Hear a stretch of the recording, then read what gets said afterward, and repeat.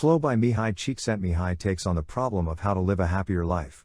A meaningful life is one where the person spends his time in a state of optimal experience called flow.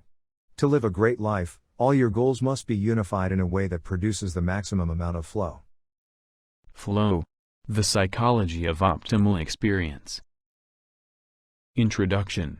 2300 years ago Aristotle concluded that, more than anything else, men and women seek happiness. While happiness itself is sought for its own sake, every other goal, health, beauty, money, or power, is valued only because we expect that it will make us happy. Much has changed since Aristotle's time. Our understanding of the worlds of stars and of atoms has expanded beyond belief. The gods of the Greeks were like helpless children compared to humankind today and the powers we now wield, and yet on this most important issue very little has changed in the intervening centuries. We do not understand what happiness is any better than Aristotle did, and as for learning how to attain that blessed condition, one could argue that we have made no progress at all, despite the fact that we are now healthier and grow to be older. Despite the fact that even the least affluent among us are surrounded by material luxuries undreamed of even a few decades ago, there were few bathrooms in the palace of the Sun King, chairs were rare even in the richest medieval houses, and no Roman emperor could turn on a TV set when he was bored, and regardless of all the stupendous scientific knowledge we can summon at will, people often end up feeling that their lives have been wasted. That instead of being filled with happiness their years were spent in anxiety and boredom. Is this because it is the destiny of mankind to remain unfulfilled, each person always wanting more than he or she can have? Or is the pervasive malaise that often sours even our most precious moments the result of our seeking happiness in the wrong places? The intent of this book is to use some of the tools of modern psychology to explore this very ancient question: when do people feel most happy? If we can begin to find an answer to it, perhaps we shall eventually be able to order life so that happiness will play a larger part in it. 25 years before I began to write these lines, I made a discovery that took all the intervening time for me to realize I had made. To call it a discovery is perhaps misleading, for people have been aware of it since the dawn of time. Yes, the word is appropriate, because even though my finding itself was well known, it had not been described or theoretically explained by the relevant branch of scholarship, which in this case happens to be psychology. So I spent the next quarter century investigating this elusive phenomenon. What I discovered was that happiness is not something that happens. It is not the result of good fortune or random chance. It is not something that money can buy or power command. It does not depend on outside events, but, rather, on how we interpret them. Happiness, in fact, is a condition that must be prepared for, cultivated, and defended privately by each person. People who learn to control inner experience will be able to determine the quality of their lives, which is as close as any of us can come to being happy. Yet we cannot reach happiness by consciously searching for it. Ask yourself whether you are happy, said J.S. Mill, and you cease to be so. It is by being fully involved with every detail of our lives, whether good or bad, that we find happiness, not by trying to look for it directly. Viktor Frankl, the Austrian psychologist, summarized it beautifully in the preface to his book Man's Search for Meaning. Don't aim at success. The more you aim at it and make it a target, the more you are going to miss it. For success, like happiness, cannot be pursued. It must ensue. As the unintended side effect of one's personal dedication to a course greater than oneself. So how can we reach this elusive goal that cannot be attained by a direct route?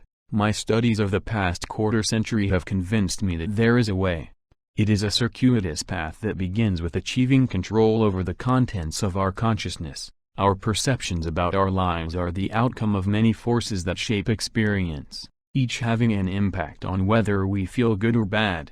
Most of these forces are outside our control. There is not much we can do about our looks, our temperament, or our constitution. We cannot decide, at least so far, how tall we will grow, how smart we will get. We can choose neither parents nor time of birth, and it is not in your power or mine to decide whether there will be a war or a depression.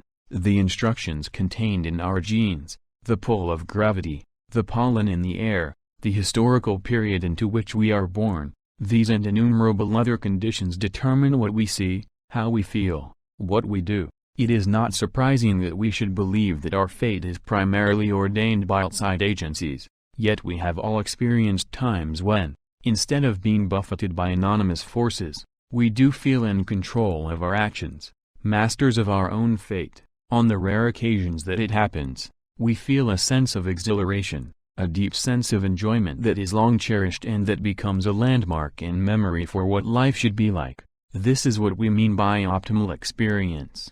It is what the sailor holding a tight course feels when the wind whips through her hair, when the boat lunges through the waves like a colt, sails, hull, wind, and sea humming a harmony that vibrates in the sailor's veins. It is what a painter feels when the colors on the canvas begin to set up a magnetic tension with each other, and a new thing, a living form, takes shape in front of the astonished creator. Or it is the feeling a father has when his child for the first time responds to his smile. Such events do not occur only when the external conditions are favorable. However, people who have survived concentration camps or who have lived through near-fatal physical dangers often recall that in the midst of their ordeal they experienced extraordinarily rich epiphanies in response to such simple events as hearing the song of a bird in the forest, completing a hard task, or sharing a crust of bread with a friend. Contrary to what we usually believe, moments like these, the best moments in our lives, are not the passive, receptive, relaxing times, although such experiences can also be enjoyable, if we have worked hard to attain them. The best moments usually occur when a person's body or mind is stretched to its limits in a voluntary effort to accomplish something difficult and worthwhile. Optimal experience is thus something that we make happen. For a child, it could be placing with trembling fingers the last block on a tower she has built, higher than any she has built so far. For a swimmer, it could be trying to beat his own record. For a violinist, mastering an intricate musical passage. For each person there are thousands of opportunities, challenges to expand ourselves. Such experiences are not necessarily pleasant at the time they occur. The swimmer's muscles might have ached during his most memorable race, his lungs might have felt like exploding, and he might have been dizzy with fatigue, yet these could have been the best moments of his life. Getting control of life is never easy, and sometimes it can be definitely painful, but in the long run optimal experiences add up to a sense of mastery, or perhaps better, a sense of participation in determining the content of life, that comes as close to what is usually meant by happiness as anything else we can conceivably imagine. In the course of my studies I tried to understand as exactly as possible how people felt when they most enjoyed themselves, and why. My first studies involved a few hundred experts, artists, athletes, musicians, chess masters, and surgeons. In other words, people who seemed to spend their time in precisely those activities they preferred. From their accounts of what it felt like to do what they were doing, I developed a theory of optimal experience based on the concept of flow, the state in which people are so involved in an activity that nothing else seems to matter. The experience itself is so enjoyable that people will do it even at great cost,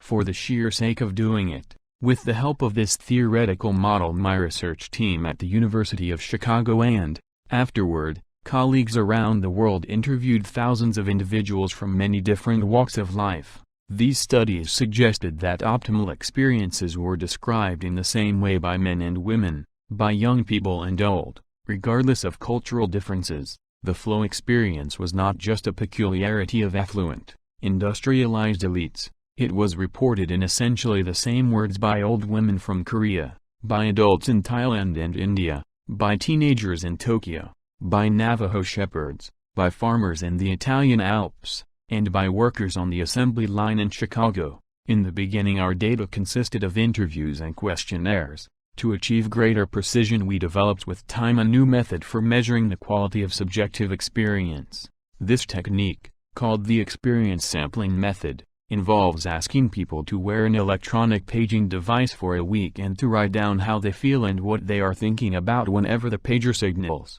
The pager is activated by a radio transmitter about 8 times each day, at random intervals. At the end of the week, each respondent provides what amounts to a running record, a written film clip of his or her life, made up of selections from its representative moments. By now over 100,000 such cross-sections of experience have been collected from different parts of the world. The conclusions of this volume are based on that body of data. The study of flow I began at the University of Chicago has now spread worldwide. Researchers in Canada, Germany, Italy, Japan, and Australia have taken up its investigation. At present the most extensive collection of data outside of Chicago is at the Institute of Psychology of the Medical School, the University of Milan, Italy. The concept of flow has been found useful by psychologists who study happiness, life satisfaction, and intrinsic motivation, by sociologists who see in it the opposite of enemy and alienation, by anthropologists who are interested in the phenomena of collective effervescence and rituals. Some have extended the implications of flow to attempts to understand the evolution of mankind, others to illuminate religious experience. But flow is not just an academic subject. Only a few years after it was first published, the theory began to be applied to a variety of practical issues. Whenever the goal is to improve the quality of life, the flow theory can point the way. It has inspired the creation of experimental school curricula, the training of business executives, the design of leisure products and services. Flow is being used to generate ideas and practices in clinical psychotherapy, the rehabilitation of juvenile delinquents, the organization of activities in old people's homes, the design of museum exhibits, and occupational therapy with the handicapped. All this has happened within a dozen years after the first articles on flow appeared in scholarly journals, and the indications are that the impact of the theory is going to be even stronger in the years to come. Overview. Although many articles and books on flow have been written for the specialist, this is the first time that the research on optimal experience is being presented to the general reader and its implications for individual lives discussed. But what follows is not going to be a how-to book. There are literally thousands of such volumes in print or on the remainder shelves of bookstores, explaining how to get rich, powerful, loved, or slim. Like cookbooks, they tell you how to accomplish a specific, limited goal on which few people actually follow through. Yet even if their advice were to work, what would be the result afterward in the unlikely event that one did turn into a slim, well-loved, powerful millionaire? Usually what happens is that the person finds himself back at square one, with a new list of wishes, just as dissatisfied as before. What would really satisfy people is not getting slim or rich, but feeling good about their lives. In the quest for happiness, partial solutions don't work. However well-intentioned, books cannot give recipes for how to be happy, because optimal experience depends on the ability to control what happens in consciousness moment by moment. Each person has to achieve it on the basis of his own individual efforts and creativity. What a book can do, however, and what this one will try to accomplish, is to present examples of how life can be made more enjoyable, ordered in the framework of a theory, for readers to reflect upon and from which they may then draw their own conclusions, rather than presenting a list of do's and don'ts. This book intends to be a voyage through the realms of the mind, charted with the tools of science. Like all adventures worth having, it will not be an easy one. Without some intellectual effort, a commitment to reflect and think hard about your own experience, you will not gain much from what follows. Flow will examine the process of achieving happiness through control over one's inner life. We shall begin by considering how consciousness works, and how it is controlled. Chapter 2. Because only if we understand the way subjective states are shaped can we master them. Everything we experience, joy or pain, interest or boredom, is represented in the mind as information. If we are able to control this information, we can decide what our lives will be like. The optimal state of inner experience is one in which there is order in consciousness. This happens when psychic energy, or attention, is invested in realistic goals, and when skills match the opportunities for action. The pursuit of a goal brings order in awareness because a person must concentrate attention on the task at hand and momentarily forget everything else. These periods of struggling to overcome challenges are what people find to be the most enjoyable times of their lives. Chapter 3. A person who has achieved control over psychic energy and has invested it in consciously chosen goals cannot help but grow into a more complex being. By stretching skills, by reaching toward higher challenges, such a person becomes an increasingly extraordinary individual. To understand why some things we do are more enjoyable than others, we shall review the conditions of the flow experience. Chapter 4. Flow is the way people describe their state of mind when consciousness is harmoniously ordered, and they want to pursue whatever they are doing for its own sake. In reviewing some of the activities that consistently produce flow, such as sports, games, art, and hobbies, it becomes easier to understand what makes people happy. But one cannot rely solely on games and art to improve the quality of life. To achieve control over what happens in the mind, one can draw upon an almost infinite range of opportunities for enjoyment, for instance, through the use of physical and sensory skills ranging from athletics to music to yoga. Chapter 5, or through the development of symbolic skills such as poetry, philosophy, or mathematics. Chapter 6. Most people spend the largest part of their lives working and interacting with others, especially with members of their families. Therefore it is crucial that one learn to transform jobs into flow-producing activities. Chapter 7. And to think of ways of making relations with parents, spouses, children, and friends more enjoyable. Chapter 8. Many lives are disrupted by tragic accidents, and even the most fortunate are subjected to stresses of various kinds. Yet such blows do not necessarily diminish happiness. It is how people respond to stress that determines whether they will profit from misfortune or be miserable. Chapter 9 describes ways in which people manage to enjoy life despite adversity. And, finally, the last step will be to describe how people manage to join all experience into a meaningful pattern. Chapter 10. When that is accomplished, and a person feels in control of life and feels that it makes sense, there is nothing left to desire. The fact that one is not slim, rich, or powerful no longer matters. The tide of rising expectations is stilled. Unfulfilled needs no longer trouble the mind. Even the most humdrum experiences become enjoyable. Thus flow will explore what is involved in reaching these aims. How is consciousness controlled? How is it ordered so as to make experience enjoyable? How is complexity achieved? And, last, how can meaning be created? The way to achieve these goals is relatively easy in theory, yet quite difficult in practice. The rules themselves are clear enough, and within everyone's reach, but many forces, both within ourselves and in the environment, stand in the way. It is a little like trying to lose weight.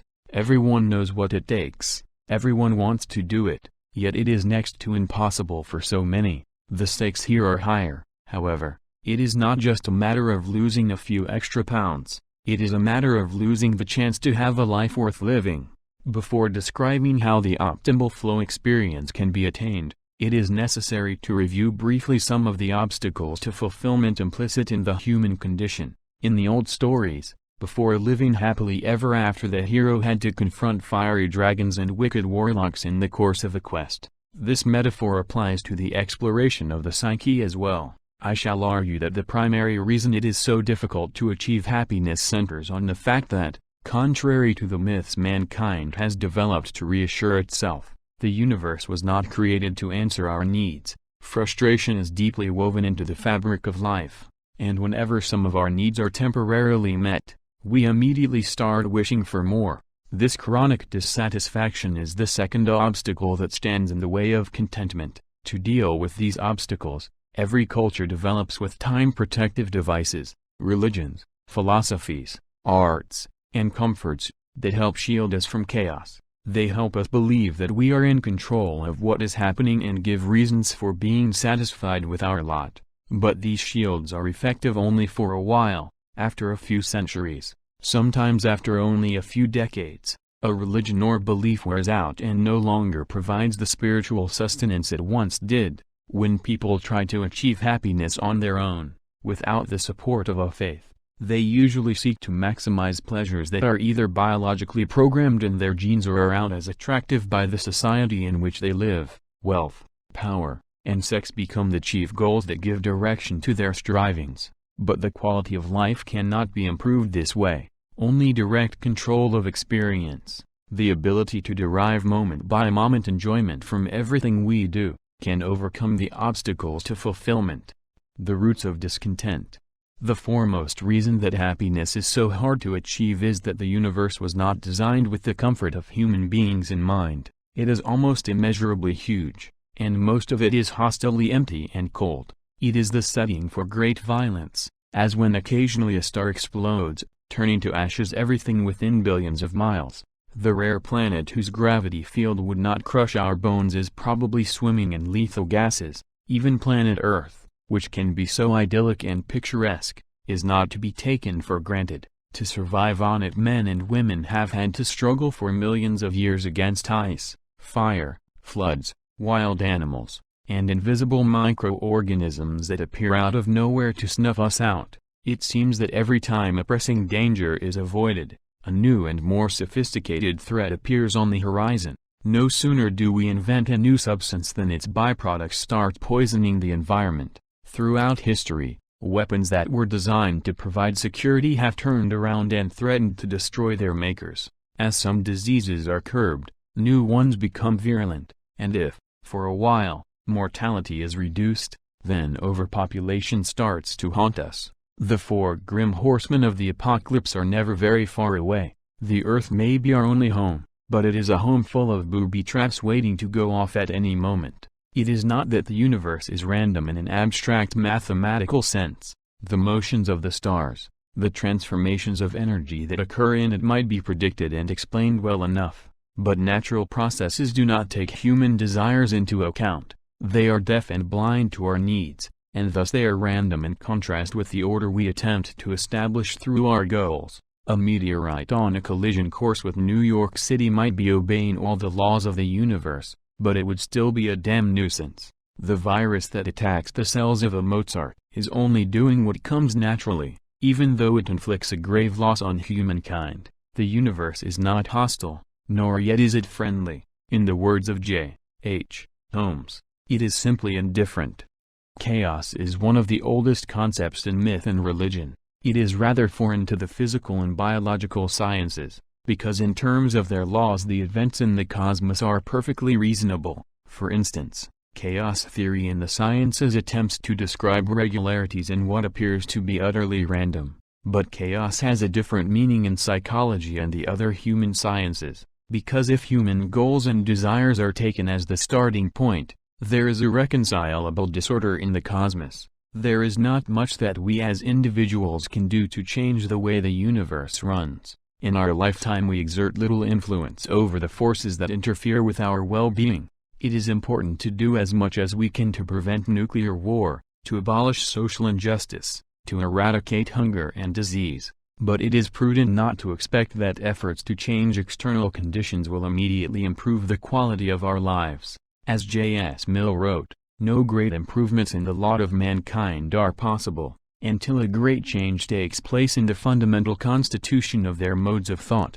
How we feel about ourselves, the joy we get from living, ultimately depend directly on how the mind filters and interprets everyday experiences. Whether we are happy depends on inner harmony, not on the controls we are able to exert over the great forces of the universe. Certainly we should keep on learning how to master the external environment, because our physical survival may depend on it, but such mastery is not going to add one jot to how good we as individuals feel, or reduce the chaos of the world as we experience it. To do that we must learn to achieve mastery over consciousness itself. Each of us has a picture, however vague, of what we would like to accomplish before we die. How close we get to attaining this goal becomes the measure for the quality of our lives. If it remains beyond reach, we grow resentful or resigned. If it is at least in part achieved, we experience a sense of happiness and satisfaction. For the majority of people on this earth, life goals are simple: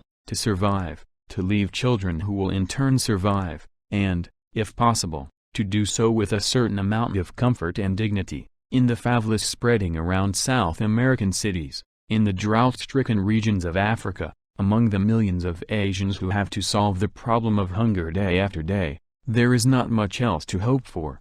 But as soon as these basic problems of survival are solved, merely having enough food and a comfortable shelter is no longer sufficient to make people content. New needs are felt, new desires arise. With affluence and power come escalating expectations. And as our level of wealth and comforts keeps increasing, the sense of well-being we hope to achieve keeps receding into the distance. When Cyrus the Great had 10,000 cooks prepare new dishes for his table, the rest of Persia had barely enough to eat. These days every household in the First World has access to the recipes of the most diverse lands and can duplicate the feasts of past emperors. But does this make us more satisfied? This paradox of rising expectations suggests that improving the quality of life might be an insurmountable task. In fact, there is no inherent problem in our desire to escalate our goals, as long as we enjoy the struggle along the way. The problem arises when people are so fixated on what they want to achieve that they cease to derive pleasure from the present. When that happens, they forfeit their chance of contentment. Though the evidence suggests that most people are caught up on this frustrating treadmill of rising expectations, many individuals have found ways to escape it. These are people who, regardless of their material conditions, have been able to improve the quality of their lives, who are satisfied, and who have a way of making those around them also a bit more happy. Such individuals lead vigorous lives, are open to a variety of experiences, keep on learning until the day they die, and have strong ties and commitments to other people and to the environment in which they live. They enjoy whatever they do, even if tedious or difficult. They are hardly ever bored, and they can take in stride anything that comes their way. Perhaps their greatest strength is that they are in control of their lives. We shall see later how they have managed to reach this state, but before we do so, we need to review some of the devices that have been developed over time as protection against the threat of chaos, and the reasons why such external defenses often do not work. The shields of culture. Over the course of human evolution, as each group of people became gradually aware of the enormity of its isolation in the cosmos and of the precariousness of its hold on survival, it developed myths and beliefs to transform the random, crushing forces of the universe into manageable, or at least understandable, patterns. One of the major functions of every culture has been to shield its members from chaos, to reassure them of their importance and ultimate success. The Eskimo, the hunter of the Amazon basin, the Chinese, the Navajo, the Australian Aborigine, the New Yorker, all have taken for granted that they live at the center of the universe, and that they have a special dispensation that puts them on the fast track to the future. Without such trust and exclusive privileges, it would be difficult to face the odds of existence. This is as it should be, but there are times when the feeling that one has found safety in the bosom of a friendly cosmos becomes dangerous. An unrealistic trust in the shields, in the cultural myths, can lead to equally extreme disillusion when they fail. This tends to happen whenever a culture has had a run of good luck and for a while seems indeed to have found a way of controlling the forces of nature. At that point it is logical for it to begin believing that it is a chosen people who need no longer fear any major setback. The Romans reached that juncture after several centuries of ruling the Mediterranean. The Chinese were confident of their immutable superiority before the Mongol conquest, and the Aztecs before the arrival of the Spaniards. This cultural hubris, or overweening presumption about what we are entitled to from a universe that is basically insensitive to human needs, generally leads to trouble. The unwarranted sense of security sooner or later results in a rude awakening. When people start believing that progress is inevitable and life easy, they may quickly lose courage and determination in the face of the first signs of adversity. As they realize that what they had believed in is not entirely true, they abandon faith in everything else they had learned. Deprived of the customary supports that cultural values had given them, they flounder in a morass of anxiety and apathy. Such symptoms of disillusion are not hard to observe around us now. The most obvious ones relate to the pervasive listlessness that affects so many lives. Genuinely happy individuals are few and far between. How many people do you know who enjoy what they are doing, who are reasonably satisfied with their lot, who do not regret the past and look to the future with genuine confidence? If Diogenes with his lantern 23 centuries ago had difficulty finding an honest man, today he would have perhaps an even more troublesome time finding a happy one. This general malaise is not due directly to external causes. Unlike so many other nations in the contemporary world, we can't blame our problems on a harsh environment, on widespread poverty, or on the oppression of a foreign occupying army. The roots of the discontent are internal, and each person must untangle them personally, with his or her own power. The shields that have worked in the past, the order that religion, patriotism, ethnic traditions, and habits instilled by social classes used to provide, are no longer effective for increasing numbers of people who feel exposed to the harsh winds of chaos. The lack of inner order manifests itself in the subjective condition that some call ontological anxiety, or existential dread. Basically, it is a fear of being, a feeling that there is no meaning to life and that existence is not worth going on with. Nothing seems to make sense. In the last few generations, the specter of nuclear war has added an unprecedented threat to our hopes. There no longer seems to be any point to the historical strivings of humankind. We are just forgotten specks drifting in the void. With each passing year, the chaos of the physical universe becomes magnified in the minds of the multitude. As people move through life, passing from the hopeful ignorance of youth into sobering adulthood, they sooner or later face an increasingly nagging question: is this all there is?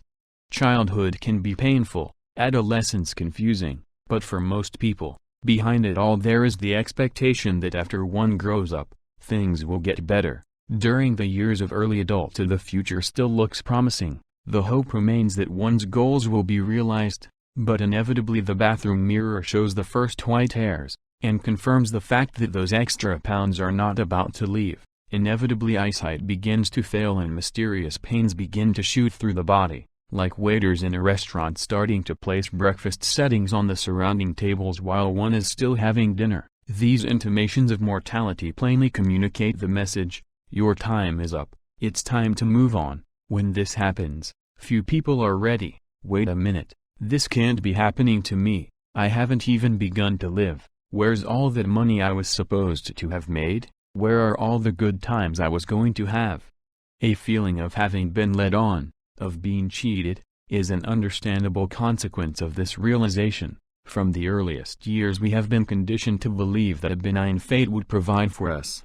After all, everybody seemed to agree that we had the great fortune of living in the richest country that ever was, in the most scientifically advanced period of human history, surrounded by the most efficient technology, protected by the wisest constitution. Therefore, it made sense to expect that we would have a richer, more meaningful life than any earlier members of the human race. If our grandparents, living in that ridiculously primitive past, could be content, just imagine how happy we would be. Scientists told us this was so, it was preached from the pulpits of churches, and it was confirmed by thousands of TV commercials celebrating the good life. Yet despite all these assurances, sooner or later we wake up alone, sensing that there is no way this affluent, scientific, and sophisticated world is going to provide us with happiness.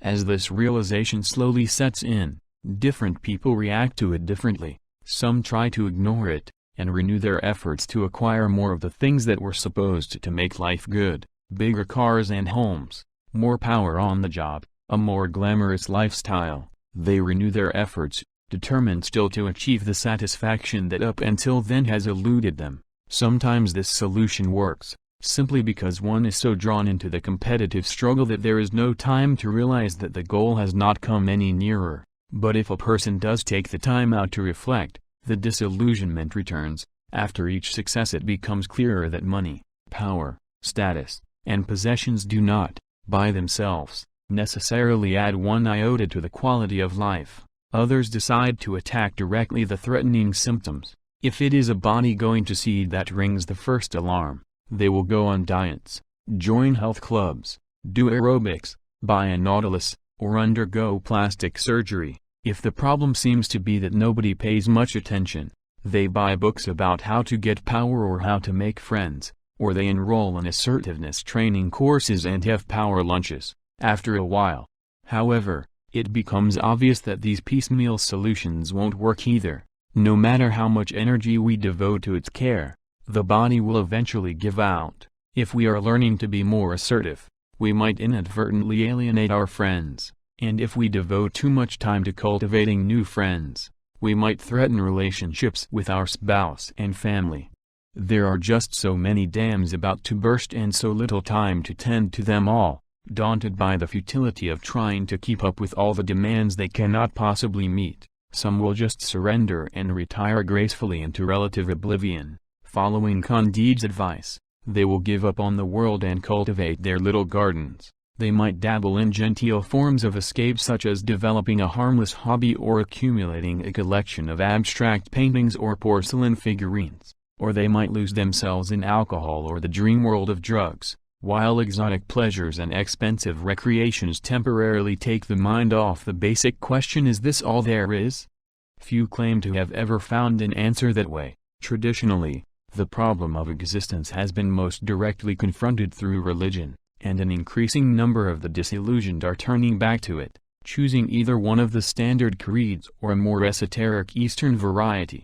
But religions are only temporarily successful attempts to cope with the lack of meaning in life. They are not permanent answers. At some moments in history, they have explained convincingly what was wrong with human existence and have given credible answers. From the 4th to the 8th century of our era, Christianity spread throughout Europe, Islam arose in the Middle East, and Buddhism conquered Asia. For hundreds of years these religions provided satisfying goals for people to spend their lives pursuing, but today it is more difficult to accept their worldviews as definitive. The form in which religions have presented their truths, myths, revelations, holy texts, no longer compels belief in an era of scientific rationality, even though the substance of the truths may have remained unchanged. A vital new religion may one day arise again. In the meantime, those who seek consolation in existing churches often pay for their peace of mind with a tacit agreement to ignore a great deal of what is known about the way the world works. The evidence that none of these solutions is any longer very effective is irrefutable. In the heyday of its material splendor, our society is suffering from an astonishing variety of strange ills. The profits made from the widespread dependence on illicit drugs are enriching murderers and terrorists. It seems possible that in the near future we shall be ruled by an oligarchy of former drug dealers, who are rapidly gaining wealth and power at the expense of law-abiding citizens. And in our sexual lives, by shedding the shackles of hypocritical morality, we have unleashed destructive viruses upon one another.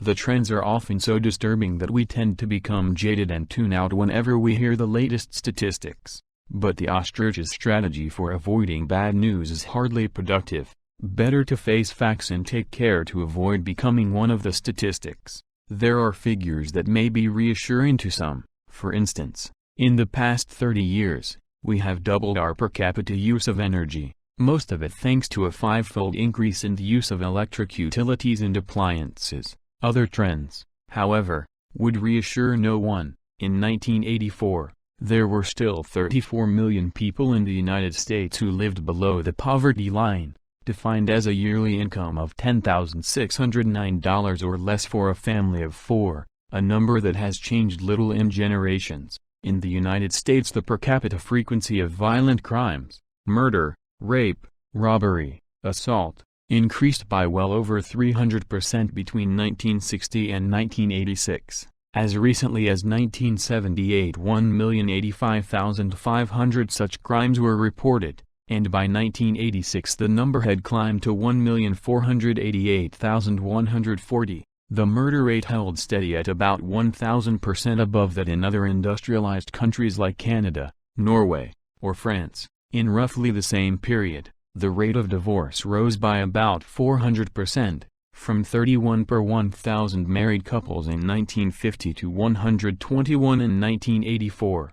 During those 25 years, venereal disease more than tripled. In 1960 there were 259,000 cases of gonorrhea. By 1984 there were almost 900,000. We still have no clear idea what tragic price that latest scourge, the AIDS epidemic, will claim before it's over. The 3- to 4-fold increase in social pathology over the last generation holds true in an astonishing number of areas. For instance, in 1955 there were 1,700,000 instances of clinical intervention involving mental patients across the country. By 1975 the number had climbed to 6,400,000. Perhaps not coincidentally, similar figures illustrate the increase in our national paranoia. During the decade from 1975 to 1985, the budget authorized to the Department of Defense climbed from $87.9 billion a year to $284.7 billion, more than a threefold increase. It is true that the budget of the Department of Education also tripled in the same period, but in 1985 this amounted to only $17.4 billion. At least as far as the allocation of resources is concerned, the sword is about 16 times mightier than the pen. The future does not look much rosier. Today's teenagers show the symptoms of the malaise that ails their elders, sometimes in an even more virulent form. Fewer young people now grow up in families where both parents are present to share the responsibilities involved in bringing up children. In 1960, only 1 in 10 adolescents was living in a one-parent family. By 1980 the proportion had doubled, and by 1990 it is expected to triple. In 1982 there were over 80,000 juveniles, average age 15 years, committed to various jails. The statistics on drug use, venereal disease, disappearance from home, and unwed pregnancy are all grim, yet probably quite short of the mark. Between 1950 and 1980 teenage suicides increased by about 300%. Especially among white young men from the more affluent classes. Of the 29,253 suicides reported in 1985, 1,339 were white boys in the 15 to 19 age range. 4 times fewer white girls of the same age killed themselves, and 10 times fewer black boys. Young blacks, however, more than catch up in the number of deaths from homicide. Last but not least, the level of knowledge in the population seems to be declining everywhere. For instance, the average math score on the SAT tests was 466 in 1967, in 1984 it was 426. A similar decrease has been noted in the verbal scores, and the dirge-like statistics could go on and on. Why is it that, despite having achieved previously undreamed of miracles of progress, we seem more helpless in facing life than our less privileged ancestors were? The answer seems clear. While humankind collectively has increased its material powers 1,000-fold, it has not advanced very far in terms of improving the content of experience, reclaiming experience. There is no way out of this predicament except for an individual to take things in hand personally. If values and institutions no longer provide as supportive a framework as they once did, each person must use whatever tools are available to carve out a meaningful, enjoyable life. One of the most important tools in this quest is provided by psychology. Up to now the main contribution of this fledgling science has been to discover how past events shed light on present behavior. It has made us aware that adult irrationality is often the result of childhood frustrations. But there is another way that the discipline of psychology can be put to use. It is in helping answer the question, given that we are who we are, with whatever hang-ups and repressions, what can we do to improve our future? To overcome the anxieties and depressions of contemporary life, individuals must become independent of the social environment to the degree that they no longer respond exclusively in terms of its rewards and punishments. To achieve such autonomy, a person has to learn to provide rewards to herself. She has to develop the ability to find enjoyment and purpose regardless of external circumstances. This challenge is both easier and more difficult than it sounds. Easier because the ability to do so is entirely within each person's hands. Difficult because it requires a discipline and perseverance that are relatively rare in any era, and perhaps especially in the present. And before all else, achieving control over experience requires a drastic change in attitude about what is important and what is not. We grow up believing that what counts most in our lives is that which will occur in the future. Parents teach children that if they learn good habits now, they will be better off as adults. Teachers assure pupils that the boring classes will benefit them later, when the students are going to be looking for jobs. The company vice president tells junior employees to have patience and work hard, because one of these days they will be promoted to the executive ranks. At the end of the long struggle for advancement, the golden years of retirement beckon. We are always getting to live, as Ralph Waldo Emerson used to say, but never living. Or as poor Francis learned in the children's story, it is always bread and jam tomorrow, never bread and jam today. Of course, this emphasis on the postponement of gratification is to a certain extent inevitable. As Freud and many others before and after him have noted, civilization is built on the repression of individual desires. It would be impossible to maintain any kind of social order, any complex division of labor, unless society's members were forced to take on the habits and skills that the culture required, whether the individuals liked it or not. Socialization, or the transformation of a human organism into a person who functions successfully within a particular social system, cannot be avoided. The essence of socialization is to make people dependent on social controls, to have them respond predictably to rewards and punishments. And the most effective form of socialization is achieved when people identify so thoroughly with the social order that they no longer can imagine themselves breaking any of its rules. In making us work for its goals, society is assisted by some powerful allies, our biological needs and our genetic conditioning. All social controls, for instance, are ultimately based on a threat to the survival instinct. The people of an oppressed country obey their conquerors because they want to go on living. Until very recently, the laws of even the most civilized nations, such as Great Britain, were enforced by the threats of caning, whipping, mutilation, or death. When they do not rely on pain, social systems use pleasure as the inducement to accept norms. The good life promised as a reward for a lifetime of work and adherence to laws is built on the cravings contained in our genetic programs. Practically every desire that has become part of human nature, from sexuality to aggression, from a longing for security to a receptivity to change, has been exploited as a source of social control by politicians, churches, corporations, and advertisers, to lure recruits into the Turkish armed forces. The sultans of the 16th century promised conscripts the rewards of raping women in the conquered territories. Nowadays posters promise young men that if they join the army, they will see the world. It is important to realize that seeking pleasure is a reflex response built into our genes for the preservation of the species, not for the purpose of our own personal advantage. The pleasure we take in eating is an efficient way to ensure that the body will get the nourishment it needs.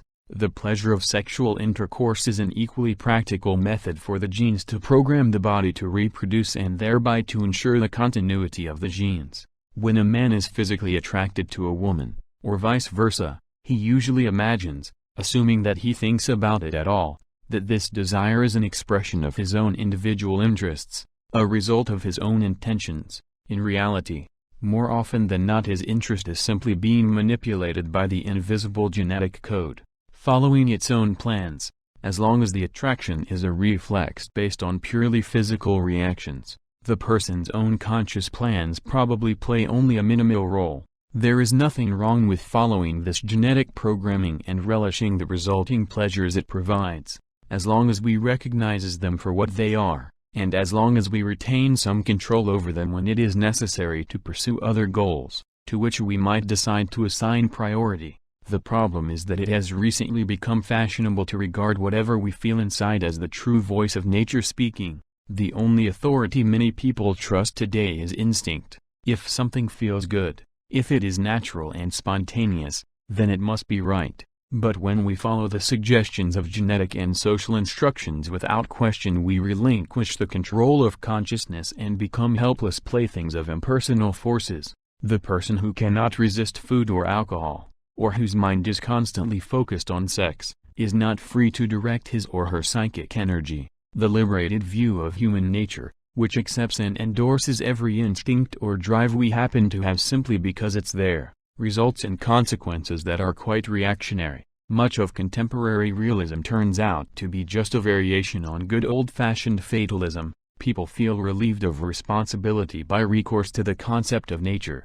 By nature, however, we are born ignorant. Therefore, should we not try to learn? Some people produce more than the usual amount of androgens and therefore become excessively aggressive. Does that mean they should freely express violence? We cannot deny the facts of nature, but we should certainly try to improve on them. Submission to genetic programming can become quite dangerous, because it leaves us helpless. A person who cannot override genetic instructions when necessary is always vulnerable. Instead of deciding how to act in terms of personal goals, He has to surrender to the things that his body has been programmed, or misprogrammed, to do. One must particularly achieve control over instinctual drives to achieve a healthy independence of society, for as long as we respond predictably to what feels good and what feels bad, it is easy for others to exploit our preferences for their own ends. A thoroughly socialized person is one who desires only the rewards that others around him have agreed he should long for,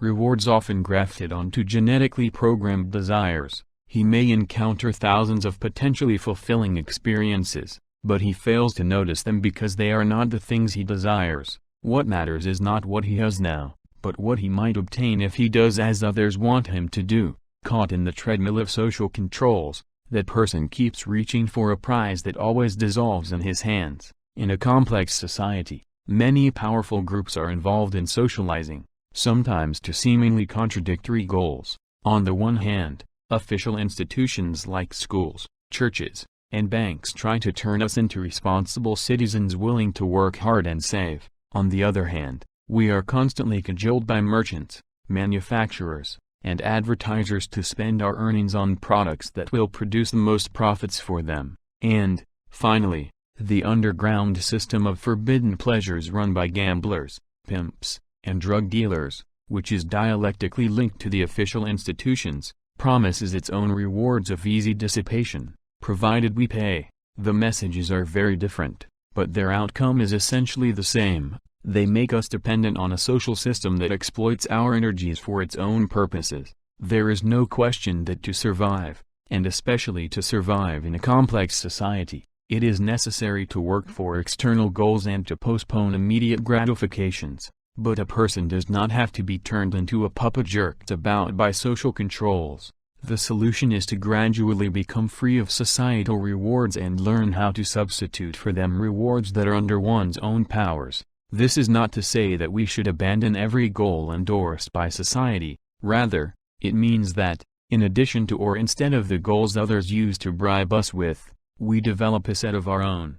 The most important step in emancipating oneself from social controls is the ability to find rewards in the events of each moment. If a person learns to enjoy and find meaning in the ongoing stream of experience, in the process of living itself, the burden of social controls automatically falls from one's shoulders. Power returns to the person when rewards are no longer relegated to outside forces. It is no longer necessary to struggle for goals that always seem to recede into the future, to end each boring day with the hope that tomorrow, perhaps, something good will happen. Instead of forever straining for the tantalizing prize dangled just out of reach, one begins to harvest the genuine rewards of living. But it is not by abandoning ourselves to instinctual desires that we become free of social controls. We must also become independent from the dictates of the body, and learn to take charge of what happens in the mind. Pain and pleasure occur in consciousness and exist only there. As long as we obey the socially conditioned stimulus-response patterns that exploit our biological inclinations, we are controlled from the outside. To the extent that a glamorous ad makes us salivate for the product sold or that a frown from the boss spoils the day, we are not free to determine the content of experience. Since what we experience is reality, as far as we are concerned, we can't transform reality to the extent that we influence what happens in consciousness and thus free ourselves from the threats and blandishments of the outside world. Men are not afraid of things, but of how they view them, said Epictetus a long time ago. And the great Emperor Marcus Aurelius wrote, "If you are pained by external things, it is not they that disturb you, but your own judgment of them, and it is in your power to wipe out that judgment now." Paths of Liberation. This simple truth, that the control of consciousness determines the quality of life, has been known for a long time. In fact, for as long as human records exist, the oracle's advice in ancient Delphi, "Know thyself," implied it. It was clearly recognized by Aristotle, whose notion of the virtuous activity of the soul in many ways prefigures the argument of this book, and it was developed by the Stoic philosophers in classical antiquity. The Christian monastic orders perfected various methods for learning how to channel thoughts and desires. Ignatius of Loyola rationalized them in his famous spiritual exercises, The last great attempt to free consciousness from the domination of impulses and social controls was psychoanalysis. As Freud pointed out, the two tyrants that fought for control over the mind were the id and the superego, the first a servant of the genes, the second a lackey of society, both representing the other. Opposed to them was the ego, which stood for the genuine needs of the self connected to its concrete environment. In the East, techniques for achieving control over consciousness proliferated and achieved levels of enormous sophistication, although quite different from one another in many respects. The yogi disciplines in India, the Taoist approach to life developed in China, and the Zen varieties of Buddhism all seek to free consciousness from the deterministic influences of outside forces, be they biological or social in nature. Thus, for instance, a yogi disciplines his mind to ignore pain that ordinary people would have no choice but to let into their awareness. Similarly, he can ignore the insistent claims of hunger or sexual arousal that most people would be helpless to resist. The same effect can be achieved in different ways, either through perfecting a severe mental discipline as in yoga or through cultivating constant spontaneity as in Zen, but the intended result is identical: to free inner life from the threat of chaos, on the one hand, and from the rigid conditioning of biological urges, on the other, and hence to become independent from the social controls that exploit both. But if it is true that people have known for thousands of years what it takes to become free and in control of one's life, why haven't we made more progress in this direction? Why are we as helpless, or more so, than our ancestors were in facing the chaos that interferes with happiness? There are at least two good explanations for this failure. In the first place, the kind of knowledge, or wisdom, one needs for emancipating consciousness is not cumulative. It cannot be condensed into a formula. It cannot be memorized and then routinely applied. Like other complex forms of expertise, such as a mature political judgment or a refined aesthetic sense, it must be earned through trial and error experience by each individual, generation after generation. Control over consciousness is not simply a cognitive skill, at least as much as intelligence. It requires the commitment of emotions and will. It is not enough to know how to do it, one must do it consistently, in the same way as athletes or musicians who must keep practicing what they know in theory, and this is never easy. Progress is relatively fast in fields that apply knowledge to the material world, such as physics or genetics, but it is painfully slow when knowledge is to be applied to modify our own habits and desires. Second, the knowledge of how to control consciousness must be reformulated every time the cultural context changes. The wisdom of the mystics, of the Sufi, of the great yogis, or of the Zen masters might have been excellent in their own time, and might still be the best, if we lived in those times and in those cultures. But when transplanted to contemporary California, those systems lose quite a bit of their original power. They contain elements that are specific to their original contexts, and when these accidental components are not distinguished from what is essential, the path to freedom gets overgrown by brambles of meaningless mumbo-jumbo. Ritual form wins over substance, and the seeker is back where he started. Control over consciousness cannot be institutionalized. As soon as it becomes part of a set of social rules and norms, it ceases to be effective in the way it was originally intended to be. Routinization, unfortunately, tends to take place very rapidly. Freud was still alive when his quest for liberating the ego from its oppressors was turned into a state ideology and a rigidly regulated profession. Marx was even less fortunate. His attempts to free consciousness from the tyranny of economic exploitation were soon turned into a system of repression that would have boggled the poor founder's mind. And as Dostoevsky among many others observed, if Christ had returned to preach his message of liberation in the Middle Ages, he would have been crucified again and again by the leaders of that very church whose worldly power was built on his name. In each new epoch, perhaps every generation, or even every few years, if the conditions in which we live change that rapidly, it becomes necessary to rethink and reformulate what it takes to establish autonomy in consciousness. Early Christianity helped the masses free themselves from the power of the ossified imperial regime and from an ideology that could give meaning only to the lives of the rich and the powerful.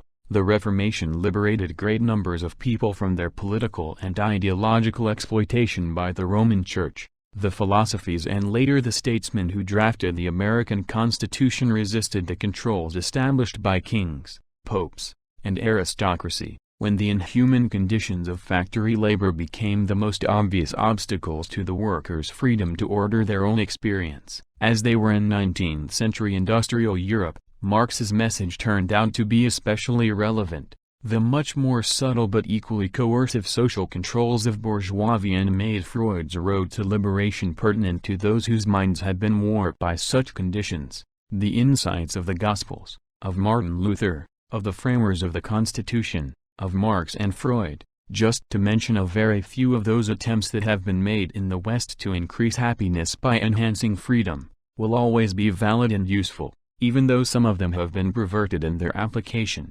But they certainly do not exhaust either the problems or the solutions. Given the recurring need to return to this central question of how to achieve mastery over one's life, what does the present state of knowledge say about it? How can it help a person learn to rid himself of anxieties and fears and thus become free of the controls of society, whose rewards he can now take or leave? As suggested before, the way is through control over consciousness, which in turn leads to control over the quality of experience. Any small gain in that direction will make life more rich, more enjoyable, more meaningful. Before starting to explore ways in which to improve the quality of experience, it will be useful to review briefly how consciousness works and what it actually means to have experiences. Armed with this knowledge, one can more easily achieve personal liberation. The anatomy of consciousness. At certain times in history, cultures have taken it for granted that a person wasn't fully human unless he or she learned to master thoughts and feelings. In Confucian China, in ancient Sparta, in Republican Rome, in the early pilgrim settlements of New England, and among the British upper classes of the Victorian era, people were held responsible for keeping a tight rein on their emotions. Anyone who indulged in self-pity, who let instinct rather than reflection dictate actions, forfeited the right to be accepted as a member of the community. In other historical periods, such as the one in which we are now living, the ability to control oneself is not held in high esteem. People who attempt it are thought to be faintly ridiculous, uptight, or not quite with it. But whatever the dictates of fashion, it seems that those who take the trouble to gain mastery over what happens in consciousness do live a happier life. To achieve such mastery, it is obviously important to understand how consciousness works. In the present chapter, we shall take a step in that direction, to begin with, and just to clear the air of any suspicion that in talking about consciousness we are referring to some mysterious process, we should recognize that, like every other dimension of human behavior, it is the result of biological processes. It exists only because of the incredibly complex architecture of our nervous system, which in turn is built up according to instructions contained in the protein molecules of our chromosomes. At the same time, we should also recognize that the way in which consciousness works is not entirely controlled by its biological programming. In many important respects that we shall review in the pages that follow, it is self-directed. In other words,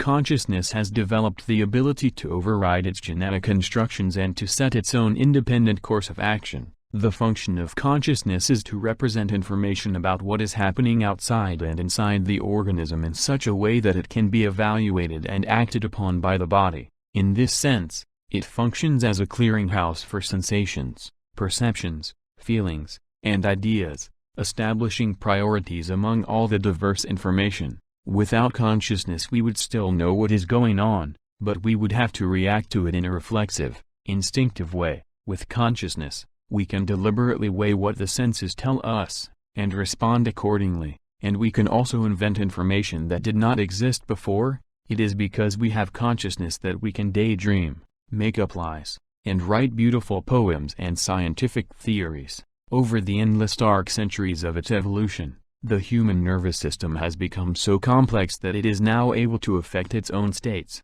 making it to a certain extent functionally independent of its genetic blueprint and of the objective environment. A person can make himself happy, or miserable, regardless of what is actually happening outside, just by changing the contents of consciousness. We all know individuals who can transform hopeless situations into challenges to be overcome, just through the force of their personalities. This ability to persevere despite obstacles and setbacks is the quality people most admire in others, and justly so. It is probably the most important trait not only for succeeding in life, but for enjoying it as well. To develop this trait, one must find ways to order consciousness so as to be in control of feelings and thoughts. It is best not to expect that shortcuts will do the trick. Some people have a tendency to become very mystical when talking about consciousness and expect it to accomplish miracles that at present it is not designed to perform. They would like to believe that anything is possible in what they think of as the spiritual realm. Other individuals claim their power to channel into past existences, to communicate with spiritual entities, and to perform uncanny feats of extrasensory perception. When not outright frauds, these accounts usually turn out to be self-delusions, lies that an overly receptive mind tells itself. The remarkable accomplishments of Hindu fakirs and other practitioners of mental disciplines are often presented as examples of the unlimited powers of the mind, and with more justification. But even many of these claims do not hold up under investigation, and the ones that do can be explained in terms of the extremely specialized training of a normal mind. After all, mystical explanations are not necessary to account for the performance of a great violinist, or a great athlete. Even though most of us could not even begin to approach their powers. The yogi, similarly, is a virtuoso of the control of consciousness. Like all virtuosi, he must spend many years learning, and he must keep constantly in training. Being a specialist, he cannot afford the time or the mental energy to do anything other than fine-tune his skill at manipulating inner experiences. The skills the yogi gains are at the expense of the more mundane abilities that other people learn to develop and take for granted. What an individual yogi can do is amazing, but so is what a plumber can do, or a good mechanic. Perhaps in time we shall discover hidden powers of the mind that will allow it to make the sort of quantum leaps that now we can only dream about. There is no reason to rule out the possibility that eventually we shall be able to bend spoons with brain waves, but at this point, when there are so many more mundane but no less urgent tasks to accomplish, it seems a waste of time to lust for powers beyond our reach when consciousness, with all its limitations, could be employed so much more effectively. Although in its present state it cannot do what some people would wish it to do, the mind has enormous untapped potential that we desperately need to learn how to use. Because no branch of science deals with consciousness directly, there is no single accepted description of how it works. Many disciplines touch on it and thus provide peripheral accounts. Neuroscience, neuroanatomy, cognitive science, artificial intelligence, psychoanalysis, and phenomenology are some of the most directly relevant fields to choose from. However, trying to summarize their findings would result in an account similar to the descriptions the blind men gave of the elephant, each different, and each unrelated to the others. No doubt we shall continue to learn important things about consciousness from these disciplines, but in the meantime we are left with the task of providing a model that is grounded in fact, yet expressed simply enough so that anyone can make use of it. Although it sounds like indecipherable academic jargon, the most concise description of the approach I believe to be the clearest way to examine the main facets of what happens in the mind, in a way that can be useful in the actual practice of everyday life, is a phenomenological model of consciousness based on information theory. This representation of consciousness is phenomenological in that it deals directly with events, phenomena, as we experience and interpret them, rather than focusing on the anatomical structures, neurochemical processes, or unconscious purposes that make these events possible. Of course, it is understood that whatever happens in the mind is the result of electrochemical changes in the central nervous system, as laid down over millions of years by biological evolution. But phenomenology assumes that a mental event can be best understood if we look at it directly as it was experienced, rather than through the specialized optics of a particular discipline. Yet in contrast to pure phenomenology, which intentionally excludes any other theory or science from its method, the model we will explore here adopts principles from information theory as being relevant for understanding what happens in consciousness. These principles include knowledge about how sensory data are processed, stored, and used, the dynamics of attention and memory. With this framework in mind, what, then, does it mean to be conscious? It simply means that certain specific conscious events, sensations, feelings, thoughts, intentions, are occurring, and that we are able to direct their course. In contrast, when we are dreaming, some of the same events are present, yet we are not conscious because we cannot control them. For instance, I may dream of having received news of a relative's being involved in an accident, and I may feel very upset. I might think, I wish I could be of help. Despite the fact that I perceive, feel, think, and form intentions in the dream, I cannot act on these processes by making provisions for checking out the truthfulness of the news, for example, and hence, I am not conscious. In dreams we are locked into a single scenario we cannot change at will. The events that constitute consciousness, the things we see, feel, think, and desire, are information that we can manipulate and use. Thus we might think of consciousness as intentionally ordered information. This dry definition, accurate as it is, does not fully suggest the importance of what it conveys, since for us outside events do not exist unless we are aware of them. Consciousness corresponds to subjectively experienced reality, while everything we feel, smell, hear, or remember is potentially a candidate for entering consciousness. The experiences that actually do become part of it are much fewer than those left out. Thus, while consciousness is a mirror that reflects what our senses tell us about what happens both outside our bodies and within the nervous system, it reflects those changes selectively, actively shaping events, imposing on them a reality of its own. The reflection consciousness provides is what we call our life, the sum of all we have heard, seen, felt, hoped, and suffered from birth to death. Although we believe that there are things outside consciousness, we have direct evidence only of those that find a place in it. As the central clearinghouse in which varied events processed by different senses can be represented and compared, consciousness can contain a famine in Africa, the smell of a rose, the performance of the Dow Jones, and a plan to stop at the store to buy some bread all at the same time. But that does not mean that its content is a shapeless jumble. We may call intentions the force that keeps information in consciousness ordered. Intentions arise in consciousness whenever a person is aware of desiring something or wanting to accomplish something. Intentions are also bits of information, shaped either by biological needs or by internalized social goals. They act as magnetic fields, moving attention towards some objects and away from others, keeping our mind focused on some stimuli in preference to others. We often call the manifestation of intentionality by other names, such as instinct, need, drive, or desire, but these are all explanatory terms, telling us why people behave in certain ways. Intention is a more neutral and descriptive term. It doesn't say why a person wants to do a certain thing, but simply states that he does. For instance, whenever blood sugar level drops below a critical point, we start feeling uneasy. We might feel irritable and sweaty, and get stomach cramps, because of genetically programmed instructions to restore the level of sugar in the blood.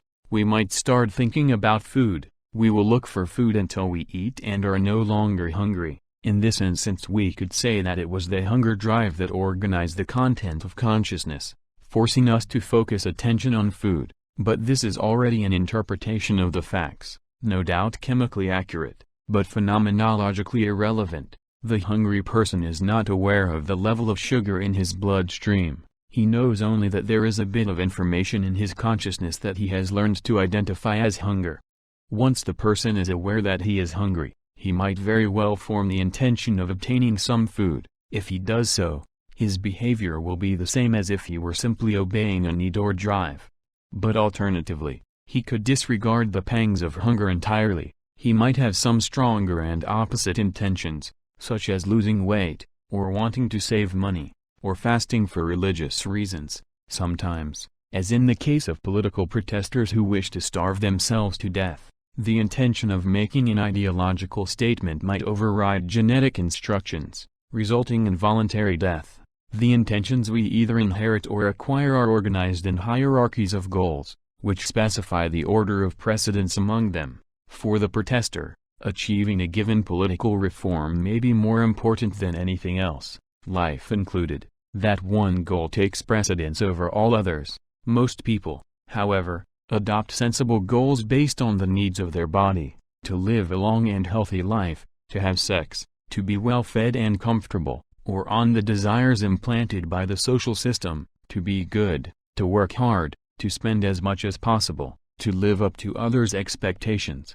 But there are enough exceptions in every culture to show that goals are quite flexible. Individuals who depart from the norms, heroes, saints, sages, artists, and poets, as well as madmen and criminals, look for different things in life than most others do. The existence of people like these shows that consciousness can be ordered in terms of different goals and intentions. Each of us has this freedom to control our subjective reality. The limits of consciousness. If it were possible to expand indefinitely what consciousness is able to encompass, one of the most fundamental dreams of humankind would come true. It would be almost as good as being immortal or omnipotent. In short, godlike. We could think everything, feel everything, do everything, scan through so much information that we could fill up every fraction of a second with a rich tapestry of experiences. In the space of a lifetime we could go through 1,000,000, or, why not through an infinite number of lives. Unfortunately, the nervous system has definite limits on how much information it can process at any given time. There are just so many events that can appear in consciousness and be recognized and handled appropriately before they begin to crowd each other out.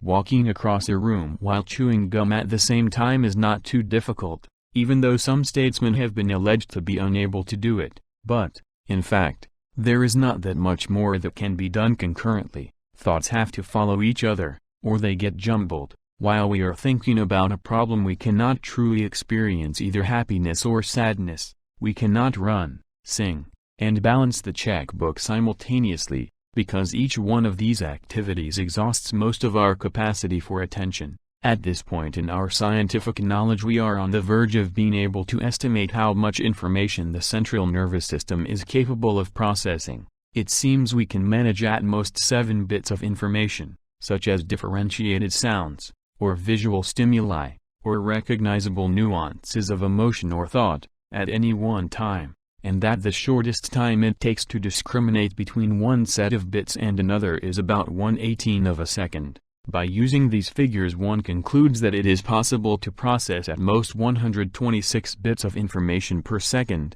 or 7,560 per minute, or almost 500,000 per hour.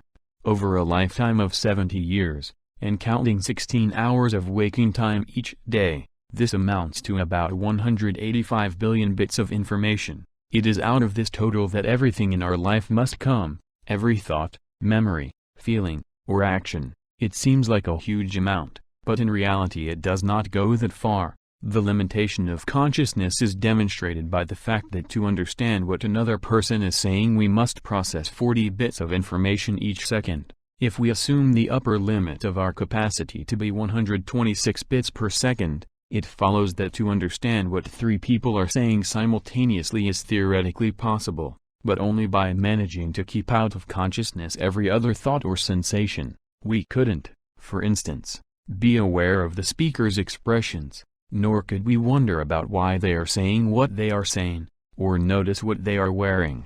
Of course, these figures are only suggestive at this point in our knowledge of the way the mind works. It could be argued justifiably that they either underestimate or overestimate the capacity of the mind to process information. The optimists claim that through the course of evolution the nervous system has become adept at chunking bits of information so that processing capacity is constantly expanded. Simple functions like adding a column of numbers or driving a car grow to be automated, leaving the mind free to deal with more data. We also learn how to compress and streamline information through symbolic means. Language, math, abstract concepts, and stylized narratives. Each biblical parable, for instance, tries to encode the hard-won experience of many individuals over unknown eons of time. Consciousness, the optimists argue, is an open system. In effect, it is infinitely expandable, and there is no need to take its limitations into account. But the ability to compress stimuli does not help as much as one might expect.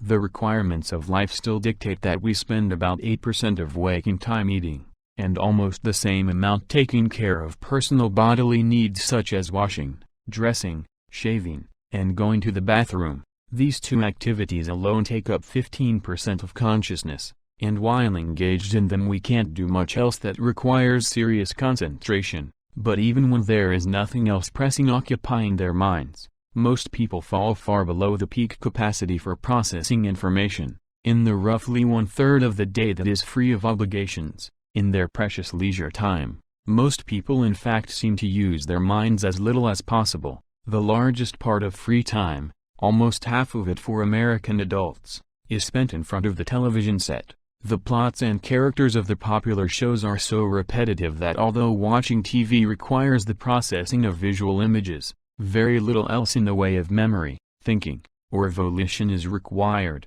Not surprisingly, people report some of the lowest levels of concentration, use of skills, clarity of thought, and feelings of potency when watching television. The other leisure activities people usually do at home are only a little more demanding. Reading most newspapers and magazines, talking to other people, and gazing out the window also involve processing very little new information, and thus require little concentration. So the 185 billion events to be enjoyed over our mortal days might be either an overestimate or an underestimate. If we consider the amount of data the brain could theoretically process, the number might be too low, but if we look at how people actually use their minds, it is definitely much too high. In any case, an individual can experience only so much. Therefore, the information we allow into consciousness becomes extremely important. It is, in fact, what determines the content and the quality of life.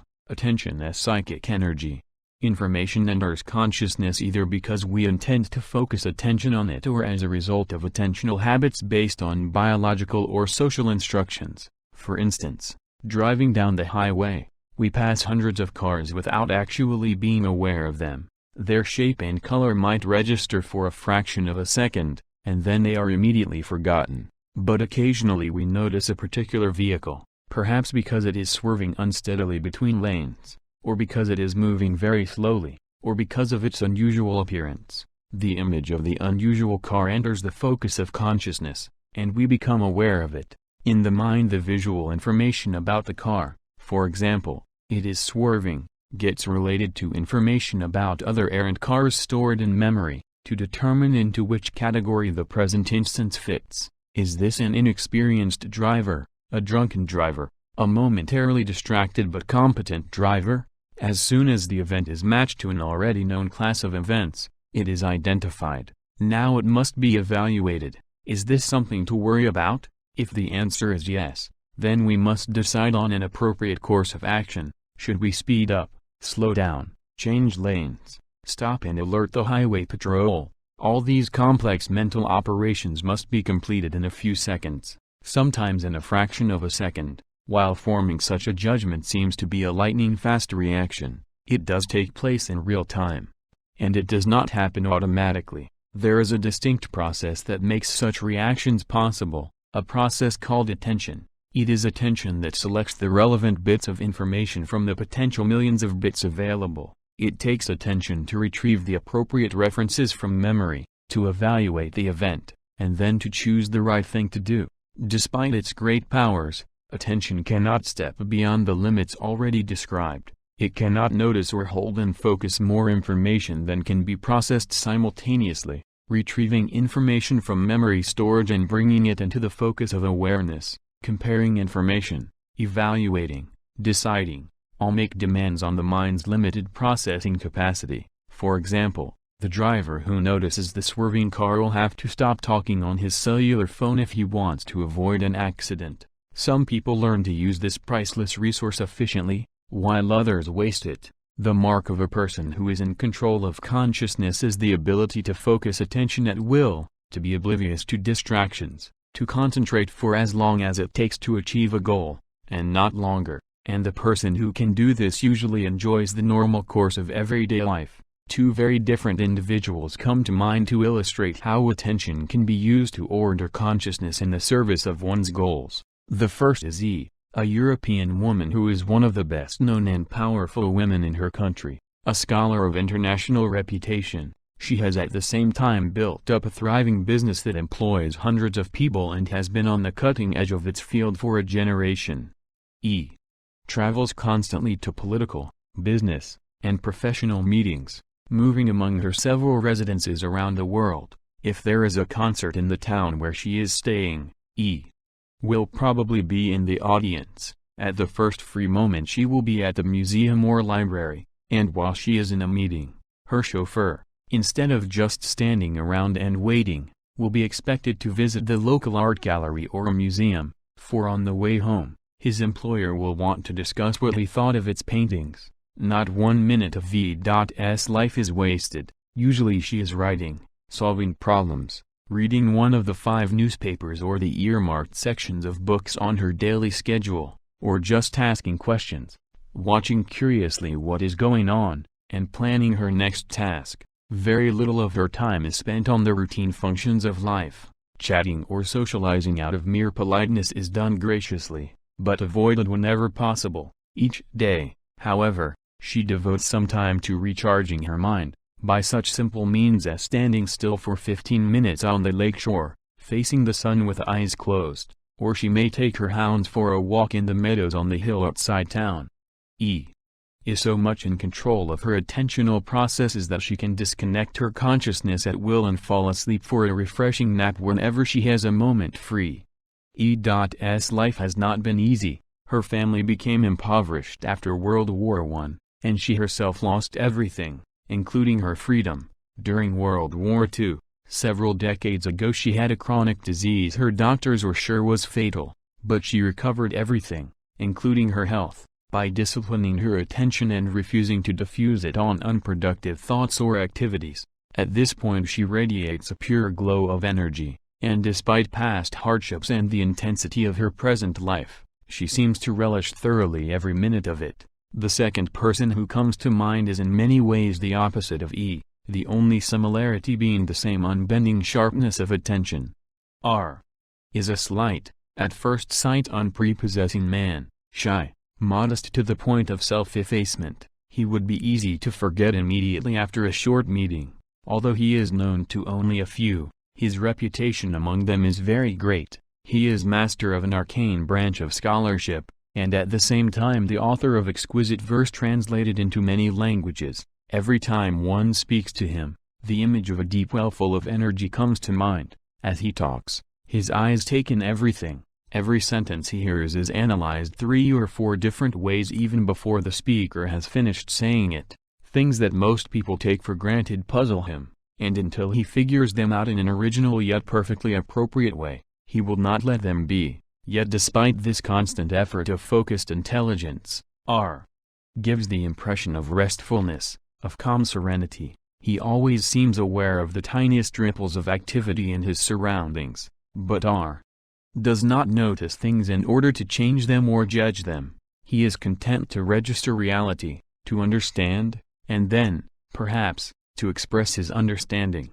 R is not going to make the immediate impact on society that he has, but his consciousness is just as ordered and complex. His attention is stretched as far as it can go, interacting with the world around him, and like he seems to enjoy his life intensely. Each person allocates his or her limited attention either by focusing it intentionally like a beam of energy, as do E and R in the previous examples, or by diffusing it in desultory, random movements. The shape and content of life depend on how attention has been used. Entirely different realities will emerge depending on how it is invested. The names we use to describe personality traits, such as extrovert, high achiever, or paranoid, refer to the specific patterns people have used to structure their attention. At the same party, the extrovert will seek out and enjoy interactions with others, the high achiever will look for useful business contacts,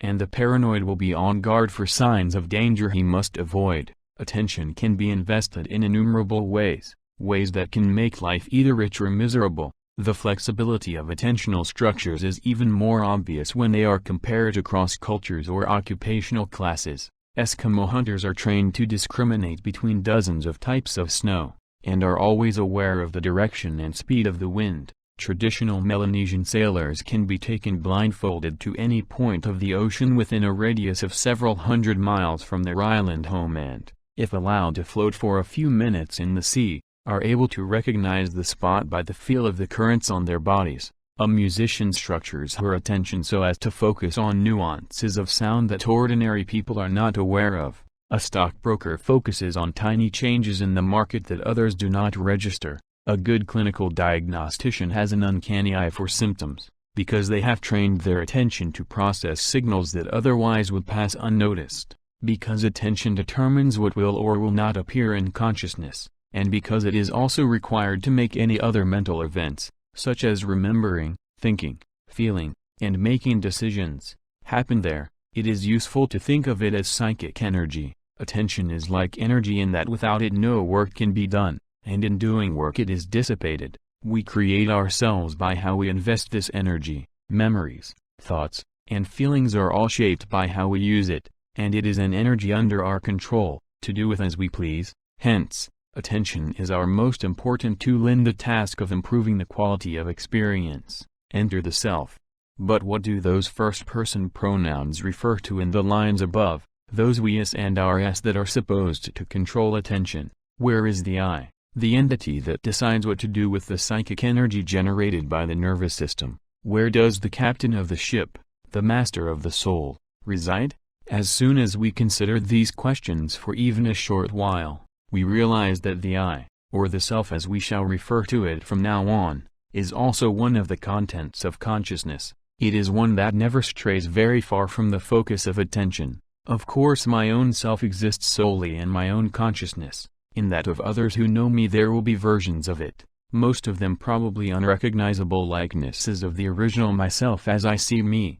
The self is no ordinary piece of information, however. In fact, it contains everything else that has passed through consciousness. All the memories, actions, desires, pleasures, and pains are included in it. And more than anything else, the self represents the hierarchy of goals that we have built up, bit by bit, over the years.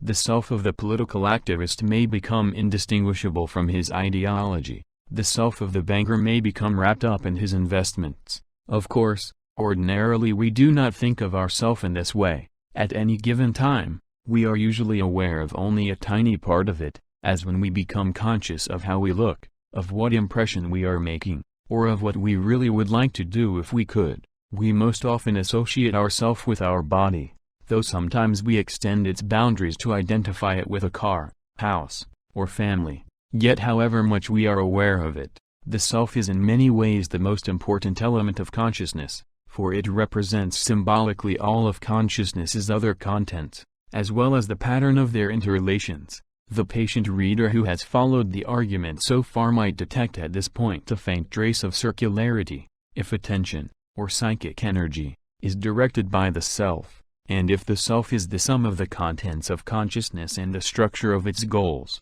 and if the contents of consciousness and the goals are the result of different ways of investing attention, then we have a system that is going round and round, with no clear causes or effects. At one point we are saying that the self directs attention, at another, that attention determines the self. In fact, both these statements are true. Consciousness is not a strictly linear system, but one in which circular causality obtains. Attention shapes the self, and is in turn shaped by it. An example of this type of causality is the experience of Sam Browning, one of the adolescents we have followed in our longitudinal research studies. Sam went to Bermuda for a Christmas holiday with his father when he was 15. At the time, he had no idea of what he wanted to do with his life. His self was relatively unformed, without an identity of its own. Sam had no clearly differentiated goals. He wanted exactly what other boys his age are supposed to want, either because of their genetic programs or because of what the social environment told them to want. In other words, he thought vaguely of going to college, then later finding some kind of well-paying job, getting married, and living somewhere in the suburbs. In Bermuda, Sam's father took him on an excursion to a coral barrier, and they dove underwater to explore the reef. Sam couldn't believe his eyes. He found the mysterious, beautifully dangerous environment so enchanting that he decided to become more familiar with it. He ended up taking a number of biology courses in high school, and is now in the process of becoming a marine scientist. In Sam's case, an accidental event imposed itself on his consciousness. the challenging beauty of life in the ocean. He had not planned to have this experience. It was not the result of his self or his goals having directed attention to it, but once he became aware of what went on undersea, Sam liked it. The experience resonated with previous things he had enjoyed doing, with feelings he had about nature and beauty, with priorities about what was important that he had established over the years. He felt the experience was something good, something worth seeking out again. Thus he built this accidental event into a structure of goals: to learn more about the ocean, to take courses, to go on to college and graduate school, to find a job as a marine biologist, which became a central element of his self. From then on, his goals directed Sam's attention to focus more and more closely on the ocean and on its life, thereby closing the circle of causality. At first, attention helped to shape his self. When he noticed the beauties of the underwater world he had been exposed to by accident, later, as he intentionally sought knowledge in marine biology, his self began to shape his attention. There is nothing very unusual about Sam's case. Of course, most people develop their attentional structures in similar ways. At this point, almost all the components needed to understand how consciousness can be controlled are in place. We have seen that experience depends on the way we invest psychic energy, on the structure of attention. This, in turn, is related to goals and intentions. These processes are connected to each other by the self, or the dynamic mental representation we have of the entire system of our goals. These are the pieces that must be maneuvered if we wish to improve things. Of course, existence can also be improved by outside events, like winning $1 million in the lottery, marrying the right man or woman, or helping to change an unjust social system. But even these marvelous events must take their place in consciousness, and be connected in positive ways to ourself, before they can affect the quality of life. The structure of consciousness is beginning to emerge, but so far we have a rather static picture, one that has sketched out the various elements, but not the processes through which they interact. We need now consider what follows whenever attention brings a new bit of information into awareness. Only then will we be ready to get a thorough sense of how experience can be controlled, and hence changed for the better. Disorder in consciousness, psychic entropy. One of the main forces that affects consciousness adversely is psychic disorder, that is, information that conflicts with existing intentions, or distracts us from carrying them out. We give this condition many names, depending on how we experience it: pain, fear, rage, anxiety, or jealousy. All these varieties of disorder force attention to be diverted to undesirable objects, leaving us no longer free to use it according to our preferences. Psychic energy becomes unwieldy and ineffective. Consciousness can become disordered in many ways. For instance, in a factory that produces audiovisual equipment, Julio Martinez, one of the people we studied with the experience sampling method, is feeling listless on his job. As the movie projectors pass in front of him on the assembly line, he is distracted and can hardly keep up the rhythm of moves necessary for soldering the connections that are his responsibility. Usually he can do his part of the job with time to spare and then relax for a while to exchange a few jokes before the next unit stops at his station. But today he is struggling, and occasionally he slows down the entire line. When the man at the next station kids him about it, Julio snaps back irritably. From morning to quitting time, tension keeps building, and it spills over to his relationship with his coworkers. Julio's problem is simple, almost trivial, but it has been weighing heavily on his mind. One evening a few days earlier he noticed on arriving home from work that one of his tires was quite low. Next morning the rim of the wheel was almost touching the ground. Julio would not receive his paycheck till the end of the following week, and he was certain he would not have enough money until then to have the tire patched up, let alone buy a new one. Credit was something he had not yet learned to use. The factory was out in the suburbs, about 20 miles from where he lived, and he simply had to reach it by 8 a.m. The only solution Julio could think of was to drive gingerly to the service station in the morning, fill the tire with air, and then drive to work as quickly as possible. After work the tire was low again, so he inflated it at a gas station near the factory and drove home. On the morning in question, he had been doing this for 3 days, hoping the procedure would work until the next paycheck. But today, by the time he made it to the factory, He could hardly steer the car because the wheel with the bum tire was so flat. All through the day he worried, will I make it home tonight? How will I get to work tomorrow morning? These questions kept intruding in his mind, disrupting concentration on his work and throwing a pall on his moods. Julio is a good example of what happens when the internal order of the self is disrupted. The basic pattern is always the same. Some information that conflicts with an individual's goals appears in consciousness, depending on how central that goal is to the self and on how severe the threat to it is. Some amount of attention will have to be mobilized to eliminate the danger, leaving less attention free to deal with other matters. For Julio, holding a job was a goal of very high priority. If he were to lose it, all his other goals would be compromised. Therefore keeping it was essential to maintain the order of his self. The flat tire was jeopardizing the job, and consequently it absorbed a great deal of his psychic energy. Whenever information disrupts consciousness by threatening its goals, we have a condition of inner disorder, or psychic entropy, a disorganization of the self that impairs its effectiveness.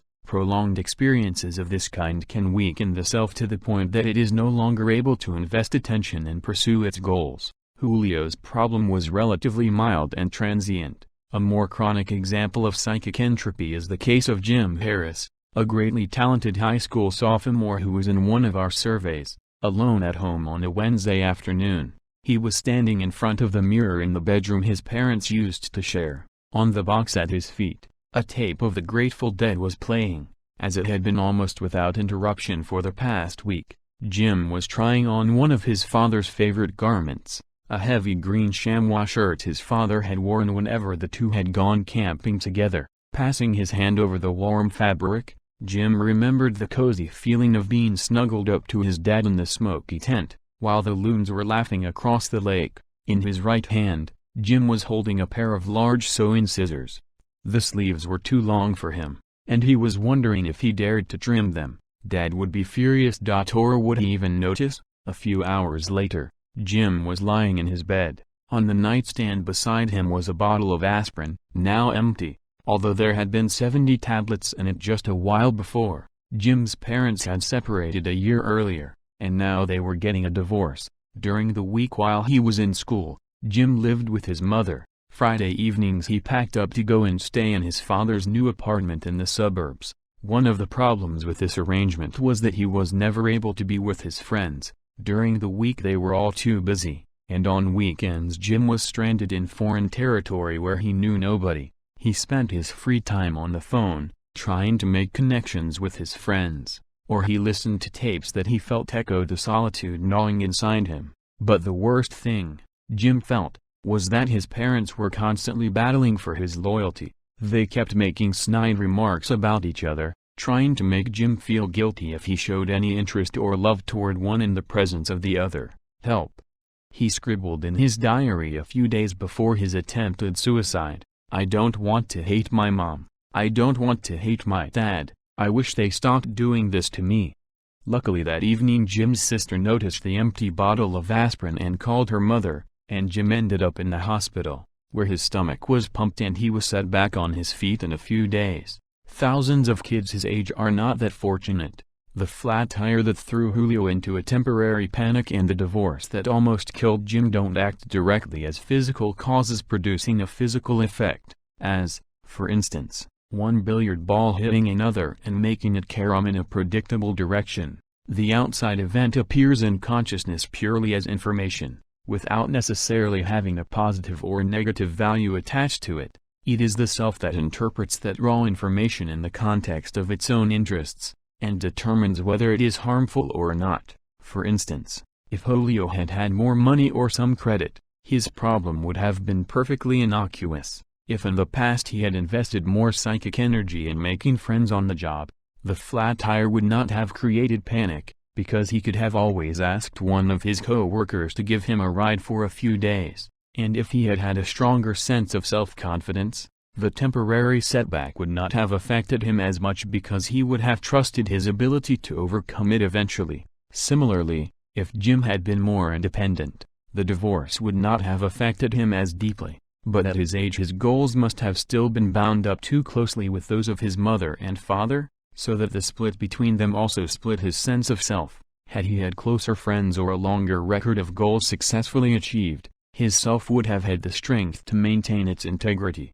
He was lucky that after the breakdown his parents realized the predicament and sought help for themselves and their son, re-establishing a stable enough relationship with Jim to allow him to go on with the task of building a sturdy self. Every piece of information we process gets evaluated for its bearing on the self. Does it threaten our goals? Does it support them? Or is it neutral?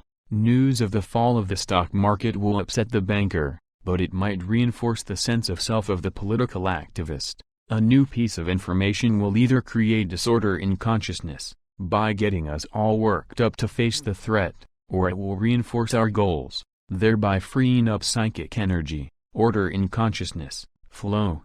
The opposite state from the condition of psychic entropy is optimal experience. When the information that keeps coming into awareness is congruent with goals, psychic energy flows effortlessly. There is no need to worry, no reason to question one's adequacy, but whenever one does stop to think about oneself, the evidence is encouraging. You are doing all right. The positive feedback strengthens the self, and more attention is freed to deal with the outer and the inner environment. Another one of our respondents, a worker named Rico Midella, gets this feeling quite often on his job. He works in the same factory as Julio, a little further up on the assembly line. The task he has to perform on each unit that passes in front of his station should take 43 seconds to perform, the same exact operation almost 600 times in a working day. Most people would grow tired of such work very soon, but Rico has been at this job for over 5 years, and he still enjoys it. The reason is that he approaches his task in the same way an Olympic athlete approaches his event. How can I beat my record? Like the runner who trains for years to shave a few seconds off his best performance on the track, Rico has trained himself to better his time on the assembly line. With the painstaking care of a surgeon, he has worked out a private routine for how to use his tools, how to do his moves. After 5 years, his best average for a day has been 28 seconds per unit. In part he tries to improve his performance to earn a bonus and the respect of his supervisors, but most often he does not even let on to others that he is ahead and lets his success pass unnoticed. It is enough to know that he can do it, because when he is working at top performance the experience is so enthralling that it is almost painful for him to slow down. It's better than anything else, Rico says. It's a whole lot better than watching TV. Rico knows that very soon he will reach the limit beyond which he will no longer be able to improve his performance at his job, so twice a week he takes evening courses in electronics.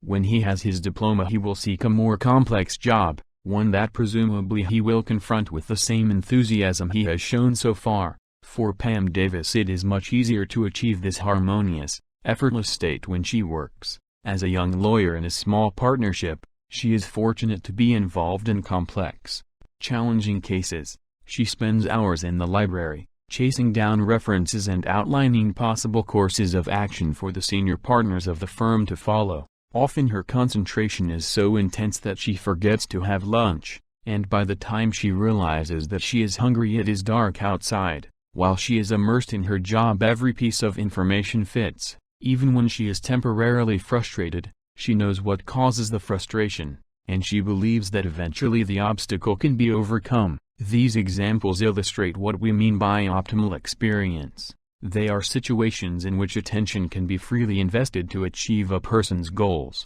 because there is no disorder to straighten out, no threat for the self to defend against. We have called this state the flow experience, because this is the term many of the people we interviewed had used in their descriptions of how it felt to be in top form. It was like floating. I was carried on by the flow. It is the opposite of psychic entropy. In fact, it is sometimes called negentropy, and those who attain it develop a stronger, more confident self, because more of their psychic energy has been invested successfully in goals they themselves had chosen to pursue. When a person is able to organize his or her consciousness so as to experience flow as often as possible, the quality of life is inevitably going to improve. Because, as in the case of Rico and Pam, even the usually boring routines of work become purposeful and enjoyable. In flow we are in control of our psychic energy, and everything we do adds order to consciousness. One of our respondents, a well-known West Coast rock climber, explains concisely the tie between the avocation that gives him a profound sense of flow in the rest of his life. It's exhilarating to come closer and closer to self-discipline. You make your body go and everything hurts, then you look back in awe at the self, at what you've done. It just blows your mind. It leads to ecstasy, to self-fulfillment. If you win these battles enough, that battle against yourself, at least for a moment, it becomes easier to win the battles in the world. The battle is not really against the self, but against the entropy that brings disorder to consciousness. It is really a battle for the self. It is a struggle for establishing control over attention. The struggle does not necessarily have to be physical, as in the case of the climber, but anyone who has experienced flow knows that the deep enjoyment it provides requires an equal degree of disciplined concentration, complexity, and the growth of the self. Following a flow experience, the organization of the self is more complex than it had been before. It is by becoming increasingly complex that the self might be said to grow. Complexity is the result of two broad psychological processes, differentiation and integration. Differentiation implies a movement toward uniqueness, toward separating oneself from others. Integration refers to its opposite, a union with other people, with ideas and entities beyond the self. A complex self is one that succeeds in combining these opposite tendencies. The self becomes more differentiated as a result of flow because overcoming a challenge inevitably leaves a person feeling more capable, more skilled. As the rock climber said, you look back in awe at the self, at what you've done. It just blows your mind. After each episode of flow, a person becomes more of a unique individual, less predictable, possessed of rarer skills. Complexity is often thought to have negative meaning, synonymous with difficulty and confusion. That may be true, but only if we equate it with differentiation alone.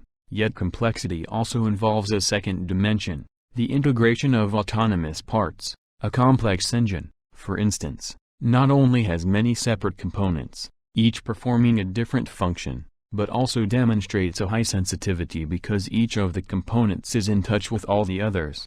Without integration, a differentiated system would be a confusing mess. Flow helps to integrate the self because in that state of deep concentration consciousness is unusually well ordered. Thoughts, intentions, feelings, and all the senses are focused on the same goal. Experience is in harmony, and when the flow episode is over, one feels more together than before, not only internally but also with respect to other people and to the world in general. In the words of the climber whom we quoted earlier, there's no place that more draws the best from human beings than a mountaineering situation. Nobody hassles you to put your mind and body under tremendous stress to get to the top. Your comrades are there, but you all feel the same way anyway. You're all in it together. Who can you trust more in the 20th century than these people? People after the same self-discipline as yourself, following the deeper commitment. A bond like that with other people is in itself an ecstasy. A self that is only differentiated, not integrated, may attain great individual accomplishments, but risks being mired in self-centered egotism.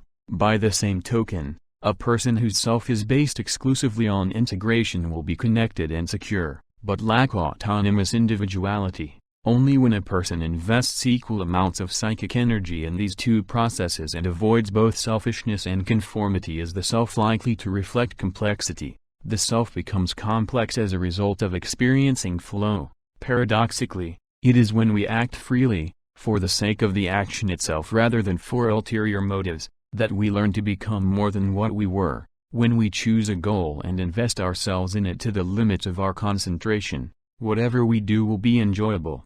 And once we have tasted this joy, we will redouble our efforts to taste it again.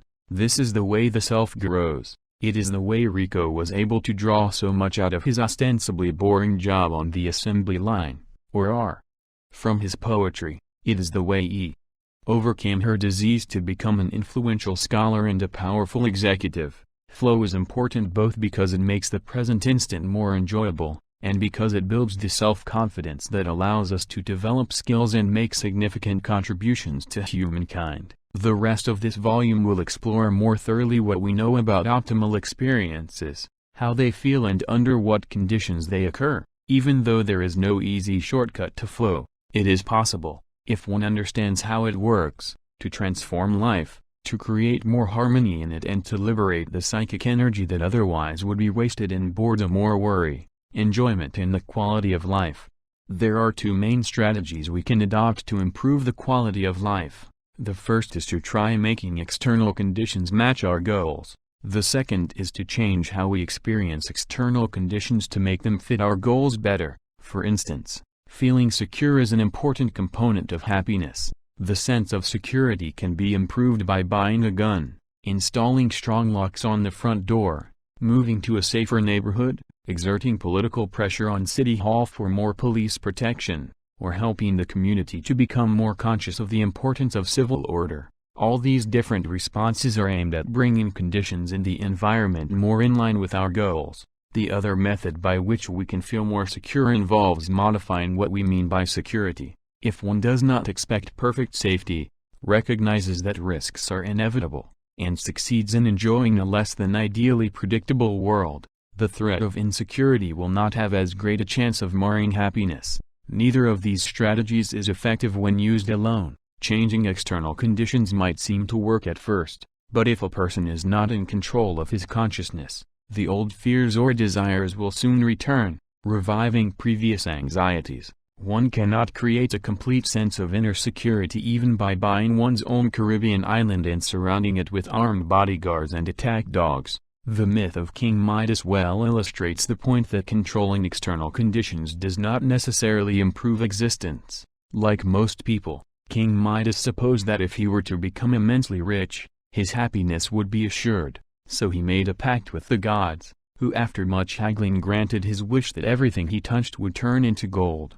King Midas thought he had made an absolutely first-rate deal. Nothing was to prevent him now from becoming the richest, and therefore the happiest, man in the world. But we know how the story ends. Midas soon came to regret his bargain because the food in his mouth and the wine on his palate turned to gold before he could swallow them, and so he died surrounded by golden plates and golden cups. The old fable continues to echo down the centuries. The waiting rooms of psychiatrists are filled with rich and successful patients who, in their 40s or 50s, suddenly wake up to the fact that a plush suburban home, expensive cars, and even an Ivy League education are not enough to bring peace of mind. Yet people keep hoping that changing the external conditions of their lives will provide a solution. If only they could earn more money, be in better physical shape, or have a more understanding partner, they would really have it made. Even though we recognize that material success may not bring happiness, we engage in an endless struggle to reach external goals, expecting that they will improve life. Wealth, status, and power have become in our culture all too powerful symbols of happiness. When we see people who are rich, famous, or good-looking, we tend to assume that their lives are rewarding, even though all the evidence might point to their being miserable. And we assume that if only we could acquire some of those same symbols, we would be much happier. If we do actually succeed in becoming richer, or more powerful, we believe, at least for a time, that life as a whole has improved. But symbols can be deceptive. They have a tendency to distract from the reality they are supposed to represent, and the reality is that the quality of life does not depend directly on what others think of us or on what we own. The bottom line is, rather, how we feel about ourselves and about what happens to us. To improve life, one must improve the quality of experience. This is not to say that money, physical fitness, or fame are irrelevant to happiness. They can be genuine blessings, but only if they help to make us feel better. Otherwise they are at best neutral, at worst obstacles to a rewarding life. Research on happiness and life satisfaction suggests that in general there is a mild correlation between wealth and well-being. People in economically more affluent countries, including the United States, tend to rate themselves as being on the whole more happy than people in less affluent countries. Ed Diener, a researcher from the University of Illinois, found that very wealthy persons report being happy on the average 77% of the time, while persons of average wealth say they are happy only 62% of the time. This difference, while statistically significant, is not very large. especially considering that the very wealthy group was selected from a list of the 400 richest Americans. It is also interesting to note that not one respondent in Diener's study believed that money by itself guaranteed happiness. The majority agreed with the statement, money can increase or decrease happiness, depending on how it is used. In an earlier study, Norman Bradburn found that the highest income group reported being happy about 25% more often than the lowest. Again, the difference was present, but it was not very large. In a comprehensive survey entitled The Quality of American Life published a decade ago, the authors report that a person's financial situation is one of the least important factors affecting overall satisfaction with life.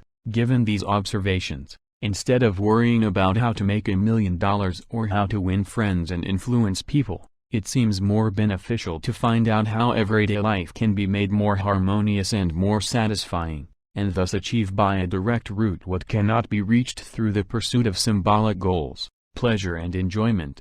When considering the kind of experience that makes life better, most people first think that happiness consists in experiencing pleasure, good food, good sex, all the comforts that money can buy. We imagine the satisfaction of traveling to exotic places or being surrounded by interesting company and expensive gadgets. If we cannot afford those goals that slick commercials and colorful ads keep reminding us to pursue, then we are happy to settle for a quiet evening in front of the television set with a glass of liquor close by. Pleasure is a feeling of contentment that one achieves whenever information in consciousness says that expectations set by biological programs or by social conditioning have been met. The taste of food when we are hungry is pleasant because it reduces a physiological imbalance.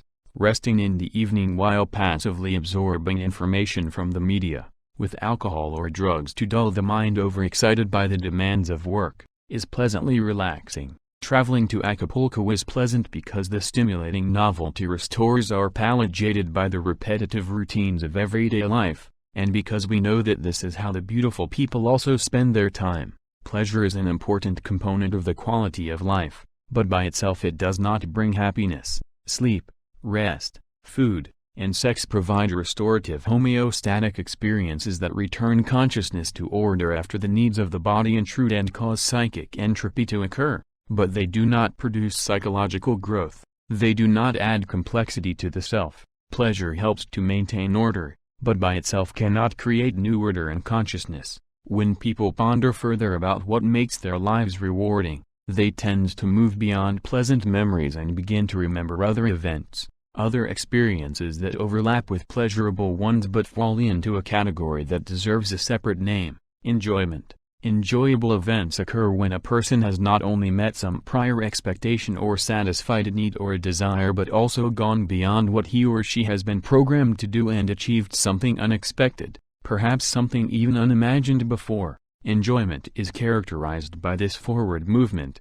by a sense of novelty, of accomplishment. Playing a close game of tennis that stretches one's ability is enjoyable, as is reading a book that reveals things in a new light, as is having a conversation that leads us to express ideas we didn't know we had. Closing a contested business deal, or any piece of work well done, is enjoyable. None of these experiences may be particularly pleasurable at the time they are taking place, but afterward we think back on them and say, that really was fun and wish they would happen again. After an enjoyable event we know that we have changed, that our self has grown. In some respect, we have become more complex as a result of it. Experiences that give pleasure can also give enjoyment, but the two sensations are quite different. For instance, everybody takes pleasure in eating. To enjoy food, however, is more difficult. A gourmet enjoys eating, as does anyone who pays enough attention to a meal so as to discriminate the various sensations provided by it. As this example suggests, we can experience pleasure without any investment of psychic energy, whereas enjoyment happens only as a result of unusual investments of attention. A person can feel pleasure without any effort, if the appropriate centers in his brain are electrically stimulated, or as a result of the chemical stimulation of drugs, but it is impossible to enjoy a tennis game, a book, or a conversation unless attention is fully concentrated on the activity. It is for this reason that pleasure is so evanescent, and that the self does not grow as a consequence of pleasurable experiences. Complexity requires investing psychic energy in goals that are new, that are relatively challenging. It is easy to see this process in children. During the first few years of life, every child is a little learning machine trying out new movements, new words daily. The rapt concentration on the child's face as she learns each new skill is a good indication of what enjoyment is about, and each instance of enjoyable learning adds to the complexity of the child's developing self. Unfortunately, this natural connection between growth and enjoyment tends to disappear with time, perhaps because learning becomes an external imposition when schooling starts. The excitement of mastering new skills gradually wears out. It becomes all too easy to settle down within the narrow boundaries of the self developed in adolescence. But if one gets to be too complacent, feeling that psychic energy invested in new directions is wasted unless there is a good chance of reaping extrinsic rewards for it, one may end up no longer enjoying life, and pleasure becomes the only source of positive experience. On the other hand, many individuals continue to go to great lengths to preserve enjoyment in whatever they do.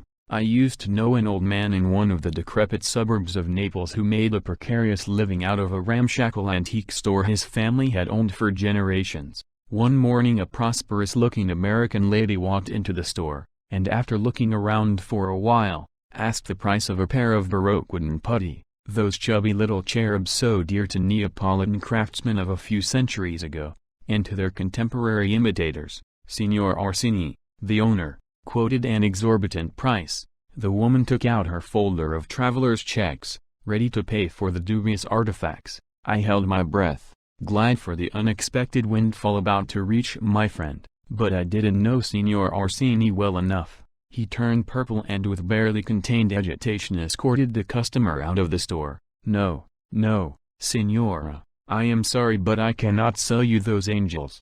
To the flabbergasted woman he kept repeating, I cannot make business with you, you understand?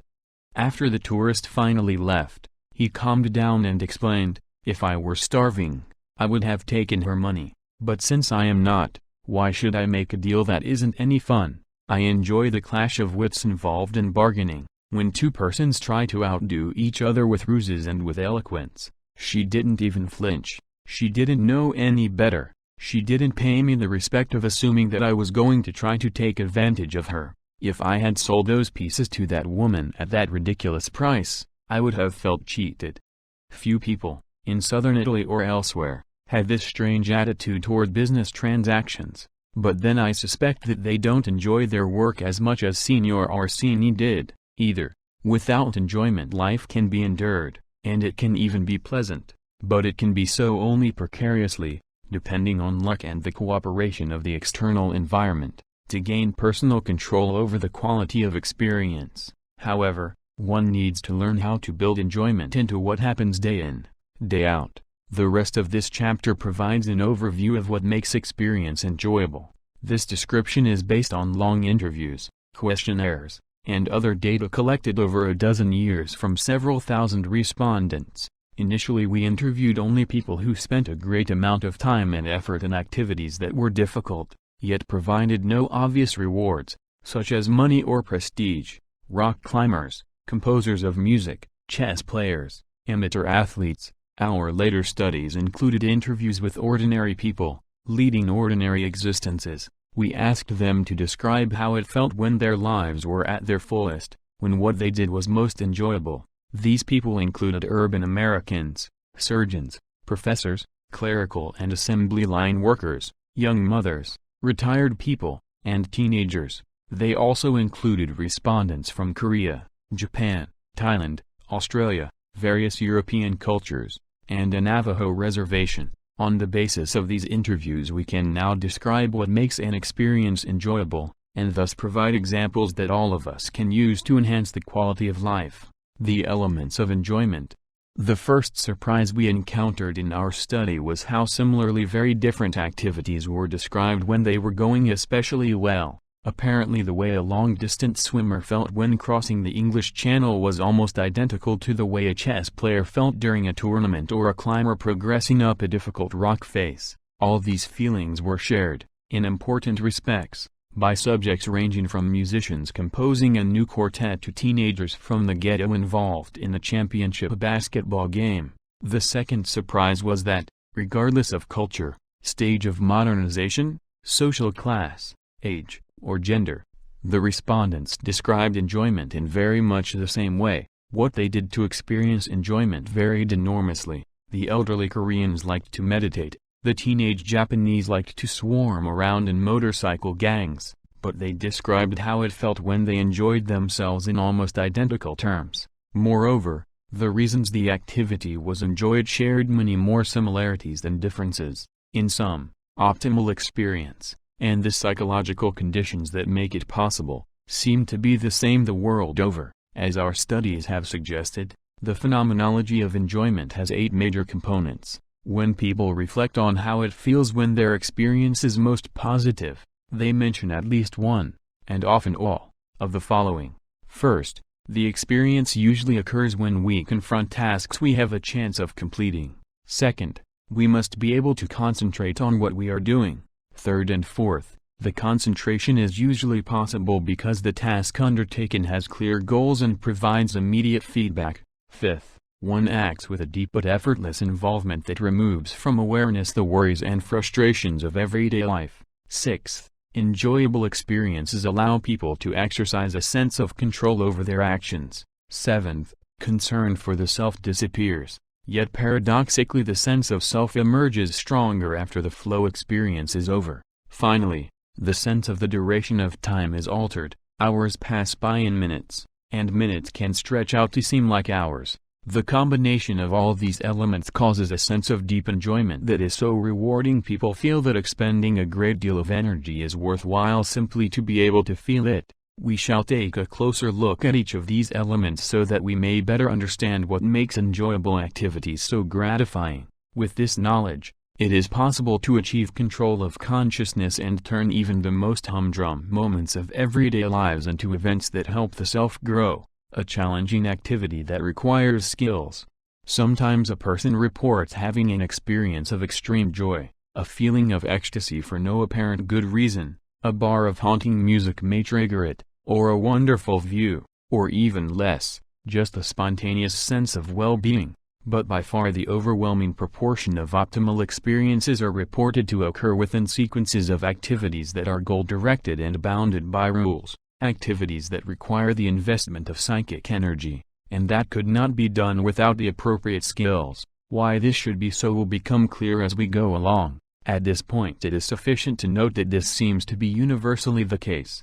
It is important to clarify at the outset that an activity need not be active in the physical sense, and the skill necessary to engage in it need not be a physical skill. For instance, one of the most frequently mentioned enjoyable activities the world over is reading. Reading is an activity because it requires the concentration of attention and has a goal, and to do it one must know the rules of written language. The skills involved in reading include not only literacy but also the ability to translate words into images, to empathize with fictional characters, to recognize historical and cultural contexts, to anticipate turns of the plot, to criticize and evaluate the author's style, and so on. In this broader sense, any capacity to manipulate symbolic information is a skill, such as the skill of the mathematician to shape quantitative relationships in his head, or the skill of the musician in combining musical notes. Another universally enjoyable activity is being with other people. Socializing might at first sight appear to be an exception to the statement that one needs to use skills to enjoy an activity, for it does not seem that gossiping or joking around with another person requires particular abilities. But of course, it does. As so many shy people know, if a person feels self-conscious, he or she will dread establishing informal contacts, and avoid company whenever possible.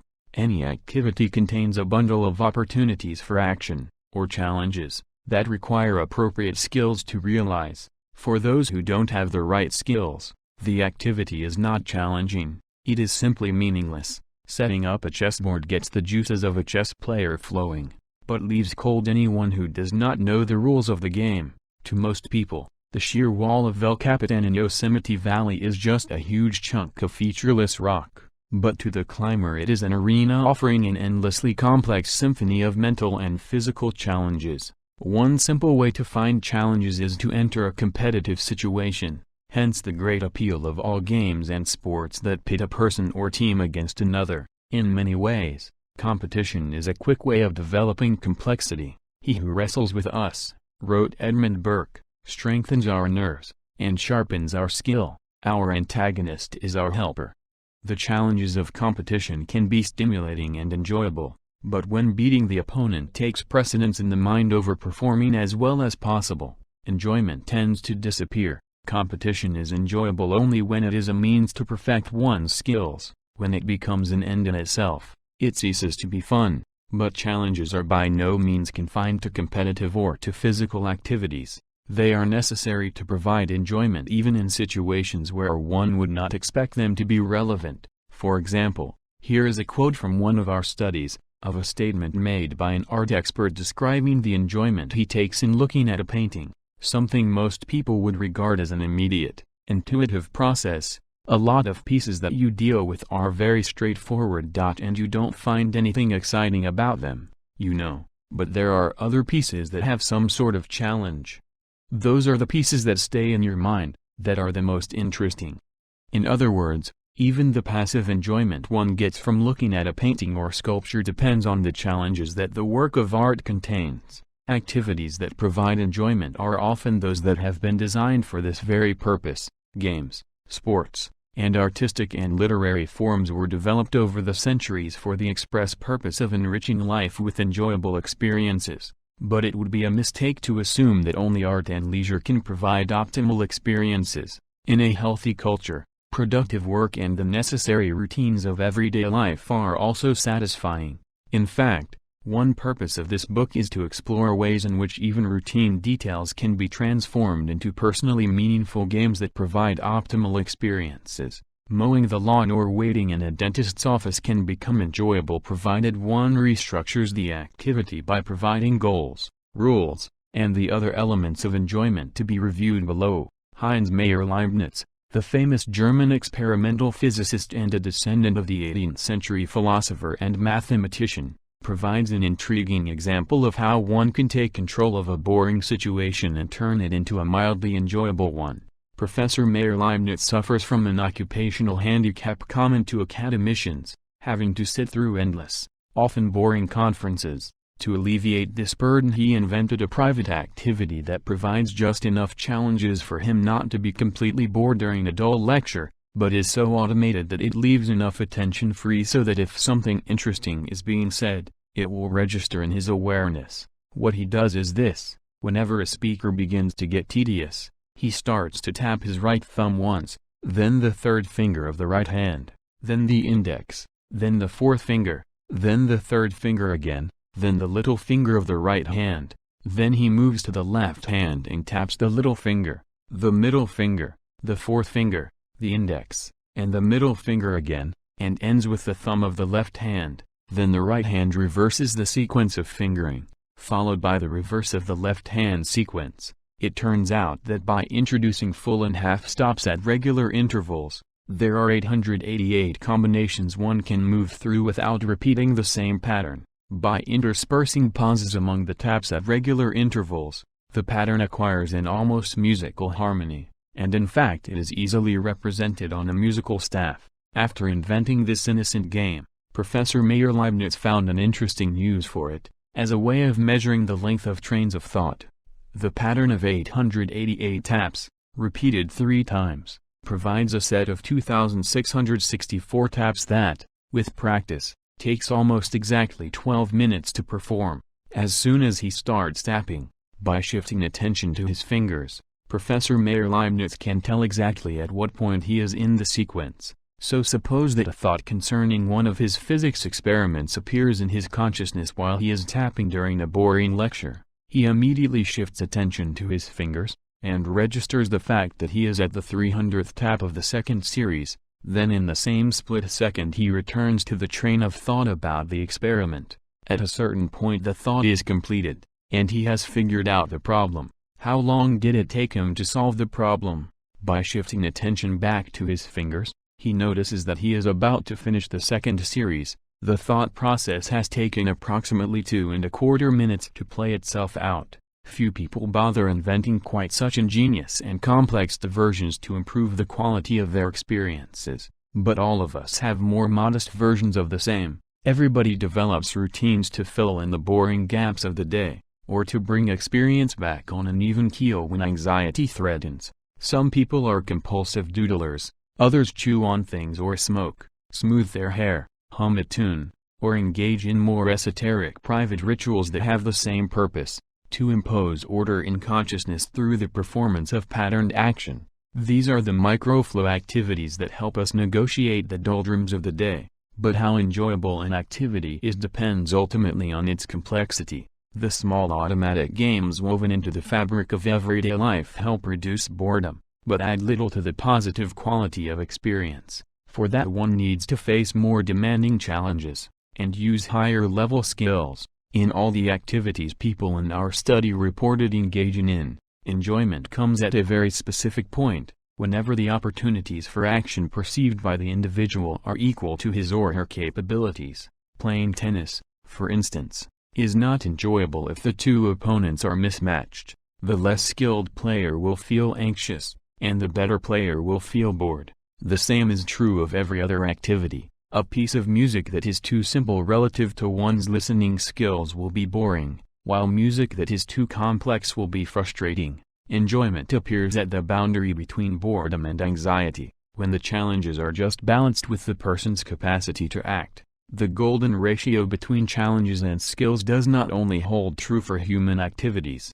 Whenever I took our hunting dog, Hazar, for a walk in the open fields, he liked to play a very simple game, the prototype of the most culturally widespread game of human children, escape and pursuit. He would run circles around me at top speed, with his tongue hanging out and his eyes warily watching every move I made, daring me to catch him. Occasionally I would take a lunge, and if I was lucky I got to touch him. Now the interesting part is that whenever I was tired, and moved half-heartedly, Hussar would run much tighter circles, making it relatively easy for me to catch him. On the other hand, if I was in good shape and willing to extend myself, he would enlarge the diameter of his circle. In this way, the difficulty of the game was kept constant, with an uncanny sense for the fine balancing of challenges and skills. He would make sure that the game would yield the maximum of enjoyment for us both, the merging of action and awareness. When all a person's relevant skills are needed to cope with the challenges of a situation, that person's attention is completely absorbed by the activity. There is no excess psychic energy left over to process any information but what the activity offers. All the attention is concentrated on the relevant stimuli. As a result, one of the most universal and distinctive features of optimal experience takes place. People become so involved in what they are doing that the activity becomes spontaneous, almost automatic. They stop being aware of themselves as separate from the actions they are performing. A dancer describes how it feels when a performance is going well. Your concentration is very complete. Your mind isn't wandering. You are not thinking of something else. You are totally involved in what you are doing. Your energy is flowing very smoothly. You feel relaxed, comfortable, and energetic.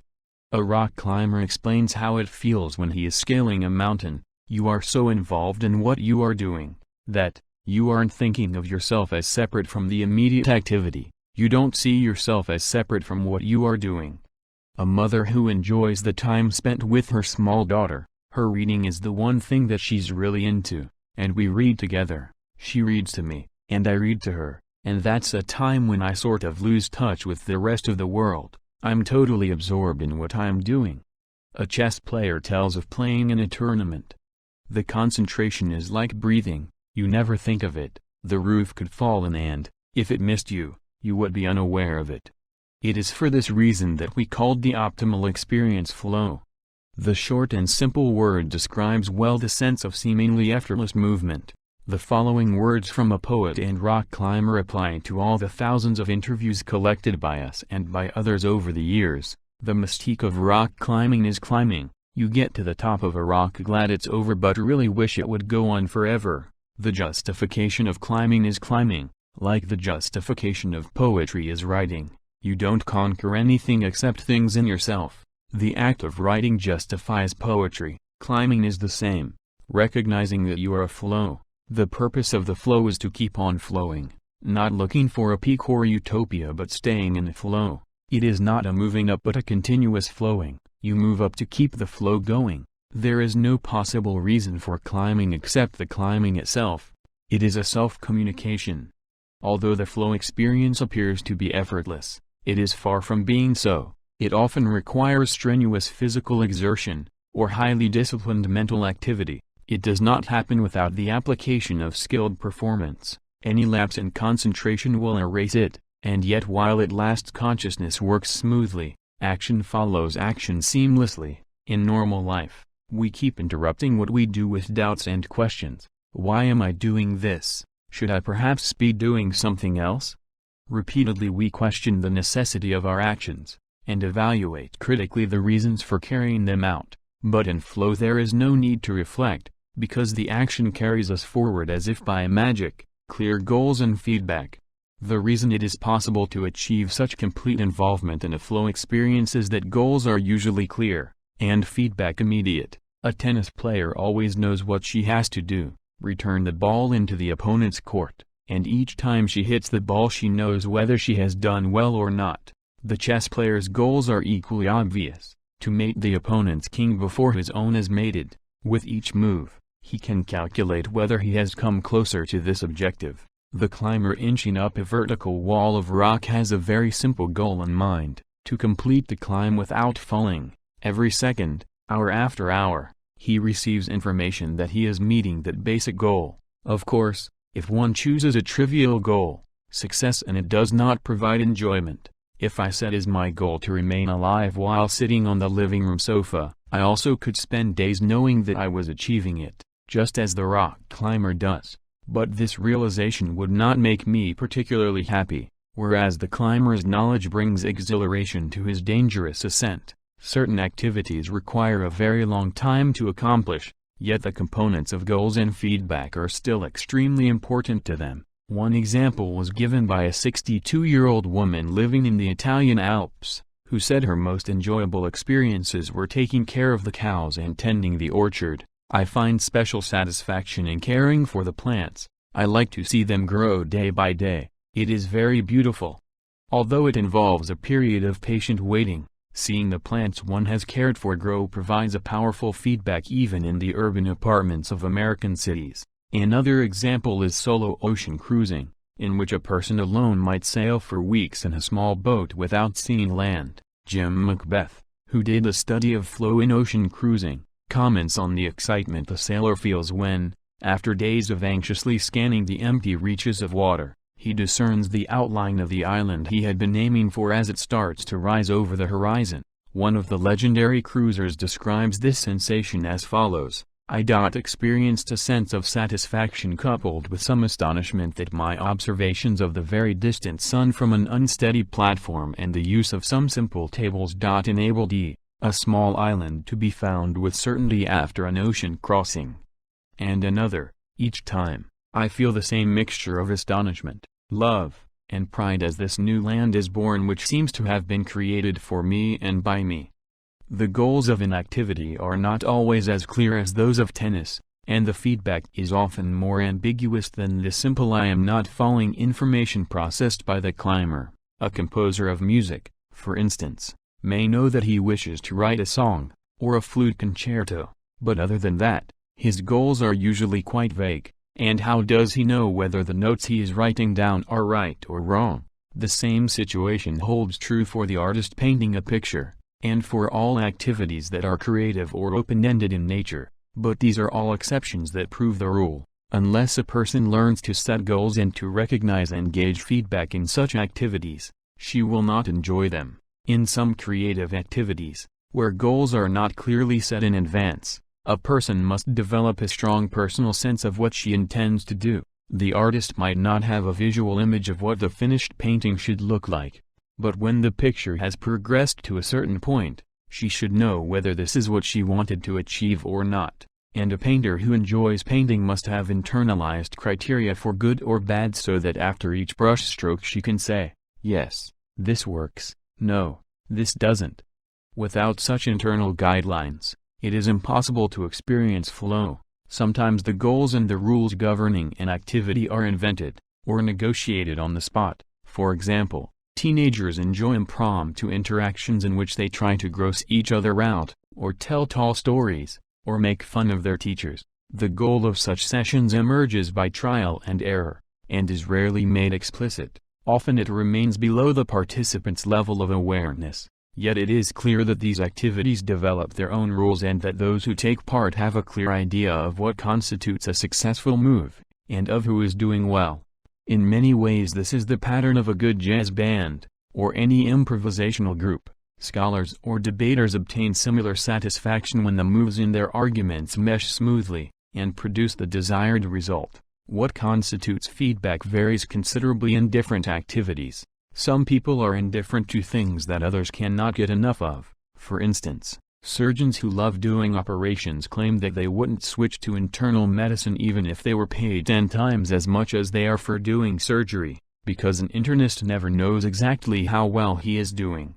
In an operation, on the other hand, the status of the patient is almost always clear, as long as there is no blood in the incision. For example, a specific procedure has been successful. When the diseased organ is cut out, the surgeon's task is accomplished. After that there is the suture that gives a gratifying sense of closure to the activity, and the surgeon's disdain for psychiatry is even greater than that for internal medicine. To hear surgeons talk, the psychiatrist might spend 10 years with a patient without knowing whether the cure is helping him, yet the psychiatrist who enjoys his trade is also receiving constant feedback. The way the patient holds himself, the expression on his face, the hesitation in his voice, the content of the material he brings up in the therapeutic hour, all these bits of information are important clues the psychiatrist uses to monitor the progress of the therapy. The difference between a surgeon and a psychiatrist is that the former considers blood and excision the only feedback worth attending to,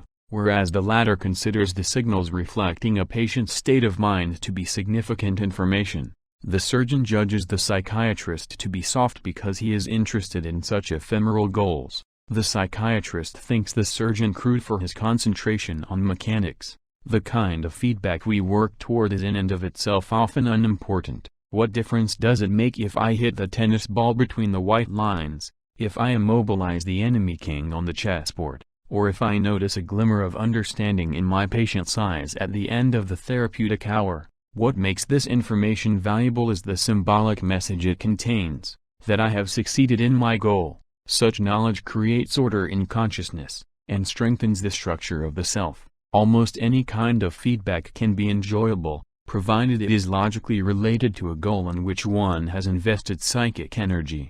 If I were to set myself up to balance a walking stick on my nose, then the sight of the stick wobbling upright above my face would provide a brief enjoyable interlude. But each of us is temperamentally sensitive to a certain range of information that we learn to value more than most other people do, and it is likely that we will consider feedback involving that information to be more relevant than others might. For instance, some people are born with exceptional sensitivity to sound. They can discriminate among different tones and pitches, and recognize and remember combinations of sounds better than the general population. It is likely that such individuals will be attracted to playing with sounds. They will learn to control and shape auditory information. For them the most important feedback will consist in being able to combine sounds, to produce or reproduce rhythms and melodies. Composers, singers, performers, conductors, and music critics will develop from among them. In contrast, some are genetically predisposed to be unusually sensitive to other people,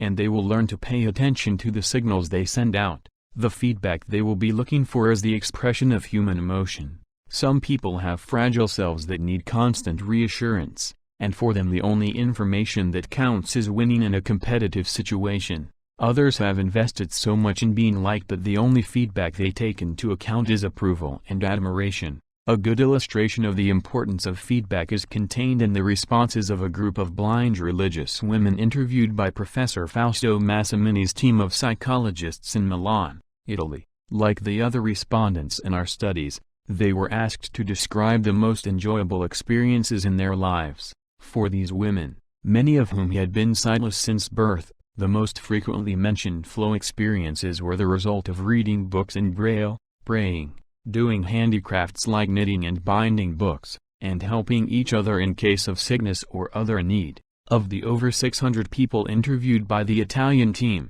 these blind women stressed more than anyone else the importance of receiving clear feedback as a condition for enjoying whatever they were doing. Unable to see what was going on around them, they needed to know even more than sighted people whether what they were trying to accomplish was actually coming to pass. Concentration on the task at hand.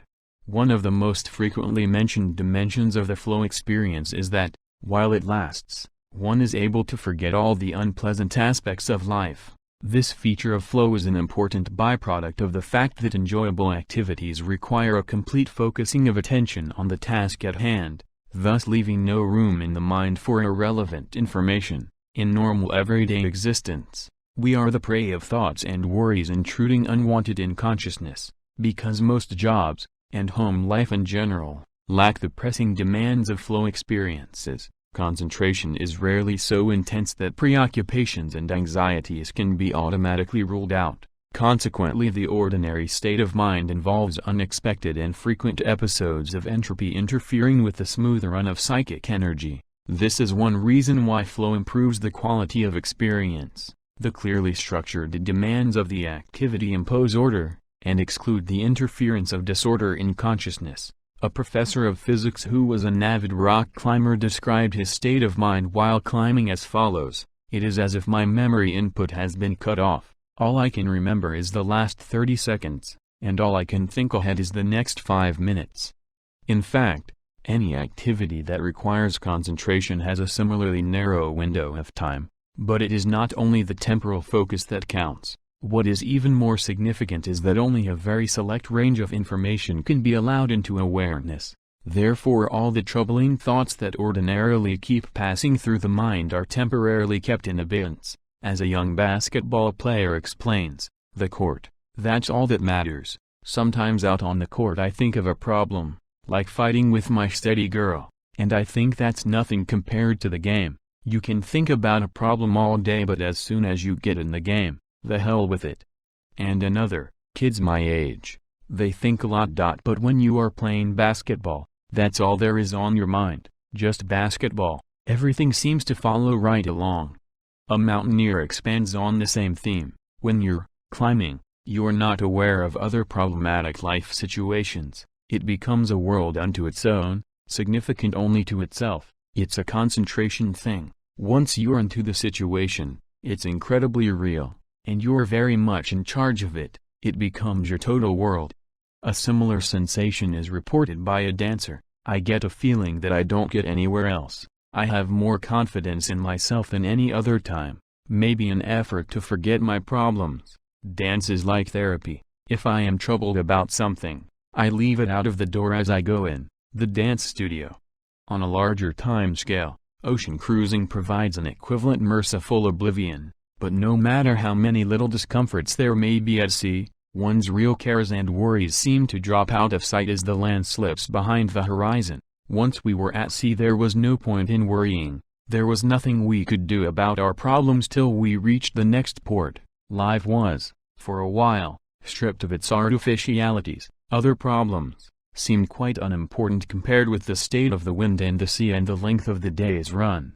Edwin Moses, the great hurdler, has this to say in describing the concentration necessary for a race: "Your mind has to be absolutely clear. The fact that you have to cope with your opponent, jet lag, different foods, sleeping in hotels, and personal problems has to be erased from consciousness, as if they didn't exist." Although Moses was talking about what it takes to win world-class sports events, he could have been describing the kind of concentration we achieve when we enjoy any activity. The concentration of the flow experience, together with clear goals and immediate feedback, provides order to consciousness, inducing the enjoyable condition of psychic negentropy. The paradox of control.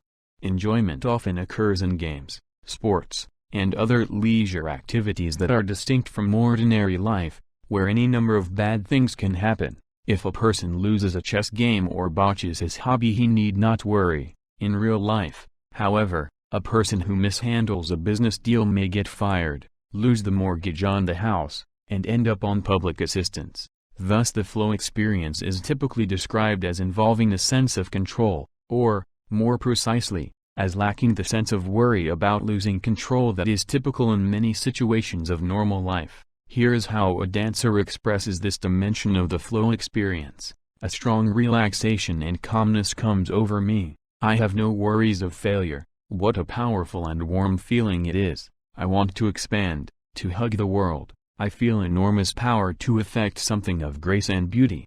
And a chess player. I have a general feeling of well-being, and that I am in complete control of my world.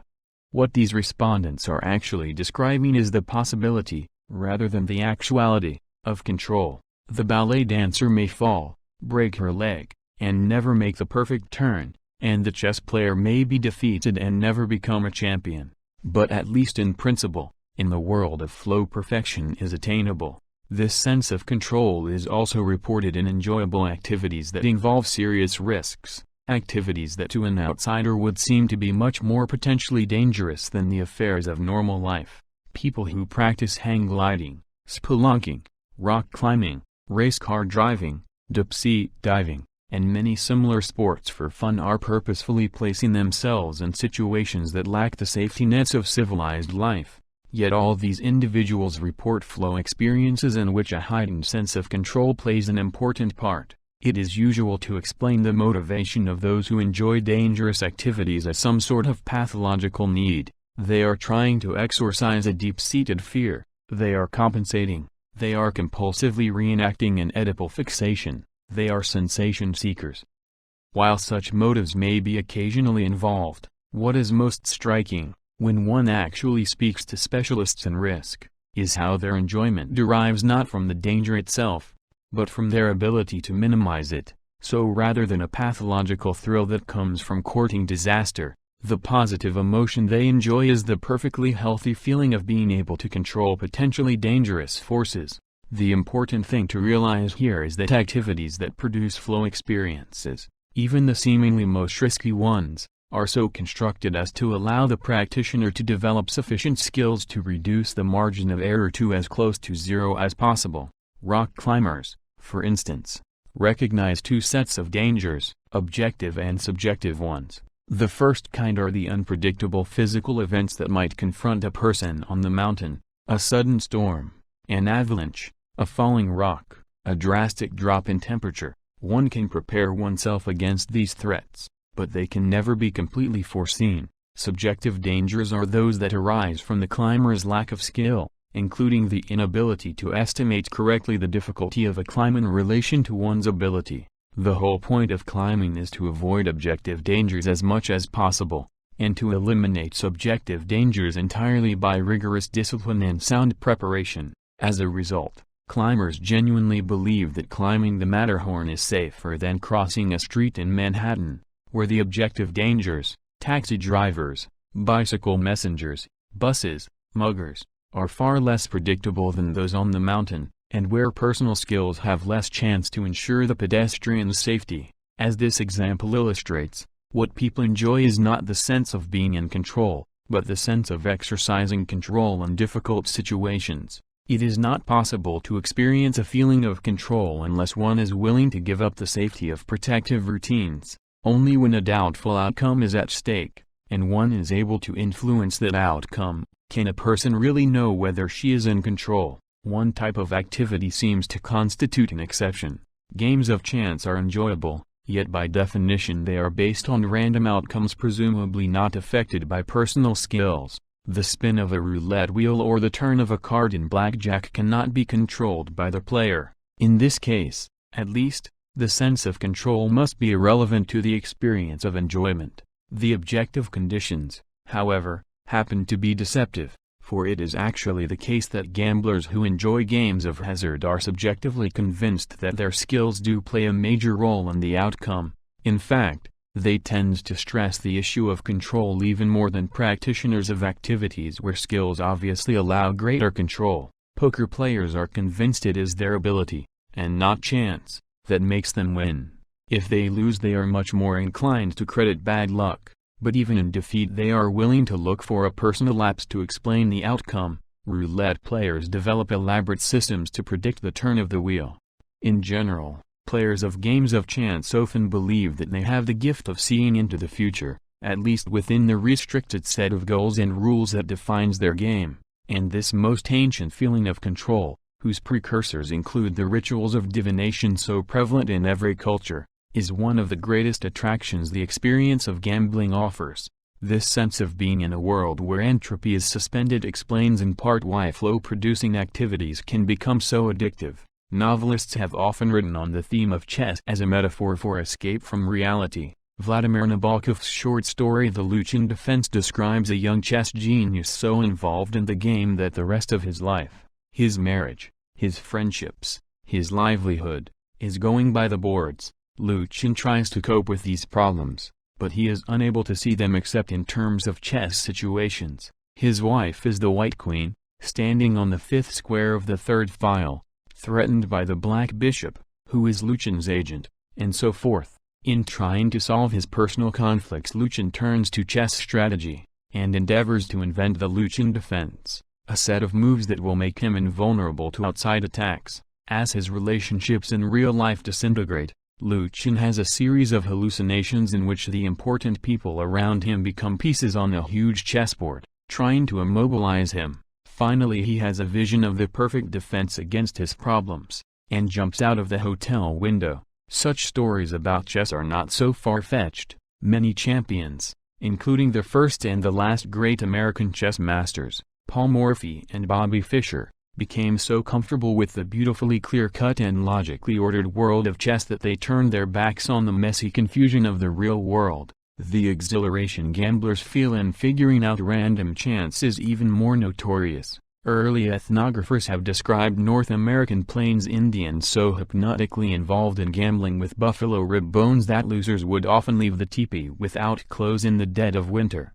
Having wagered away their weapons, horses, and wives as well, almost any enjoyable activity can become addictive, in the sense that instead of being a conscious choice, it becomes a necessity that interferes with other activities. Surgeons, for instance, describe operations as being addictive, like taking heroin.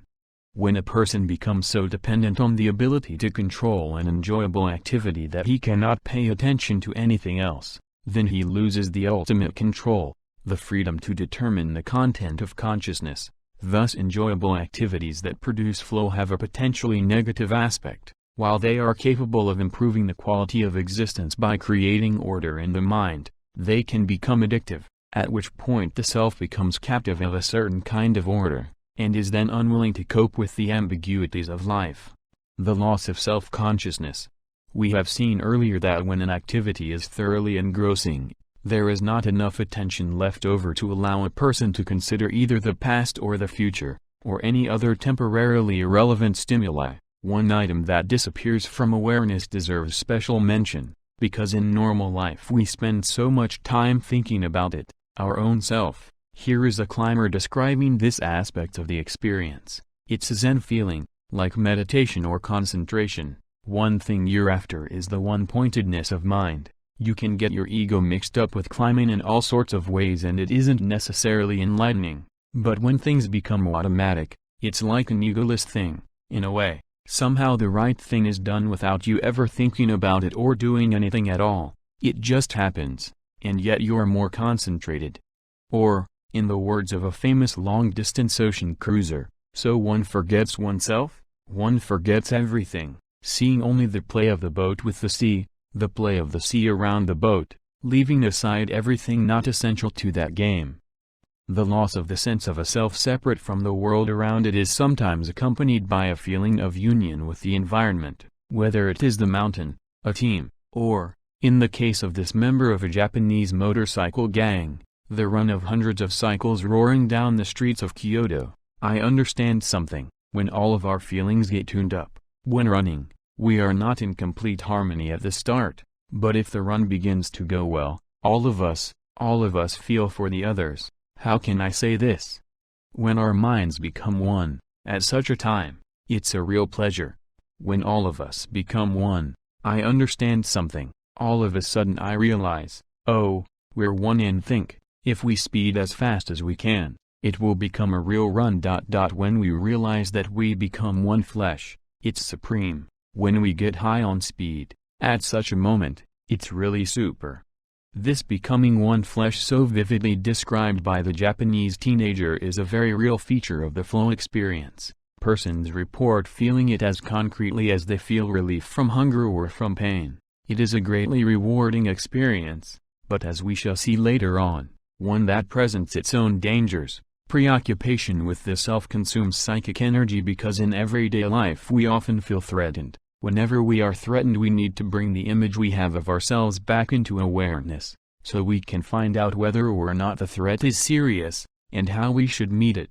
For instance, if walking down the street I notice some people turning back and looking at me with grins on their faces, the normal thing to do is immediately to start worrying. Is there something wrong? Do I look funny? Is it the way I walk? Or is my face smudged?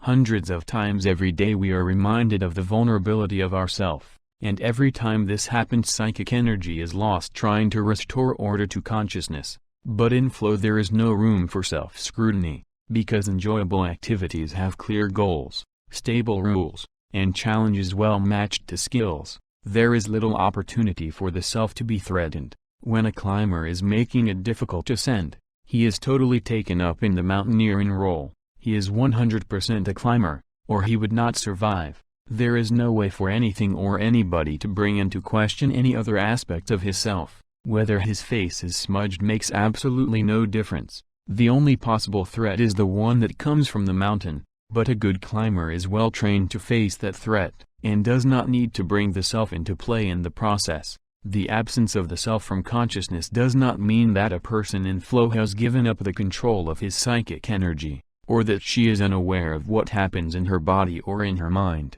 In fact, the opposite is usually true.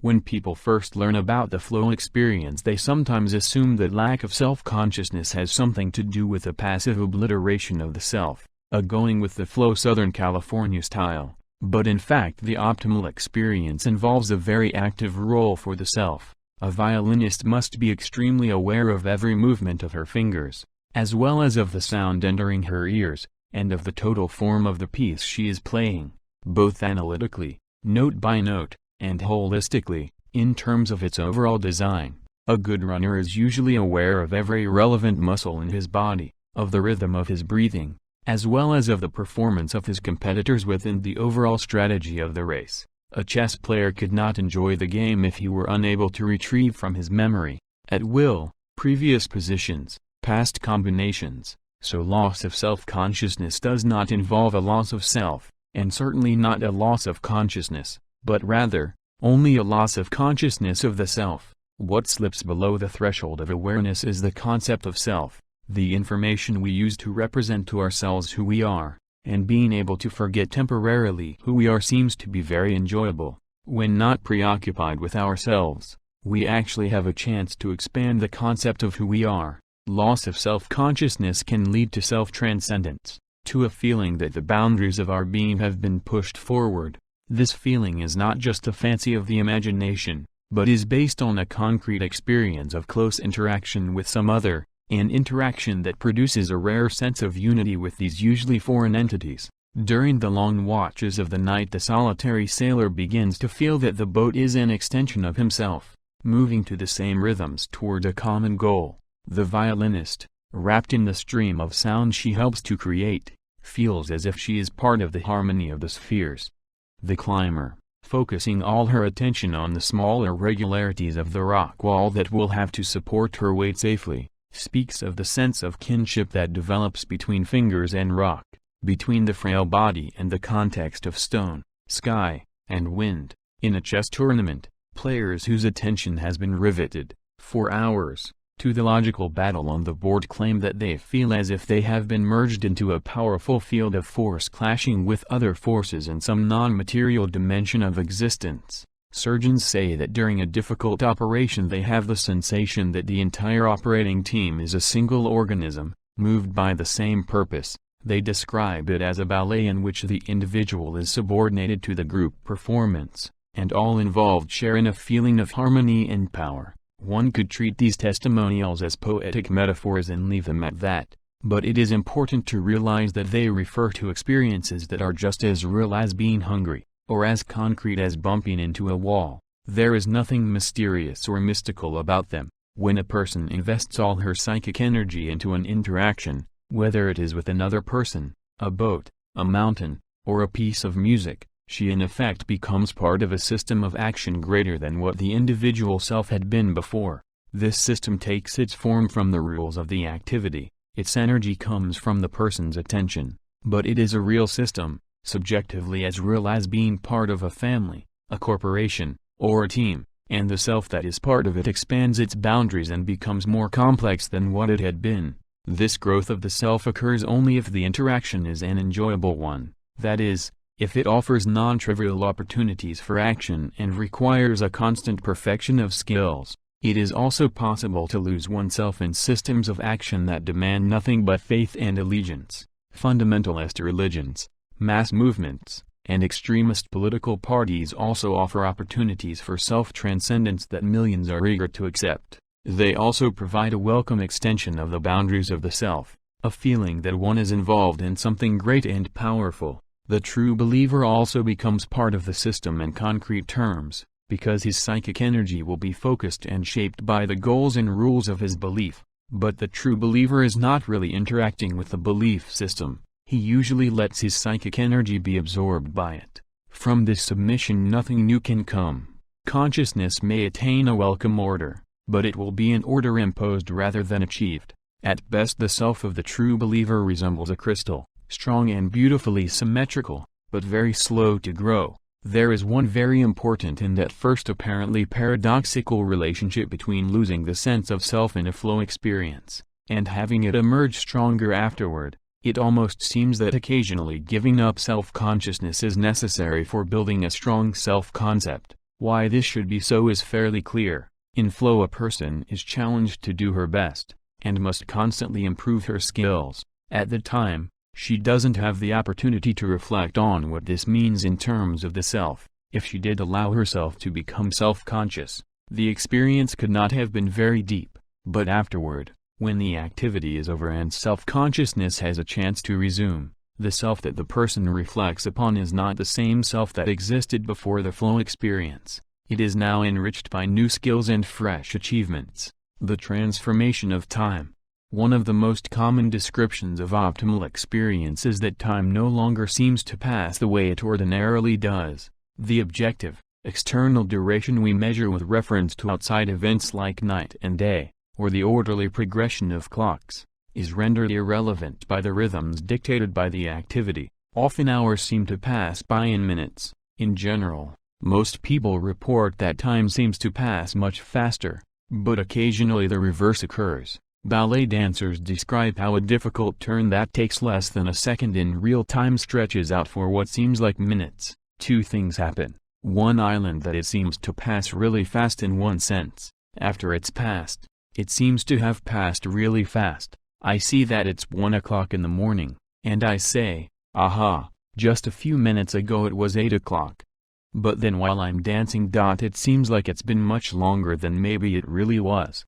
The safest generalization to make about this phenomenon is to say that during the flow experience the sense of time bears little relation to the passage of time as measured by the absolute convention of the clock. But here, too, there are exceptions that prove the rule. An outstanding open-heart surgeon who derives a deep enjoyment from his work is well known for his ability to tell the exact time during an operation with only half a minute margin of error, without consulting a watch. But in his case timing is one of the essential challenges of the job, since he is called only to do a very small but extremely difficult part of the operation. He is usually involved in several operations simultaneously, and has to walk from one case to the next, making sure that he is not holding up his colleagues responsible for the preliminary phases. A similar skill is often found among practitioners of other activities where time is of the essence, for instance, runners and racers. In order to pace themselves precisely in a competition,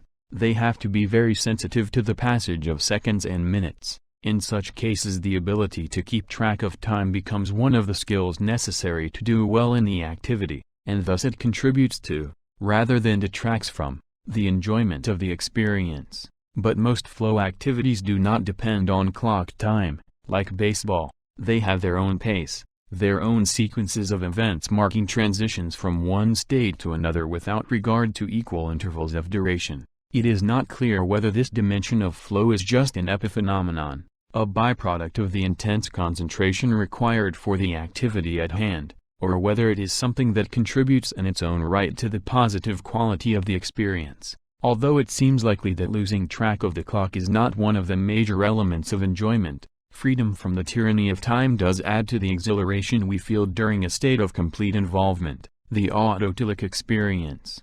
The key element of an optimal experience is that it is an end in itself, even if initially undertaken for other reasons. The activity that consumes us becomes intrinsically rewarding. Surgeons speak of their work. It is so enjoyable that I would do it even if I didn't have to. Sailors say, I am spending a lot of money and time on this boat, but it is worth it. Nothing quite compares with the feeling I get when I am out sailing. The term autotelic derives from two Greek words, auto meaning self, and telos meaning goal. It refers to a self-contained activity, one that is done not with the expectation of some future benefit, but simply because the doing itself is the reward. Playing the stock market in order to make money is not an autotelic experience, but playing it in order to prove one's skill at foretelling future trends is, even though the outcome in terms of dollars and cents is exactly the same. Teaching children in order to turn them into good citizens is not autotelic, whereas teaching them because one enjoys interacting with children is. What transpires in the two situations is ostensibly identical. What differs is that when the experience is autotelic, the person is paying attention to the activity for its own sake. When it is not, the attention is focused on its consequences. Most things we do are neither purely autotelic nor purely exotelic, as we shall call activities done for external reasons only, but are a combination of the two. Surgeons usually enter into their long period of training because of exotelic expectations, to help people, to make money, to achieve prestige. If they are lucky, after a while they begin to enjoy their work, and then surgery becomes to a large extent also autotelic. Some things we are initially forced to do against our will turn out in the course of time to be intrinsically rewarding. A friend of mine, with whom I worked in an office many years ago, had a great gift. Whenever the work got to be particularly boring, he would look up with a glazed look in his half-closed eyes, and he would start to hum a piece of music, a Bach chorale, a Mozart concerto, a Beethoven symphony. But humming is a pitifully inadequate description of what he did. He reproduced the entire piece, imitating with his voice the principal instruments involved in the particular passage. Now he wailed like a violin.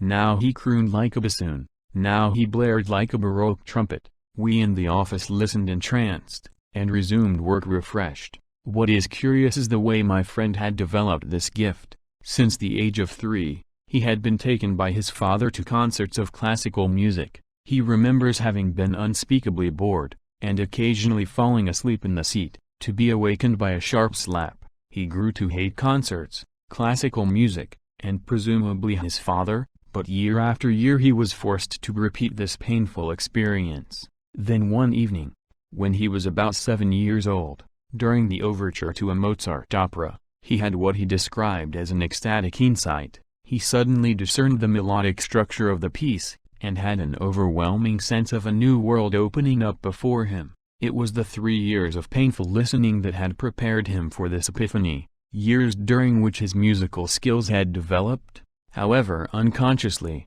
and made it possible for him to understand the challenge Mozart had built into the music. Of course he was lucky. Many children never reach the point of recognizing the possibilities of the activity into which they are forced, and end up disliking it forever. How many children have come to hate classical music because their parents force them to practice an instrument? Often children, and adults, need external incentives to take the first steps in an activity that requires a difficult restructuring of attention. Most enjoyable activities are not natural. They demand an effort that initially one is reluctant to make, but once the interaction starts to provide feedback to the person's skills, it usually begins to be intrinsically rewarding. An autotelic experience is very different from the feelings we typically have in the course of life.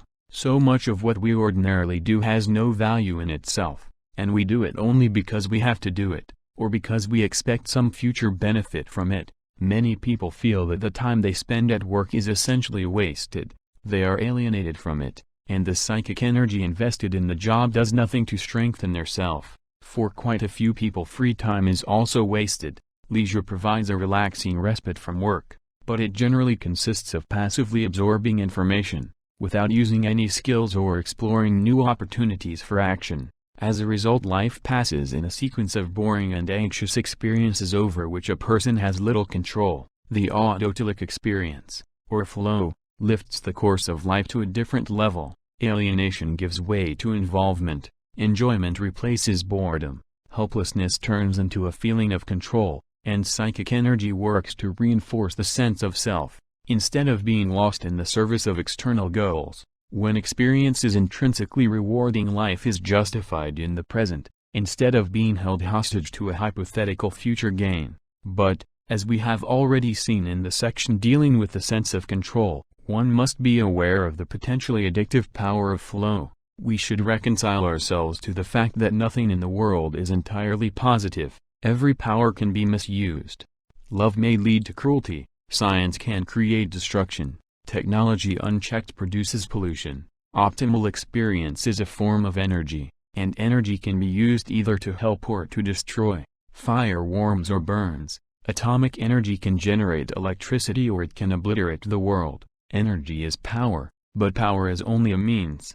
The goals to which it is applied can make life either richer or more painful. The Marquis de Sade perfected the infliction of pain into a form of pleasure, and in fact, cruelty is a universal source of enjoyment for people who have not developed more sophisticated skills, even in societies that are called civilized because they try to make life enjoyable without interfering with anyone's well-being.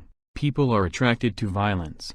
Gladiatorial combat amused the Romans. Victorians paid money to see rats being torn up by terriers. Spaniards approach the killing of bulls with reverence, and boxing is a staple of our own culture. Veterans from Vietnam or other wars sometimes speak with nostalgia about frontline action, describing it as a flow experience. When you sit in a trench next to a rocket launcher, life is focused very clearly. The goal is to destroy the enemy before he destroys you. Good and bad become self-evident. The means of control are at hand. Distractions are eliminated. Even if one hates war, the experience can be more exhilarating than anything encountered in civilian life. Criminals often say things such as, "If you showed me something I can do that's as much fun as breaking into a house at night, and lifting the jewelry without waking anyone up, I would do it."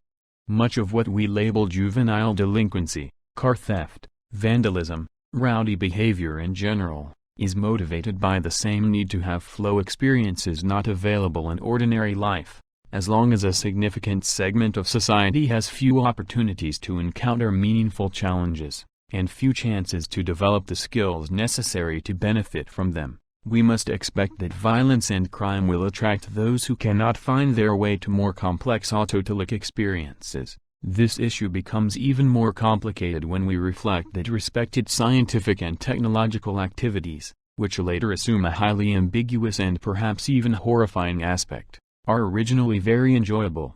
Robert Oppenheimer called his work on the atomic bomb a sweet problem, and there is no question that the manufacture of nerve gas or the planning of Star Wars can be deeply engrossing to those involved in them. The flow experience, like everything else, is not good in an absolute sense. It is good only in that it has the potential to make life more rich, intense, and meaningful. It is good because it increases the strength and complexity of the self. But whether the consequence of any particular instance of flow is good in a larger sense needs to be discussed and evaluated in terms of more inclusive social criteria. The same is true, however, of all human activities, whether science, religion, or politics. A particular religious belief may benefit a person or a group, but repress many others. Christianity helped to integrate the decaying ethnic communities of the Roman Empire, but it was instrumental in dissolving many cultures with which it later came into contact.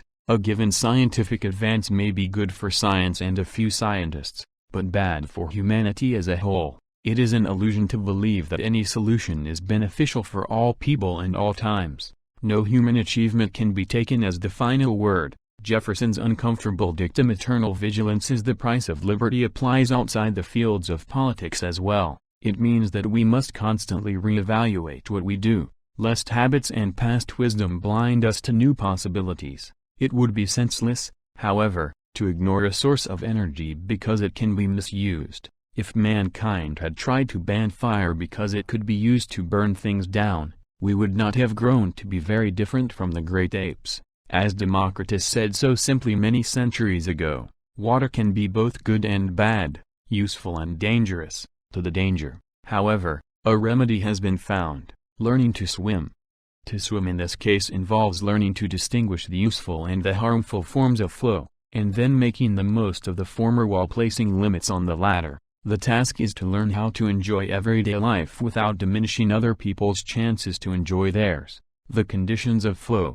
We have seen how people describe the common characteristics of optimal experience: a sense that one's skills are adequate to cope with the challenges at hand, in a goal-directed, rule-bound action system that provides clear clues as to how well one is performing. Concentration is so intense that there is no attention left over to think about anything irrelevant, or to worry about problems. Self-consciousness disappears, and the sense of time becomes distorted. An activity that produces such experiences is so gratifying that people are willing to do it for its own sake, with little concern for what they will get out of it, even when it is difficult, or dangerous. But how do such experiences happen? Occasionally flow may occur by chance, because of a fortunate coincidence of external and internal conditions. For instance, friends may be having dinner together, and someone brings up a topic that involves everyone in the conversation. One by one they begin to make jokes and tell stories, and pretty soon all are having fun and feeling good about one another. While such events may happen spontaneously, it is much more likely that flow will result either from a structured activity, or from an individual's ability to make flow occur, or both. Why is playing a game enjoyable, while the things we have to do every day, like working or sitting at home, are often so boring? And why is it that one person will experience joy even in a concentration camp, while another gets the buzz while vacationing at a fancy resort? Answering these questions will make it easier to understand how experience can be shaped to improve the quality of life. This chapter will explore those particular activities that are likely to produce optimal experiences, and the personal traits that help people achieve flow easily. Flow activities.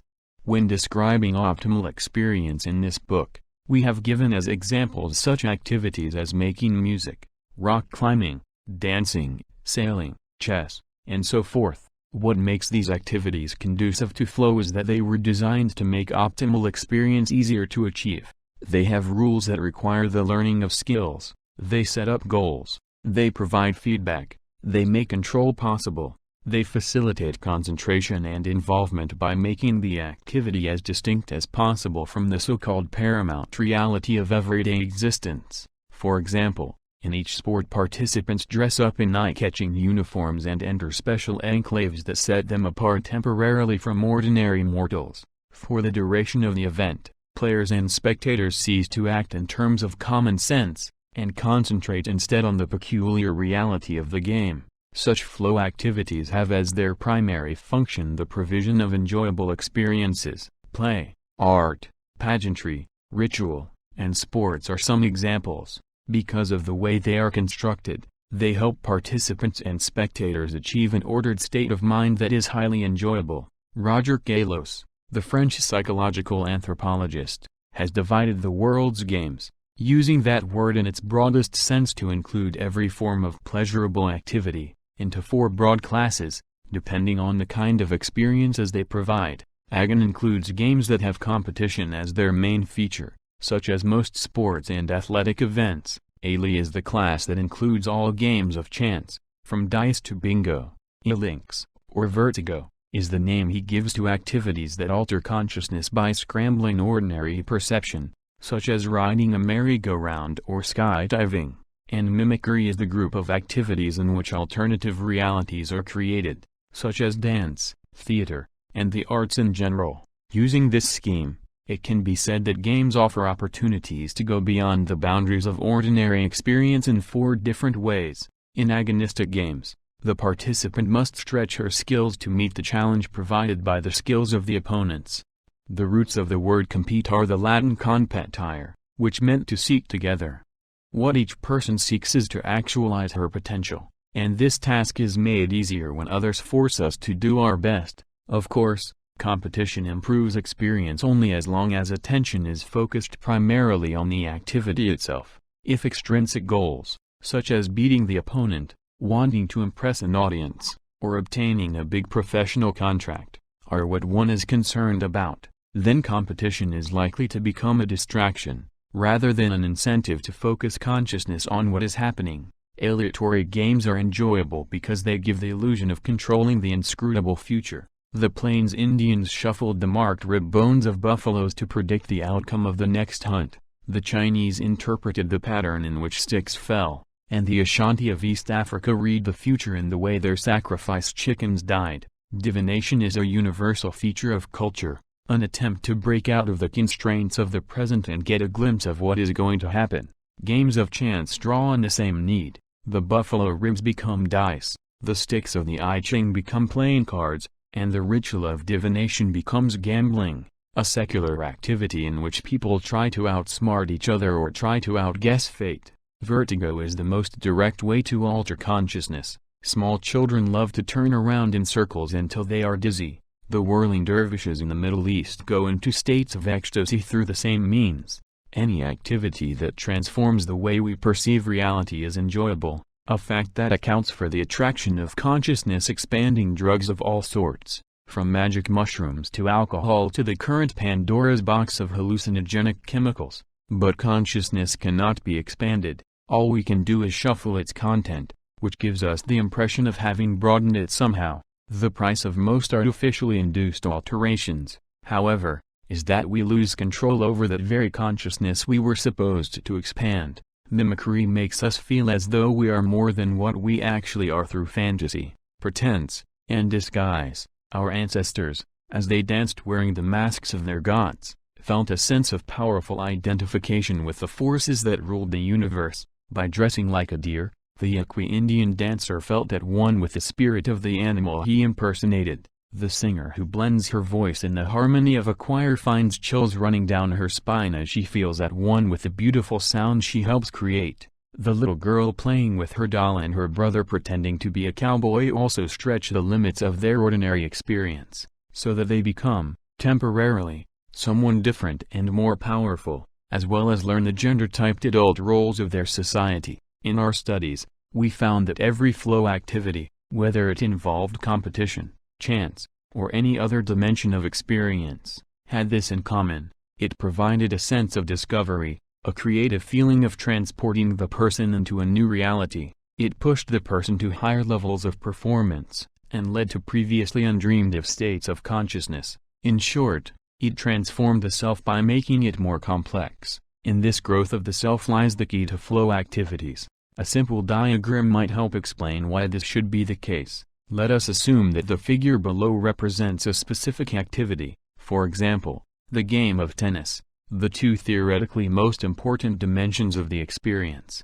challenges and skills, are represented on the two axes of the diagram. The letter A represents Alex, a boy who is learning to play tennis. The diagram shows Alex at 4 different points in time. When he first starts playing, A1, Alex has practically no skills, and the only challenge he faces is hitting the ball over the net. This is not a very difficult feat, but Alex is likely to enjoy it because the difficulty is just right for his rudimentary skills, so at this point he will probably be in flow. But he cannot stay there long. After a while, if he keeps practicing, his skills are bound to improve, and then he will grow bored just batting the ball over the net.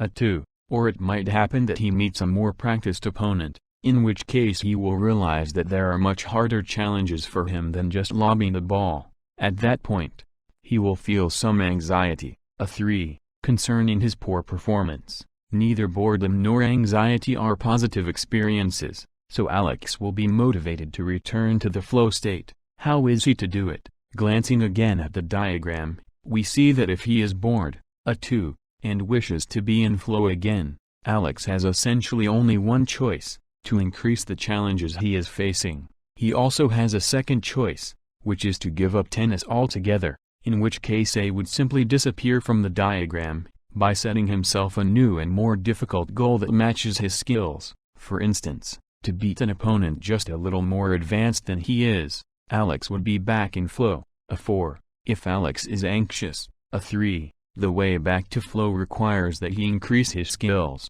Theoretically, he could also reduce the challenges he is facing, and thus return to flow where he started, in A1. But in practice it is difficult to ignore challenges once one is aware that they exist. The diagram shows that both A1 and A4 represent situations in which Alex is in flow. Although both are equally enjoyable, the two states are quite different in that A4 is a more complex experience than A1. It is more complex because it involves greater challenges, and demands greater skills from the player. But A4, although complex and enjoyable, does not represent a stable situation, either. As Alex keeps playing, either he will become bored by the stale opportunities he finds at that level, or he will become anxious and frustrated by his relatively low ability. So the motivation to enjoy himself again will push him to get back into the flow channel, but now at a level of complexity even higher than A4. It is this dynamic feature that explains why flow activities lead to growth and discovery. One cannot enjoy doing the same thing at the same level for long. We grow either bored or frustrated, and then the desire to enjoy ourselves again pushes us to stretch our skills, or to discover new opportunities for using them. It is important, however, not to fall into the mechanistic fallacy and expect that, just because a person is objectively involved in a flow activity,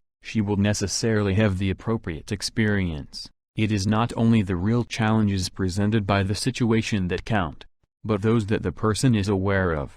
It is not skills we actually have that determine how we feel, but the ones we think we have. One person may respond to the challenge of a mountain peak but remain indifferent to the opportunity to learn to play a piece of music. The next person may jump at the chance to learn the music and ignore the mountain. How we feel at any given moment of a flow activity is strongly influenced by the objective conditions, but consciousness is still free to follow its own assessment of the case. The rules of games are intended to direct psychic energy and patterns that are enjoyable, but whether they do so or not is ultimately up to us. A professional athlete might be playing football without any of the elements of flow being present. He might be bored, self-conscious, concerned about the size of his contract rather than the game, and the opposite is even more likely, that a person will deeply enjoy activities that were intended for other purposes.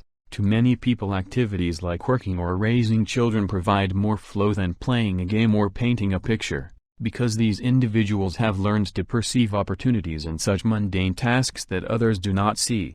During the course of human evolution, every culture has developed activities designed primarily to improve the quality of experience. Even the least technologically advanced societies have some form of art, music, dance, and a variety of games that children and adults play. There are natives of New Guinea who spend more time looking in the jungle for the colorful feathers they use for decoration in their ritual dances than they spend looking for food, and this is by no means a rare example. Art, play, and ritual probably occupy more time and energy in most cultures than work. While these activities may serve other purposes as well, the fact that they provide enjoyment is the main reason they have survived. Humans began decorating caves at least 30,000 years ago. These paintings surely had religious and practical significance.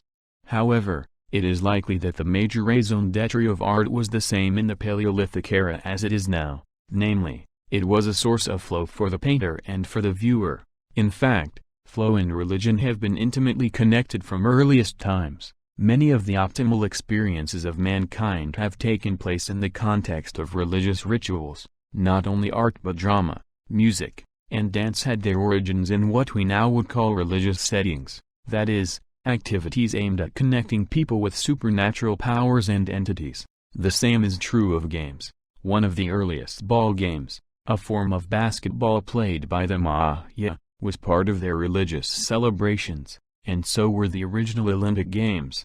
This connection is not surprising, Because what we call religion is actually the oldest and most ambitious attempt to create order in consciousness, it therefore makes sense that religious rituals would be a profound source of enjoyment. In modern times art, play, and life in general have lost their supernatural moorings. The cosmic order that in the past helped interpret and give meaning to human history has broken down into disconnected fragments. Many ideologies are now competing to provide the best explanation for the way we behave. The law of supply and demand and the invisible hand regulating the free market seek to account for our rational economic choices. The law of class conflict that underlies historical materialism tries to explain our irrational political actions. The genetic competition on which sociobiology is based would explain why we help some people and exterminate others. Behaviorism's law of effect offers to explain how we learn to repeat pleasurable acts, even when we are not aware of them.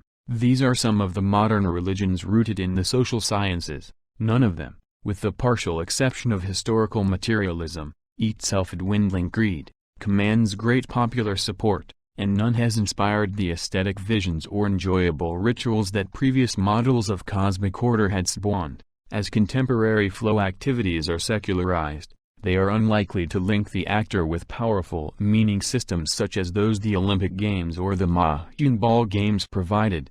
Generally their content is purely hedonic. We expect them to improve how we feel, physically or mentally, but we do not expect them to connect us with the gods. Nevertheless, the steps we take to improve the quality of experience are very important for the culture as a whole. It has long been recognized that the productive activities of a society are a useful way of describing its character. Thus we speak of hunting-gathering, pastoral, agricultural, and technological societies. But because flow activities are freely chosen and more intimately related to the sources of what is ultimately meaningful, they are perhaps more precise indicators of who we are. Flow and culture.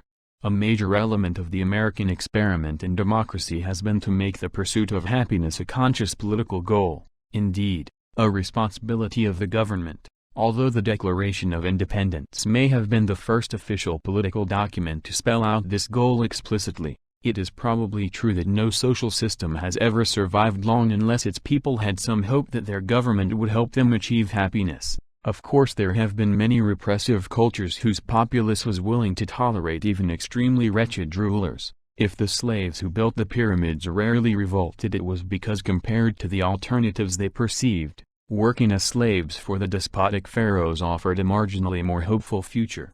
Over the past few generations, social scientists have grown extremely unwilling to make value judgments about cultures. Any comparison that is not strictly factual runs the risk of being interpreted as invidious. It is bad form to say that one culture's practice, or belief, or institution is in any sense better than another's.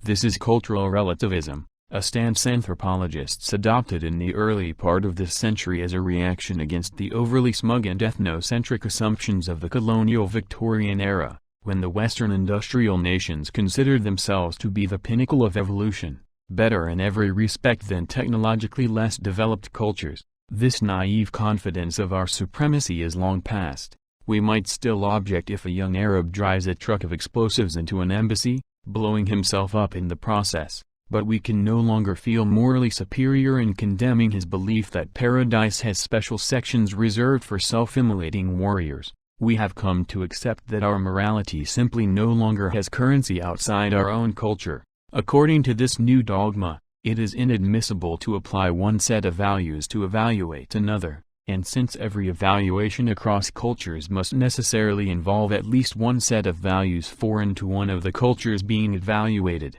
the very possibility of comparison is ruled out. If we assume, however, that the desire to achieve optimal experience is the foremost goal of every human being, the difficulties of interpretation raised by cultural relativism become less severe. Each social system can then be evaluated in terms of how much psychic entropy it causes, measuring that disorder not with reference to the ideal order of one or another belief system, but with reference to the goals of the members of that society. A starting point would be to say that one society is better than another if a greater number of its people have access to experiences that are in line with their goals. A second essential criterion would specify that these experiences should lead to the growth of the self on an individual level. By allowing as many people as possible to develop increasingly complex skills, it seems clear that cultures differ from one another in terms of the degree of the pursuit of happiness they make possible. The quality of life in some societies, in some historical periods, is distinctly better than in others. Toward the end of the 18th century, the average Englishman was probably much worse off than he had been earlier, or would be again 100 years later. The evidence suggests that the Industrial Revolution not only shortened the lifespans of members of several generations, but made them more nasty and brutish as well. It is hard to imagine that weavers swallowed by the satanic mills at 5 years of age, who worked 70 hours a week or more until they dropped dead from exhaustion, could feel that what they were getting out of life was what they wanted, regardless of the values and beliefs they shared. To take another example, the culture of the Dabu Islanders, as described by the anthropologist Rio Fortune, is one that encouraged constant fear of sorcery, mistrust among even the closest relatives, and vindictive behavior. Just going to the bathroom was a major problem, because it involved stepping out into the bush, where everybody expected to be attacked by bad magic when alone among the trees. The Dabuans didn't seem to like these characteristics so pervasive in their everyday experience, but they were unaware of alternatives. They were caught in a web of beliefs and practices that had evolved through time, and that made it very difficult for them to experience psychic harmony. Many ethnographic accounts suggest that built-in psychic entropy is more common in proliterate cultures than the myth of the noble savage would suggest. The Ik of Uganda, unable to cope with a deteriorating environment that no longer provides enough food for them to survive, have institutionalized selfishness beyond the wildest dreams of capitalism. The Yanomamo of Venezuela, like many other warrior tribes, worship violence more than our militaristic superpowers, and find nothing as enjoyable as a good bloody raid on a neighboring village. Laughing and smiling were almost unknown in the Nigerian tribe beset by sorcery and intrigue that Laura Boanall studied. There is no evidence that any of these cultures chose to be selfish, violent, or fearful. Their behavior does not make them happier. On the contrary, it causes suffering. Such practices and beliefs, which interfere with happiness, are neither inevitable nor necessary. They evolved by chance, as a result of random responses to accidental conditions. But once they become part of the norms and habits of a culture, people assume that this is how things must be. They come to believe they have no other options. Fortunately, there are also many instances of cultures that, either by luck or by foresight, have succeeded in creating a context in which flow is relatively easy to achieve. For instance, the pygmies of the Itri forest described by Colin Turnbull live in harmony with one another and their environment, filling their lives with useful and challenging activities. When they are not hunting or improving their villages, they sing, dance, play musical instruments,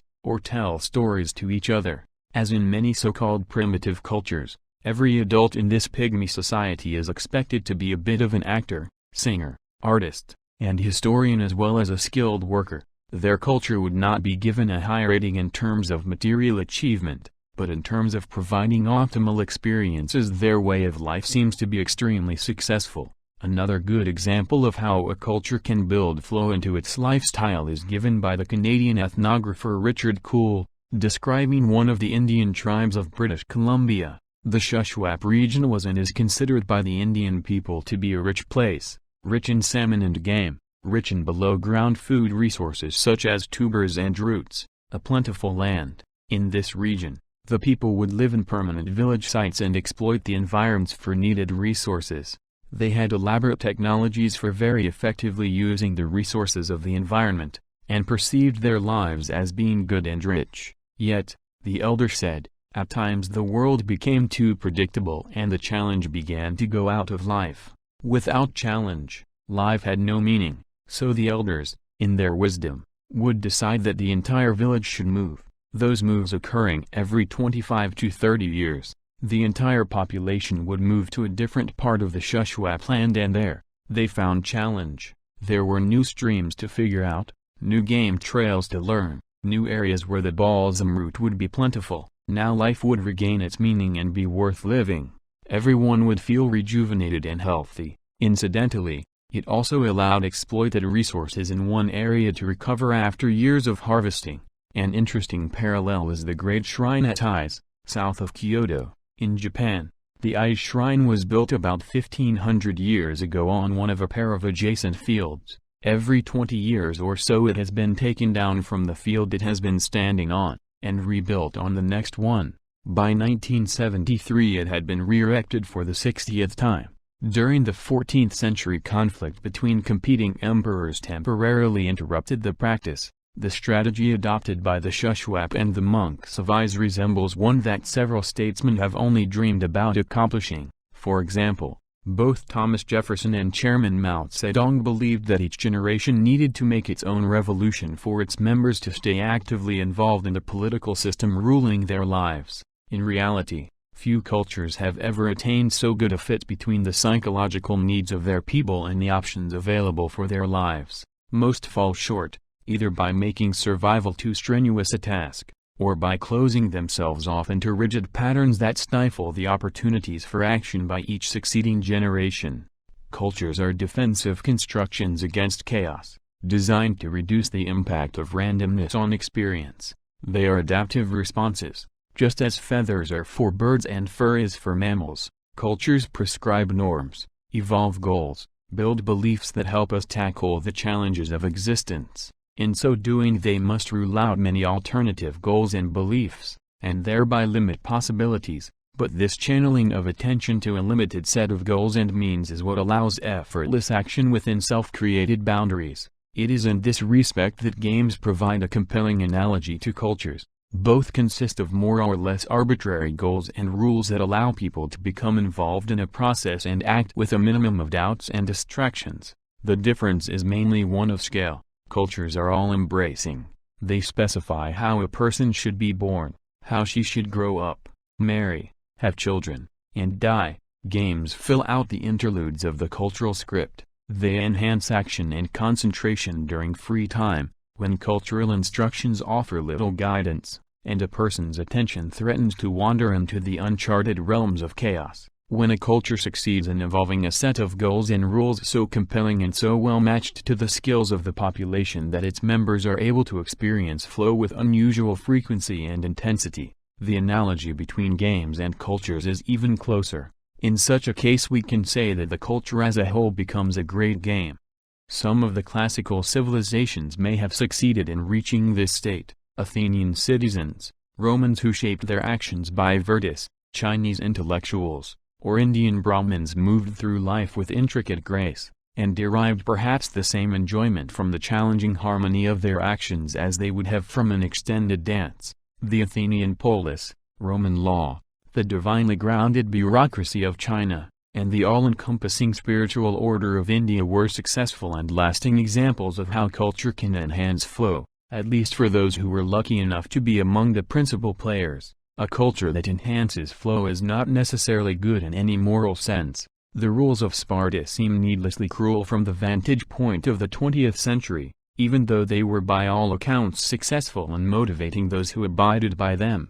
The joy of battle and the butchery that exhilarated the Tartar hordes or the Turkish Janissaries were legendary. It is certainly true that for great segments of the European population, confused by the dislocating economic and cultural shocks of the 1920s, the Nazi-fascist regime and ideology provided an attractive game plan. It set simple goals, clarified feedback, and allowed a renewed involvement with life that many found to be a relief from prior anxieties and frustrations. Similarly, while flow is a powerful motivator, it does not guarantee virtue in those who experience it. Other things being equal, a culture that provides flow might be seen as better than one that does not. But when a group of people embraces goals and norms that will enhance its enjoyment of life, there is always the possibility that this will happen at the expense of someone else. The flow of the Athenian citizen was made possible by the slaves who worked his property, just as the elegant lifestyle of the southern plantations in America rested on the labor of imported slaves.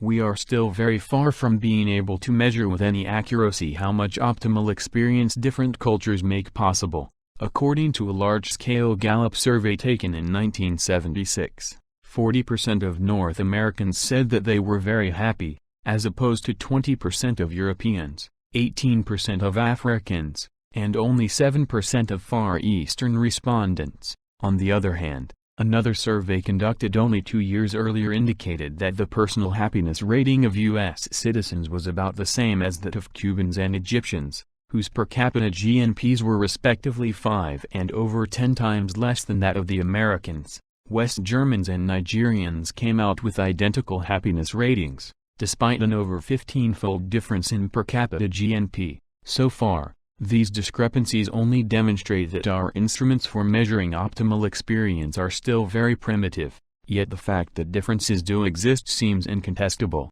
Despite ambiguous findings, all large-scale surveys agree that citizens of nations that are more affluent, better educated, and ruled by more stable governments report higher levels of happiness and satisfaction with life. Great Britain, Australia, New Zealand, and the Netherlands appear to be the happiest countries, and the United States, despite high rates of divorce, alcoholism, crime, and addictions, is not very far behind. This should not be surprising, given the amount of time and resources we spend on activities whose main purpose is to provide enjoyment. Average American adults work only about 30 hours a week, and spend an additional 10 hours doing things irrelevant to their jobs while at the workplace, such as daydreaming or chatting with fellow workers. They spend a slightly smaller amount of time, on the order of 20 hours per week, involved in leisure activities, 7 hours actively watching television, 3 hours reading, 2 in more active pursuits like jogging, making music, or bowling, and 7 hours in social activities such as going to parties, seeing movies, or entertaining family and friends.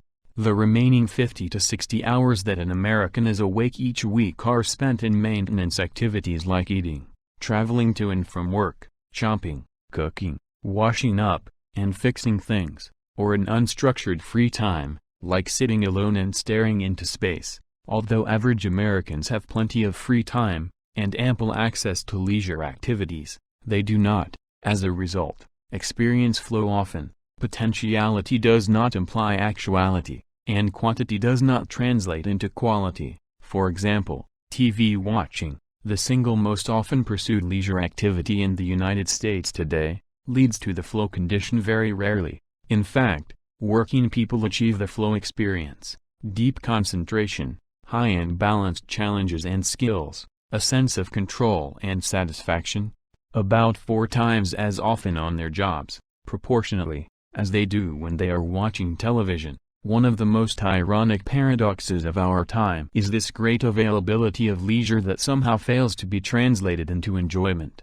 Compared to people living only a few generations ago, we have enormously greater opportunities to have a good time, yet there is no indication that we actually enjoy life more than our ancestors did. Opportunities alone, however, are not enough. We also need the skills to make use of them, and we need to know how to control consciousness, a skill that most people have not learned to cultivate. Surrounded by an astounding panoply of recreational gadgets and leisure choices, most of us go on being bored and vaguely frustrated. This fact brings us to the second condition that affects whether an optimal experience will occur or not, an individual's ability to restructure consciousness so as to make flow possible.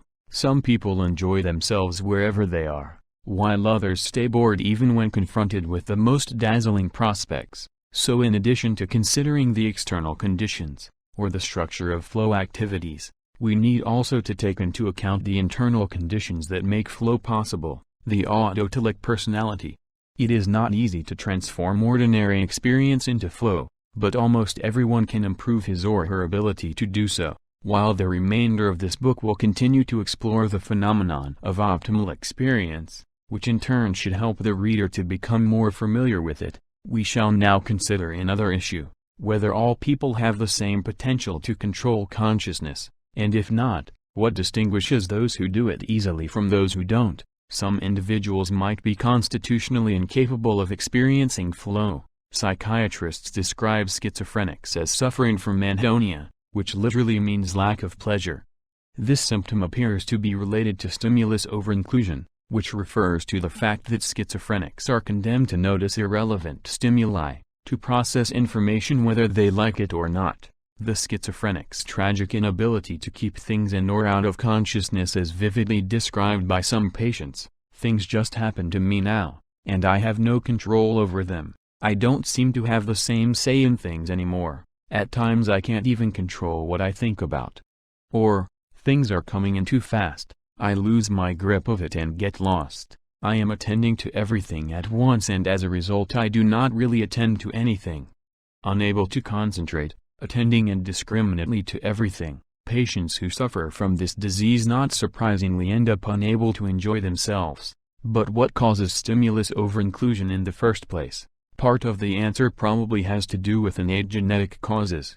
Some people are just temperamentally less able to concentrate their psychic energy than others. Among school children, a great variety of learning disabilities have been reclassified under the heading of attentional disorders, because what they have in common is lack of control over attention. Although attentional disorders are likely to depend on chemical imbalances, it is also very likely that the quality of childhood experience will either exacerbate or alleviate their course. From our point of view, what is important to realize is that attentional disorders not only interfere with learning, but effectively rule out the possibility of experiencing flow as well. When a person cannot control psychic energy, neither learning nor true enjoyment is possible. A less drastic obstacle to experiencing flow is excessive self-consciousness. A person who is constantly worried about how others will perceive her, who is afraid of creating the wrong impression, or of doing something inappropriate, is also condemned to permanent exclusion from enjoyment.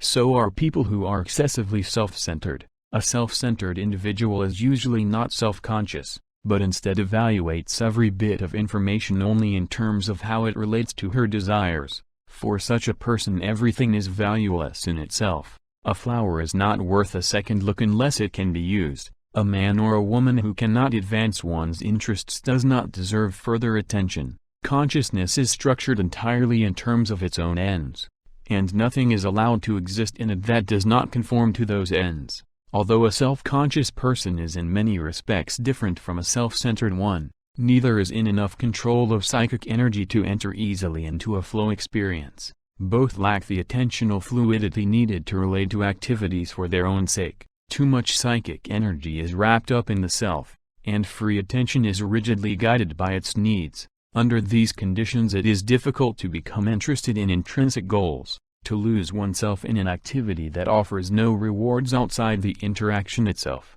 Attentional disorders and stimulus overinclusion prevent flow because psychic energy is too fluid and erratic. Excessive self-consciousness and self-centeredness prevent it for the opposite reason. Attention is too rigid and tight.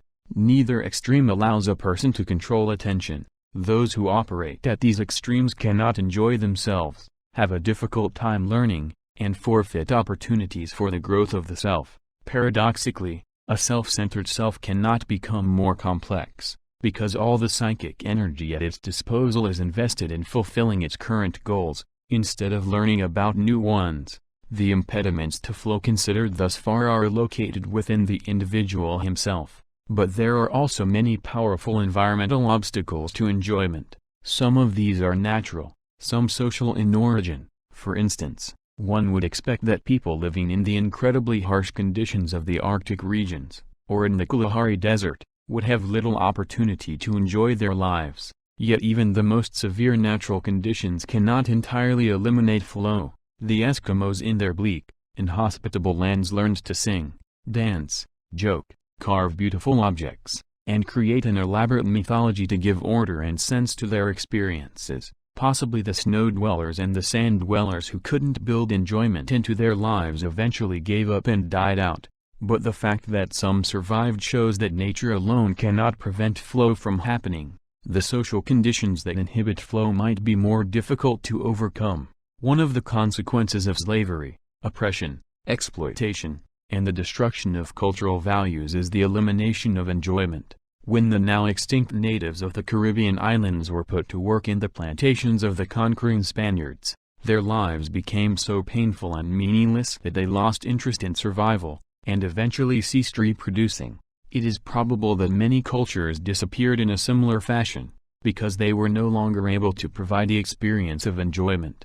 Two terms describing states of social pathology apply also to conditions that make flow difficult to experience: anomie and alienation. Anomie, literally, lack of rules, is the name the French sociologist Émile Durkheim gave to a condition in society in which the norms of behavior had become muddled, when it is no longer clear what is permitted and what is not, when it is uncertain what public opinion values. Behavior becomes erratic and meaningless. People who depend on the rules of society to give order to their consciousness become anxious.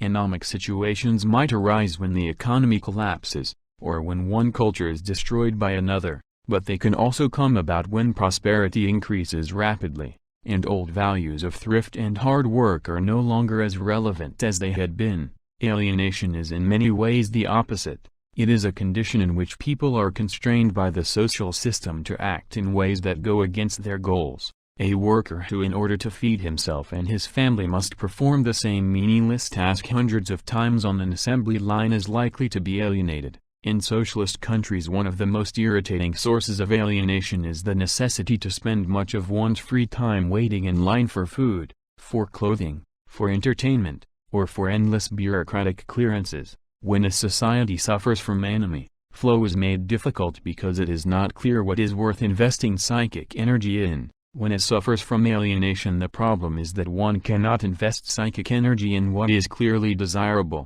It is interesting to note that these two societal obstacles to flow, anomie and alienation, are functionally equivalent to the two personal pathologies, attentional disorders and self-centeredness, at both levels, the individual and the collective. What prevents flow from occurring is either the fragmentation of attentional processes, as in anomie and attentional disorders, or their excessive rigidity, as in alienation and self-centeredness. At the individual level, anomie corresponds to anxiety, while alienation corresponds to boredom, neurophysiology and flow. Just as some people are born with better muscular coordination, it is possible that there are individuals with a genetic advantage in controlling consciousness. Such people might be less prone to suffer from attentional disorders, and they may experience flow more easily. Dr. Gene Hamilton's research with visual perception and cortical activation patterns lends support to such a claim. One set of her evidence is based on a test in which subjects had to look at an ambiguous figure, an Ecker cube, or an Escher-type illustration that at one point seems to be coming out of the plane of the paper toward the viewer and the next moment seems to recede behind the plane, and then perceptually reverse it, that is, see the figure that juts out of the surface as if it were sinking back, and vice versa.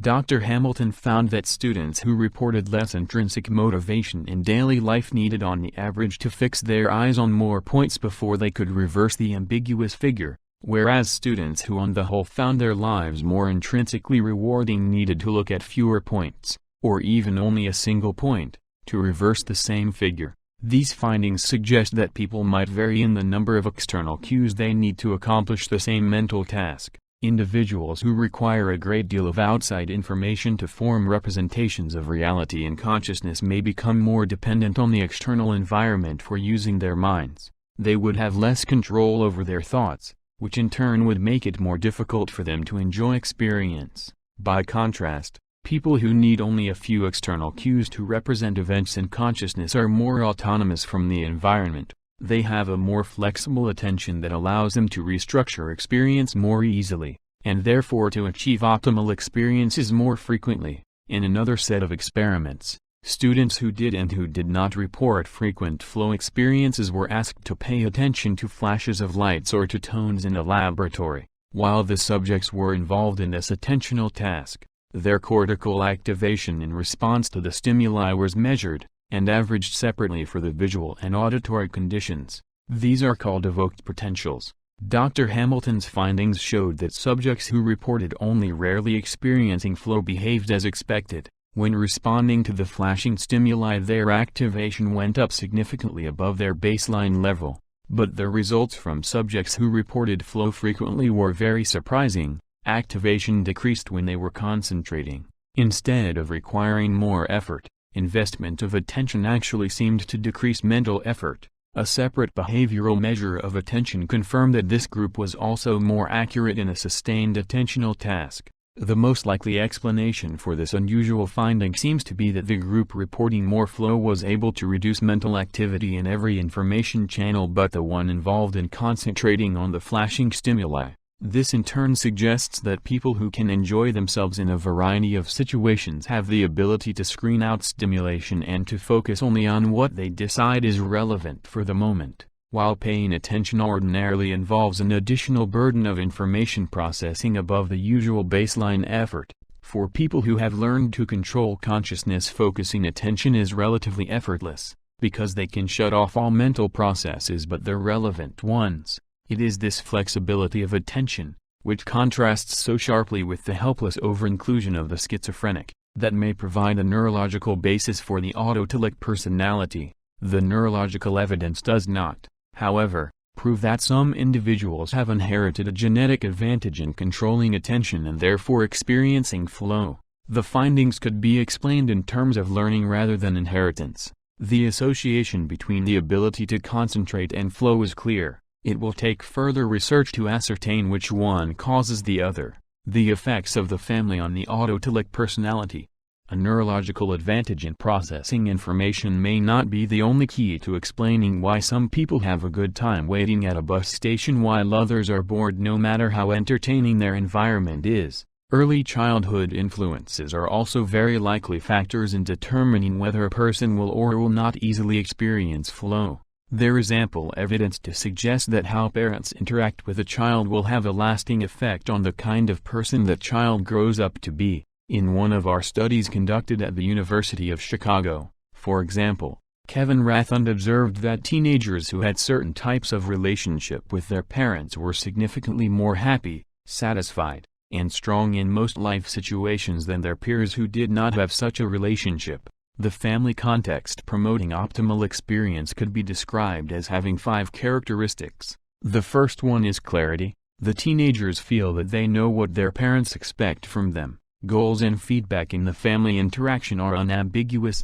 The second is centering, or the children's perception that their parents are interested in what they are doing in the present, in their concrete feelings and experiences, rather than being preoccupied with whether they will be getting into a good college or obtaining a well-paying job. Next is the issue of choice. Children feel that they have a variety of possibilities from which to choose, including that of breaking parental rules, as long as they are prepared to face the consequences. The fourth differentiating characteristic is commitment, or the trust that allows the child to feel comfortable enough to set aside the shield of his defenses, and become unself-consciously involved in whatever he is interested in. And finally there is challenge, or the parents' dedication to provide increasingly complex opportunities for action to their children. The presence of these 5 conditions made possible what was called the autotelic family context, because they provide an ideal training for enjoying life. The 5 characteristics clearly parallel the dimensions of the flow experience.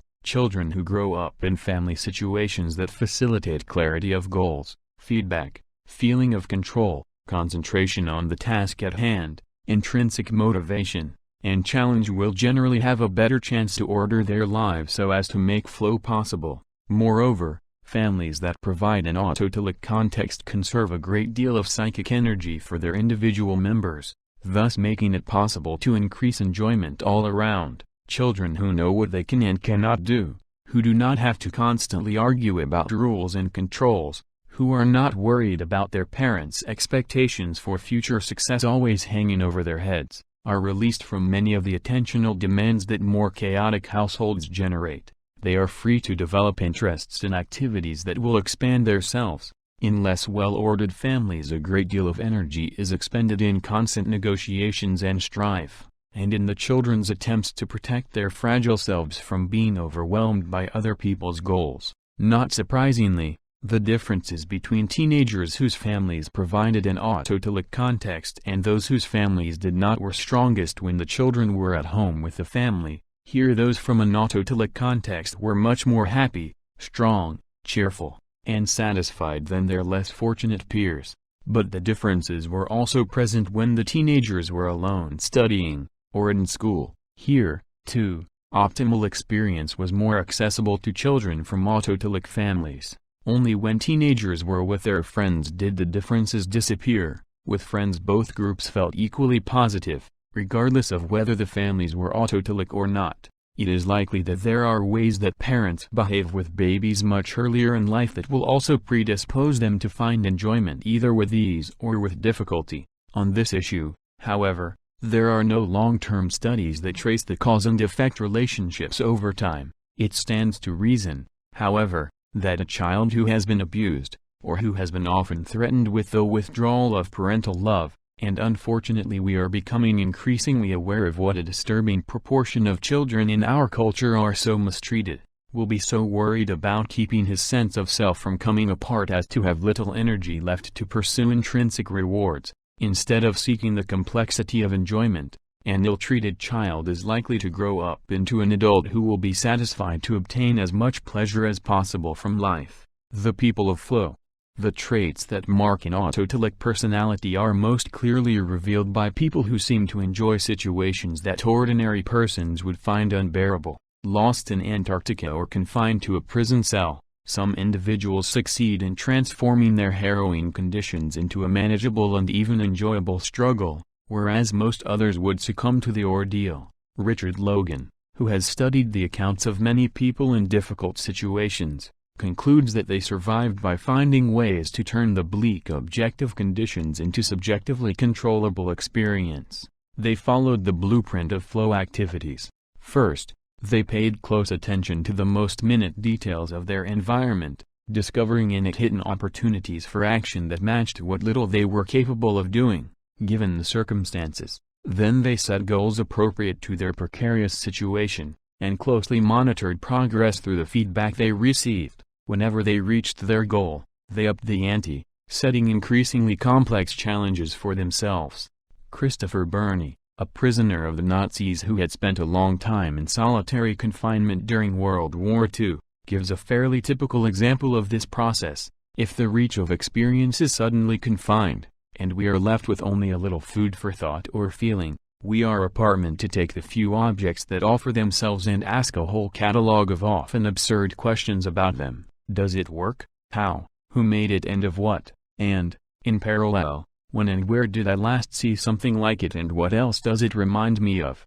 So we set and train a wonderful flow of combinations and associations in our minds, the length and complexity of which soon obscures its humble starting point. My bed, for example, could be measured and roughly classified with school beds or army beds. When I had done with the bed, which was too simple to intrigue me long, I felt the blankets, estimated their warmth, examined the precise mechanics of the window, the discomfort of the toilet. Computed the length and breadth, the orientation and elevation of the cell. Italics added, essentially the same ingenuity in finding opportunities for mental action and setting goals is reported by survivors of any solitary confinement, from diplomats captured by terrorists, to elderly ladies imprisoned by Chinese communists. Eva Zeisel, the ceramic designer who was imprisoned in Moscow's Lubyanka prison for over a year by Stalin's police, kept her sanity by figuring out how she would make a brood of materials at hand, playing chess against herself in her head, holding imaginary conversations in French, doing gymnastics, and memorizing poems she composed. Alexander Solzhenitsyn describes how one of his fellow prisoners in the Lefortovo jail mapped the world on the floor of the cell, and then imagined himself traveling across Asia and Europe to America, covering a few kilometers each day. The same game was independently discovered by many prisoners. For instance, Albert Speer, Hitler's favorite architect, sustained himself in Spandau prison for months by pretending he was taking a walking trip from Berlin to Jerusalem, in which his imagination provided all the events and sights along the way. An acquaintance who worked in United States Air Force intelligence tells the story of a pilot who was imprisoned in North Vietnam for many years, and lost 80 pounds and much of his health in a jungle camp. When he was released, one of the first things he asked for was to play a game of golf. To the great astonishment of his fellow officers, he played a superb game, despite his emaciated condition. To their inquiries he replied that every day of his imprisonment he imagined himself playing 18 holes, carefully choosing his clubs and approach and systematically varying the course. This discipline not only helped preserve his sanity, but apparently also kept his physical skills well honed. Tolas Tibor, a poet who spent several years in solitary confinement during the most repressive phases of the Hungarian communist regime, says that in the Visegrad jail, where hundreds of intellectuals were imprisoned, the inmates kept themselves occupied for more than a year by devising a poetry translation contest. First, they had to decide on the poem to translate. It took months to pass the nominations around from cell to cell, and several more months of ingenious secret messages before the votes were tallied. Finally it was agreed that Walter Whitman's "O Captain, My Captain" was to be the poem to translate into Hungarian, partly because it was the one that most of the prisoners could recall from memory in the original English. Now began the serious work. Everyone sat down to make his own version of the poem. Since no paper or writing tool was available, Tolas spread a film of soap on the soles of his shoe, and carved the letters into it with a toothpick. When a line was learned by heart, he covered his shoe with a new coating of soap. As the various stanzas were written, they were memorized by the translator and passed on to the next cell. After a while, a dozen versions of the poem were circulating in the jail, and each was evaluated and voted on by all the inmates. After the Whitman translation was adjudicated, the prisoners went on to tackle a poem by Schiller. When adversity threatens to paralyze us, we need to reassert control by finding a new direction in which to invest psychic energy, a direction that lies outside the reach of external forces. When every aspiration is frustrated, a person still must seek a meaningful goal around which to organize the self. Then, even though that person is objectively a slave, subjectively he is free. Solzhenitsyn describes very well how even the most degrading situation can be transformed into a flow experience. Sometimes, when standing in a column of dejected prisoners, amidst the shouts of guards with machine guns, I felt such a rush of rhymes and images that I seemed to be wafted overhead. At such moments I was both free and happy. Some prisoners tried to escape by smashing through the barbed wire. For me there was no barbed wire. The head count of prisoners remained unchanged, but I was actually away on a distant flight. Not only prisoners report these strategies for wresting control back to their own consciousness. Explorers like Admiral Byrd, who once spent 4 cold and dark months by himself in a tiny hut near the South Pole, or Charles Lindbergh, facing hostile elements alone on his transatlantic flight, resorted to the same steps to keep the integrity of their selves. But what makes some people able to achieve this internal control, while most others are swept away by external hardships? Richard Logan proposes an answer based on the writings of many survivors, including those of Viktor Frankl and Bruno Bettelheim, who have reflected on the sources of strength under extreme adversity. He concludes that the most important trait of survivors is a non-self-conscious individualism, or a strongly directed purpose that is not self-seeking. People who have that quality are bent on doing their best in all circumstances, yet they are not concerned primarily with advancing their own interests, because they are intrinsically motivated in their actions.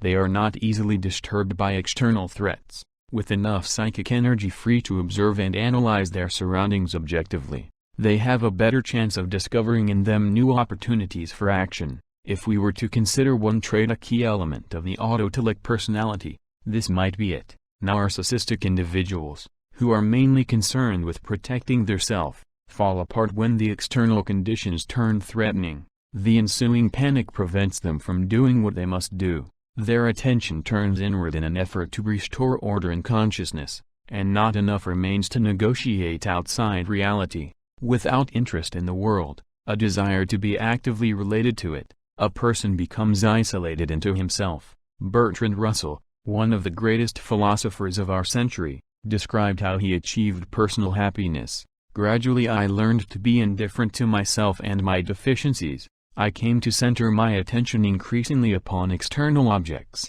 the state of the world, various branches of knowledge, individuals for whom I felt affection. There could be no better short description of how to build for oneself an autotelic personality.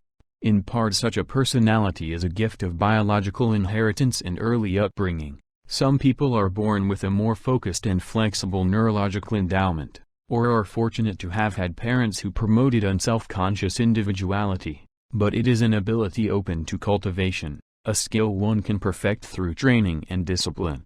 It is now time to explore further the ways this can be done. The body and flow.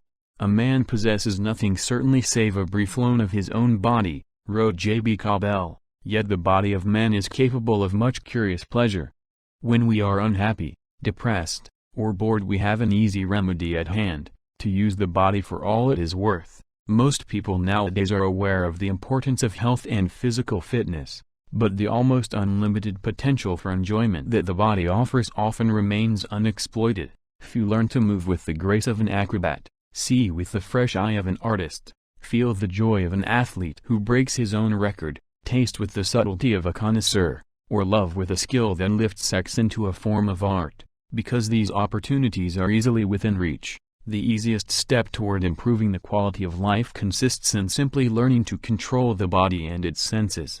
Scientists occasionally amuse themselves by trying to figure out how much a human body might be worth. Chemists have painstakingly added up the market value of skin, flesh, bone, hair, and the various minerals and trace elements contained in it, and have come up with the paltry sum of a few dollars. Other scientists have taken into account the sophisticated information processing and learning capacity of the mind-body system and have come to a very different conclusion.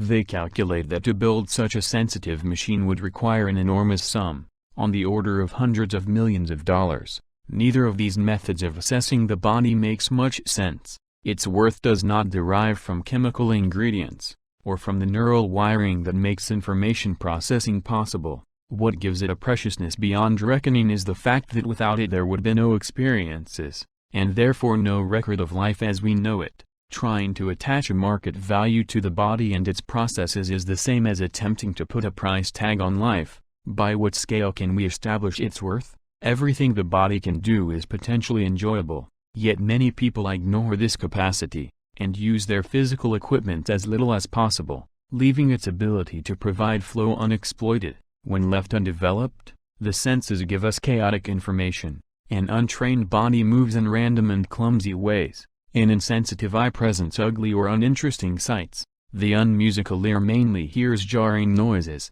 The coarse palate knows only insipid tastes. If the functions of the body are left to atrophy, the quality of life becomes merely adequate, and for some even dismal. But if one takes control of what the body can do, and learns to impose order on physical sensations, entropy yields to a sense of enjoyable harmony in consciousness. The human body is capable of hundreds of separate functions: seeing, hearing, touching, running, swimming, throwing, catching, climbing up mountains and climbing down caves, to name only a few, and to each of these there correspond flow experiences. In every culture, enjoyable activities have been invented to suit the potentialities of the body. When a normal physical function, like running, is performed in a socially designed, goal-directed setting with rules that offer challenges and require skills, it turns into a flow activity. Whether jogging alone, racing the clock, running against competition, or, like the Tarahumara Indians of Mexico, who race hundreds of miles in the mountains during certain festivals, adding an elaborate ritual dimension to the activity, the simple act of moving the body across space becomes a source of complex feedback that provides optimal experience and adds strength to the self. Each sensory organ, each motor function can be harnessed to the production of flow. Before exploring further how physical activity contributes to optimal experience, it should be stressed that the body does not produce flow merely by its movements. The mind is always involved as well. To get enjoyment from swimming, for instance, one needs to cultivate a set of appropriate skills, which requires the concentration of attention. Without the relevant thoughts, motives, and feelings it would be impossible to achieve that discipline necessary to learn to swim well enough to enjoy it. Moreover, because enjoyment takes place in the mind of the swimmer, flow cannot be a purely physical process. Muscles and brain must be equally involved. In the pages that follow we shall review some of the ways that the quality of experience can be improved through the refined use of bodily processes. These include physical activities like sports and dance, the cultivation of sexuality, and the various Eastern disciplines for controlling the mind through the training of the body. They also feature the discriminating use of the senses of sight, hearing, and taste. Each of these modalities offers an almost unlimited amount of enjoyment. but only to persons who work to develop the skills they require. To those who do not, the body remains indeed a lump of rather inexpensive flesh. Higher, faster, stronger. The Latin motto of the modern Olympic Games, Altius, Citius, Fortius, is a good, if incomplete summary of how the body can experience flow. It encompasses the rationale of all sports, which is to do something better than it has ever been done before. The purest form of athletics, and sports in general, is to break through the limitations of what the body can accomplish. However unimportant an athletic goal may appear to the outsider, it becomes a serious affair when performed with the intent of demonstrating a perfection of skill. Throwing things, for instance, is a rather trivial ability. Even small babies are quite good at it, as the toys surrounding any infant's crib testify. But how far a person can throw an object of a certain weight becomes a matter of legend. The Greeks invented the discus, and the great discus throwers of antiquity were immortalized by the best sculptors. The Swiss gathered on holidays in mountain meadows to see who could toss the trunk of a tree farthest. The Scots did the same with gigantic rocks. In baseball nowadays pitchers become rich and famous because they can throw balls with speed and precision, and basketball players because they can sink them into hoops. Some athletes throw javelins, others are bowlers, shot putters, or hammer throwers. Some throw boomerangs or cast fishing lines. Each of these variations on the basic capacity to throw offers almost unlimited opportunities for enjoyment. Altius, higher, is the first word of the Olympic motto, and soaring above the ground is another universally recognized challenge. To break the bonds of gravity is one of the oldest dreams of mankind. The myth of Icarus, who had wings fashioned so he could reach the sun, has been long held to be a parable of the aims, noble and misguided at the same time, of civilization itself. To jump higher, to climb the loftiest peaks, to fly far above the earth, are among the most enjoyable activities people can do. Yet some savants have recently invented a special psychic infirmity, the so-called Icarus complex, to account for this desire to be released from the pull of gravity. Like all explanations that try to reduce enjoyment to a defensive ploy against repressed anxieties, this one misses the point. Of course, in some sense all purposeful action can be regarded as a defense against the threats of chaos, but in that respect it is more worthwhile to consider acts that bring enjoyment as signs of health, not of disease. Flow experiences based on the use of physical skills do not occur only in the context of outstanding athletic feats. Olympians do not have an exclusive gift in finding enjoyment in pushing performance beyond existing boundaries. Every person, no matter how unfit he or she is, can rise a little higher, go a little faster, and grow to be a little stronger. The joy of surpassing the limits of the body is open to all. Even the simplest physical act becomes enjoyable when it is transformed so as to produce flow.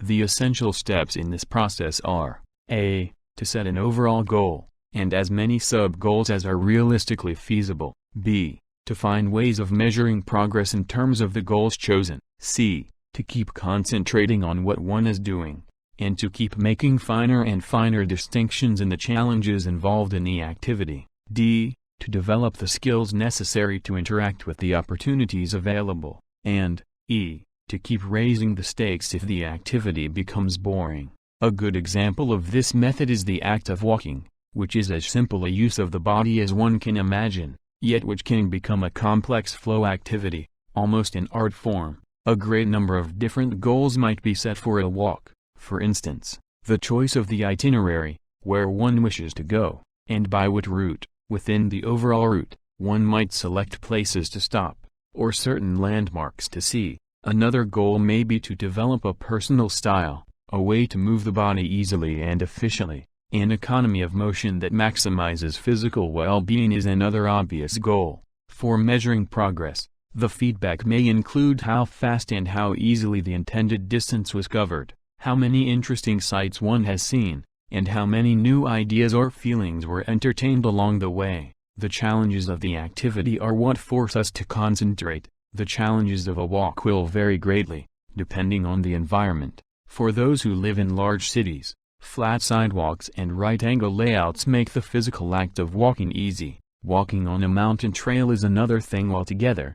For a skilled hiker, each step presents a different challenge to be resolved with a choice of the most efficient foothold that will give the best leverage, simultaneously taking into account the momentum and the center of gravity of the body and the various surfaces, dirt, rocks, roots, grass, branches, on which the foot can land. On a difficult trail, an experienced hiker walks with economy of motion and lightness, and the constant adjustment of her steps to the terrain reveals a highly sophisticated process of selecting the best solution to a changing series of complex equations involving mass, velocity, and friction. Of course, these calculations are usually automatic, and give the impression of being entirely intuitive, almost instinctive, but if the walker does not process the right information about the terrain, and fails to make the appropriate adjustments in her gait, she will stumble or will soon grow tired. So while this kind of walking might be entirely unself-conscious, it is in fact a highly intense activity that requires concentrated attention. In the city, the terrain itself is not challenging, but there are other opportunities for developing skills. The social stimulation of the crowds, the historical and architectural references of the urban milieu can add enormous variety to a walk. There are store windows to see, people to observe, patterns of human interaction to reflect on.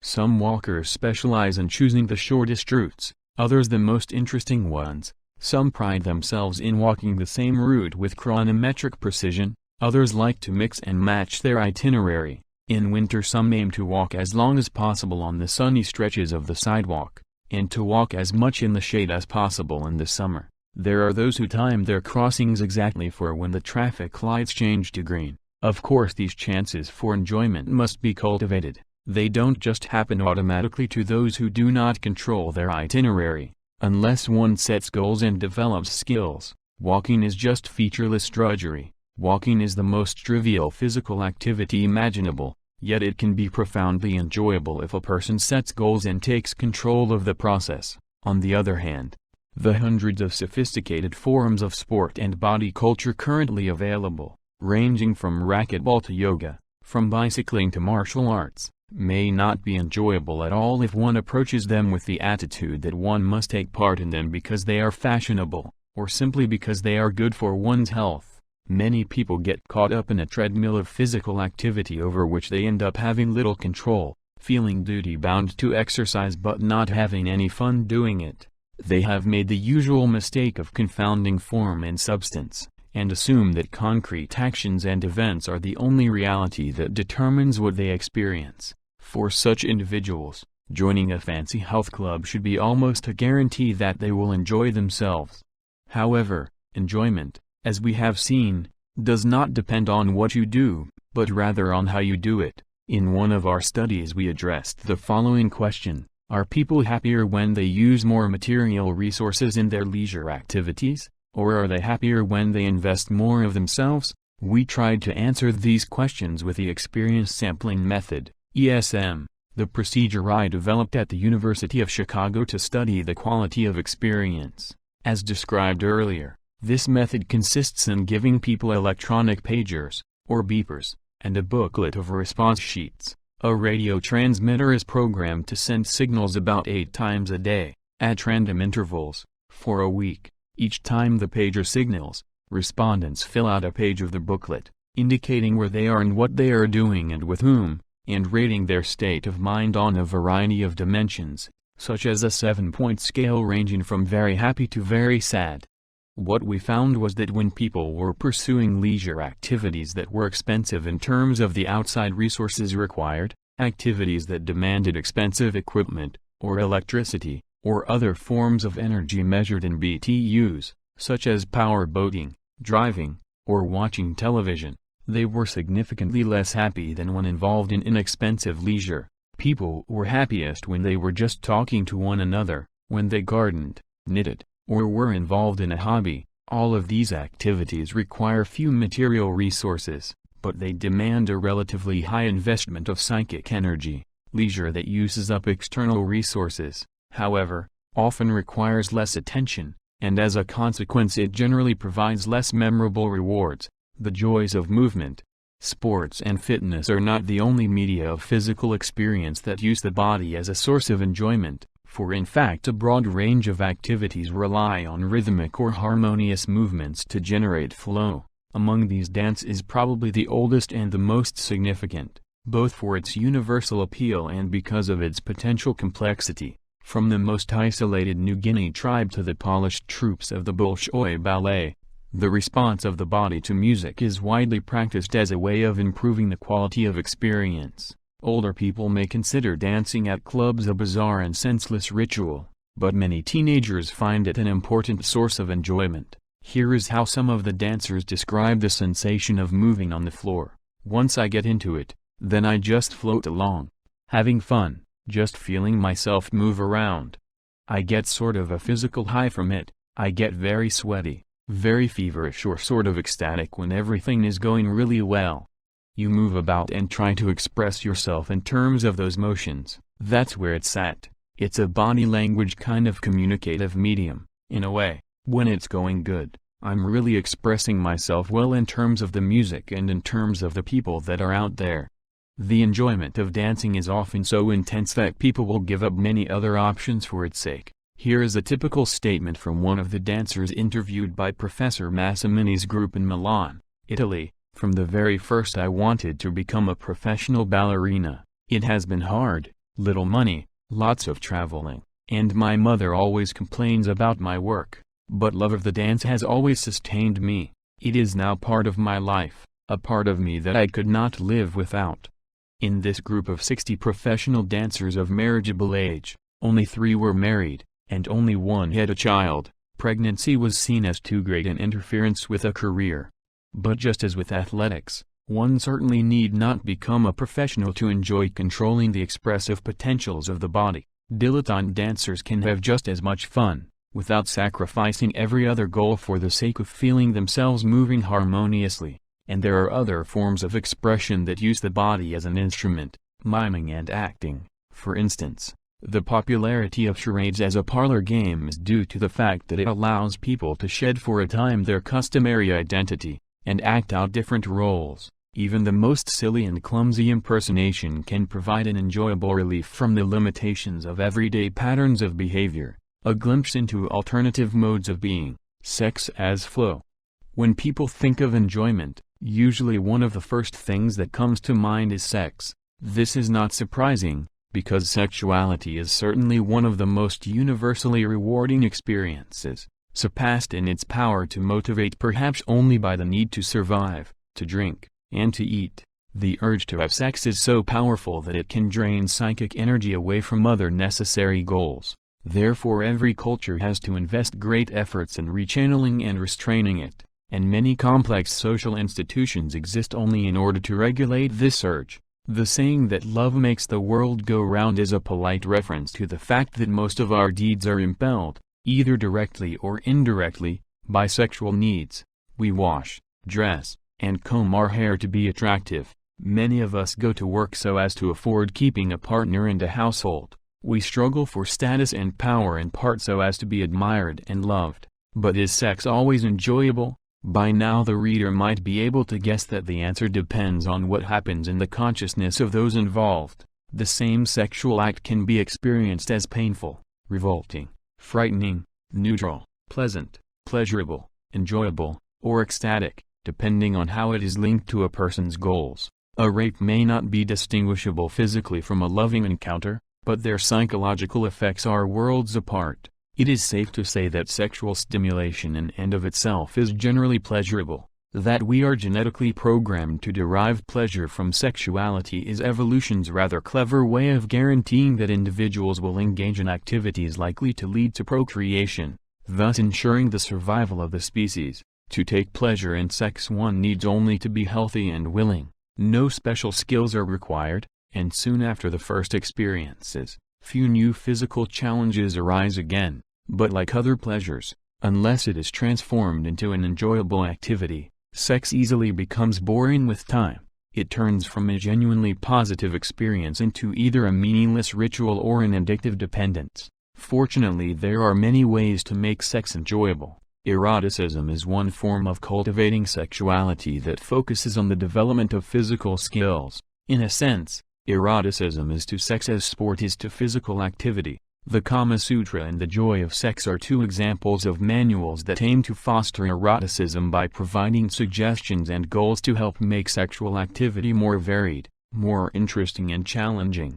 Most cultures have elaborate systems of erotic training and performance, often overlaid with religious meanings. Early fertility rites, the Dionysian mysteries of Greece, and the recurring connection between prostitution and female priesthood are just a few forms of this phenomenon. It is as if in the early stages of religion, cultures coopted the obvious attraction of sexuality and used it as a basis on which to build more complex ideas and patterns of behavior. But the real cultivation of sexuality begins only when psychological dimensions are added to the purely physical. According to historians, the art of love was a recent development in the West. With rare exceptions, there was very little romance in the sexual practices of the Greeks and the Romans.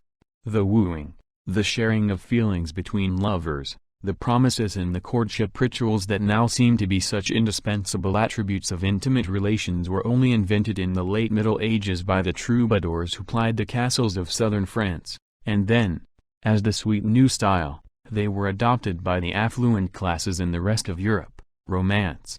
The rituals of wooing first developed in the Romance region of southern France, provides an entire new range of challenges to lovers. For those who learn the skills necessary to meet them, it becomes not only pleasurable, but enjoyable as well. A similar refinement of sexuality took place in other civilizations, and roughly in the same not too distant past.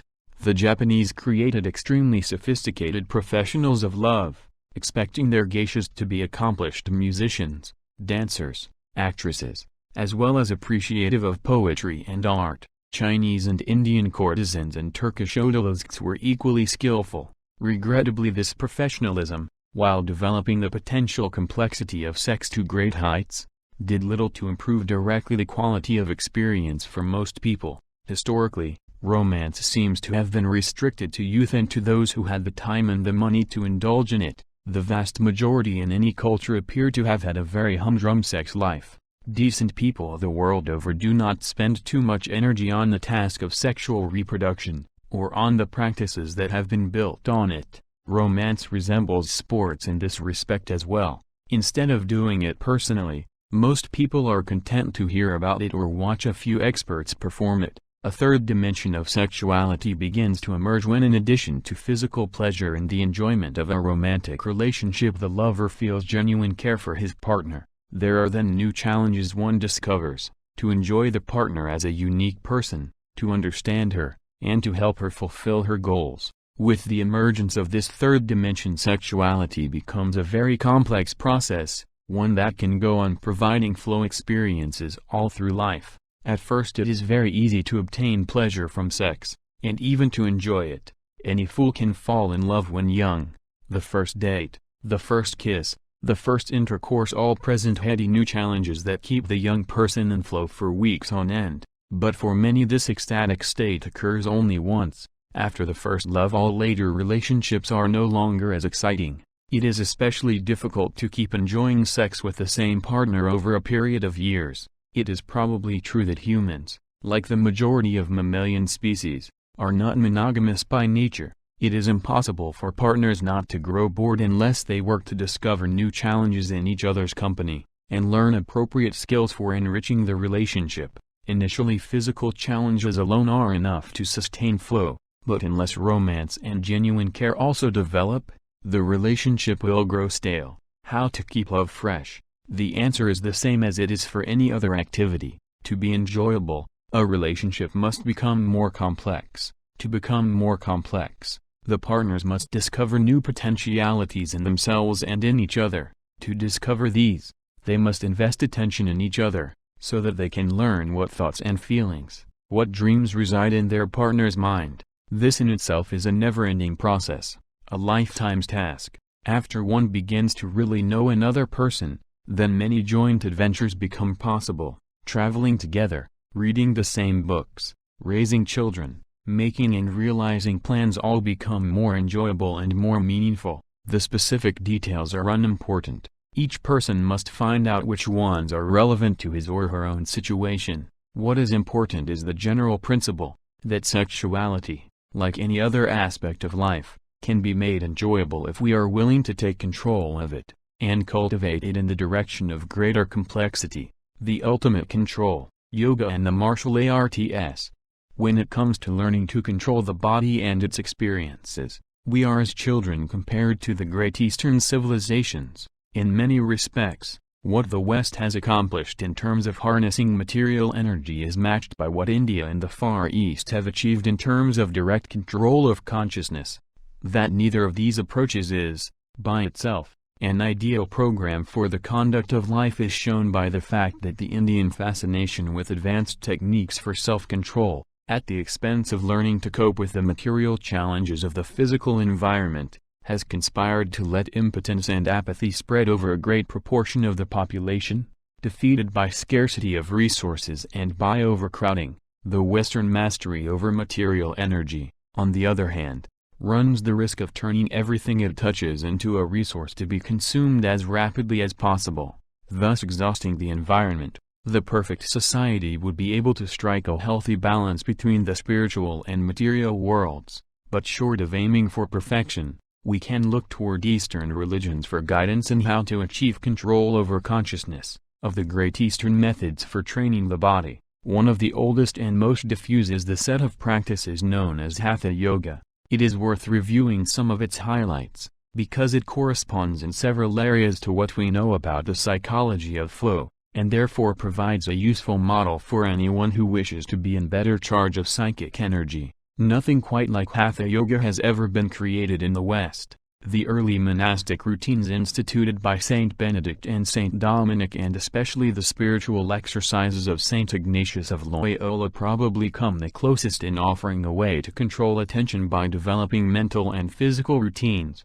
but even these fall far short of the rigorous discipline of yoga. In Sanskrit, yoga means yoking, which refers to the method's goal of joining the individual with God, first by uniting the various parts of the body with one another, then making the body as a whole work together with consciousness as part of an ordered system.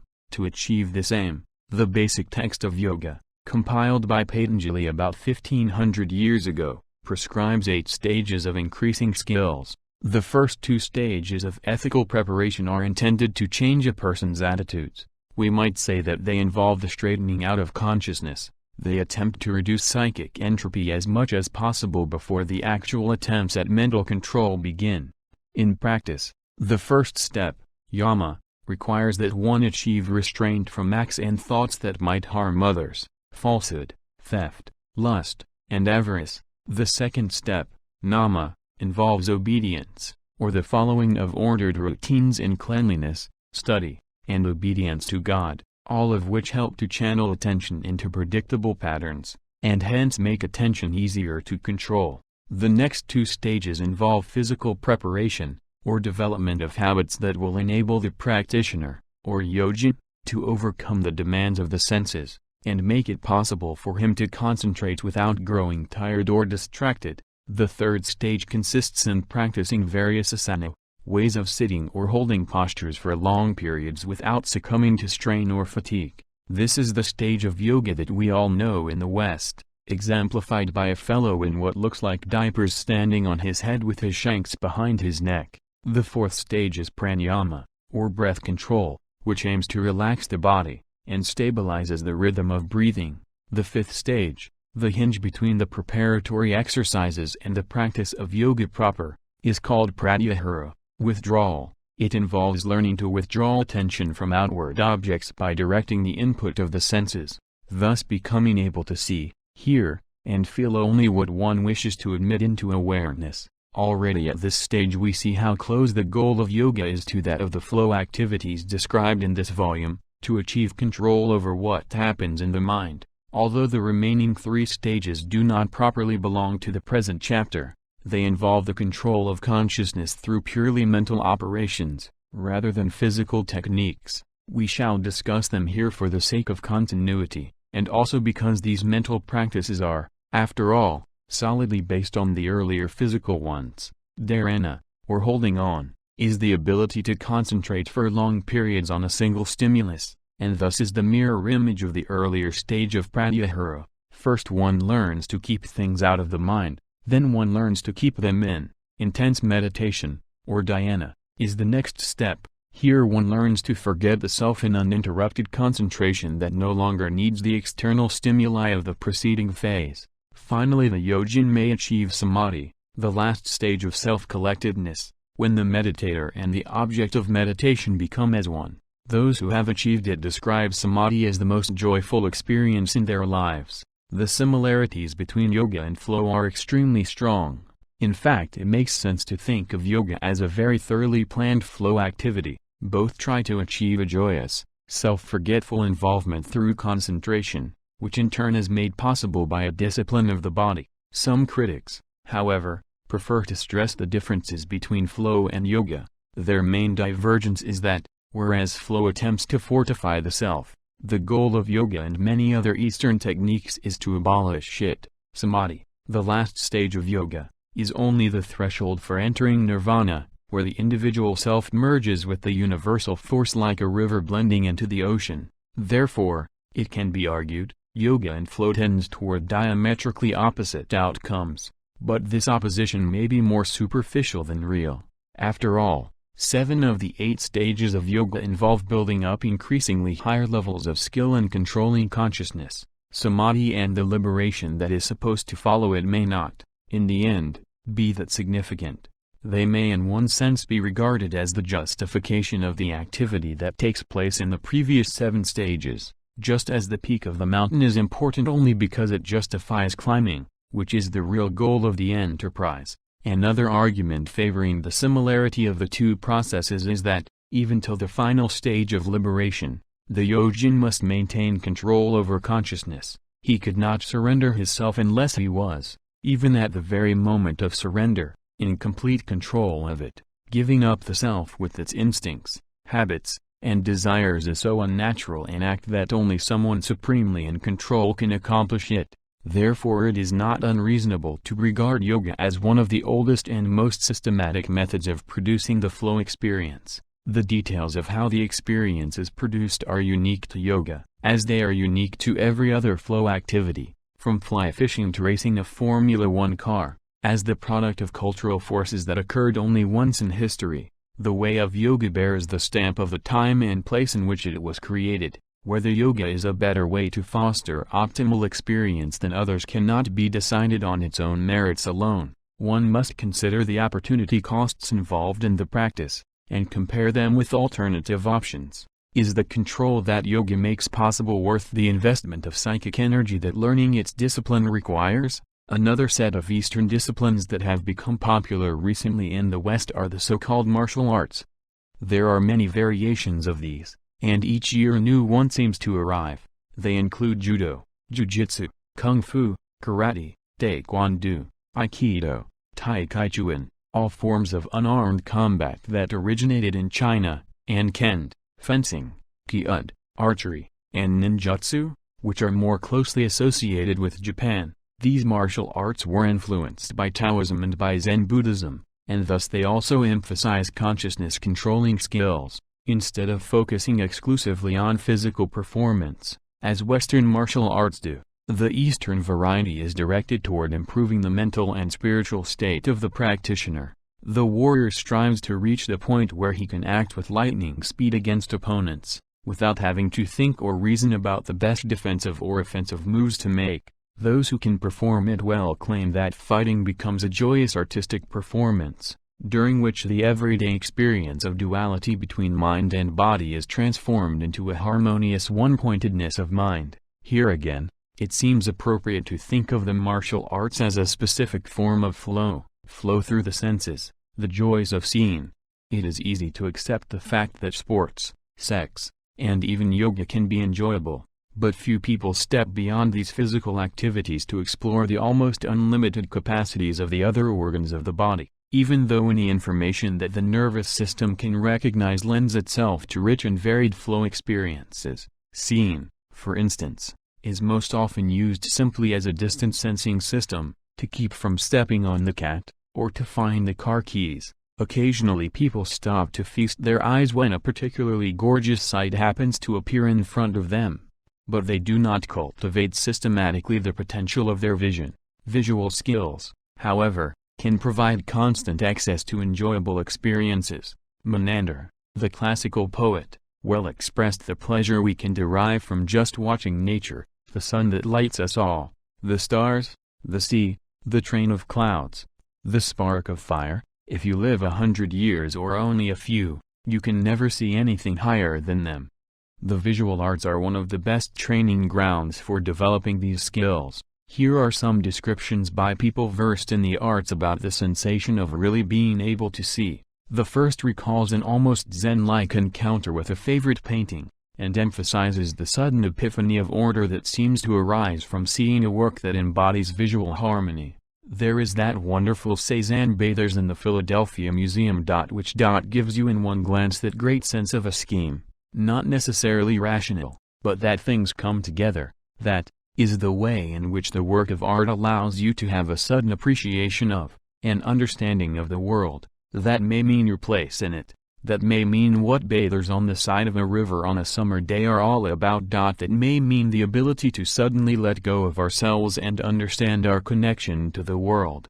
Another viewer describes the unsettling physical dimension of the aesthetic flow experience, which resembles the shock a body feels when diving into a pool of cold water. When I see works that come close to my heart, that I think are really fine, I have the strangest reaction, which is not always exhilarating. It is sort of like being hit in the stomach, feeling a little nauseous. It's just this sort of completely overwhelming feeling, which then I have to grope my way out of, calm myself down, and try to approach it scientifically, not with all my antennae vulnerable, open.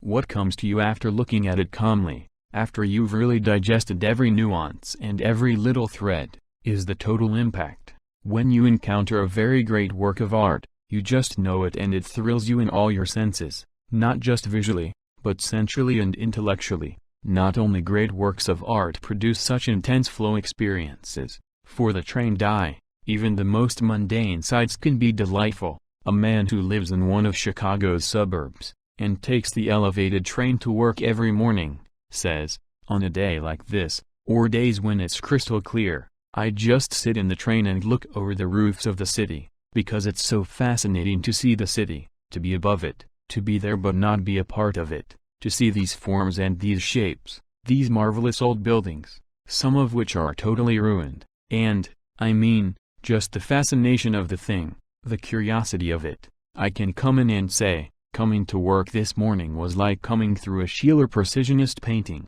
Because he painted rooftops and things like that in a very crisp, clear style. It often happens that someone who's totally wrapped up in a means of visual expression sees the world in those terms, like a photographer looks at a sky and says, "This is a Kodachrome sky, way to go, God, you're almost as good as Kodak."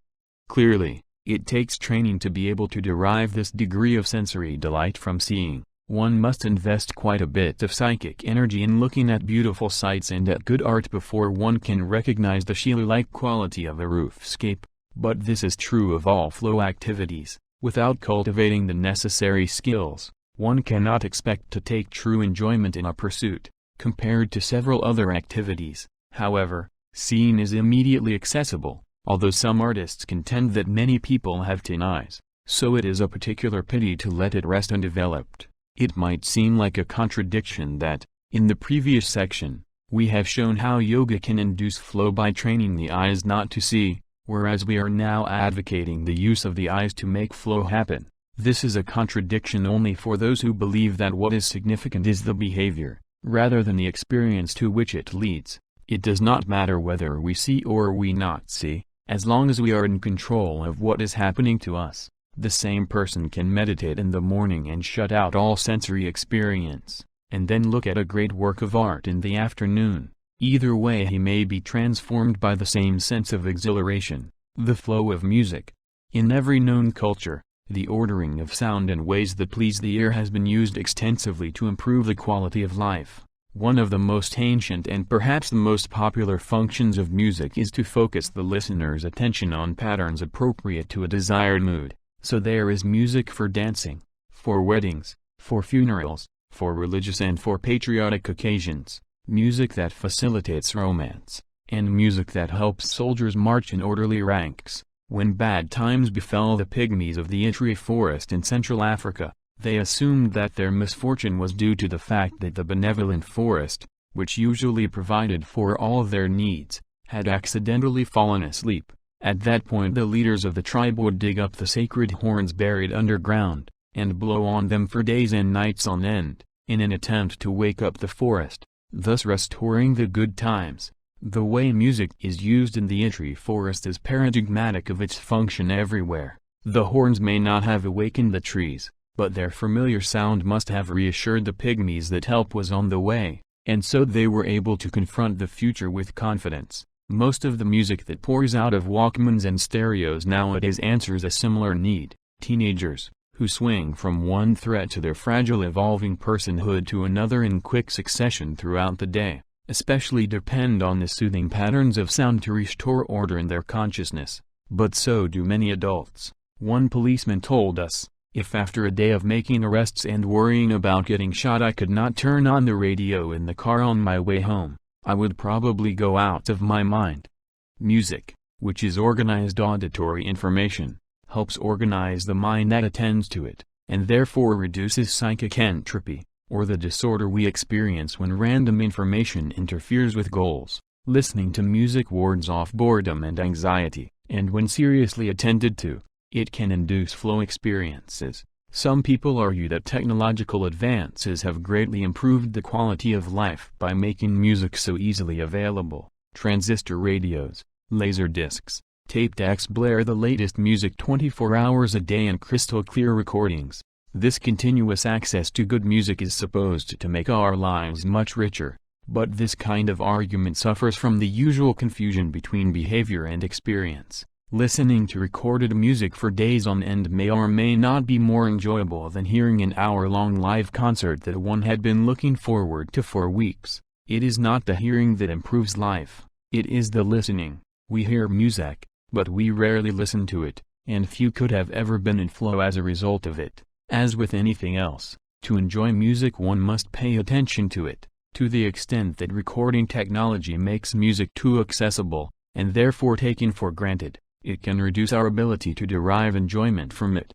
Before the advent of sound recording, a live musical performance retained some of the awe that music engendered when it was still entirely immersed in religious rituals. Even a village dance band, let alone a symphonic orchestra, was a visible reminder of the mysterious skill involved in producing harmonious sounds. One approached the event with heightened expectations, with the awareness that one had to pay close attention because the performance was unique and not to be repeated again. The audiences at today's live performances, such as rock concerts, continue to partake in some degree in these ritual elements. There are few other occasions at which large numbers of people witness the same event together, think and feel the same things, and process the same information. Such joint participation produces in an audience the condition Emil Durkheim called collective effervescence, or the sense that one belongs to a group with a concrete, real existence. This feeling, Durkheim believed, was at the roots of religious experience. The very conditions of live performance help focus attention on the music, and therefore make it more likely that flow will result at a concert than when one is listening to reproduced sound. But to argue that live music is innately more enjoyable than recorded music would be just as invalid as arguing the opposite. Any sound can be a source of enjoyment if attended to properly. In fact, as the Equi sorcerer taught the anthropologist Carlos Castaneda, even the intervals of silence between sounds, if listened to closely, can be exhilarating. Many people have impressive record libraries, full of the most exquisite music ever produced. Yet they fail to enjoy it. They listen a few times to their recording equipment, marveling at the clarity of the sound it produces, and then forget to listen again until it is time to purchase a more advanced system. Those who make the most of the potential for enjoyment inherent in music, on the other hand, have strategies for turning the experience into flow. They begin by setting aside specific hours for listening. When the time comes, they deepen concentration by dousing the lights, by sitting in a favorite chair, or by following some other ritual that will focus attention. They plan carefully the selection to be played, and formulate specific goals for the session to come. Listening to music usually starts as a sensory experience. At this stage, one responds to the qualities of sound that induce the pleasant physical reactions that are genetically wired into our nervous system. We respond to certain chords that seem to have universal appeal, or to the plaintive cry of the flute, the rousing call of the trumpets. We are particularly sensitive to the rhythm of the drums or the bass, the beat on which rock music rests, and which some contend is supposed to remind the listener of the mother's throbbing heart first heard in the womb. The next level of challenge music presents is the analogic mode of listening. In this stage, one develops the skill to evoke feelings and images based on the patterns of sound. The mournful saxophone passage recalls the sense of awe one has when watching storm clouds build up over the prairie. The Tchaikovsky piece makes one visualize a sleigh driving through a snowbound forest, with its bells tinkling. Popular songs of course exploit the analogic mode to its fullest by cueing in the listener with lyrics that spell out what mood or what story the music is supposed to represent. The most complex stage of music listening is the analytic one. In this mode attention shifts to the structural elements of music, instead of the sensory or narrative ones. Listening skills at this level involve the ability to recognize the order underlying the work, and the means by which the harmony was achieved. They include the ability to evaluate critically the performance and the acoustics, to compare the piece with earlier and later pieces of the same composer, or with the work of other composers writing at the same time, and to compare the orchestra, conductor, or band with their own earlier and later performances, or with the interpretations of others. Analytic listeners often compare various versions of the same blues song, or sit down to listen with an agenda that might typically be. Let's see how von Karajan's 1975 recording of the second movement of the Seventh Symphony differs from his 1963 recording, or I wonder if the brass section of the Chicago Symphony is really better than the Berlin brasses?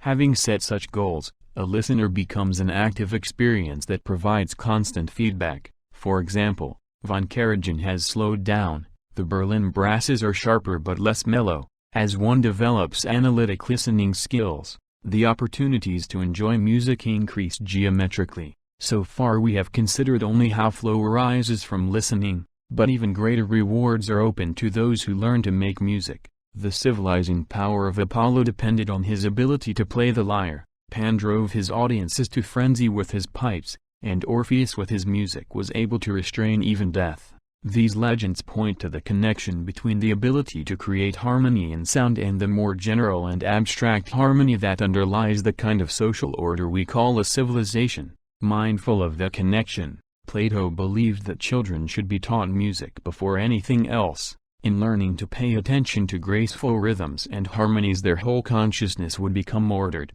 Our culture seems to have been placing a decreasing emphasis on exposing young children to musical skills. Whenever cuts are to be made in a school's budget, courses in music, as well as art and physical education, are the first to be eliminated. It is discouraging how these three basic skills, so important for improving the quality of life, are generally considered to be superfluous in the current educational climate. Deprived of serious exposure to music, children grow into teenagers who make up for their early deprivation by investing inordinate amounts of psychic energy into their own music. They form rock groups, buy tapes and records, and generally become captives of a subculture that does not offer many opportunities for making consciousness more complex. Even when children are taught music, the usual problem often arises: too much emphasis is placed on how they perform, and too little on what they experience. Parents who push their children to excel at the violin are generally not interested in whether the children are actually enjoying the playing. They want the child to perform well enough to attract attention, to win prizes, and to end up on the stage of Carnegie Hall. By doing so, they succeed in perverting music into the opposite of what it was designed to be. They turn it into a source of psychic disorder. Parental expectations for musical behavior often create great stress, and sometimes a complete breakdown. Lauren Hollander, who was a child prodigy at the piano and whose perfectionist father played first violin in Toscanini's orchestra, tells how he used to get lost in ecstasy when playing the piano alone, but how he used to quake in sheer terror when his demanding adult mentors were present. When he was a teenager, the fingers of his hands froze during a concert recital, and he could not open his clawed hands for many years thereafter. Some subconscious mechanism below the threshold of his awareness had decided to spare him the constant pain of parental criticism. Now Hollander, recovered from the psychologically induced paralysis,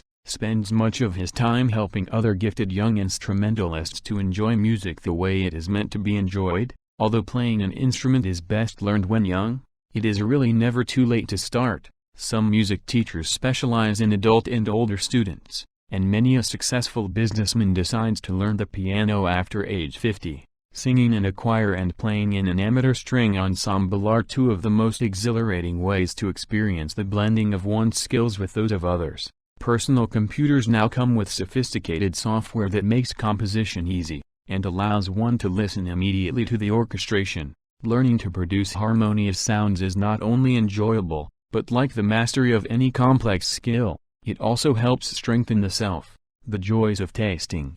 Gioacchino Rossini, the composer of William Tell and many other operas, had a good grasp of the relationship between music and food. What love is to the heart, appetite is to the stomach. The stomach is the conductor that leads and livens up the great orchestra of our emotions. If music modulates our feelings, so does food, and all the fine cuisines of the world are based on that knowledge. The musical metaphor is echoed by Heinz Meyer Leibniz, the German physicist who has recently written several cookbooks. The joy of cooking at home, he says, compared to eating in one of the best restaurants, is like playing a string quartet in the living room as compared to a great concert.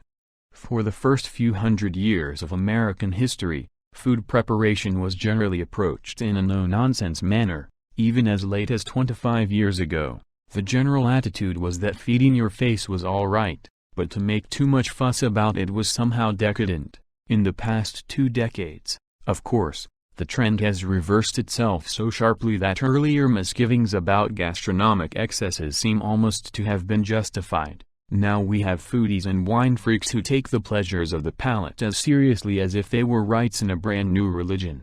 Gourmet journals proliferate, the frozen food sections of supermarkets bulge with esoteric culinary concoctions, and all sorts of chefs run popular shows on TV. Not so long ago, Italian or Greek cuisine was considered the height of exotic fare. Now one finds excellent Vietnamese, Moroccan, or Peruvian restaurants in parts of the country where a generation earlier one couldn't find anything but steak and potatoes for a radius of 100 miles around. Of the many lifestyle changes that have taken place in the United States in the past few decades, few have been as startling as the turnabout concerning food. Eating, like sex, is one of the basic pleasures built into our nervous system. The ESM studies done with electronic pagers have shown that even in our highly technological urban society, people still feel most happy and relaxed at mealtimes, although while at table they lack some of the other dimensions of the flow experience, such as high concentration, a sense of strength, and a feeling of self-esteem. But in every culture, the simple process of ingesting calories has been transformed with time into an art form that provides enjoyment as well as pleasure. The preparation of food has developed in history according to the same principles as all other flow activities. First, people took advantage of the opportunities for action, in this case, the various edible substances in their environment, and as a result of attending carefully they were able to make finer and finer distinctions between the properties of foodstuffs. They discovered that salt preserves meats, that eggs are good for coating and binding, and that garlic, although harsh tasting by itself, has medicinal properties and if used judiciously imparts subtle flavors to a variety of dishes. Once aware of these properties, people could experiment with them and then develop rules for putting together the various substances in the most pleasing combinations. These rules became the various cuisines. Their variety provides a good illustration of the almost infinite range of flow experiences that can be evoked with a relatively limited number of edible ingredients. Much of this culinary creativity was sparked by the jaded palates of princes, referring to Cyrus the Great, who ruled Persia about 25 centuries ago.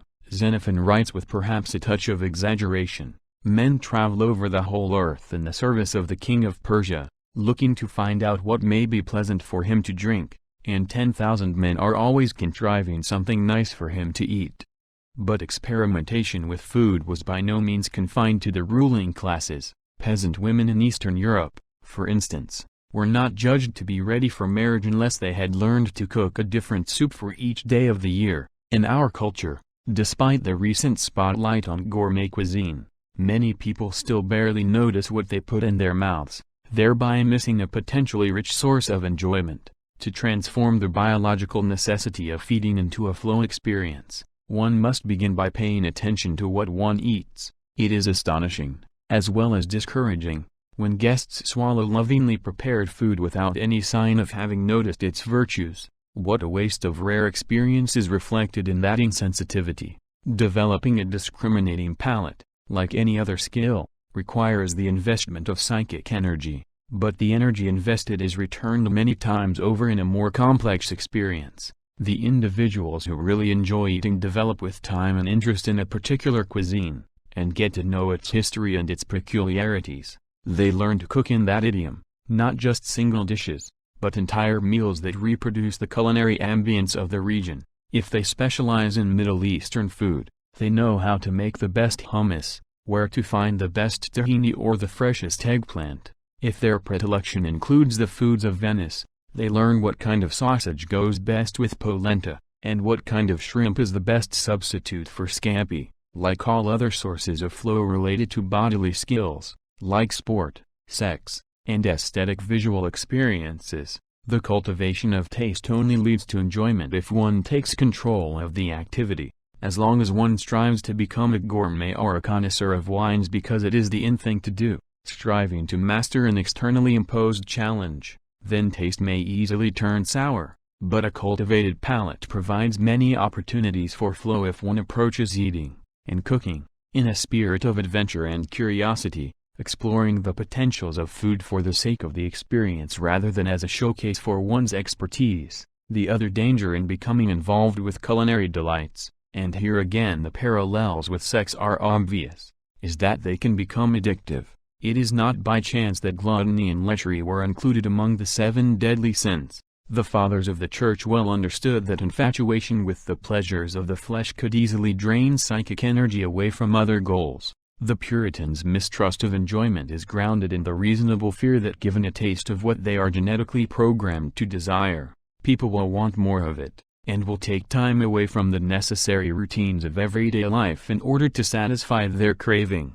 But repression is not the way to virtue. When people restrain themselves out of fear, their lives are by necessity diminished, they become rigid and defensive, and their self stops growing. Only through freely chosen discipline can life be enjoyed, and still kept within the bounds of reason. If a person learns to control his instinctual desires, not because he has to, but because he wants to, he can enjoy himself without becoming addicted. A fanatical devotee of food is just as boring to himself and to others as the ascetic who refuses to indulge his taste. Between these two extremes, there is quite a bit of room for improving the quality of life. In the metaphorical language of several religions, the body is called the temple of God, or the vessel of God, imagery to which even an atheist should be able to relate. The integrated cells and organs that make up the human organism are an instrument that allows us to get in touch with the rest of the universe. The body is like a probe full of sensitive devices that tries to obtain what information it can from the awesome reaches of space. It is through the body that we are related to one another and to the rest of the world. While this connection itself may be quite obvious, what we tend to forget is how enjoyable it can be. Our physical apparatus has evolved so that whenever we use its sensing devices they produce a positive sensation, and the whole organism resonates in harmony. To realize the body's potential for flow is relatively easy. It does not require special talents or great expenditures of money. Everyone can greatly improve the quality of life by exploring one or more previously ignored dimensions of physical abilities. Of course, it is difficult for any one person to reach high levels of complexity in more than one physical domain. The skills necessary to become good athletes, dancers, or connoisseurs of sights, sounds, or tastes are so demanding that one individual does not have enough psychic energy in his waking lifetime to master more than a few. But it is certainly possible to become a dilettante, in the finest sense of that word, in all these areas. In other words, to develop sufficient skills so as to find a light in what the body can do, the flow of thought. The good things in life do not come only through the senses. Some of the most exhilarating experiences we undergo are generated inside the mind, triggered by information that challenges our ability to think, rather than from the use of sensory skills. As Sir Francis Bacon noted almost 400 years ago, wonder, which is the seed of knowledge, is the reflection of the purest form of pleasure. Just as there are flow activities corresponding to every physical potential of the body, every mental operation is able to provide its own particular form of enjoyment. Among the many intellectual pursuits available, reading is currently perhaps the most often mentioned flow activity around the world. Solving mental puzzles is one of the oldest forms of enjoyable activity, the precursor of philosophy and modern science. Some individuals have become so skilled at interpreting musical notation that they no longer need to listen to the actual notes to enjoy a piece of music, and prefer reading the score of a symphony to hearing it. The imaginary sounds dancing in their minds are more perfect than any actual performance could be. Similarly, people who spend much time with art come to appreciate increasingly the effective, historical, and cultural aspects of the work they are viewing, occasionally more than they enjoy its purely visual aspects. As one professional involved in the arts expressed it, works of art that I personally respond to have behind them a lot of conceptual, political, and intellectual activity. The visual representations are really signposts to this beautiful machine that has been constructed, unique on the earth, and is not just a rehashing of visual elements, but is really a new thought machine that an artist, through visual means and combining his eyes with his perceptions, has created.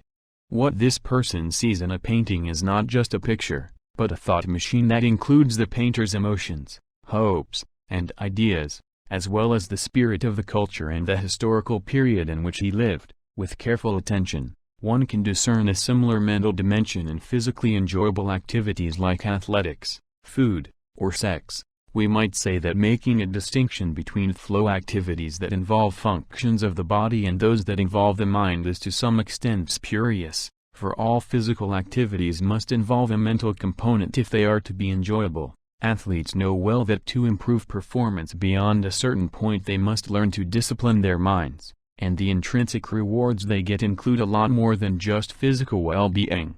They experience a sense of personal accomplishment, and increased feelings of self-esteem. Conversely, most mental activities also rely on the physical dimension. Chess, for instance, is one of the most cerebral games there is, yet advanced chess players train by running and swimming because they are aware that if they are physically unfit they will not be able to sustain the long periods of mental concentration that chess tournaments require. In yoga, the control of consciousness is prepared for by learning to control bodily processes, and the former blends seamlessly into the latter. Thus, although flow always involves the use of muscle and nerve, on the one hand, and will, thought, and feelings on the other, it does make sense to differentiate a class of activities that are enjoyable because they order the mind directly, rather than through the mediation of bodily feelings. These activities are primarily symbolic in nature, in that they depend on natural languages,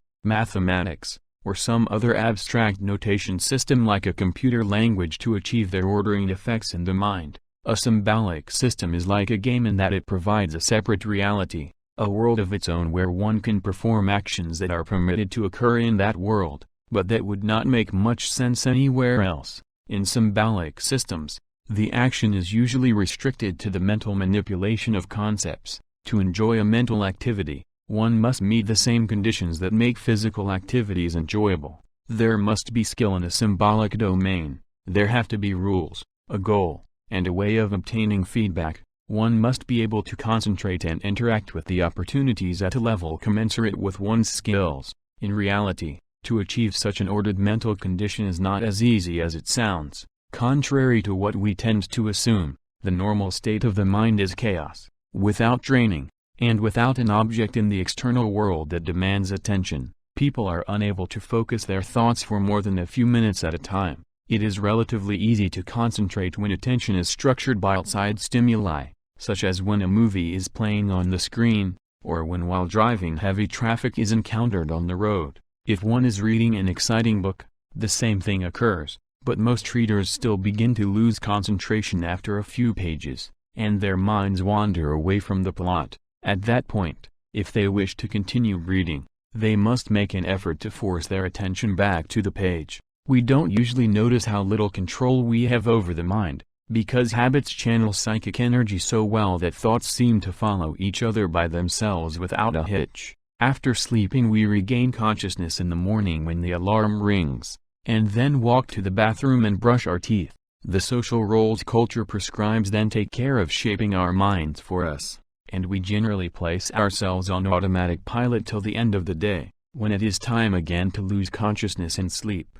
But when we are left alone, with no demands on attention, the basic disorder of the mind reveals itself. With nothing to do, it begins to follow random patterns, usually stopping to consider something painful or disturbing. Unless a person knows how to give order to his or her thoughts, attention will be attracted to whatever is most problematic at the moment. It will focus on some real or imaginary pain, on recent grudges or long-term frustrations. Entropy is the normal state of consciousness, a condition that is neither useful nor enjoyable. To avoid this condition, people are naturally eager to fill their minds with whatever information is readily available, as long as it distracts attention from turning inward and dwelling on negative feelings. This explains why such a huge proportion of time is invested in watching television, despite the fact that it is very rarely enjoyed, compared to other sources of stimulation, like reading, talking to other people, or working on a hobby.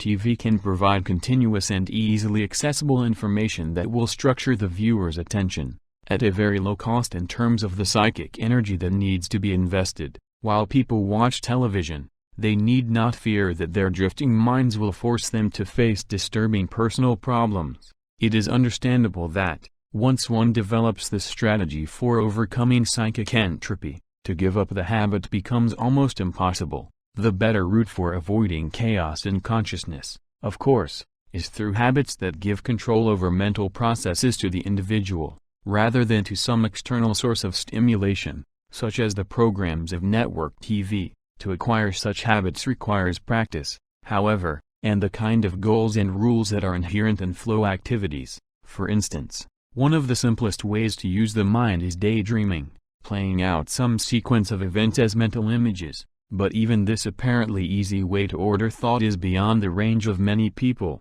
Jerome Singer, the Yale psychologist who has studied daydreaming and mental imagery more than perhaps any other scientist, has shown that daydreaming is a skill that many children never learn to use.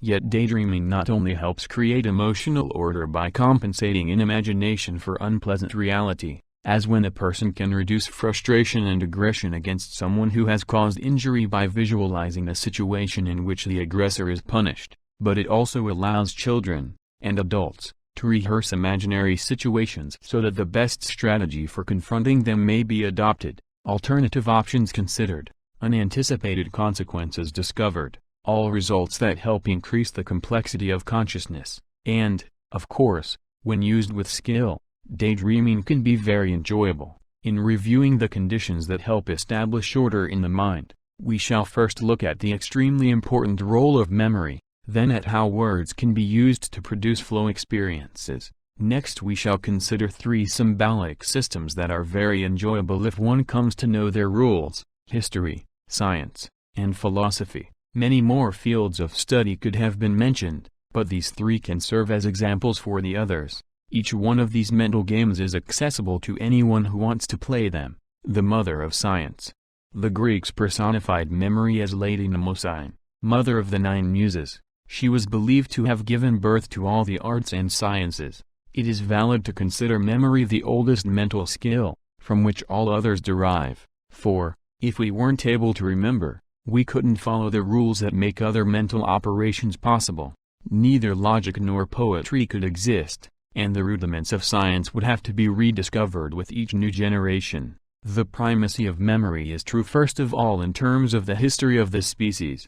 Before written notation systems were developed, all learned information had to be transmitted from the memory of one person to that of another, and it is true also in terms of the history of each individual human being. A person who cannot remember is cut off from the knowledge of prior experiences, unable to build patterns of consciousness that bring order to the mind. As Buñuel has said, life without memory is no life at all.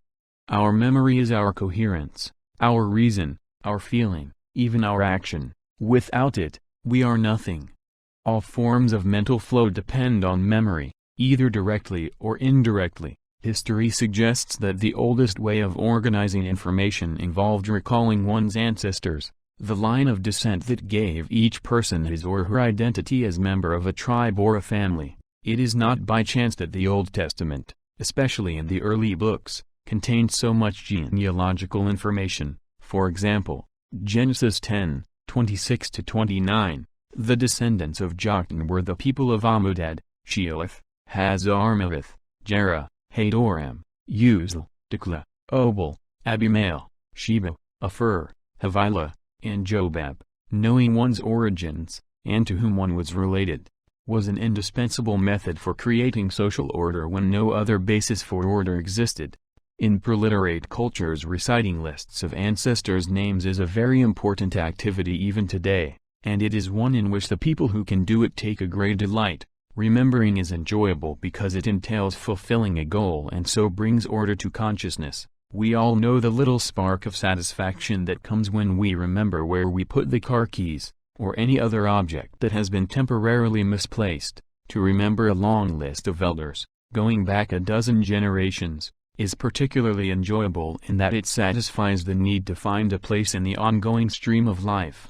To recall one's ancestors places the recaller as a link in a chain that starts in the mythical past and extends into the unfathomable future. Even though in our culture lineage histories have lost all practical significance, people still enjoy thinking and talking about their roots. It was not only their origins that our ancestors had to commit to memory, but all other facts bearing on their ability to control the environment, lists of edible herbs and fruits, health tips, rules of behavior, patterns of inheritance, laws, geographical knowledge, rudiments of technology, and pearls of wisdom were all bundled into easily remembered sayings or verse. Before printing became readily available in the last few hundred years, much of human knowledge was condensed in forms similar to the alphabet song which puppets now sing on children's television shows such as Sesame Street. According to Johan Huizinga, the great Dutch cultural historian, among the most important precursors of systematic knowledge were riddling games. In the most ancient cultures, the elders of the tribe would challenge each other to contests in which one person sang a text filled with hidden references, and the other person had to interpret the meaning encoded in the song. A competition between expert riddlers was often the most stimulating intellectual event the local community could witness. The forms of the riddle anticipated the rules of logic, and its content was used to transmit factual knowledge our ancestors needed to preserve. Some of the riddles were fairly simple and easy, like the following rhyme sung by ancient Welsh minstrels and translated by Lady Charlotte Guest. Discover what it is, the strong creature from before the flood, without flesh, without bone, without vein, without blood, without head, without feet, in field, in forest, without hand, without foot. It is also as wide as the surface of the earth, and it was not born, nor was it seen. The answer in this case is the wind. Other riddles that the Druids and minstrels committed to memory were much longer and more complex, and contained important bits of secret lore disguised in cunning verses. Robert Graves, for instance, thought that the early wise men of Ireland and Wales stored their knowledge in poems that were easy to remember. Often they used elaborate secret codes, as when the names of trees stood for letters, and a list of trees spelled out words. Lines 67-70 of the Battle of the Trees, a strange, long poem sung by ancient Welsh minstrels. The alders in the front line began the affray. Willow and rowan tree were tardy in array.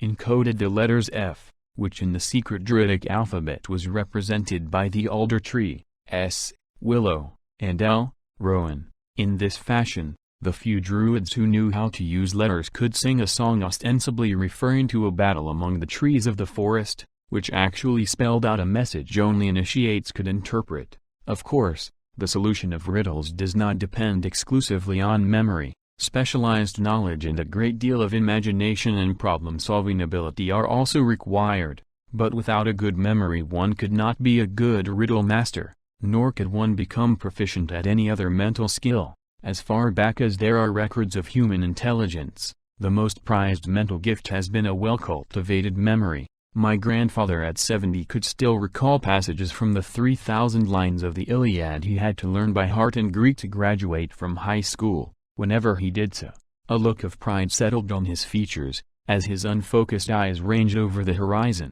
With each unfolding cadence, his mind returned to the years of his youth. The words evoked experiences he had had when he first learned them. Remembering poetry was for him a form of time travel.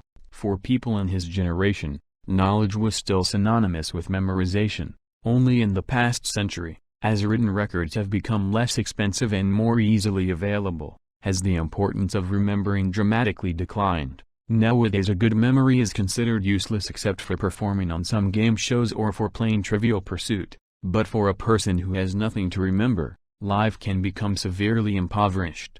This possibility was completely overlooked by educational reformers early in this century, who, armed with research results, proved that rote learning was not an efficient way to store and acquire information. As a result of their efforts, rote learning was phased out of the schools.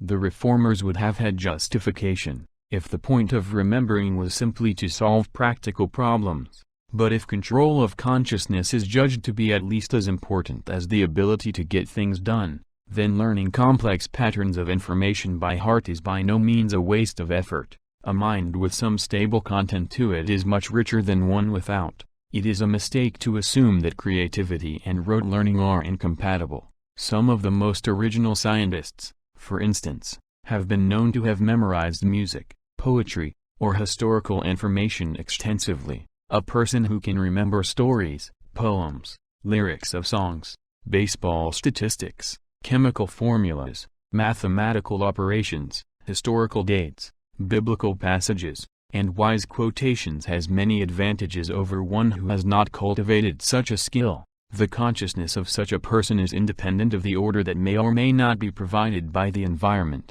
She can always amuse herself, and find meaning in the contents of her mind, while others need external stimulation, television, reading, conversation, or drugs, to keep their minds from drifting into chaos. The person whose memory is stocked with patterns of information is autonomous and self-contained. Additionally, such a person is also a much more cherished companion, because she can share the information in her mind, and thus help bring order into the consciousness of those with whom she interacts. How can one find more value in memory?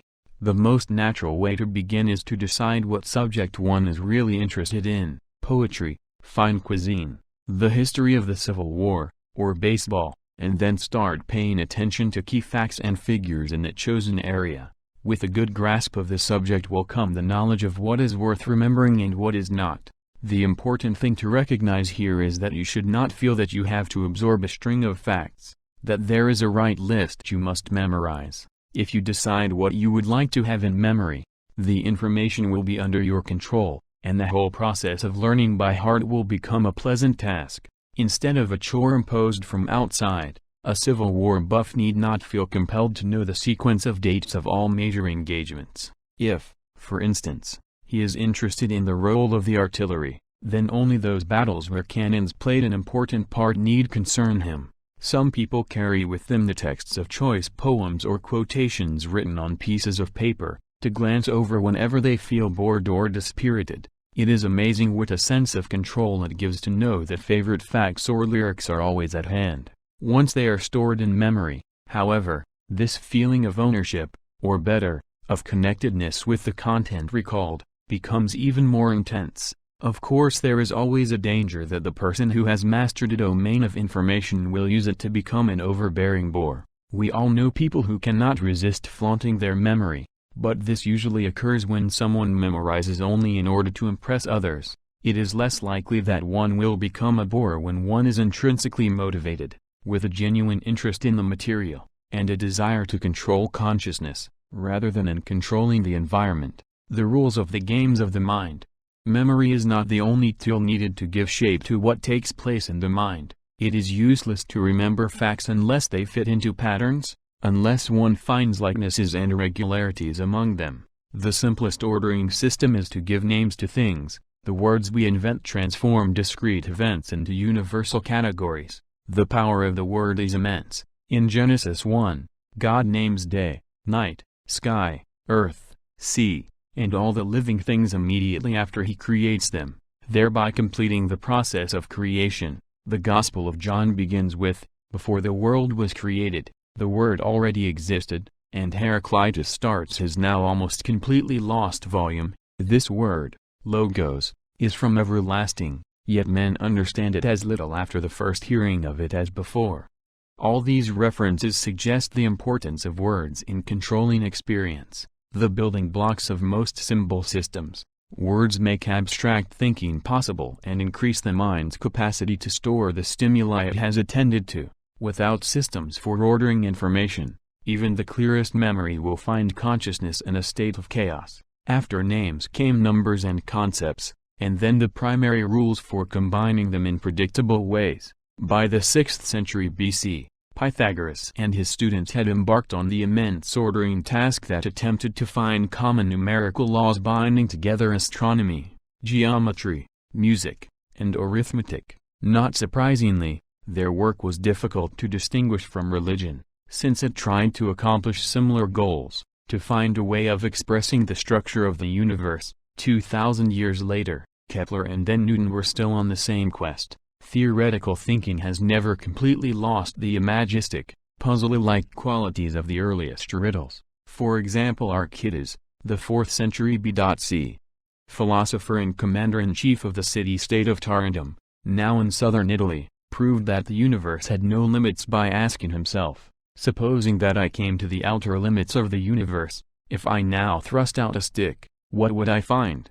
Archytas thought that the stick must have projected out into space, but in that case there was space beyond the limits of the universe, which meant that the universe had no bounds. If Archytas's reasoning appears primitive, it is useful to recall that the intellectual experiments Einstein used to clarify to himself how relativity worked, concerning clocks seen from trains moving at different speeds, were not that different. Besides stories and riddles, all civilizations gradually developed more systematic rules for combining information, in the form of geometric representations and formal proofs. With the help of such formulas it became possible to describe the movement of the stars, predict precisely seasonal cycles, and accurately map the Earth. Abstract knowledge, and finally what we know as experimental science, grew out of these rules. It is important to stress here a fact that is all too often lost sight of. Philosophy and science were invented and flourished because thinking is pleasurable. If thinkers did not enjoy the sense of order that the use of syllogisms and numbers creates in consciousness, it is very unlikely that now we would have the disciplines of mathematics and physics. This claim, however, flies in the face of most current theories of cultural development. Historians imbued with variants of the precepts of material determinism hold that thought is shaped by what people must do to make a living. The evolution of arithmetic and geometry, for instance, is explained almost exclusively in terms of the need for accurate astronomical knowledge and for the irrigational technology that was indispensable in maintaining the great hydraulic civilizations located along the course of large rivers like the Tigris, the Euphrates, the Indus, the Changjiang, Yangtze, and the Nile. For these historians, every creative step is interpreted as the product of extrinsic forces, whether they be wars, demographic pressures, territorial ambitions, market conditions, technological necessity, or the struggle for class supremacy. External forces are very important in determining which new ideas will be selected from among the many available, but they cannot explain their production. It is perfectly true, for instance, that the development and application of the knowledge of atomic energy were expedited enormously by the life and death struggle over the bomb between Germany on the one hand, and England and the United States on the other, but the science that formed the basis of nuclear fission owed very little to the war. It was made possible through knowledge laid down in more peaceful circumstances. For example, in the friendly exchange of ideas European physicists had over the years in the beer garden turned over to Niels Bohr and his scientific colleagues by a brewery in Copenhagen, great thinkers have always been motivated by the enjoyment of thinking rather than by the material rewards that could be gained by it. Democritus, one of the most original minds of antiquity, was highly respected by his countrymen, the Abderites. However, they had no idea what Democritus was about. Watching him sit for days immersed in thought, they assumed he was acting unnaturally, and must be ill, so they sent for Hippocrates, the great doctor, to see what ailed their sage. After Hippocrates, who was not only a good medical man but also wise, discussed with Democritus the absurdities of life, he reassured the townspeople that their philosopher was, if anything, only too sane. He was not losing his mind, he was lost in the flow of thought. The surviving fragments of Democritus's writing illustrate how rewarding he found the practice of thinking to be. It is godlike ever to think on something beautiful and on something new. Happiness does not reside in strength or money, it lies in rightness and many-sidedness. I would rather discover one true cause than gain the kingdom of Persia. Not surprisingly, some of his more enlightened contemporaries concluded that Democritus had a cheerful disposition, and said that he called cheerfulness, and often confidence, that is a mind devoid of fear, the highest good. In other words, he enjoyed life because he had learned to control his consciousness. Democritus was neither the first nor the last thinker to be lost in the flow of the mind. Philosophers have frequently been regarded as being absent-minded, which of course means not that their minds were lost, but that they had temporarily tuned out of everyday reality to dwell among the symbolic forms of their favorite domain of knowledge.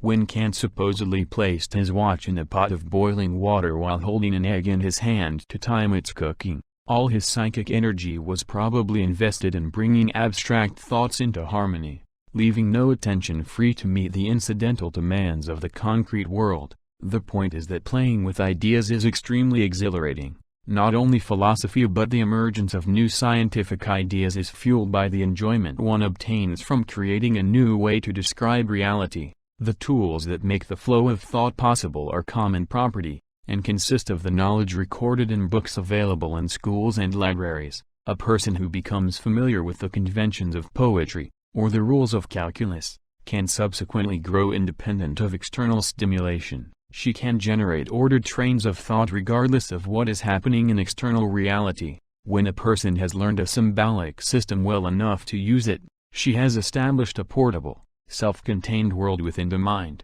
Sometimes having control over such an internalized symbol system can save one's life. It has been claimed, for instance, that the reason there are more poets per capita in Iceland than in any other country of the world is that reciting the sagas became a way for the Icelanders to keep their consciousness ordered in an environment exceedingly hostile to human existence. For centuries the Icelanders have not only preserved in memory but also added new verses to the epics chronicling the deeds of their ancestors. Isolated in the freezing night, they used to chant their poems huddled around fires in precarious huts, while outside the winds of the interminable Arctic winters howled. If the Icelanders had spent all those nights in silence listening to the mocking wind, their minds would have soon filled with dread and despair.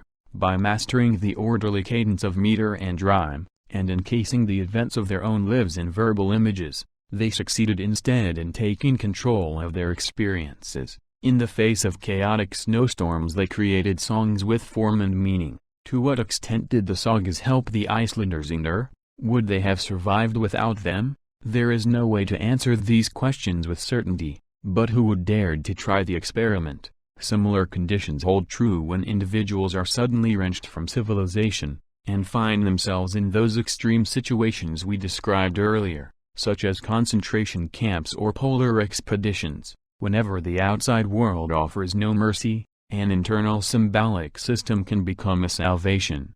Anyone in possession of portable rules for the mind has a great advantage. In conditions of extreme deprivation, poets, mathematicians, musicians, historians, and biblical experts have stood out as islands of sanity surrounded by the waves of chaos. To a certain extent, farmers who know the life of the fields or lumbermen who understand the forest have a similar support system, but because their knowledge is less abstractly coded, they have more need to interact with the actual environment to be in control. Let us hope none of us will be forced to call upon symbolic skills to survive concentration camps or Arctic ordeals. But having a portable set of rules that the mind can work with is of great benefit even in normal life. People without an internalized symbolic system can all too easily become captives of the media. They are easily manipulated by demagogues, pacified by entertainers, and exploited by anyone who has something to sell. If we have become dependent on television,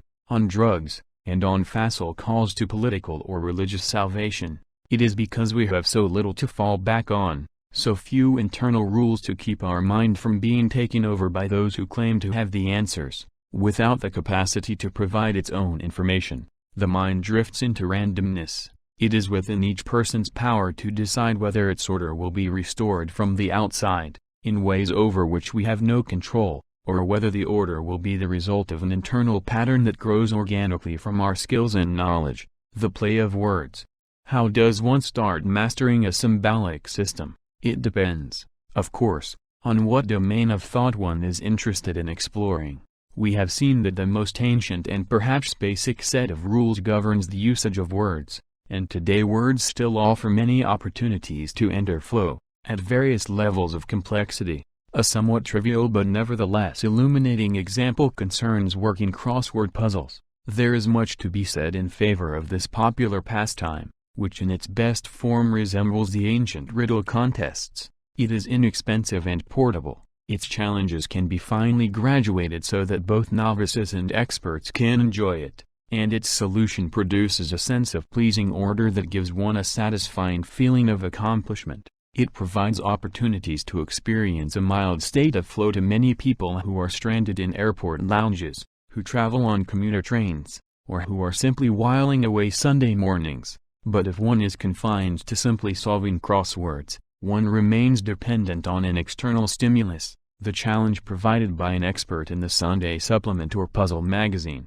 To be really autonomous in this domain, a better alternative is to make up one's own crosswords. Then there is no longer need for a pattern to be imposed from the outside. One is completely free, and the enjoyment is more profound. It is not very difficult to learn to write crossword puzzles. I know a child of 8 who, after trying his hand at a few Sunday puzzles in the New York Times, began writing his own quite creditable crosswords. Of course, as with any skill worth developing, this one, too, requires that one invests psychic energy in it at the beginning. A more substantive potential use of words to enhance our lives is the lost art of conversation. Utilitarian ideologies in the past 2 centuries or so have convinced us that the main purpose of talking is to convey useful information. Thus we now value terse communication that conveys practical knowledge, and consider anything else a frivolous waste of time. As a result, people have become almost unable to talk to each other outside of narrow topics of immediate interest and specialization. Few of us can understand any longer the enthusiasm of Caliph Ali bin Ali, who wrote, "A subtle conversation, that is the Garden of Eden."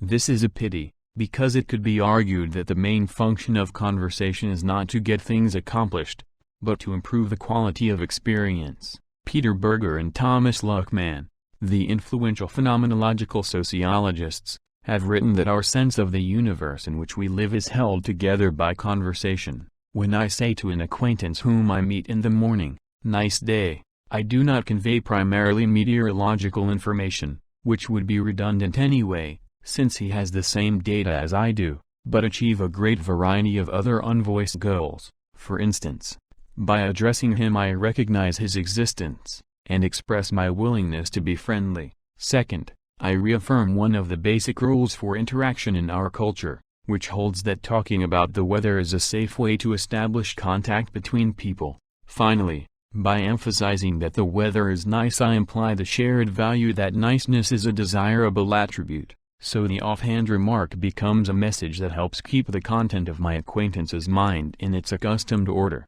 His answer, "Yeah, it's great, isn't it?"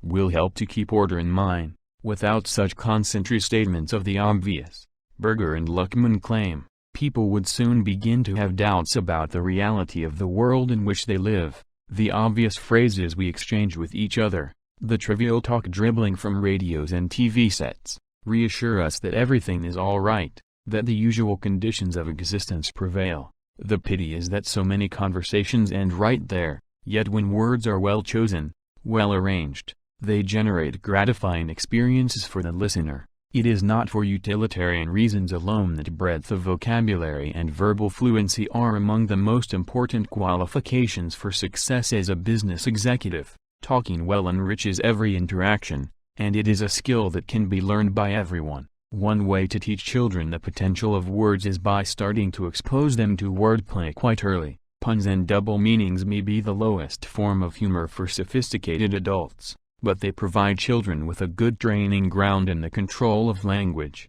All one has to do is pay attention during a conversation with a child, and as soon as the opportunity presents itself, that is, whenever an innocent word or expression can be interpreted in an alternative way, one switches frames, and pretends to understand the word in a different sense. The first time children realize that the expression "having grandma for dinner" could mean either as a guest or as a dish, it will be somewhat puzzling, as will a phrase like "a frog in the throat."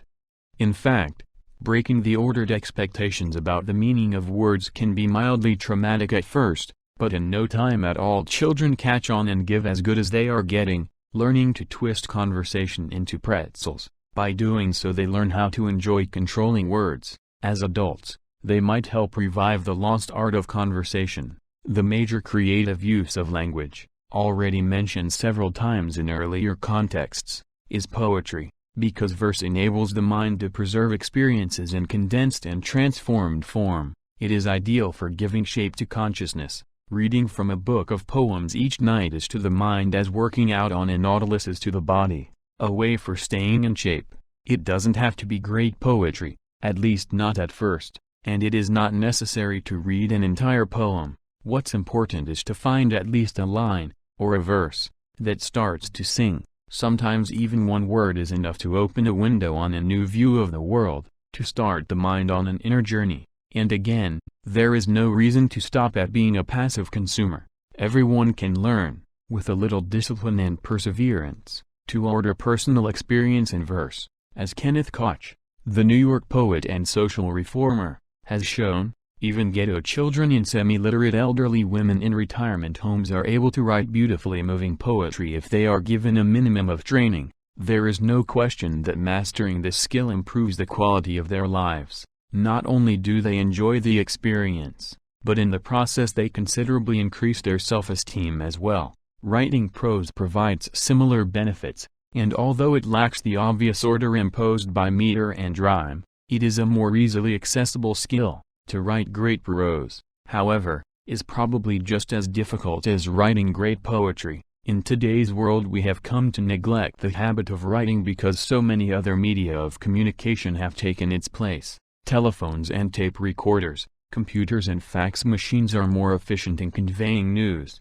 If the only point to writing were to transmit information, then it would deserve to become obsolete. But the point of writing is to create information, not simply to pass it along. In the past, educated persons used journals and personal correspondence to put their experiences into words, which allowed them to reflect on what had happened during the day. The prodigiously detailed letters so many Victorians wrote are an example of how people created patterns of order out of the mainly random events impinging on their consciousness. The kind of material we write in diaries and letters does not exist before it is written down. It is the slow, organically growing process of thought involved in writing that lets the ideas emerge in the first place. Not so long ago, it was acceptable to be an amateur poet or essayist. Nowadays if one does not make some money, however pitifully little, out of writing, it's considered to be a waste of time. It is taken as downright shameful for a man past 20 to indulge in versification unless he receives a check to show for it,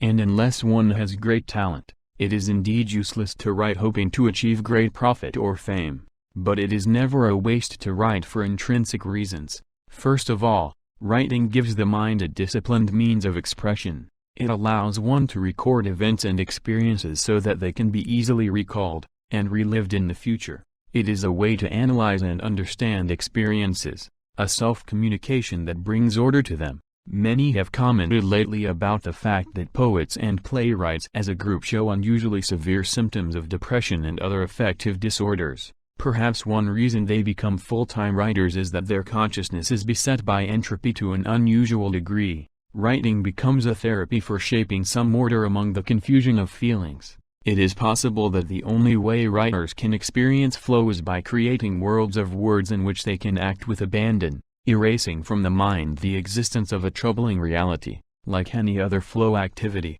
however, writing that becomes addictive becomes dangerous. It forces the writer to commit himself to a limited range of experiences, and forecloses other options for dealing with events. But when writing is used to control experience, without letting it control the mind, it is a tool of infinite subtlety and rich rewards. Befriending Clio. As memory was the mother of culture, Clio, the proclaimer, was her eldest daughter. In Greek mythology she was the patroness of history, responsible for keeping orderly accounts of past events. Although history lacks the clear rules that make other mental activities like logic, poetry, or mathematics so enjoyable, it has its own unambiguous structure established by the irreversible sequence of events and time. Observing, recording, and preserving the memory of both the large and small events of life is one of the oldest and most satisfying ways to bring order to consciousness. In a sense, every individual is a historian of his or her own personal existence. Because of their emotional power, memories of childhood become crucial elements in determining the kind of adults we grow up to be, and how our minds will function. Psychoanalysis is to a large extent an attempt to bring order to people's garbled histories of their childhood. This task of making sense of the past again becomes important in old age. Erik Erikson has held that the last stage of the human life cycle involves the task of achieving integrity, or bringing together what one has accomplished and what one has failed to accomplish in the course of one's life into a meaningful story that can be claimed as one's own. History, wrote Thomas Carlyle, is the essence of innumerable biographies. Remembering the past is not only instrumental in the creation and preservation of a personal identity, but it can also be a very enjoyable process. People keep diaries, save snapshots, make slides and home movies, and collect souvenirs and mementos to store in their houses to build what is in effect a museum of the life of the family. Even though a chance visitor might be unaware of most of the historical references, he might not know that the painting on the living room wall is important because it was bought by the owners during their honeymoon in Mexico, that the rug in the hall is valuable because it was the gift of a favorite grandmother, and that the scruffy sofa in the den is kept because it was where the children were fed when they were babies. Having a record of the past can make a great contribution to the quality of life. It frees us from the tyranny of the present, and makes it possible for consciousness to revisit former times. It makes it possible to select and preserve in memory events that are especially pleasant and meaningful, and so to create a past that will help us deal with the future. Of course, such a past might not be literally true, but then the past can never be literally true in memory. It must be continuously edited, and the question is only whether we take creative control of the editing or not. Most of us don't think of ourselves as having been amateur historians all along. But once we become aware that ordering events in time is a necessary part of being a conscious being, and moreover, that it is an enjoyable task, then we can do a much better job of it. There are several levels at which history as a flow activity can be practiced. The most personal involves simply keeping a journal. The next is to write a family chronicle, going as far into the past as possible. But there is no reason to stop there. Some people expand their interest to the ethnic group to which they belong, and start collecting relevant books and memorabilia. With an extra effort, they can begin to record their own impressions of the past, thus becoming real amateur historians. Others develop an interest in the history of the community in which they live, whether it is the neighborhood or the state, by reading books, visiting museums, and joining historical associations. Or they may focus on a particular aspect of that past. For instance, a friend who lives in the wilder reaches of Western Canada has been fascinated by early industrial architecture in that part of the world, and has gradually learned enough about it to enjoy trips to out-of-the-way sawmills, foundries, and decaying railway depots, where his knowledge enables him to evaluate and appreciate the fine points of what anyone else would dismiss as piles of weedy junk. All too often we are inclined to view history as a dreary list of dates to memorize, a chronicle established by ancient scholars for their own amusement. It is a field we might tolerate, but not love. It is a subject we learn about so as to be considered educated, but it will be learned unwillingly. If this is the case, history can do little to improve the quality of life. Knowledge that is seen to be controlled from the outside is acquired with reluctance, and it brings no joy. But as soon as a person decides which aspects of the past are compelling, and decides to pursue them, focusing on the sources and the details that are personally meaningful, and recording findings in a personal style, then learning history can become a full-fledged flow experience, the delights of science. After reading the preceding section, you may find it just barely plausible that anyone could become an amateur historian. But if we take the argument to another field, can we really conceive of a layperson's becoming an amateur scientist? After all, we have been told many times that in this century science has become a highly institutionalized activity, with the main action confined to the big leagues. It takes extravagantly equipped laboratories, huge budgets, and large teams of investigators to survive on the frontiers of biology, chemistry, or physics. It is true that, if the goal of science is to win Nobel Prizes, or to attract the recognition of professional colleagues in the highly competitive arena of a given discipline, then the extremely specialized and expensive ways of doing science may be the only alternatives. In fact, this highly capital-intensive scenario, based on the model of the assembly line, happens to be an inaccurate description of what leads to success in professional science. It is not true, despite what the advocates of technocracy would like us to believe, that breakthroughs in science arise exclusively from teams in which each researcher is trained in a very narrow field, and where the most sophisticated state-of-the-art equipment is available to test out new ideas. Neither is it true that great discoveries are made only by centers with the highest levels of funding. These conditions may help in testing novel theories, but they are largely irrelevant to whether creative ideas will flourish. New discoveries still come to people as they did to Democritus, sitting lost in thought in the market square of his city. They come to people who so enjoy playing with ideas that eventually they stray beyond the limits of what is known, and find themselves exploring an uncharted territory. Even the pursuit of normal, as opposed to revolutionary or creative, science would be next to impossible if it did not provide enjoyment to the scientist. In his book The Structure of Scientific Revolutions, Thomas Kuhn suggests several reasons why science is fascinating. First, by focusing attention upon a small range of relatively esoteric problems, the paradigm, or theoretical approach, forces scientists to investigate some part of nature in a detail and depth that would otherwise be unimaginable. This concentration is made possible by rules that limit both the nature of acceptable solutions and the steps by which they are obtained. And, Kuhn claims, a scientist engaged in normal science is not motivated by the hope of transforming knowledge, or finding truth, or improving the conditions of life. Instead, what then challenges him is the conviction that, if only he is skillful enough, he will succeed in solving a puzzle that no one before has solved or solved so well. He also states, the fascination of the normal research paradigm is that, though its outcome can be anticipated, the way to achieve that outcome remains very much in doubt. The man who succeeds proves himself an expert puzzle solver, and the challenge of the puzzle is an important part of what usually drives him on. It is no wonder that scientists often feel like P.A.M.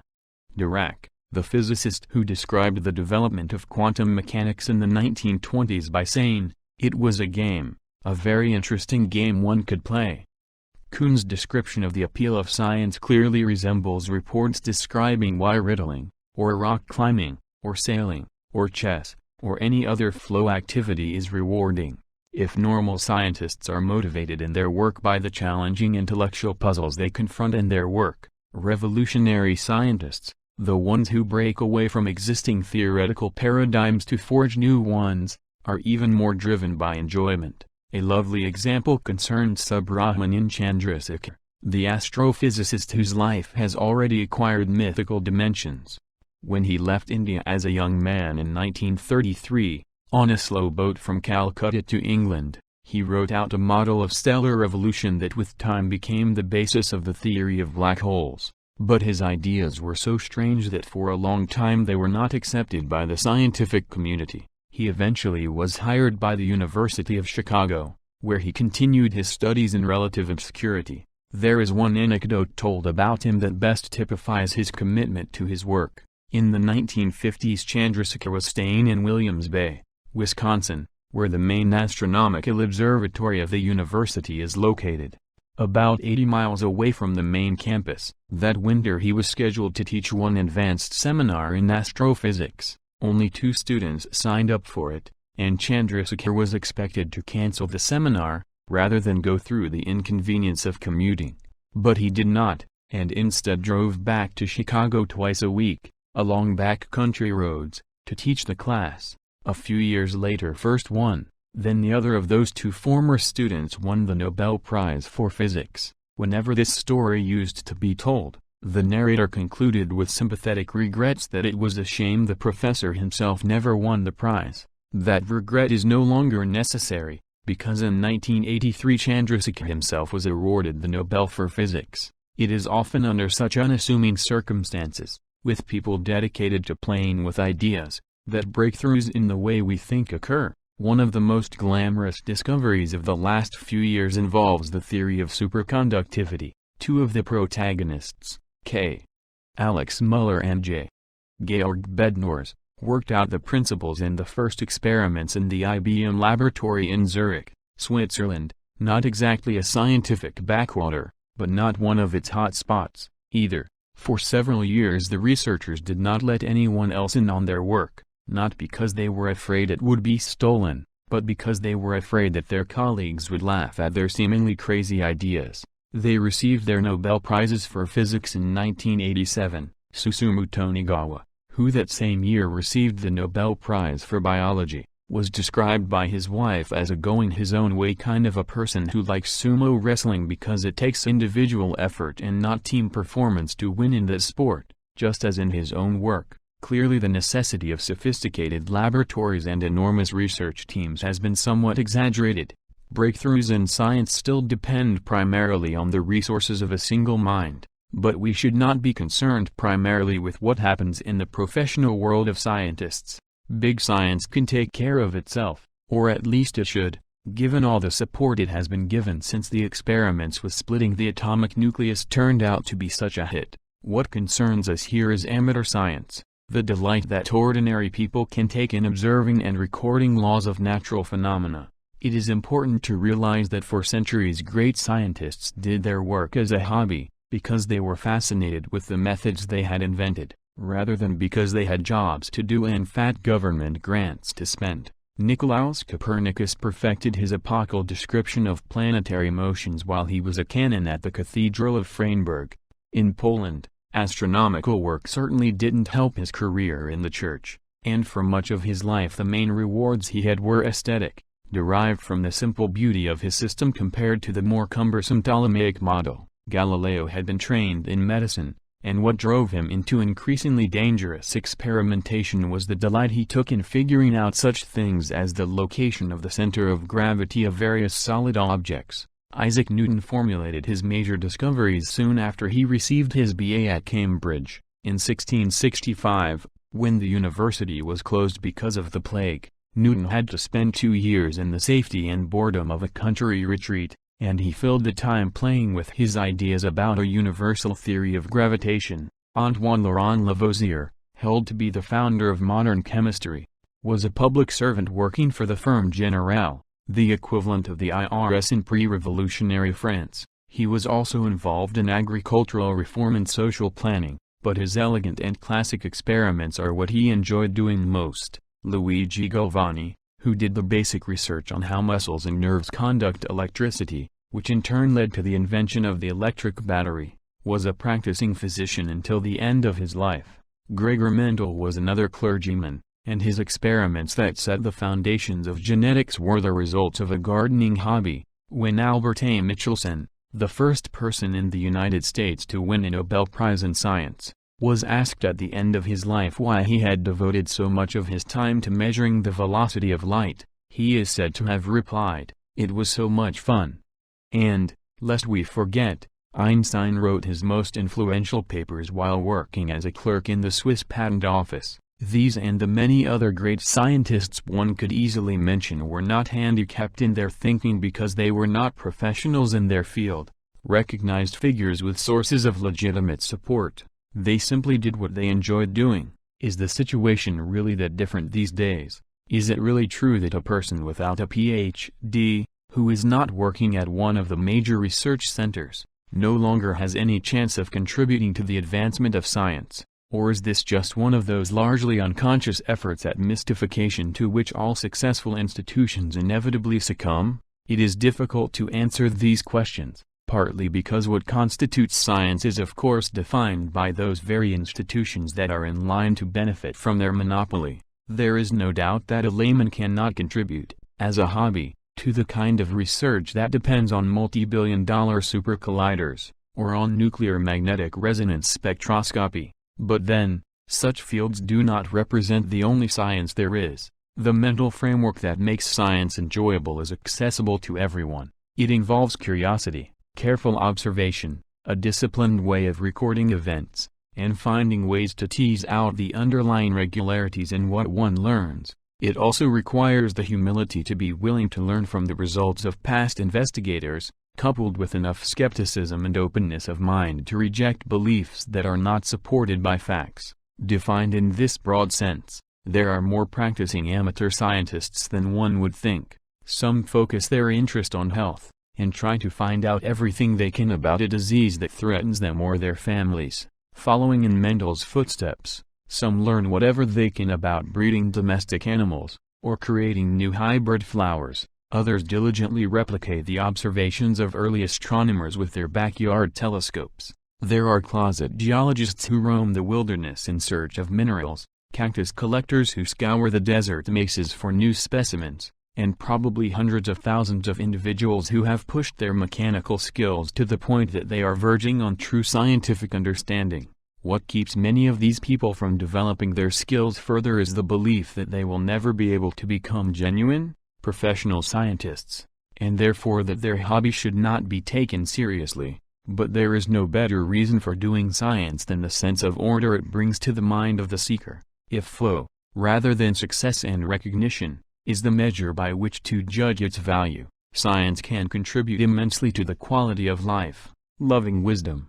Philosophy used to mean love of wisdom, and people devoted their lives to it for that reason. Nowadays professional philosophers would be embarrassed to acknowledge so naive a conception of their craft. Today a philosopher may be a specialist in deconstructionism or logical positivism, an expert in early Kant or late Hegel, an epistemologist or an existentialist, but don't bother him with wisdom. It is a common fate of many human institutions to begin as a response to some universal problem until, after many generations, the problems peculiar to the institutions themselves will take precedence over the original goal. For example, modern nations create armed forces as a defense against enemies. Soon, however, an army develops its own needs, its own politics, to the point that the most successful soldier is not necessarily the one who defends the country best, but the one who obtains the most money for the army. Amateur philosophers, unlike their professional counterparts at universities, need not worry about historical struggles for prominence among competing schools, the politics of journals, and the personal jealousies of scholars. They can keep their minds on the basic questions. What these are is the first task for the amateur philosopher to decide. Is he interested in what the best thinkers of the past have believed about what it means to be, or is he more interested in what constitutes the good or the beautiful? As in all other branches of learning, the first step after deciding what area one wants to pursue is to learn what others have thought about the matter. By reading, talking, and listening selectively one can form an idea of what the state of the art in the field is. Again, the importance of personally taking control of the direction of learning from the very first steps cannot be stressed enough. If a person feels coerced to read a certain book, to follow a given course because that is supposed to be the way to do it, learning will go against the grain. But if the decision is to take that same route because of an inner feeling of rightness, the learning will be relatively effortless and enjoyable. When his predilections in philosophy become clear, even the amateur may feel compelled to specialize. Someone interested in the basic characteristics of reality may drift toward ontology and read Wolff, Kant, Husserl, and Heidegger. Another person more puzzled by questions of right and wrong would take up ethics and learn about the moral philosophy of Aristotle, Aquinas, Spinoza, and Nietzsche. An interest in what is beautiful may lead to reviewing the ideas of aesthetic philosophers like Baumgarten, Croce, Santayana, and Collingwood. While specialization is necessary to develop the complexity of any pattern of thought, the goals-ends relationship must always be kept clear. Specialization is for the sake of thinking better, and not an end in itself. Unfortunately, many serious thinkers devote all their mental effort to becoming well-known scholars, but in the meantime they forget their initial purpose in scholarship. In philosophy as in other disciplines, there comes a point where a person is ready to pass from the status of passive consumer to that of active producer. To write down one's insights expecting that someday they will be read with awe by posterity would be in most cases an act of hubris, that overweening presumption that has caused so much mischief in human affairs. But if one records ideas in response to an inner challenge to express clearly the major questions by which one feels confronted, and tries to sketch out answers that will help make sense of one's experiences, then the amateur philosopher will have learned to derive enjoyment from one of the most difficult and rewarding tasks of life. Amateurs and professionals.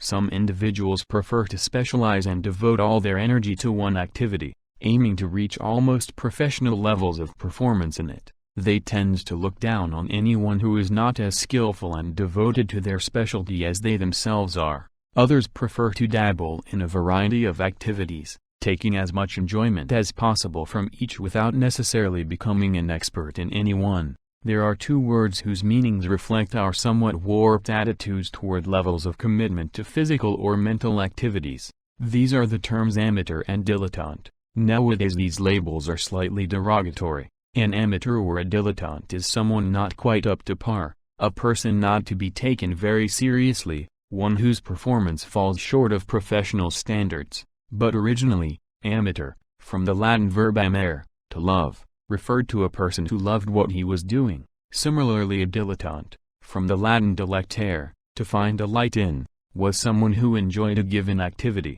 The earliest meanings of these words therefore drew attention to experiences rather than accomplishments. They described the subjective rewards individuals gained from doing things, instead of focusing on how well they were achieving. Nothing illustrates as clearly our changing attitudes toward the value of experience as the fate of these two words. There was a time when it was admirable to be an amateur poet or a dilettante scientist, because it meant that the quality of life could be improved by engaging in such activities. But increasingly the emphasis has been to value behavior over subjective states. What is admired is success, achievement, the quality of performance rather than the quality of experience. Consequently, it has become embarrassing to be called a dilettante, even though to be a dilettante is to achieve what counts most, the enjoyment one's actions provide. It is true that the sort of dilettantish learning encouraged here can be undermined even more readily than professional scholarship, if the learners lose sight of the goal that motivates them. Laypersons with an axe to grind sometimes turn to pseudoscience to advance their interests, and often their efforts are almost indistinguishable from those of intrinsically motivated amateurs. An interest in the history of ethnic origins, for instance, can become easily perverted into a search for proofs of one's own superiority over members of other groups. The Nazi movement in Germany turned to anthropology, history, anatomy, language, biology, and philosophy and concocted from them its theory of Aryan racial supremacy. Professional scholars were also caught up in this dubious enterprise, but it was inspired by amateurs, and the rules by which it was played belonged to politics, not science. Soviet biology was set back a generation when the authorities decided to apply the rules of communist ideology to growing corn, instead of following experimental evidence. Leonko's ideas about how grains planted in a cold climate would grow more hardy, and produce even hardier progeny, sounded good to the layperson, especially within the context of Leninist dogma. Unfortunately, the ways of politics and the ways of corn are not always the same, and Leonko's efforts culminated in decades of hunger.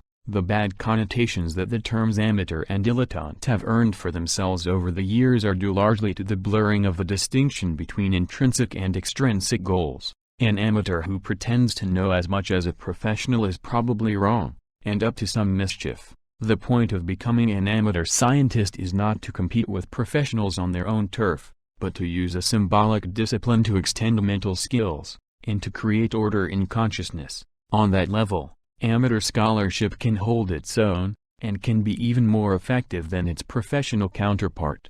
But the moment that amateurs lose sight of this goal, and use knowledge mainly to bolster their egos or to achieve a material advantage, then they become caricatures of the scholar, without training in the discipline of skepticism and reciprocal criticism that underlies the scientific method. Laypersons who venture into the fields of knowledge with prejudiced goals can become more ruthless, more egregiously unconcerned with truth, than even the most corrupt scholar. The challenge of lifelong learning. The aim of this chapter has been to review the ways in which mental activity can produce enjoyment. We have seen that the mind offers at least as many and as intense opportunities for action as does the body. Just as the use of the limbs and of the senses is available to everyone without regard to sex, race, education, or social class, so too the uses of memory, of language, of logic, of the rules of causation are also accessible to anyone who desires to take control of the mind. Many people give up on learning after they leave school because 13 or 20 years of extrinsically motivated education is still a source of unpleasant memories. Their attention has been manipulated long enough from the outside by textbooks and teachers, and they have counted graduation as the first day of freedom. But a person who forgoes the use of his symbolic skills is never really free. His thinking will be directed by the opinions of his neighbors, by the editorials in the papers, and by the appeals of television. He will be at the mercy of experts. Ideally, the end of extrinsically applied education should be the start of an education that is motivated intrinsically. At that point the goal of studying is no longer to make the grade, earn a diploma, and find a good job. Rather, it is to understand what is happening around one, to develop a personally meaningful sense of what one's experience is all about. From it will come the profound joy of the thinker, like that experienced by the disciples of Socrates that Plato describes in Philebus. The young man who has drunk for the first time from that spring is as happy as if he had found a treasure of wisdom. He is positively enraptured. He will pick up any discourse, draw all its ideas together to make them into one, then take them apart and pull them to pieces. He will puzzle first himself, then also others, badger whoever comes near him, young and old, sparing not even his parents, nor anyone who is willing to listen. The quotation is about 24 centuries old, but a contemporary observer could not describe more vividly what happens when a person first discovers the flow of the mind. Work as flow. Like other animals, we must spend a large part of our existence making a living. Calories needed to fuel the body don't appear magically on the table, and houses and cars don't assemble themselves spontaneously. There are no strict formulas, however, for how much time people actually have to work. It seems, for instance, that the early hunter-gatherers, like their present-day descendants living in the inhospitable deserts of Africa and Australia, spent only 3 to 5 hours each day on what we would call working, providing for food, shelter, clothing, and tools. They spent the rest of the day in conversation, resting, or dancing. At the opposite extreme were the industrial workers of the 19th century, who were often forced to spend 12-hour days, 6 days a week, toiling in grim factories or dangerous mines. Not only the quantity of work, but its quality has been highly variable. There is an old Italian saying, Il lavoro nobilita ilmo, illo rende simile al besti, or, work gives man nobility, and turns him into an animal. This ironic trope may be a comment on the nature of all work, but it can also be interpreted to mean that work requiring great skills and that is done freely refines the complexity of the self, and, on the other hand, that there are few things as entropic as unskilled work done under compulsion. The brain surgeon operating in a shining hospital and the slave laborer who staggers under a heavy load as he wades through the mud are both working, but the surgeon has a chance to learn new things every day. And every day he learns that he is in control and that he can perform difficult tasks. The laborer is forced to repeat the same exhausting motions, and what he learns is mostly about his own helplessness. Because work is so universal, yet so varied, it makes a tremendous difference to one's overall contentment whether what one does for a living is enjoyable or not. Thomas Carlyle was not far wrong when he wrote, "Blessed is he who has found his work, let him ask no other blessedness."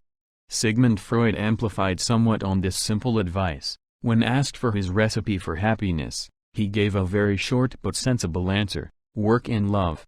It is true that if one finds flow in work, and in relations with other people, one island well on the way toward improving the quality of life as a whole. In this chapter we shall explore how jobs can provide flow, and in the following one we shall take up Freud's other main theme, enjoying the company of others, autotelic workers.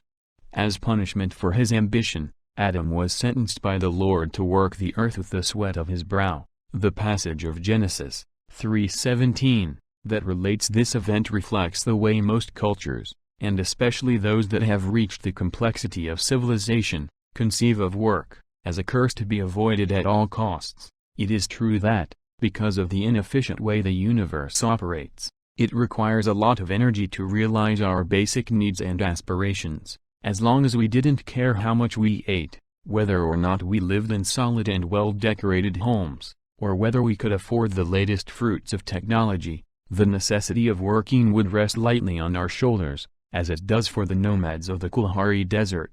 But the more psychic energy we invest in material goals, and the more improbable the goals grow to be, the more difficult it becomes to make them come true. Then we need increasingly high inputs of labor, mental and physical, as well as inputs of natural resources, to satisfy escalating expectations. For much of history, the great majority of people who lived at the periphery of civilized societies had to give up any hope of enjoying life in order to make the dreams of the few who had found a way of exploiting them come true. The achievements that set civilized nations apart from the more primitive, such as the pyramids, the Great Wall of China, the Taj Mahal, and the temples, palaces, and dams of antiquity, were usually built with the energy of slaves forced to realize their rulers' ambitions. Not surprisingly, work acquired a rather poor reputation, with all due respect to the Bible. However, it does not seem to be true that work necessarily needs to be unpleasant.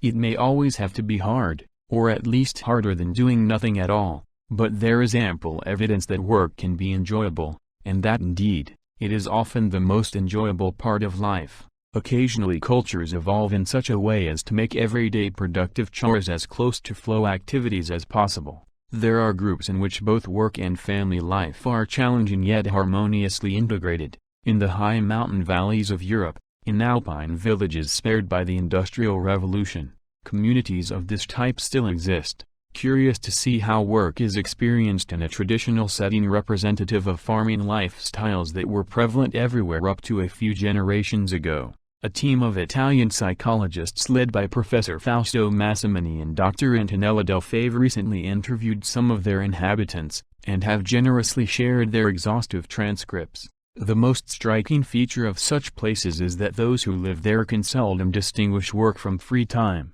It could be said that they work 16 hours a day each day, but then it could also be argued that they never work. One of the inhabitants, Serafina Vinon, a 76-year-old woman from the tiny hamlet of Pontrentes, in the Val d'Aosta region of the Italian Alps, still gets up at 5 in the morning to milk her cows. Afterwards she cooks a huge breakfast, cleans the house, and, depending on the weather and time of year, either takes the herd to the meadows just below the glaciers, tends the orchard, or cards some wool. In summer she spends weeks on the high pastures cutting hay, and then carries huge bales of it on her head the several miles down to the barn. She could reach the barn in half the time if she took a direct route, but she prefers following invisible winding trails to save the slopes from erosion. In the evening she may read, or tell stories to her great-grandchildren, or play the accordion for one of the parties of friends and relatives that assemble at her house a few times a week. Serafina knows every tree, every boulder, every feature of the mountains as if they were old friends. Family legends going back many centuries are linked to the landscape. On this old stone bridge, when the plague of 1473 had exhausted itself, one night the last surviving woman of Serafina's village, with a torch in her hand, met the last surviving man of the village further down the valley. They helped each other, got married, and became the ancestors of her family. It was in that field of raspberries that her grandmother was lost when she was a little girl. On this rock, standing with a pitchfork in his hand, the devil threatened Uncle Andrew during the freak snowstorm of 24. When Serafina was asked what she enjoys doing most in life, she had no trouble answering: milking the cows, taking them to the pasture, pruning the orchard, carding wool. In effect, what she enjoys most is what she has been doing for a living all along. In her own words, "It gives me a great satisfaction to be outdoors, to talk with people, to be with my animals. I talk to everybody, plants, birds, flowers, and animals. Everything in nature keeps you company. You see nature progress every day. You feel clean and happy. Too bad that you get tired and have to go home. Even when you have to work a lot, it is very beautiful." When she was asked what she would do if she had all the time and money in the world, Serafina laughed, and repeated the same list of activities. She would milk the cows, take them to pasture, tend the orchard, card wool. It is not that Serafina is ignorant of the alternatives offered by urban life. She watches television occasionally and reads news magazines, and many of her younger relatives live in large cities and have comfortable lifestyles, with cars, appliances, and exotic vacations. But their more fashionable and modern way of life does not attract Serafina. She is perfectly content and serene with the role she plays in the universe. 10 of the oldest residents of Pontrentes, ranging from 66 to 82 years of age, were interviewed. All of them gave responses similar to Serafina's. None of them drew a sharp distinction between work and free time. All mention work as the major source of optimal experiences, and none would want to work less if given a chance. Most of their children, who were also interviewed, expressed the same attitude toward life. However, among the grandchildren, aged between 20 and 33 years, more typical attitudes toward work prevailed. Given a chance, they would have worked less, and spent more time instead in leisure, reading, sports, traveling, seeing the latest shows. Partly this difference between the generations is a matter of age. Young people are usually less contented with their lot, more eager for change, and more intolerant of the constraints of routine. But in this case the divergence also reflects the erosion of a traditional way of life, in which work was meaningfully related to people's identities and to their ultimate goals. Some of the young people of Pontrentes might in their old age come to feel about their work as Serafina does. Probably the majority will not. Instead, they will keep widening the gap between jobs that are necessary but unpleasant, and leisure pursuits that are enjoyable but have little complexity. Life in this alpine village has never been easy. To survive from day to day, each person had to master a very broad range of difficult challenges, ranging from plain hard work, to skillful crafts, to the preservation and elaboration of a distinctive language, of songs, of artworks, of complex traditions. Yet somehow the culture has evolved in such a way that the people living in it find these tasks enjoyable. Instead of feeling oppressed by the necessity to work hard, they share the opinion of Juliana B., a 74-year-old lady. "I am free in my work, because I do whatever I want. If I don't do something today, I will do it tomorrow. I don't have a boss. I am the boss of my own life. I have kept my freedom and I have fought for my freedom." Certainly, not all pre-industrial cultures were this idyllic. In many hunting or farming societies life was harsh, brutish, and short. In fact, some of the alpine communities not far from Pontrentes were described by foreign travelers of the last century as riddled with hunger, disease, and ignorance. To perfect a lifestyle capable of balancing harmoniously human goals with the resources of the environment is as rare a feat as building one of the great cathedrals that fill visitors with awe. We can't generalize from one successful example to all pre-industrial cultures, but by the same token even one exception is sufficient to disprove the notion that work must always be less enjoyable than freely chosen leisure. But what about the case of an urban laborer, whose work is not so clearly tied to his subsistence? Serafina's attitude, as it happens, is not unique to traditional farming villages. We can occasionally find it around us in the midst of the turmoils of the industrial age. A good example is the case of Joe Kramer, a man we interviewed in one of our early studies of the flow experience. Joe was in his early 60s, a welder in a South Chicago plant where railroad cars are assembled. About 200 people worked with Joe in 3 huge, dark, hangar-like structures where steel plates weighing several tons move around suspended from overhead tracks. and are welded amid showers of sparks to the wheelbases of freight cars. In summer it is an oven. In winter the icy winds of the prairie howl through. The clanging of metal is always so intense that one must shout into a person's ear to make oneself understood. Joe came to the United States when he was 5 years old, and he left school after 4th grade. He had been working at this plant for over 30 years, but never wanted to become a foreman. He declined several promotions, claiming that he liked being a simple welder, and felt uncomfortable being anyone's boss. Although he stood on the lowest rung of the hierarchy in the plant, everyone knew Joe, and everyone agreed that he was the most important person in the entire factory. The manager stated that if he had 5 more people like Joe, his plant would be the most efficient in the business. His fellow workers said that without Joe they might as well shut down the shop right now. The reason for his fame was simple. Joe had apparently mastered every phase of the plant's operation, and he was now able to take anyone's place if the necessity arose. Moreover, he could fix any broken-down piece of machinery, ranging from huge mechanical cranes to tiny electronic monitors. But what astounded people most was that Joe not only could perform these tasks, but actually enjoyed it when he was called upon to do them. When asked how he had learned to deal with complex engines and instruments without having had any formal training, Joe gave a very disarming answer. Since childhood he had been fascinated with machinery of every kind. He was especially drawn to anything that wasn't working properly. Like when my mother's toaster went on the fritz, I asked myself, if I were the toaster and I didn't work, what would be wrong with me? Then he disassembled the toaster, found the defect, and fixed it. Ever since, he has used this method of empathic identification to learn about and restore increasingly complex mechanical systems. And the fascination of discovery has never left him. Now close to retirement, Joe still enjoys work every day.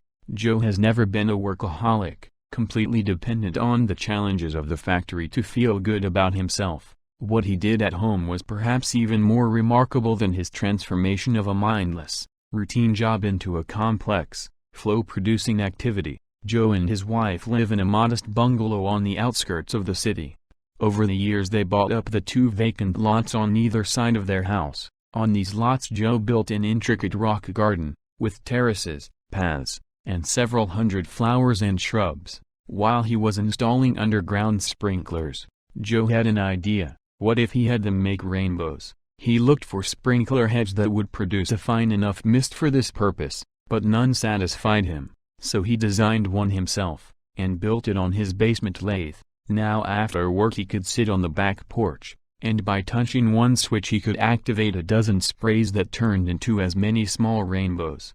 But there was one problem with Joe's little Garden of Eden. Since he worked most days, by the time he got home the sun was usually too far down the horizon to help paint the water with strong colors. So Joe went back to the drawing board, and came back with an admirable solution. He found floodlights that contained enough of the sun's spectrum to form rainbows, and installed them inconspicuously around the sprinklers. Now he was really ready. Even in the middle of the night, just by touching 2 switches, he could surround his house with fans of water, light, and color. Joe is a rare example of what it means to have an autotelic personality, or the ability to create flow experiences even in the most barren environment. An almost inhumane workplace, a weed-infested urban neighborhood, in the entire railroad plant, Joe appeared to be the only man who had the vision to perceive challenging opportunities for action. The rest of the welders we interviewed regarded their jobs as burdens to be escaped as promptly as possible, and each evening as soon as work stopped they fanned out for the saloons that were strategically placed on every third corner of the grid of streets surrounding the factory, there to forget the dullness of the day with beer and camaraderie, then home for more beer in front of the TV, a brief skirmish with the wife, and the day, in all respects similar to each previous one, was over. One might argue here that endorsing Joe's lifestyle over that of his fellow workers is reprehensibly elitist. After all, the guys in the saloon are having a good time, and who is to say that grubbing away in the backyard making rainbows is a better way to spend one's time? By the tenets of cultural relativism the criticism would be justifiable, of course, but when one understands that enjoyment depends on increasing complexity, It is no longer possible to take such radical relativism seriously. The quality of experience of people who play with and transform the opportunities in their surroundings, as Joe did, is clearly more developed as well as more enjoyable than that of people who resign themselves to live within the constraints of the barren reality they feel they cannot alter.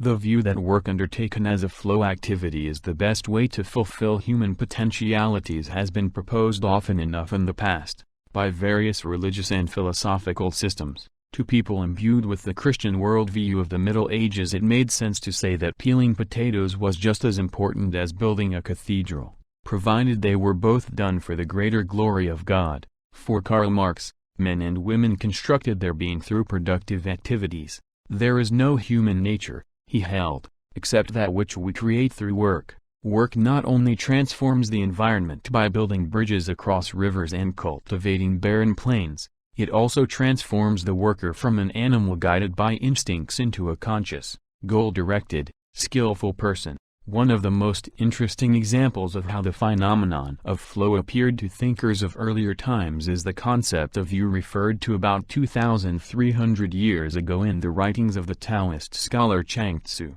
Yu is a synonym for the right way of following the path, or Tao. It has been translated into English as wandering, as walking without touching the ground, or as swimming, flying, and flowing.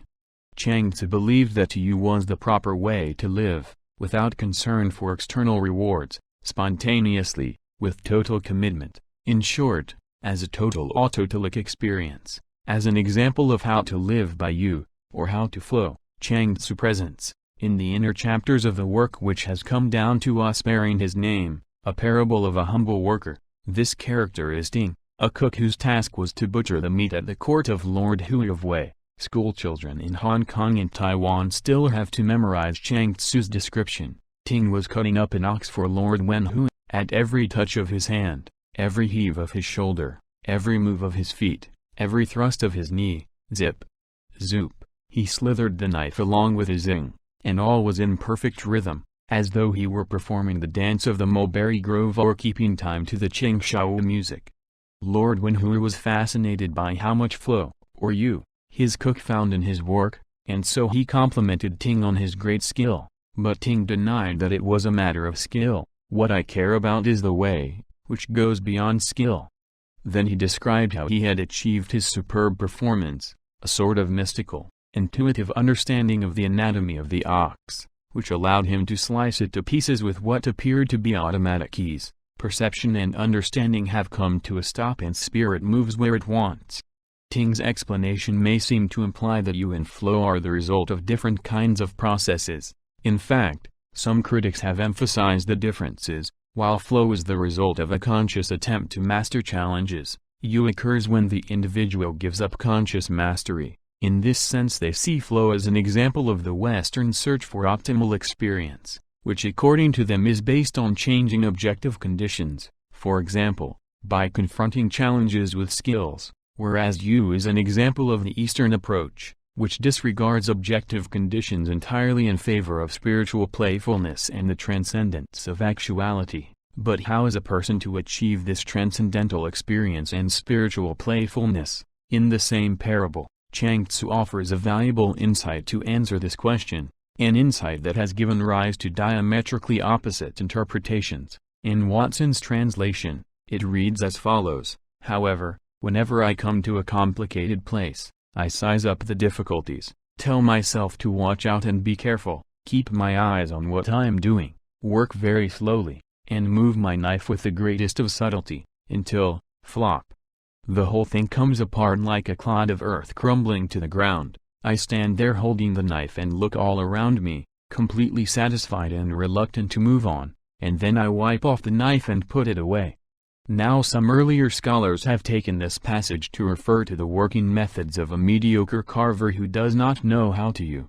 More recent ones such as Watson and Graham believe that it refers to Ting's own working methods. Based on my knowledge of the flow experience, I believe the latter reading must be the correct one. It demonstrates, even after all the obvious levels of skill and craft, have been mastered, the yu still depends on the discovery of new challenges. The complicated place or difficulties in the above quotation, and on the development of new skills.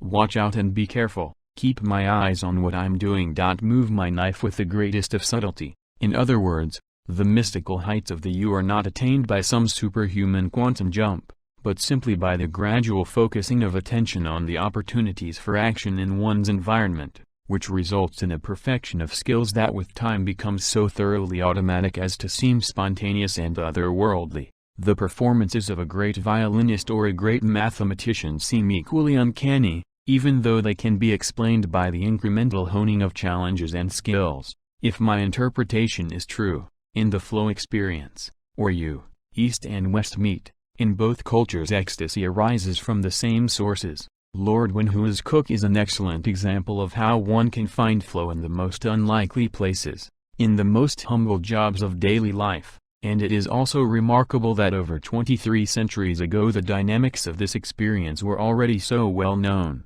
The old woman who farms in the Alps, the welder in South Chicago, and the mythical cook from ancient China have this in common: their work is hard and unglamorous, and most people would find it boring, repetitive, and meaningless, yet these individuals transformed the jobs they had to do into complex activities. They did this by recognizing opportunities for action where others did not, by developing skills, by focusing on the activity at hand, and allowing themselves to be lost in the interaction so that their selves could emerge stronger afterward. Thus transformed, work becomes enjoyable, and as the result of a personal investment of psychic energy, it feels as if it were freely chosen. As well, autotelic jobs. Serafina, Joe, and Ting are examples of people who have developed an autotelic personality.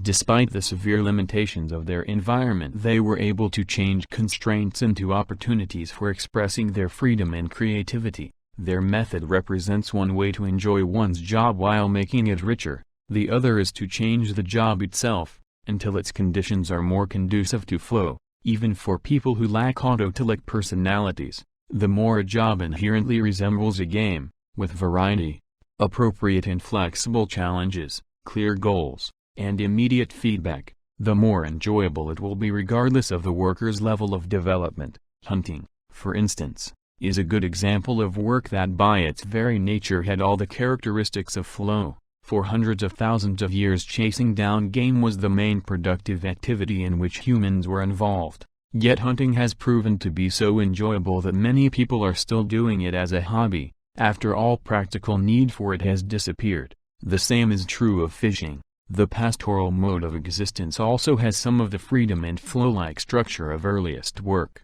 Many contemporary young Navajos in Arizona claim that following their sheep on horseback over the mesas is the most enjoyable thing they ever do. Compared to hunting or herding, farming is more difficult to enjoy. It is a more settled, more repetitive activity, and the results take much longer to appear. The seeds planted in spring need months to bear fruit. To enjoy agriculture one must play within a much longer time frame than in hunting. While the hunter may choose his quarry and method of attack several times each day, the farmer decides what crops to plant, where, and in what quantity only a few times each year. In order to succeed, the farmer must make lengthy preparations, and endure chancy periods of waiting helplessly for the weather to cooperate. It is not surprising to learn that populations of nomads or hunters, when forced to become farmers, appear to have died out rather than submitting themselves to that ostensibly boring existence. Yet many farmers also eventually learned to enjoy the more subtle opportunities of their occupation.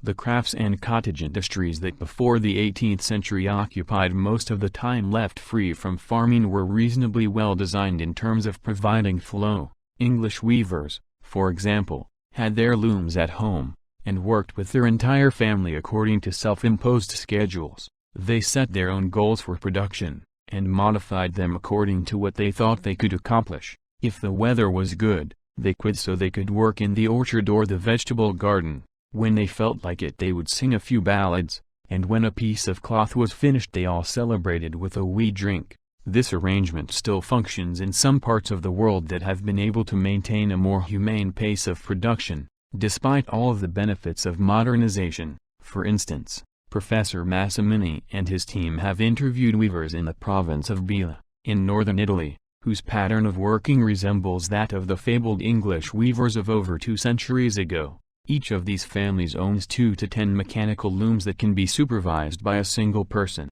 The father may watch the looms early in the morning, then call in his son to take over while he goes looking for mushrooms in the forest or stops by the creek to fish for trout. The son runs the machines until he gets bored, at which point the mother takes over. In their interviews, every member of the families listed weaving as the most enjoyable activity they did, more than traveling, more than going to discos, more than fishing, and certainly more than watching TV. The reason that working was so much fun is that it was continually challenging. Family members designed their own patterns, and when they had had enough of one kind they would switch to another. Each family decided what type of cloth to weave, where to buy the materials, how much to produce, and where to sell it. Some families had customers as far away as Japan and Australia. Family members were always traveling to manufacturing centers to keep abreast of new technical developments, or to buy necessary equipment as cheaply as possible. But throughout most of the Western world such cozy arrangements conducive to flow were brutally disrupted by the invention of the first power looms, and the centralized factory system they spawned. By the middle of the 18th century family crafts in England were generally unable to compete with mass production. Families were broken up, workers had to leave their cottages and move en masse into ugly and unwholesome plants. Rigid schedules lasting from dawn to dusk were enforced. Children as young as 7 years of age had to work themselves to exhaustion among indifferent or exploitive strangers. If the enjoyment of work had any credibility before, it was effectively destroyed in that first frenzy of industrialization. Now we have entered a new, post-industrial age, and work is said to be becoming benign again. The typical laborer now sits in front of a bank of dials, supervising a computer screen in a pleasant control room, while a band of savvy robots down the line do whatever real work needs to be done. In fact, most people are not engaged in production any longer. They work in the so-called service sector, at jobs that would surely appear like pampered leisure to the farmers and factory workers of only a few generations ago.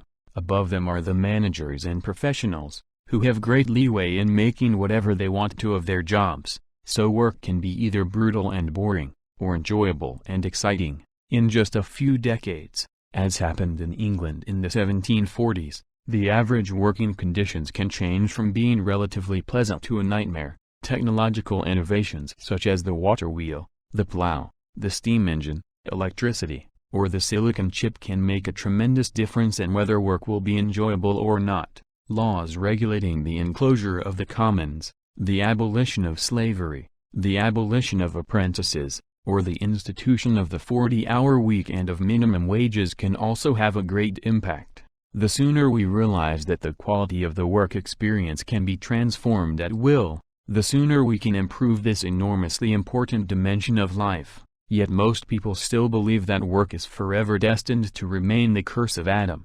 In theory, any job could be changed so as to make it more enjoyable by following the prescriptions of the flow model. At present, however, whether work is enjoyable or not ranks quite low among the concerns of those who have the power to influence the nature of a given job. Management has to care for productivity first and foremost, and union bosses have to keep safety, security, and compensations uppermost in their minds. In the short run these priorities might well conflict with flow-producing conditions. This is regrettable, because if workers really enjoyed their jobs they would not only benefit personally, but sooner or later they would almost certainly produce more efficiently and reach all the other goals that now take precedence. At the same time, it would be erroneous to expect that if all jobs were constructed like games, everyone would enjoy them. Even the most favorable external conditions do not guarantee that a person will be in flow, because optimal experience depends on a subjective evaluation of what the possibilities for action are, and of one's own capacities. It happens quite often that an individual will be discontented even with a potentially great job. Let us take as an example the profession of surgery. Few jobs involve so much responsibility, or bestow so much status on its practitioners. Certainly if challenges and skills are significant factors, then surgeons must find their job exhilarating.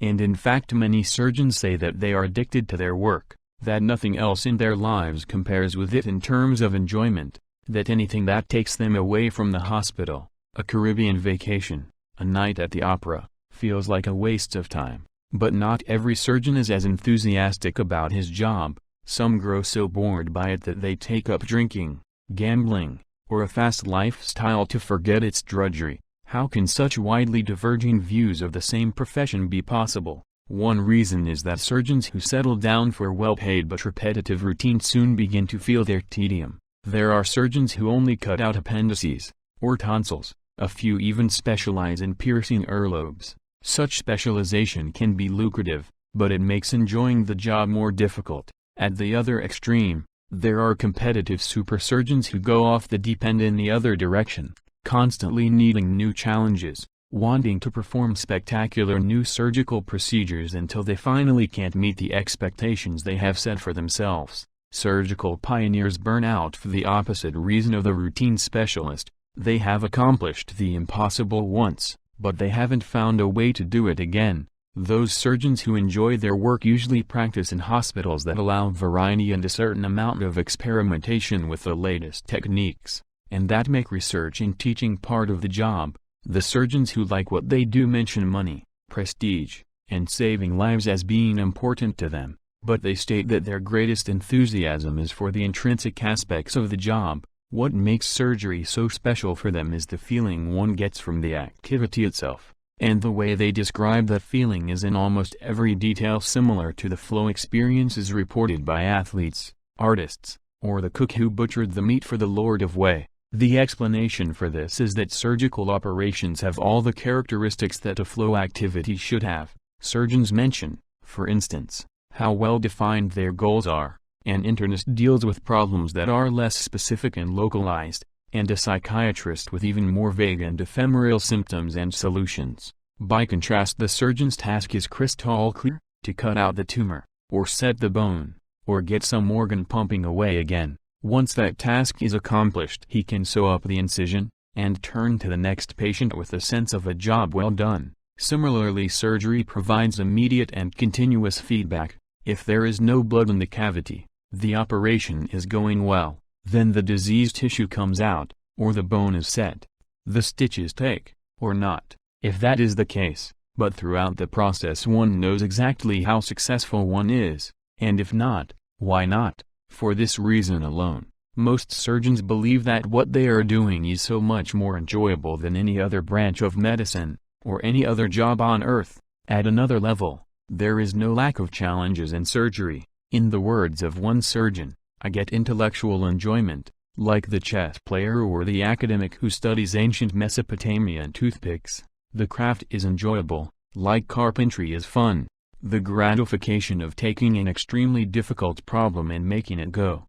And another, "It's very satisfying, and if it is somewhat difficult it is also exciting. It's very nice to make things work again, to put things in their right place so that it looks like it should, and fits neatly. This is very pleasant, particularly when the group works together in a smooth and efficient manner, then the aesthetics of the whole situation can be appreciated." This second quote indicates that the challenges of an operation are not limited to what the surgeon must do personally, but include coordinating an event that involves a number of additional players. Many surgeons comment on how exhilarating it is to be part of a well-trained team that functions smoothly and efficiently. And of course there is always the possibility of doing things better, of improving one's skills. An eye surgeon commented, "You use fine and precise instruments. It is an exercise in art. It all rests on how precisely and artistically you do the operation." Remarked another surgeon, "It is important to watch for details, to be neat and technically efficient. I don't like to waste motion and so try to make the operation as well planned and thought out as possible. I'm particular about how the needle is held, where the stitches are placed, the type of suture, and so on. Things should look the best and seem easy." The way surgery is practiced helps block out distractions, and concentrates all one's attention on the procedure. The operating theater is indeed like a stage, with spotlights illuminating the action and the actors.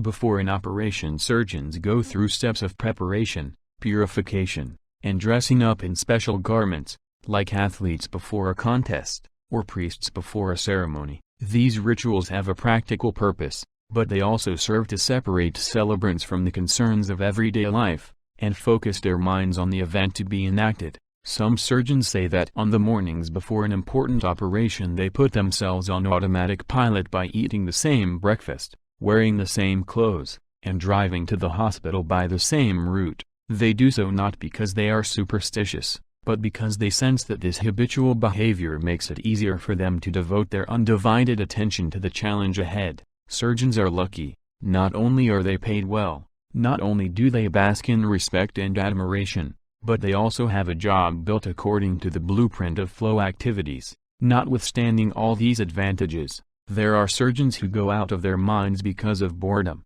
or because they are reaching after unattainable power and fame. What this indicates is that important as the structure of a job is, by itself it won't determine whether or not a person performing that job will find enjoyment in it. Satisfaction in a job will also depend on whether or not a worker has an autotelic personality. Joe the welder enjoyed tasks that few would regard as providing opportunities for flow. At the same time, some surgeons manage to hate a job that seems to have been intentionally created to provide enjoyment. To improve the quality of life through work, two complementary strategies are necessary. On the one hand, jobs should be redesigned so that they resemble as closely as possible flow activities, as do hunting, cottage weaving, and surgery. But it will also be necessary to help people develop autotelic personalities like those of Serafina, Joe, and Ting, by training them to recognize opportunities for action, to hone their skills, to set reachable goals. Neither one of these strategies is likely to make work much more enjoyable by itself. In combination, they should contribute enormously to optimal experience. The paradox of work. It is easier to understand the way work affects the quality of life when we take the long view, and compare ourselves with people from different times and cultures, but eventually we have to look more closely at what is happening here and now. Ancient Chinese cooks, alpine farmers, surgeons, and welders help illuminate the potential inherent in work, but they are not, after all, very typical of the kind of job most people do nowadays. What is work like for average American adults today? In our studies we have often encountered a strange inner conflict in the way people relate to the way they make their living. On the one hand, our subjects usually report that they have had some of their most positive experiences while on the job. From this response it would follow that they would wish to be working, that their motivation on the job would be high. Instead, even when they feel good, people generally say that they would prefer not to be working, that their motivation on the job is low. The converse is also true. When supposedly enjoying their hard-earned leisure, people generally report surprisingly low moods, yet they keep on wishing for more leisure. For example, in one study we used the experience sampling method to answer the question, do people report more instances of flow at work or in leisure? The respondents, over 100 men and women working full-time at a variety of occupations, wore an electronic pager for 1 week. And whenever the pager beeped in response to signals sent at 8 random times each day for a week, they filled out 2 pages of a booklet to record what they were doing and how they felt at the moment they were signaled. Among other things, they were asked to indicate, on 10-point scales, how many challenges they saw at the moment, and how many skills they felt they were using. A person was counted as being in flow every time he or she marked both the level of challenges and the level of skills to be above the mean level for the week. In this particular study over 4,800 responses were collected, an average of about 44 per person per week. In terms of the criterion we had adopted, 33% of these responses were in flow, that is, above the mean personal weekly level of challenges and skills.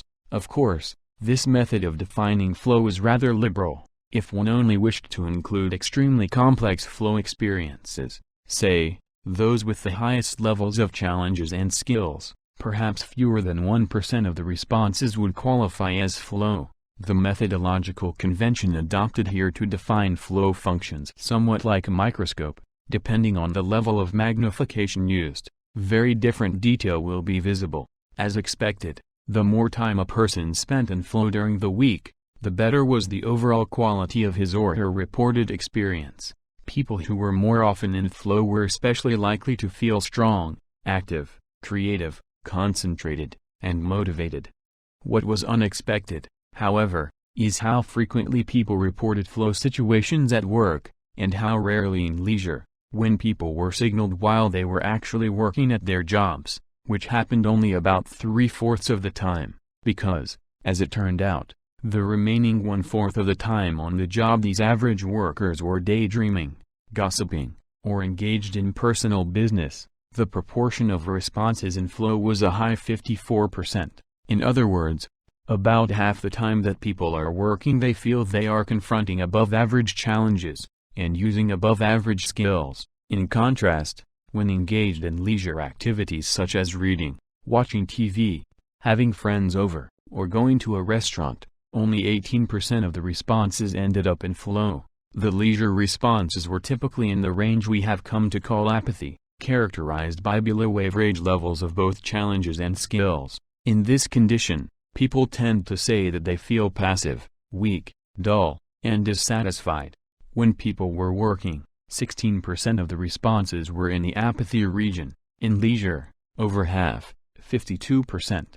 As one would expect, managers and supervisors were significantly more often in flow at work, 64%, than were clerical workers, 51%, and blue-collar workers, 47%. Blue-collar workers reported more flow in leisure, 20%, than clerical workers, 16%, and managers, 15%, did, but even workers on the assembly lines reported they were in flow more than twice as often at work as in leisure, 47% versus 20%. Conversely, apathy was reported at work more often by blue-collar workers than by managers, 23% versus 11%, and in leisure more often by managers than by blue-collar workers, 61% versus 46%. Whenever people were in flow, either at work or in leisure, they reported it as a much more positive experience than the times they were not in flow. When challenges and skills were both high they felt happier,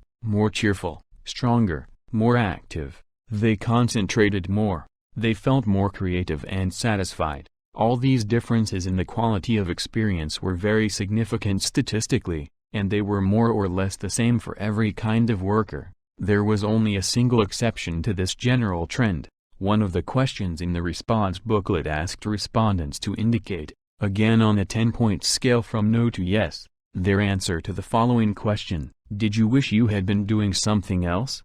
The extent to which a person answers this with a no is generally a reliable indication of how motivated he or she is at the moment of the signal. The results showed that people wished to be doing something else to a much greater extent when working than when at leisure, and this regardless of whether they were in flow. In other words, motivation was low at work even when it provided flow, and it was high in leisure even when the quality of experience was low. Thus we have the paradoxical situation: on the job people feel skillful and challenged, and therefore feel more happy, strong, creative, and satisfied. In their free time people feel that there is generally not much to do and their skills are not being used, and therefore they tend to feel more sad, weak, dull, and dissatisfied. Yet they would like to work less and spend more time in leisure. What does this contradictory pattern mean? There are several possible explanations, but one conclusion seems inevitable. When it comes to work,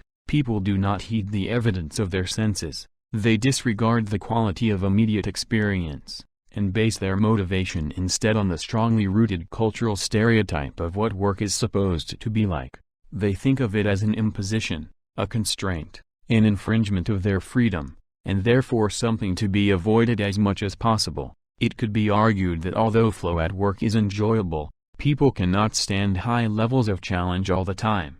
They need to recover at home, to turn into couch potatoes for a few hours each day even though they don't enjoy it. But comparative examples seem to contradict this argument. For instance, the farmers of Pontrennes work much harder, and for longer hours, than the average American, and the challenges they face in their daily round require at least as high levels of concentration and involvement. Yet they don't wish to be doing something else while working, and afterward. Instead of relaxing, they fill their free time with demanding leisure activities. As these findings suggest, The apathy of many of the people around us is not due to their being physically or mentally exhausted. The problem seems to lie more in the modern worker's relation to his job, with the way he perceives his goals in relation to it. When we feel that we are investing attention in a task against our will, it is as if our psychic energy is being wasted. Instead of helping us reach our own goals, it is called upon to make someone else's come true.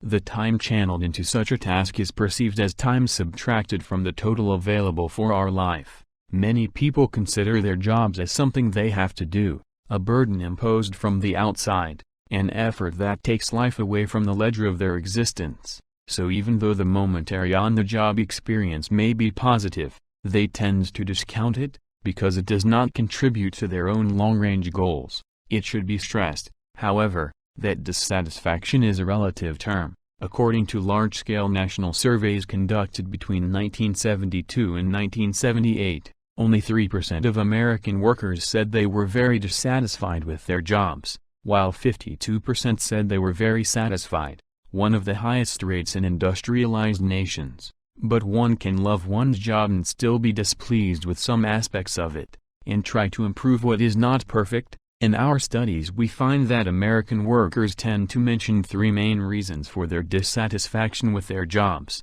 all of which are related to the quality of experience typically available to them at work, even though, as we have just seen, their experience at work tends to be better than it is at home. Contrary to popular opinion, salary and other material concerns are generally not among their most pressing concerns. The first and perhaps most important complaint concerns the lack of variety and challenge. This can be a problem for everyone, but especially for those in lower-level occupations in which routine plays a major role. The second has to do with conflicts with other people on the job, especially bosses. The third reason involves burnout, too much pressure, too much stress, too little time to think for oneself, too little time to spend with the family. This is a factor that particularly troubles the higher echelons, executives and managers. Such complaints are real enough, as they refer to objective conditions, yet they can be addressed by a subjective shift in one's consciousness. Variety and challenge, for instance, are in one sense inherent characteristics of jobs, but they also depend on how one perceives opportunities. Ding, Serafina, and Joe saw challenges in tasks that most people would find dull and meaningless. Whether a job has variety or not ultimately depends more on a person's approach to it than on actual working conditions. The same is true of the other causes of dissatisfaction. Getting along with co-workers and supervisors might be difficult, but generally can be managed if one makes the attempt. Conflict at work is often due to a person's feeling defensive out of a fear of losing face. To prove himself he sets certain goals for how others should treat him, and then expects rigidly that others will fulfill those expectations. This rarely happens as planned, however, because others also have an agenda for their own rigid goals to be achieved. Perhaps the best way to avoid this impasse is to set the challenge of reaching one's goals while helping the boss and colleagues reach theirs. It is less direct and more time-consuming than forging ahead to satisfy one's interests regardless of what happens to others, but in the long run it seldom fails. Finally, stresses and pressures are clearly the most subjective aspects of a job, and therefore the ones that should be most amenable to the control of consciousness. Stress exists only if we experience it. It takes the most extreme objective conditions to cause it directly. The same amount of pressure will wilt one person and be a welcome challenge to another. There are hundreds of ways to relieve stress, some based on better organization, delegation of responsibility, better communication with co-workers and supervisors. Others are based on factors external to the job, such as improved home life, leisure patterns, or inner disciplines like transcendental meditation. These piecemeal solutions may help, but the only real answer to coping with work stress is to consider it part of a general strategy to improve the overall quality of experience. Of course, this is easier said than done. To do so involves mobilizing psychic energy and keeping it focused on personally forged goals. Despite inevitable distractions, various ways of coping with external stress will be discussed later, in Chapter 9. Now it may be useful to consider how the use of leisure time contributes, or fails to contribute, to the overall quality of life. The waste of free time. Although, as we have seen, People generally long to leave their places of work and get home, ready to put their hard-earned free time to good use. All too often they have no idea what to do there. Ironically, jobs are actually easier to enjoy than free time, because like flow activities they have built-in goals, feedback, rules, and challenges, all of which encourage one to become involved in one's work, to concentrate and lose oneself in it. Free time, on the other hand, is unstructured, and requires much greater effort to be shaped into something that can be enjoyed. Hobbies that demand skill, habits that set goals and limits, personal interests, and especially inner discipline help to make leisure what it is supposed to be, a chance for recreation. But on the whole, people miss the opportunity to enjoy leisure even more thoroughly than they do with working time. Over 60 years ago, the great American sociologist Robert Park already noted, "It is in the improvident use of our leisure, I suspect, that the greatest wastes of American life occur." The tremendous leisure industry that has arisen in the last few generations has been designed to help fill free time with enjoyable experiences. Nevertheless, instead of using our physical and mental resources to experience flow, most of us spend many hours each week watching celebrated athletes playing in enormous stadiums. Instead of making music, we listen to platinum records cut by millionaire musicians. Instead of making art, we go to admire paintings that brought in the highest bids at the latest auction. We do not run risks acting on our beliefs, but occupy hours each day watching actors who pretend to have adventures, engaged in mock meaningful.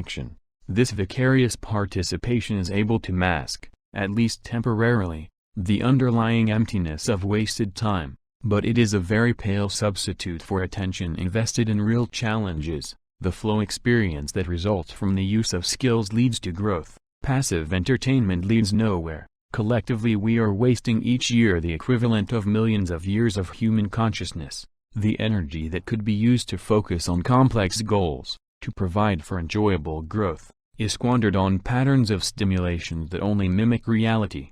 Mass leisure, mass culture, and even high culture, when only attended to passively and for extrinsic reasons, such as the wish to flaunt one's status, are parasites of the mind. They absorb psychic energy without providing substantive strength in return. They leave us more exhausted, more disheartened than we were before. Unless a person takes charge of them, both work and free time are likely to be disappointing. Most jobs and many leisure activities, especially those involving the passive consumption of mass media, are not designed to make us happy and strong. Their purpose is to make money for someone else. If we allow them to, they can suck out the marrow of our lives, leaving only feeble husks. But like everything else, work and leisure can be appropriated for our needs. People who learn to enjoy their work, who do not waste their free time, end up feeling that their lives as a whole have become much more worthwhile. The future, wrote C.K. Brightbill, will belong not only to the educated man, but to the man who is educated to use his leisure wisely, enjoying solitude and other people. Studies on flow have demonstrated repeatedly that more than anything else, the quality of life depends on two factors: how we experience work, and our relations with other people. The most detailed information about who we are as individuals comes from those we communicate with, and from the way we accomplish our jobs. Our self is largely defined by what happens in those two contexts. As Freud recognized in his prescription of love and work for happiness, the last chapter reviewed some of the flow potentials of work. Here we will explore relationships with family and friends, to determine how they can become the source of enjoyable experiences. Whether we are in the company of other people or not makes a great difference to the quality of experience. We are biologically programmed to find other human beings the most important objects in the world, because they can make life either very interesting and fulfilling or utterly miserable. How we manage relationships with them makes an enormous difference to our happiness. If we learn to make our relations with others more like flow experiences, our quality of life as a whole is going to be much improved. On the other hand, we also value privacy and often wish to be left alone, yet it frequently turns out that as soon as we begin to grow depressed. It is typical for people in this situation to feel lonely, to feel that there is no challenge, there is nothing to do. For some, Solitude brings about in milder form the disorienting symptoms of sensory deprivation, yet unless one learns to tolerate and even enjoy being alone, it is very difficult to accomplish any task that requires undivided concentration. For this reason, it is essential to find ways to control consciousness even when we are left to our own devices. The conflict between being alone and being with others. Of the things that frighten us, the fear of being left out of the flow of human interaction is certainly one of the worst. There is no question that we are social animals. Only in the company of other people do we feel complete. In many preliterate cultures, solitude is thought to be so intolerable that a person makes a great effort never to be alone. Only witches and shamans feel comfortable spending time by themselves. In many different human societies, Australian Aborigines, Amish farmers, West Point cadets, the worst sanction the community can issue is shunning. The person ignored grows gradually depressed, and soon begins to doubt his or her very existence. In some societies, the final outcome of being ostracized is death. The person who is left alone comes to accept the fact that he must be already dead, since no one pays attention to him any longer. Little by little he stops taking care of his body, and eventually passes away. The Latin locution for being alive was inter hominem esse, which literally meant to be among men, whereas to be dead was inter hominem esse desinere, or to cease to be among men. Exile from the city was, next to being killed outright, the most severe punishment for a Roman citizen, no matter how luxurious his country estate. If banished from the company of his peers, the urban Roman became an invisible man. The same bitter fate is well known to contemporary New Yorkers whenever for some reason they have to leave their city. The density of human contacts that great cities afford is like a soothing balm. People in such centers relish it even when the interactions it provides may be unpleasant or dangerous. The crowd streaming along Fifth Avenue may contain an abundance of muggers and weirdos. Nevertheless, they are exciting and reassuring. Everyone feels more alive when surrounded with other people. Social science surveys have universally concluded that people claim to be most happy with friends and family, or just in the company of others. When they are asked to list pleasant activities that improve their mood for the entire day, the kind of events most often mentioned are being with happy people, having people show interest in what I say, being with friends, and being noticed as sexually attractive.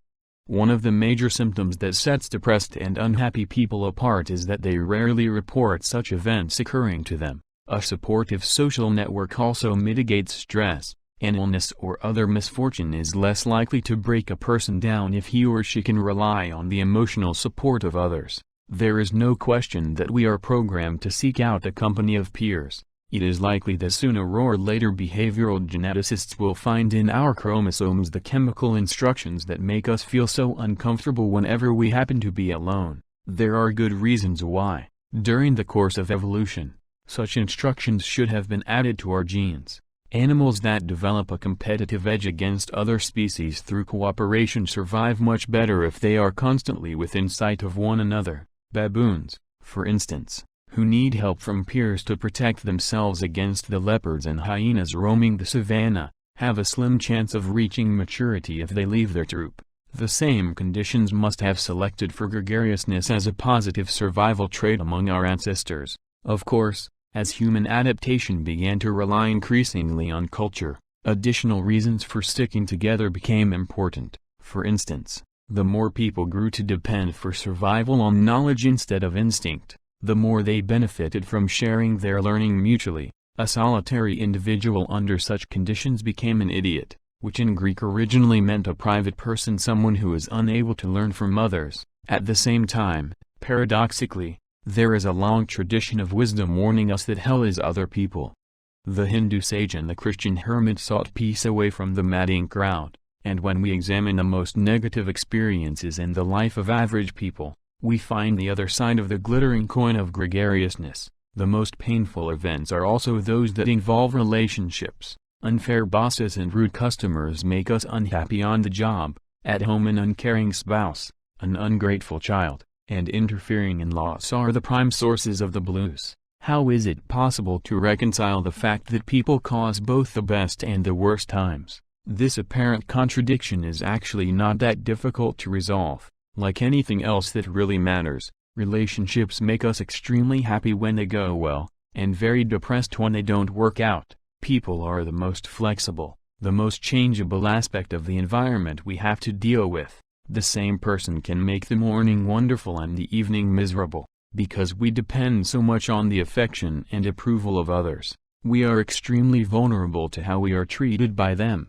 Therefore, a person who learns to get along with others is going to make a tremendous change for the better in the quality of life as a whole. This fact is well known to those who write and those who read books with titles such as How to Win Friends and Influence People. Business executives yearn to communicate better so that they can be more effective managers, and debutantes read books on etiquette to be accepted and admired by the in-crowd. Much of this concern reflects an extrinsically motivated desire to manipulate others. But people are not important only because they can help make our goals come true. When they are treated as valuable in their own right, people are the most fulfilling source of happiness. It is the very flexibility of relationships that makes it possible to transform unpleasant interactions into tolerable, or even exciting ones. How we define and interpret a social situation makes a great difference to how people will treat one another, and to how they will feel while doing it. For instance, when our son Mark was 12 years old, he took a shortcut across a rather deserted park one afternoon as he walked home from school. In the middle of the park he was suddenly confronted by 3 large young men from the neighboring ghetto. "Don't make a move or he'll shoot you," one of them said, nodding toward the third man, who had his hand in his pocket. The 3 took away everything Mark had, some change and a worn Timex. "Now keep on going. Don't run. Don't even turn around." So Mark started walking again toward home, and the 3 went in the other direction. After a few steps, however, Mark turned around and tried to catch up with them. "Listen," he called, "I want to talk to you." "Keep going," they shouted back, but he caught up with the trio, and asked if they would reconsider giving him back the watch they had taken. He explained that it was very cheap, and of no possible value to anyone except him. "You see, it was given to me on my birthday by my parents." The 3 were furious, but finally decided to take a vote on whether to give back the watch. The vote went 2-1 in favor of returning it, so Mark walked proudly home without change but with the old watch in his pocket. Of course it took his parents a lot longer to recover from the experience. From an adult perspective, Mark was foolish to possibly risk his life for an old watch, no matter how sentimentally valued it was. But this episode illustrates an important general point, that a social situation has the potential to be transformed by redefining its rules, by not taking on the role of the victim that had been imposed on him, and by not treating his assailants as robbers, but as reasonable people who might be expected to empathize with a son's attachment to a family keepsake. Mark was able to change the encounter from a hold-up to one that involved, at least to some degree, a rational democratic decision. In this case his success was largely dependent on luck. The robbers could have been drunk, or alienated beyond the reach of reason, and then he might have been seriously hurt, but the point is still valid. Human relations are malleable, and if a person has the appropriate skills their rules can be transformed. But before considering in more depth how relationships can be reshaped to provide optimal experiences, it is necessary to take a detour through the realms of solitude. Only after understanding a bit better how being alone affects the mind can we see more clearly why companionship is so indispensable to well-being. The average adult spends about 1/3 of his or her waking time alone, yet we know very little about this huge slice of our lives, except that we heartily dislike it, the pain of loneliness. Most people feel a nearly intolerable sense of emptiness when they are alone, especially with nothing specific to do. Adolescents, adults, and old people all report that their worst experiences have taken place in solitude. Almost every activity is more enjoyable with another person around, and less so when one does it alone. People are more happy, alert, and cheerful if there are others present, compared to how they feel alone, whether they are working on an assembly line or watching television. But the most depressing condition is not that of working or watching TV alone. The worst moods are reported when one is alone and there is nothing that needs to be done. For people in our studies who live by themselves and do not attend church, Sunday mornings are the lowest part of the week. because with no demands on attention, they are unable to decide what to do. The rest of the week psychic energy is directed by external routines, work, shopping, favorite TV shows, and so on. But what is one to do Sunday morning after breakfast, after having browsed through the papers? For many, the lack of structure of those hours is devastating. Generally by noon a decision is made: I'll mow the lawn, visit relatives, or watch the football game. A sense of purpose then returns, and attention is focused on the next goal. Why is solitude such a negative experience? The bottom line is that keeping order in the mind from within is very difficult. We need external goals, external stimulation, external feedback to keep attention directed, and when external input is lacking, attention begins to wander, and thoughts become chaotic, resulting in the state we have called psychic entropy in Chapter 2. When left alone, the typical teenager begins to wonder, what is my girlfriend doing now? Am I getting zits? Will I get to finish the math assignment on time? Are those dudes I had a fight with yesterday going to beat me up?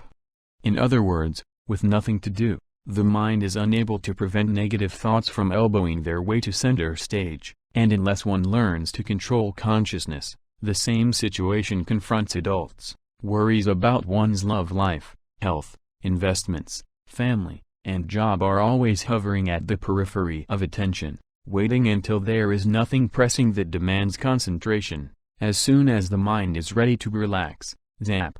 The potential problems that were waiting in the wings take over. It is for this reason that television proves such a boon to so many people. Although watching TV is far from being a positive experience, generally people report feeling passive, weak, rather irritable, and sad when doing it. At least the flickering screen brings a certain amount of order to consciousness. The predictable plots, familiar characters, and even the redundant commercials provide a reassuring pattern of stimulation. The screen invites attention to itself as a manageable, restricted aspect of the environment. While interacting with television, the mind is protected from personal worries. The information passing across the screen keeps unpleasant concerns out of the mind. Of course, avoiding depression this way is rather spendthrift, because one expends a great deal of attention without having much to show for it afterward. More drastic ways of coping with the dread of solitude include the regular use of drugs, or the recourse to obsessive practices, which may range from cleaning the house incessantly to compulsive sexual behavior. While under the influence of chemicals, the self is relieved from the responsibility of directing its psychic energy. We can sit back and watch the patterns of thought that the drug is providing for. Whatever happens, it's out of our hands. And like television, the drug keeps the mind from having to face depressing thoughts. While alcohol and other drugs are capable of producing optimal experiences, they are usually at a very low level of complexity, unless consumed in highly skilled ritual contexts, as is practiced in many traditional societies. What drugs in fact do is reduce our perception of both what can be accomplished and what we as individuals are able to accomplish, until the two are in balance. This is a pleasant state of affairs, but it is only a misleading simulation of that enjoyment that comes from increasing opportunities for actions and the abilities to act. Some people will disagree strongly with this description of how drugs affect the mind. After all, for the past quarter century we have been told with increasing confidence that drugs are consciousness expanding, and that using them enhances creativity. But the evidence suggests that while chemicals do alter the content and the organization of consciousness, they do not expand or increase the self's control over its function. Yet to accomplish anything creative, one must achieve just such control. Therefore, while psychotropic drugs do provide a wider variety of mental experiences than one would encounter under normal sensory conditions, they do so without adding to our ability to order them effectively. Many contemporary artists experiment with hallucinogens in the hope of creating work as mysteriously haunting as those verses of the Kubla-Khan that Samuel Coleridge allegedly composed under the influence of laudanum. Sooner or later, however, they realize that the composition of any work of art requires a sober mind. Work that is carried out under the influence of drugs lacks the complexity we expect from good art. It tends to be obvious and self-indulgent. A chemically altered consciousness may bring forth unusual images, thoughts, and feelings that later, When clarity returns, the artist can use. The danger is that in becoming dependent on chemicals for patterning the mind, he risks losing the ability to control it by himself. Much of what passes for sexuality is also just a way of imposing an external order on our thoughts, of killing time without having to confront the perils of solitude. Not surprisingly, watching TV and having sex can become roughly interchangeable activities. The habits of pornography and depersonalized sex build on the genetically programmed attraction of images and activities related to reproduction. They focus attention naturally and pleasurably, and in so doing help to exclude unwanted contents from the mind. What they fail to do is develop any of the attentional habits that might lead to a greater complexity of consciousness. The same argument holds for what might at first sight seem the opposite of pleasure: masochistic behavior, risk-taking, gambling. These ways that people find to hurt or frighten themselves do not require a great deal of skill, but they do help one to achieve the sensation of direct experience. Even pain is better than the chaos that seeps into an unfocused mind. Hurting oneself, whether physically or emotionally, ensures that attention can be focused on something that, although painful, is at least controllable, since we are the ones causing it. The ultimate test for the ability to control the quality of experience is what a person does in solitude, with no external demands to give structure to attention. It is relatively easy to become involved with a job, to enjoy the company of friends, to be entertained in a theater or at a concert. But what happens when we are left to our own devices, alone? When the dark night of the soul descends, are we forced into frantic attempts to distract the mind from its coming? Or are we able to take on activities that are not only enjoyable, but make the self grow, to fill free time with activities that require concentration, that increase skills, that lead to a development of the self, is not the same as killing time by watching television or taking recreational drugs. Although both strategies might be seen as different ways of coping with the same threat of chaos, as defenses against ontological anxiety, the former leads to growth, while the latter merely serves to keep the mind from unraveling. A person who rarely gets bored, who does not constantly need a favorable external environment to enjoy the moment, has passed the test for having achieved a creative life. Learning to use time alone, instead of escaping from it, is especially important in our early years. Teenagers who can't bear solitude disqualify themselves from later carrying out adult tasks that require serious mental preparation. A typical scenario familiar to many parents involves a teenager who comes back from school, drops the books in his bedroom, and after taking a snack from the refrigerator immediately heads for the phone to get in touch with his friends. If there is nothing going on there, he will turn on the stereo or the TV. If by any chance he is tempted to open a book, the resolve is unlikely to last long. To study means to concentrate on difficult patterns of information, and sooner or later even the most disciplined mind drifts away from the relentless templates on the page to pursue more pleasant thoughts. But it is difficult to summon up pleasant thoughts at will. Instead, one's mind typically is besieged by the usual visitors, the shadowy phantoms that intrude on the unstructured mind. The teenager begins to worry about his looks, his popularity, his chances in life. To repel these intrusions he must find something else to occupy his consciousness. Studying won't do, because it is too difficult. The adolescent is ready to do almost anything to take his mind off this situation, provided it does not take too much psychic energy. The usual solution is to turn back to the familiar routine of music, TV, or a friend with whom to while the time away. With every passing decade our culture becomes more dependent on information technology. To survive in such an environment, a person must become familiar with abstract symbolic languages. A few generations ago someone who did not know how to read and write could still have found a job that provided a good income and reasonable dignity. A farmer, a blacksmith, a small merchant could learn the skills required for his vocation as an apprentice to older experts and do well without mastering a symbolic system.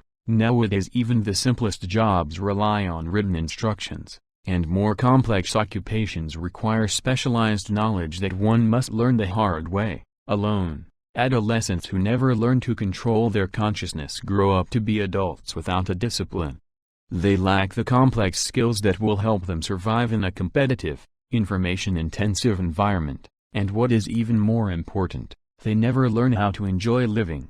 They do not acquire the habit of finding challenges that bring out hidden potentials for growth. But the teenage years are not the only time when it is crucial to learn how to exploit the opportunities of solitude. Unfortunately, too many adults feel that once they have hit 20 or 30, or certainly 40, they are entitled to relax in whatever habitual grooves they have established. They have paid their dues, they have learned the tricks it takes to survive, and from now on they can proceed on cruise control, equipped with the bare minimum of inner discipline. Such people inevitably accumulate entropy with each passing year, career disappointments, the failure of physical health, the usual slings and arrows of fate build up a mass of negative information that increasingly threatens their peace of mind. How does one keep these problems away? If a person does not know how to control attention in solitude, he will inevitably turn to the easy external solutions, drugs, entertainment, excitement, whatever dulls or distracts the mind.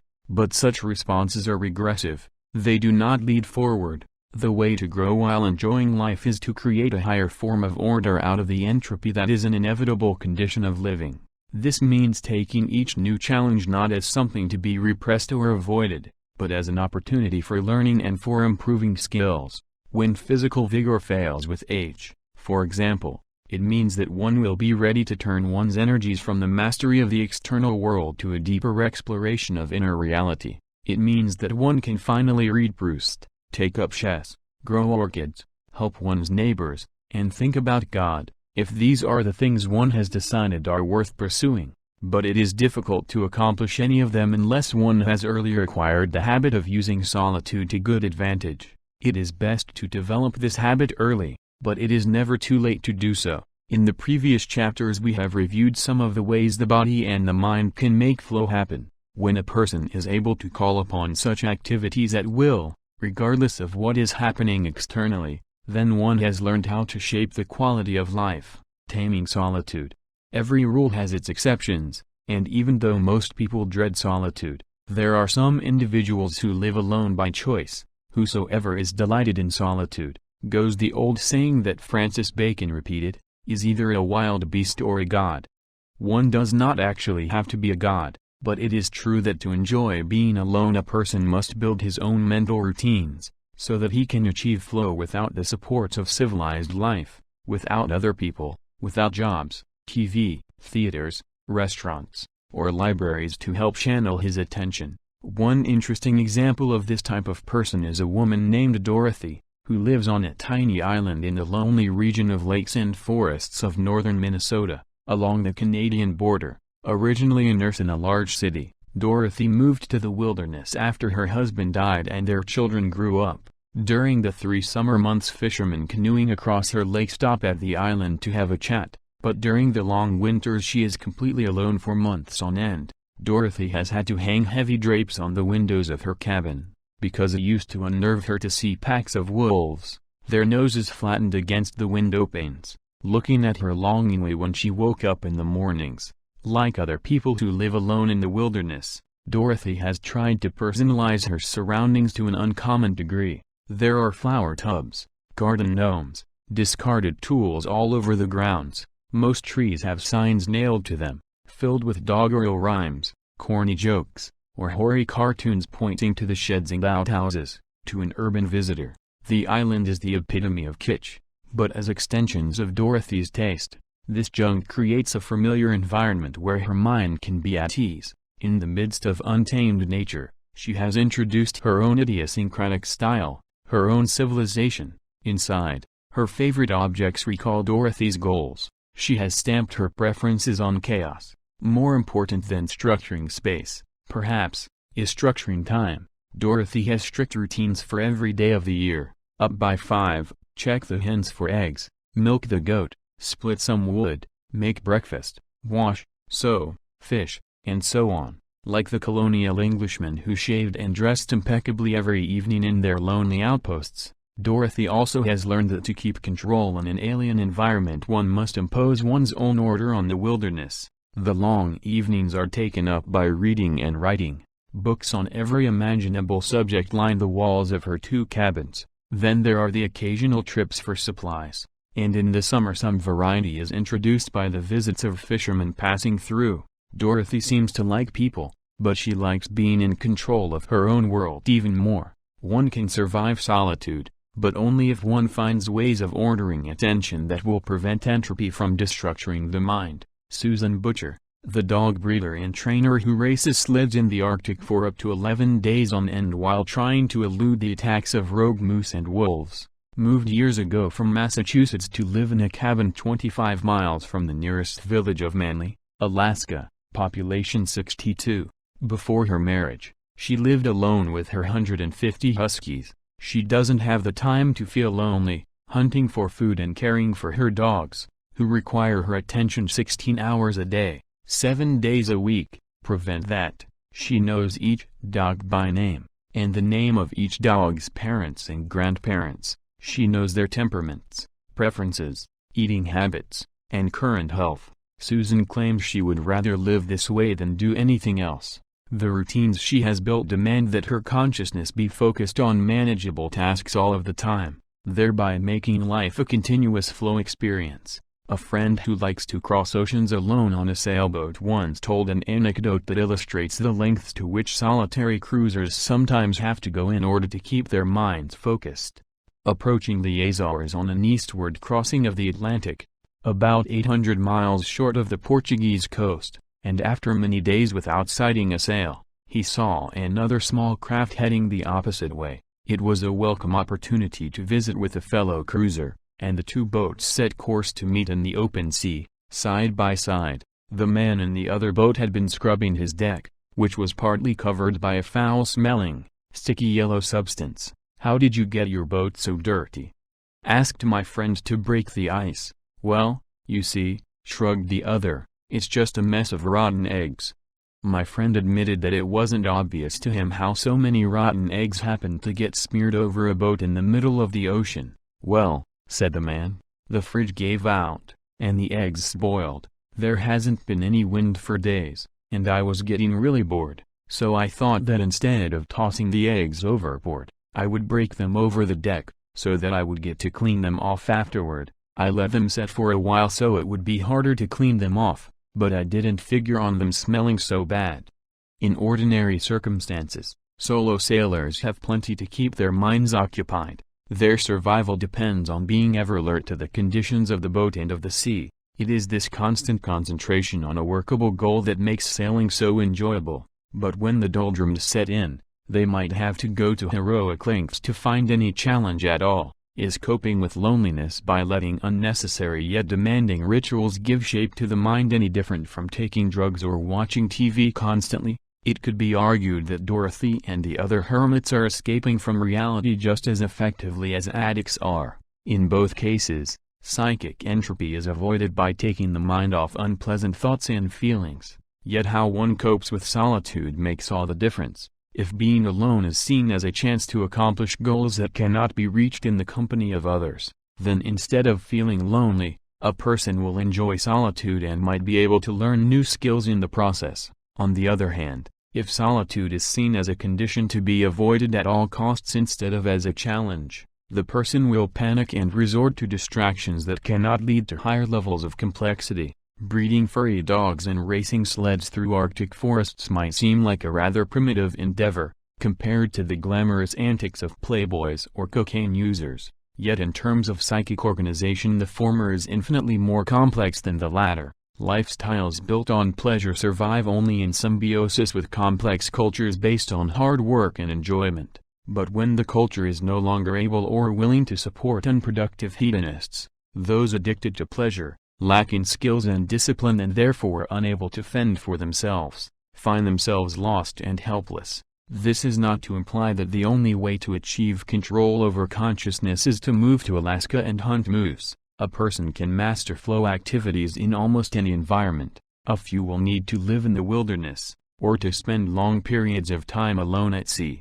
Most people will prefer to be surrounded by the reassuring hustle and bustle of human interaction. However, solitude is a problem that must be confronted whether one lives in southern Manhattan or the northern reaches of Alaska. Unless a person learns to enjoy it, much of life will be spent desperately trying to avoid its ill effects. Flow in the family.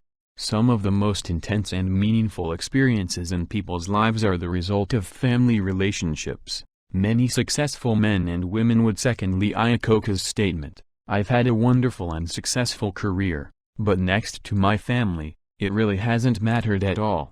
Throughout history, people have been born into and have spent their entire lives in kinship groups. Families have varied greatly in size and composition, but everywhere individuals feel a special intimacy towards relatives, with whom they interact more often than with people outside the family. Sociobiologists claim that this familial loyalty is proportional to the amount of genes that any two persons share. For instance, a brother and a sister will have half their genes in common, while two cousins only half as many again. In this scenario, siblings will, on the average, help each other out twice as much as cousins. Thus the special feelings we have for our relatives are simply a mechanism designed to ensure that the gene's own kind will be preserved and replicated.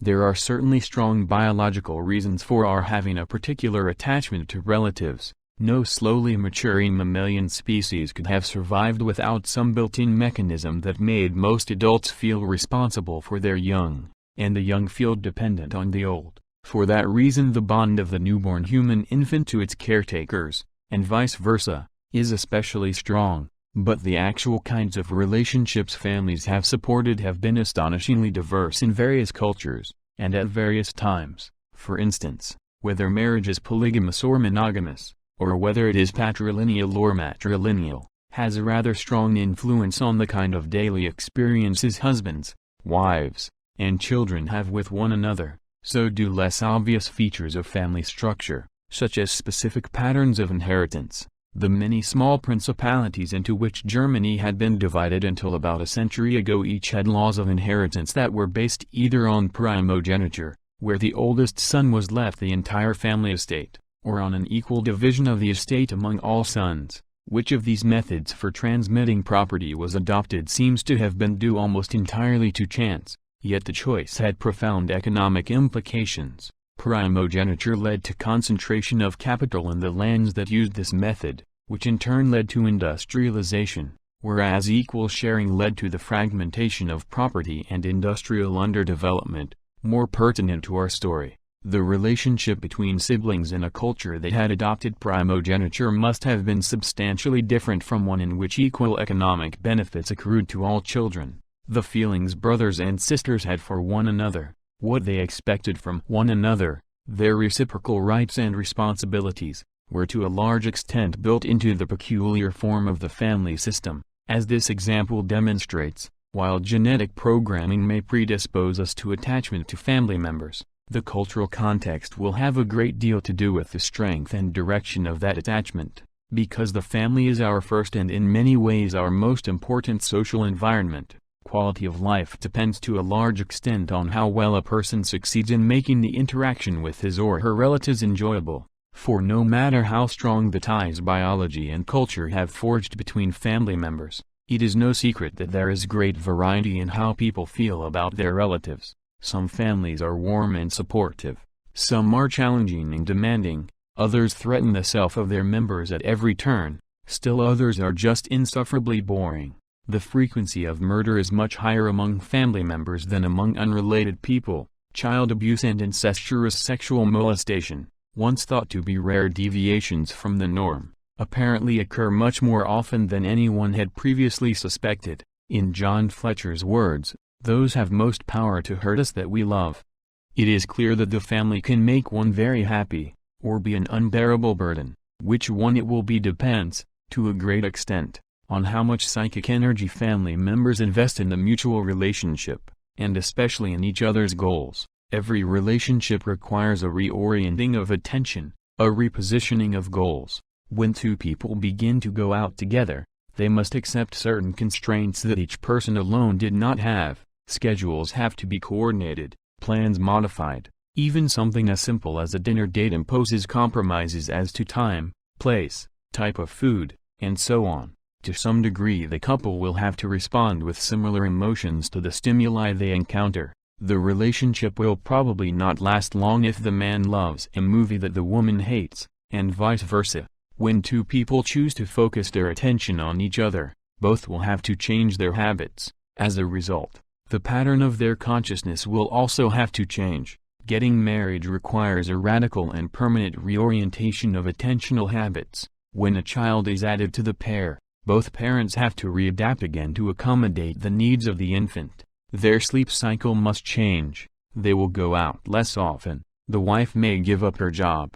They may have to start saving for the child's education. All this can be very hard work, and it can also be very frustrating. If a person is unwilling to adjust personal goals when starting a relationship, then a lot of what subsequently happens in that relationship will produce disorder in the person's consciousness, because novel patterns of interaction will conflict with old patterns of expectation. A bachelor may have, on his list of priorities, to drive a sleek sports car and to spend a few weeks each winter in the Caribbean. Later he decides to marry and have a child. As he realizes these latter goals, however, he discovers that they are incompatible with the prior ones. He can't afford a Maserati any longer, and the Bahamas are out of reach. Unless he revises the old goals, they will be frustrated, producing that sense of inner conflict known as psychic entropy. And if he changes goals, his self will change as a consequence, the self being the sum and organization of goals.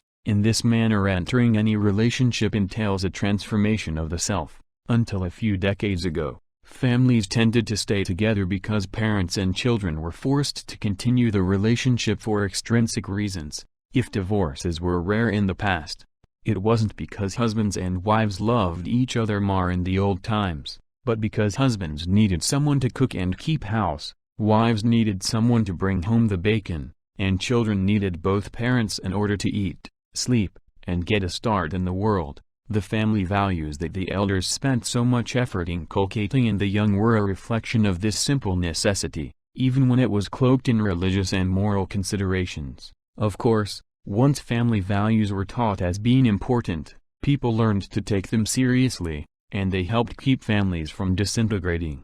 All too often, however, the moral rules were seen as an outside imposition, an external constraint under which husbands, wives, and children chafed. In such cases the family may have remained intact physically, but it was internally riven with conflicts and hatred. The current disintegration of the family is the result of the slow disappearance of external reasons for staying married. The increase in the divorce rate is probably more affected by changes in the labor market that have increased women's employment opportunities, and by the diffusion of labor-saving home appliances, than it is by a lessening of love or of moral fiber. But extrinsic reasons are not the only ones for staying married and for living together in families. There are great opportunities for joy and for growth that can only be experienced in family life, and these intrinsic rewards are no less present now than they were in the past. In fact, they are probably much more readily available today than they have been at any previous time. If the trend of traditional families keeping together mainly as a convenience is on the wane, the number of families that endure because their members enjoy each other may be increasing. Of course, because external forces are still much more powerful than internal ones, the net effect is likely to be a further fragmentation of family life for some time to come. But the families that do persevere will be in a better position to help their members develop a rich self than families held together against their will are able to do. There have been endless discussions about whether humans are naturally promiscuous, polygamous, or monogamous, and whether in terms of cultural evolution monogamy is the highest form of family organization. It is important to realize that these questions deal only with the extrinsic conditions shaping marriage relationships, and on that count, the bottom line seems to be that marriages will take the form that most efficiently ensures survival. Even members of the same animal species will vary their patterns of relationship so as to adapt best in a given environment. For instance, the male long-billed marsh wren, Cystotris palustris, is polygamous in Washington, where swamps vary in quality and females are attracted to those few males who have rich territories, leaving the less lucky ones to a life of enforced bachelorhood. The same wrens are monogamous in Georgia, not so much because that state is part of the Bible Belt, but because the marshes all have roughly the same amount of food and cover, and so each male can attract a doting spouse to an equally comfortable nesting site. The form the human family takes is a response to similar kinds of environmental pressures. In terms of extrinsic reasons, we are monogamous because in technological societies based on a money economy, time has proven this to be a more convenient arrangement. But the issue we have to confront as individuals is not whether humans are naturally monogamous or not, but whether we want to be monogamous or not. And in answering that question, we need to weigh all the consequences of our choice. It is customary to think of marriage as the end of freedom, and some refer to their spouses as old ball and chain. The notion of family life typically implies constraints, responsibilities that interfere with one's goals and freedom of action. While this is true, especially when the marriage is one of convenience, what we tend to forget is that these rules and obligations are no different, in principle, than those rules that constrain behavior in a game. Like all rules, they exclude a wide range of possibilities so that we might concentrate fully on a selected set of options. Cicero once wrote that to be completely free one must become a slave to a set of laws. In other words, accepting limitations is liberating. For example, by making up one's mind to invest psychic energy exclusively in a monogamous marriage, regardless of any problems, obstacles, or more attractive options that may come along later, one is freed of the constant pressure of trying to maximize emotional returns.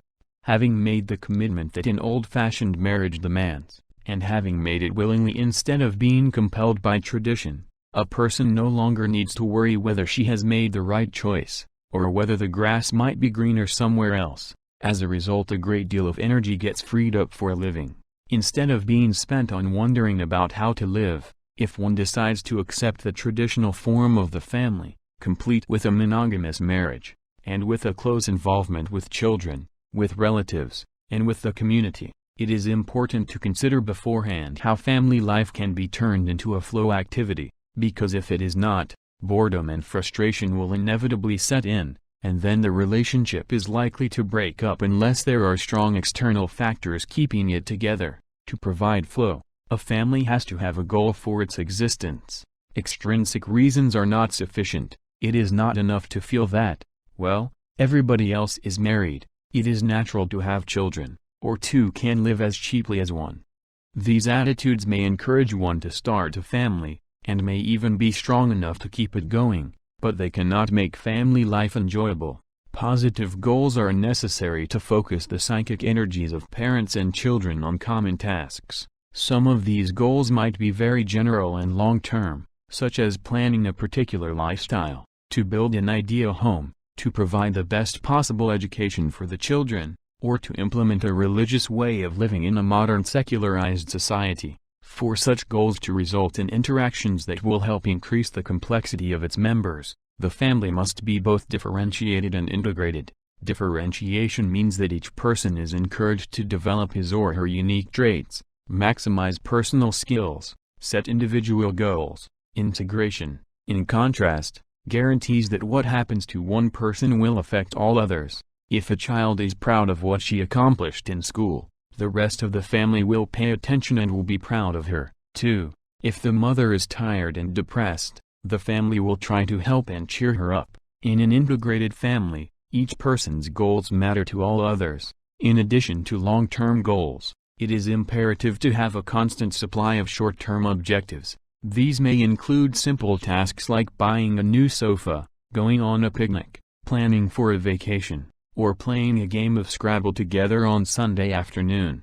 Unless there are goals that the whole family is willing to share, it is almost impossible for its members to be physically together, let alone involved in an enjoyable joint activity. Here again, differentiation and integration are important. The common goals should reflect the goals of individual members as much as possible. If Rick wants to go to a motocross race, and Erica would like to go to the aquarium, it should be possible for everyone to watch the race one weekend, and then visit the aquarium the next. The beauty of such an arrangement is that Erica is likely to enjoy some of the aspects of bike racing, and Rick might actually get to appreciate looking at fish, even though neither would have discovered as much if left to his or her own prejudices. As with any other flow activity, family activities should also provide clear feedback. In this case, it is simply a matter of keeping open channels of communication. If a husband does not know what bothers his wife, and vice versa, Neither has the opportunity to reduce the inevitable tensions that will arise.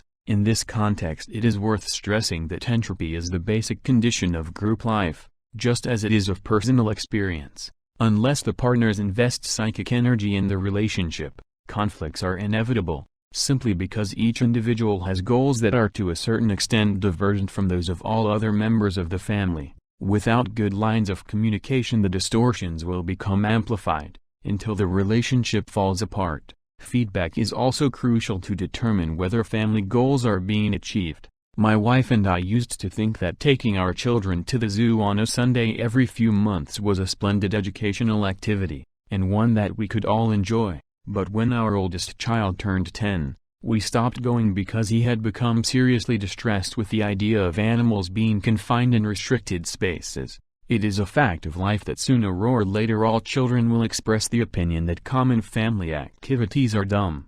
At this point, forcing them to do things together tends to be counterproductive, so most parents just give up, and abandon their teenagers to the peer culture. The more fruitful, if more difficult, strategy is to find a new set of activities that will continue to keep the family group involved. The balancing of challenges and skills is another factor as necessary in enjoying social relationships in general, and family life in particular, as it is for any other flow activity. When a man and a woman are first attracted to each other, the opportunities for action are usually clear enough. Ever since the dawn of time, the most basic challenge for the swain has been, can I make her? And for the maid, can I catch him? Usually, and depending on the partner's level of skill, a host of more complex challenges are also perceived, to find out what sort of a person the other really is, what movies she likes, what he thinks about South Africa, and whether the encounter is likely to develop into a meaningful relationship. Then there are fun things to do together, places to visit, parties to go to and talk about afterward, and so on. With time one gets to know the other person well, and the obvious challenges have been exhausted, all the usual gambits have been tried, the other person's reactions have become predictable, sexual play has lost its first excitement. At this point, the relationship is in danger of becoming a boring routine that might be kept alive by mutual convenience, but is unlikely to provide further enjoyment, or spark a new growth and complexity. The only way to restore flow to the relationship is by finding new challenges in it. These might involve steps as simple as varying the routines of eating, sleeping, or shopping. They might involve making an effort to talk together about new topics of conversation, visiting new places, making new friends.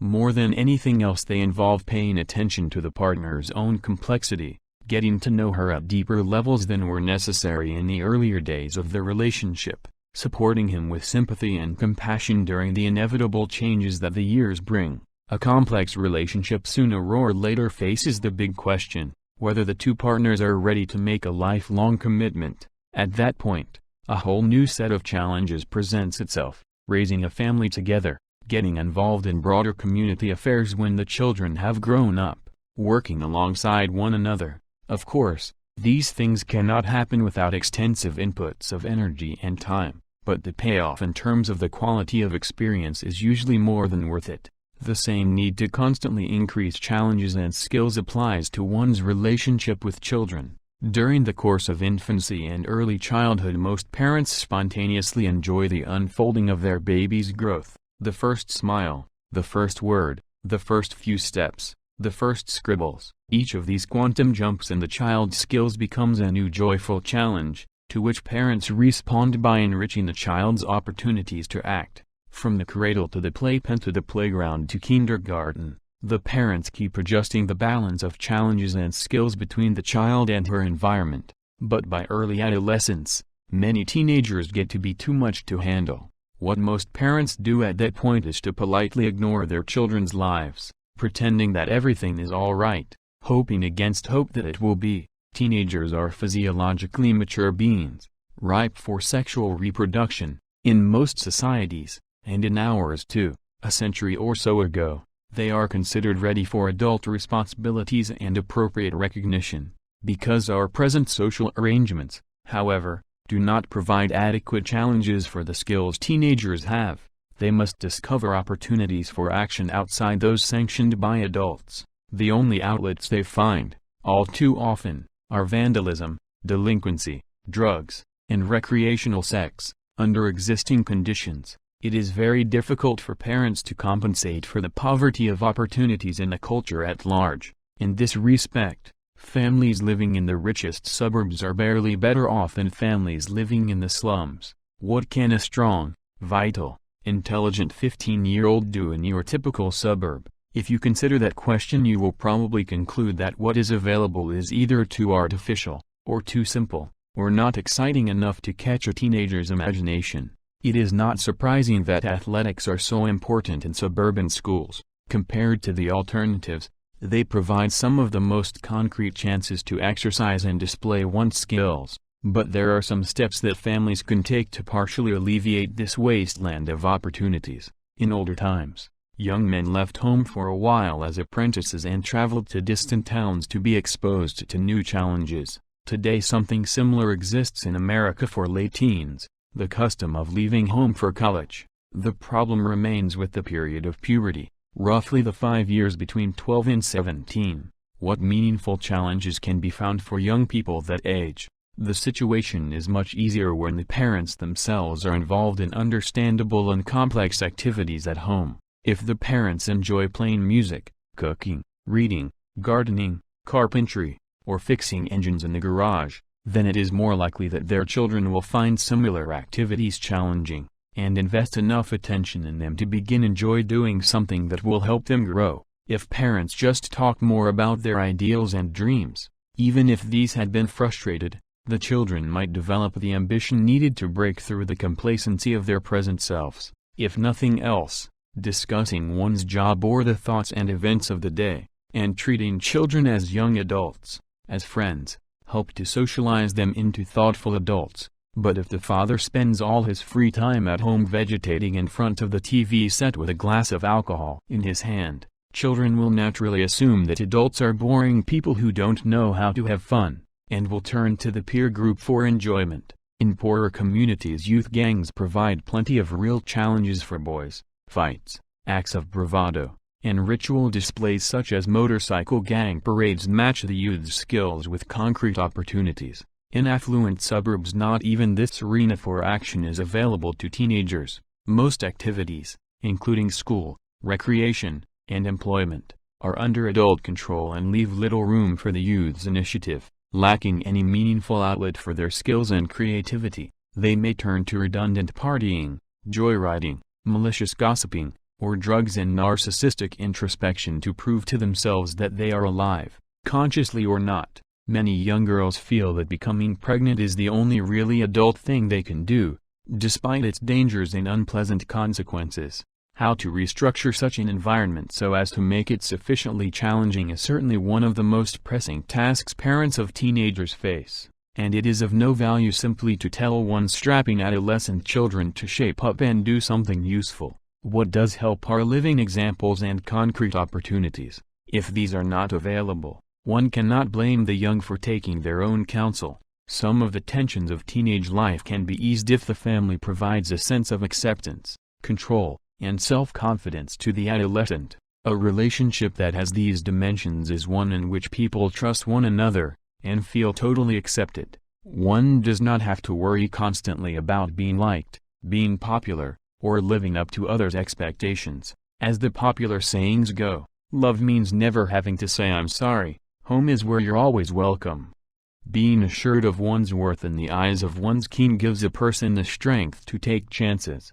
Excessive conformity is usually caused by fear of disapproval. It is much easier for a person to try developing her potential if she knows that no matter what happens, she has a safe emotional base in the family. Unconditional acceptance is especially important to children. If parents threaten to withdraw their love from a child when he fails to measure up, the child's natural playfulness will be gradually replaced by chronic anxiety.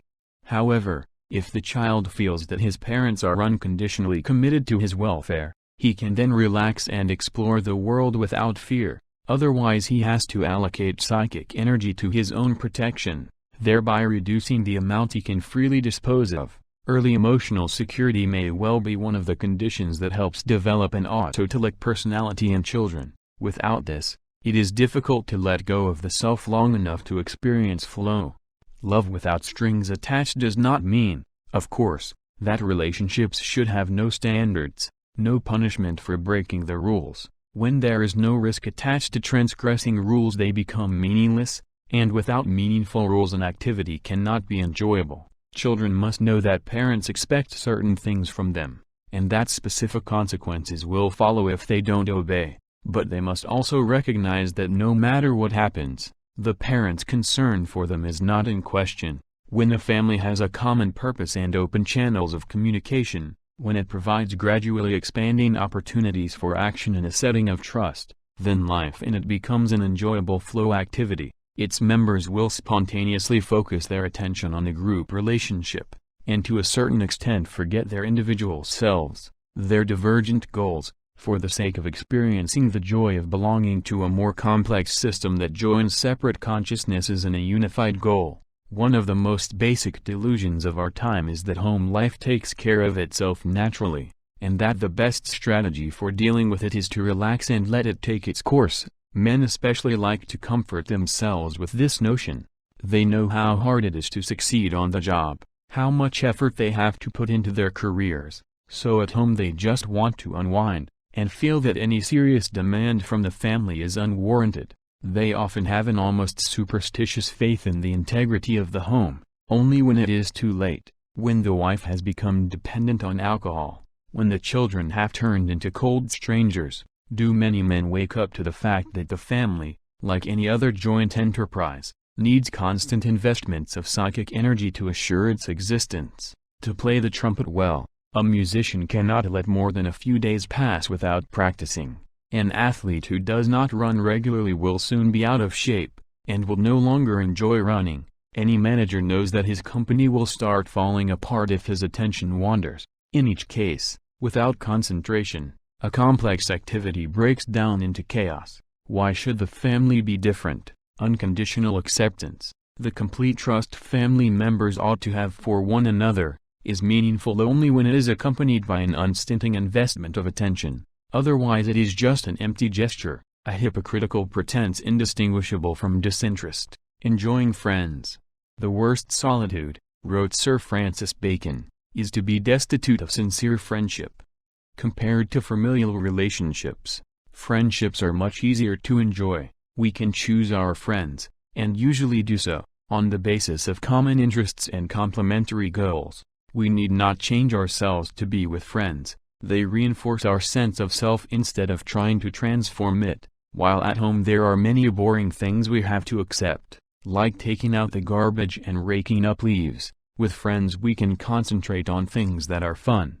It is not surprising that in our studies of the quality of daily experience it has been demonstrated again and again that people report the most positive moods overall when they are with friends. This is not only true of teenagers. Young adults also are happier with friends than with anyone else, including their spouses. Even retirees are happier when they are with friends than when they are with their spouses or families. Because a friendship usually involves common goals and common activities, it is naturally enjoyable. But like any other activity, this relationship can take a variety of forms, ranging from the destructive to the highly complex. When a friendship is primarily a way of validating one's own insecure sense of self, it will give pleasure, but it will not be enjoyable in our sense, that of fostering growth. For instance, the institution of drinking buddies, so prevalent in small communities all over the world, is a pleasant way for adult males to get together with men they have known all their lives. In the congenial atmosphere of tavern, pub, osteria, beer hall, tea room, or coffee shop, they grind the day away playing cards, darts, or checkers while arguing and teasing one another. Meanwhile everyone feels his existence validated by the reciprocal attention paid to one another's ideas and idiosyncrasies. This type of interaction keeps at bay the disorganization that solitude brings to the passive mind, but without stimulating much growth. It is rather like a collective form of television watching, and although it is more complex in that it requires participation, Its actions and phrases tend to be rigidly scripted and highly predictable. Socializing of this kind mimics friendship relations, but it provides few of the benefits of the real thing. Everyone takes pleasure in occasionally passing the time of day chatting, but many people become extremely dependent on a daily fix of superficial contacts. This is especially true for individuals who cannot tolerate solitude, and who have little emotional support at home. Teenagers without strong family ties can become so dependent on their peer group that they will do anything to be accepted by it. About 20 years ago in Tucson, Arizona, the entire senior class of a large high school knew for several months that an older dropout from the school, who had kept up a friendship with the younger students, had been killing their classmates, and burying their corpses in the desert, yet none of them reported the crimes to the authorities, who discovered them by chance. The students, all nice middle-class suburban kids, claimed that they could not divulge the murders for fear of being cut by their friends. If those Tucson teenagers had had warm family ties, or strong links to other adults in the community, ostracization by their peers would not have been so intolerable, but apparently only the peer group stood between them in solitude. Unfortunately, this is not an unusual story. Now and then one very much like it appears in the media. If the young person feels accepted and cared for at home, however, dependence on the group is lessened, and the teenager can learn to be in control of his relationships with peers. Christopher, who at 15 was a rather shy, quiet boy with glasses and few friends, felt close enough to his parents to explain that he was tired of being left out of the cliques in school, and had decided to become more popular. To do so, Chris outlined a carefully planned strategy. He was to buy contact lenses, wear only fashionable, that is, funky, clothes, learn about the latest music and teenage fads, and highlight his hair with a blonde dye. "I want to see if I can change my personality," he said, and spent many days in front of the mirror practicing a laid-back demeanor and a goofy smile. This methodical approach, supported by his parents' collusion, worked well. By the end of the year he was being invited into the best cliques, and the following year he won the part of Conrad Birdie in the school musical. Because he identified with the part of the rock star so well, he became the heartthrob of middle school girls, who taped his picture inside their lockers. The senior yearbook showed him involved in all sorts of successful ventures, such as winning a prize in the Sexy Legs contest. He had indeed succeeded in changing his outward personality, and achieved control of the way his peers saw him. At the same time, the inner organization of his self remained the same. He continued to be a sensitive, generous young man who did not think less of his peers because he learned to manage their opinions or think too highly of himself for having succeeded at it. One of the reasons Chris was able to become popular while many others do not is that he approached his goal with the same detached discipline that an athlete would use to make the football team, or a scientist would apply to an experiment. He was not overwhelmed by the task, but chose realistic challenges he could master on his own. In other words, he transformed the daunting, vague monster of popularity into a feasible flow activity that he ended up enjoying, while it gave him a sense of pride and self-esteem. The company of peers, like every other activity, can be experienced at various levels. At the lowest level of complexity it is a pleasurable way to ward off chaos temporarily. At the highest it provides a strong sense of enjoyment and growth. It is in the context of intimate friendships, however, that the most intense experiences occur. These are the kinds of ties about which Aristotle wrote, "For without friends no one would choose to live, though he had all other goods." To enjoy such one-to-one relationships requires the same conditions that are present in other flow activities. It is necessary not only to have common goals and to provide reciprocal feedback, which even interactions in taverns or at cocktail parties provide, but also to find new challenges in each other's company. These may amount simply to learning more and more about the friend, discovering new facets of his or her unique individuality, and disclosing more of one's own individuality in the process. There are few things as enjoyable as freely sharing one's most secret feelings and thoughts with another person. Even though this sounds like a commonplace, it in fact requires concentrated attention, openness, and sensitivity. In practice, this degree of investment of psychic energy in a friendship is unfortunately rare. Few are willing to commit the energy or the time for it. Friendships allow us to express parts of our beings that we seldom have the opportunity to act out otherwise. One way to describe the skills that every man and woman has is to divide them in two classes: the instrumental and the expressive. Instrumental skills are the ones we learn so that we can cope effectively with the environment.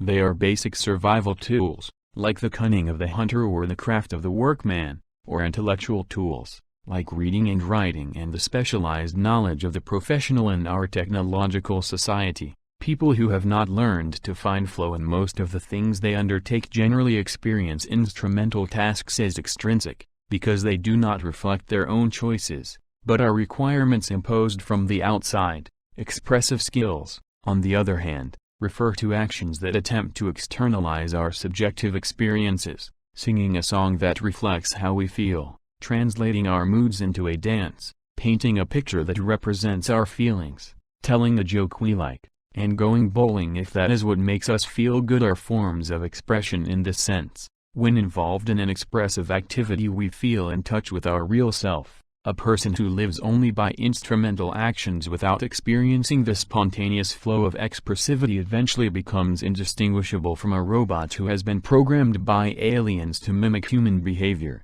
In the course of normal life there are few opportunities to experience the feeling of wholeness expressivity provides. At work one must behave according to the expectations for one's role, and be a competent mechanic, a sober judge, a deferent waiter. At home one has to be a caring mother or a respectful son, and in between, on the bus or the subway, one has to turn an impassive face to the world. It is only with friends that most people feel they can let their hair down and be themselves, because we choose friends who share our ultimate goals. These are the people with whom we can sing, dance, share jokes, or go bowling.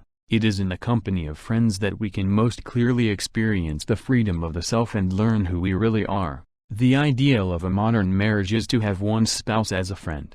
In previous times, when marriages were arranged for the mutual convenience of families, this was considered an impossibility. But now that there are fewer extrinsic pressures to get married, many people claim that their best friend is their spouse.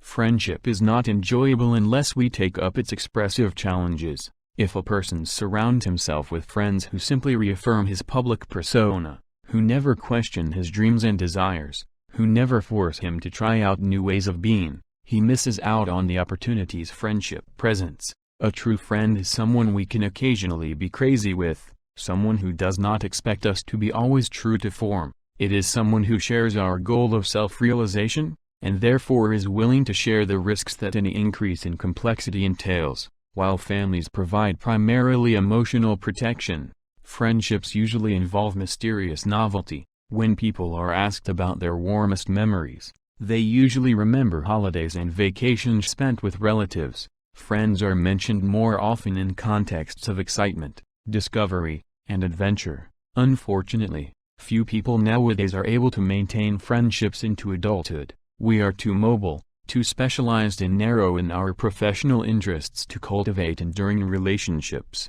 We are lucky if we can hold a family together, let alone maintain a circle of friends. It is a constant surprise to hear successful adults, especially men, managers of large companies, brilliant lawyers and doctors, speak about how isolated and lonely their lives have become. They recall with tears in their eyes the good buddies they used to have in middle school, even in high school, sometimes in college. All those friends have been left behind, and even should they now meet again, they would probably have very little in common, other than a few bittersweet memories. Just as with the family, people believe that friendships happen naturally, and if they fail, there is nothing to be done about it but feel sorry for oneself. In adolescence, when so many interests are shared with others and one has great stretches of free time to invest in a relationship, making friends might seem like a spontaneous process. But later in life friendships rarely happen by chance. One must cultivate them as assiduously as one must cultivate a job or a family, the wider community. A person is part of a family or a friendship to the extent he invests psychic energy and goals shared with other people. In the same way, one can belong to larger interpersonal systems by subscribing to the aspirations of a community, an ethnic group, a political party, or a nation. Some individuals, like the Mahatma Gandhi or Mother Teresa, invest all their psychic energy in what they construe to be the goals of humanity as a whole. In the ancient Greek usage, politics referred to whatever involved people in affairs that went beyond personal and family welfare. In this broad sense, politics can be one of the most enjoyable and most complex activities available to the individual, for the larger the social arena one moves in, the greater the challenges it presents. A person can deal with very intricate problems in solitude, and family and friends can take up a lot of attention, but trying to optimize the goals of unrelated individuals involves complexities an order of magnitude higher.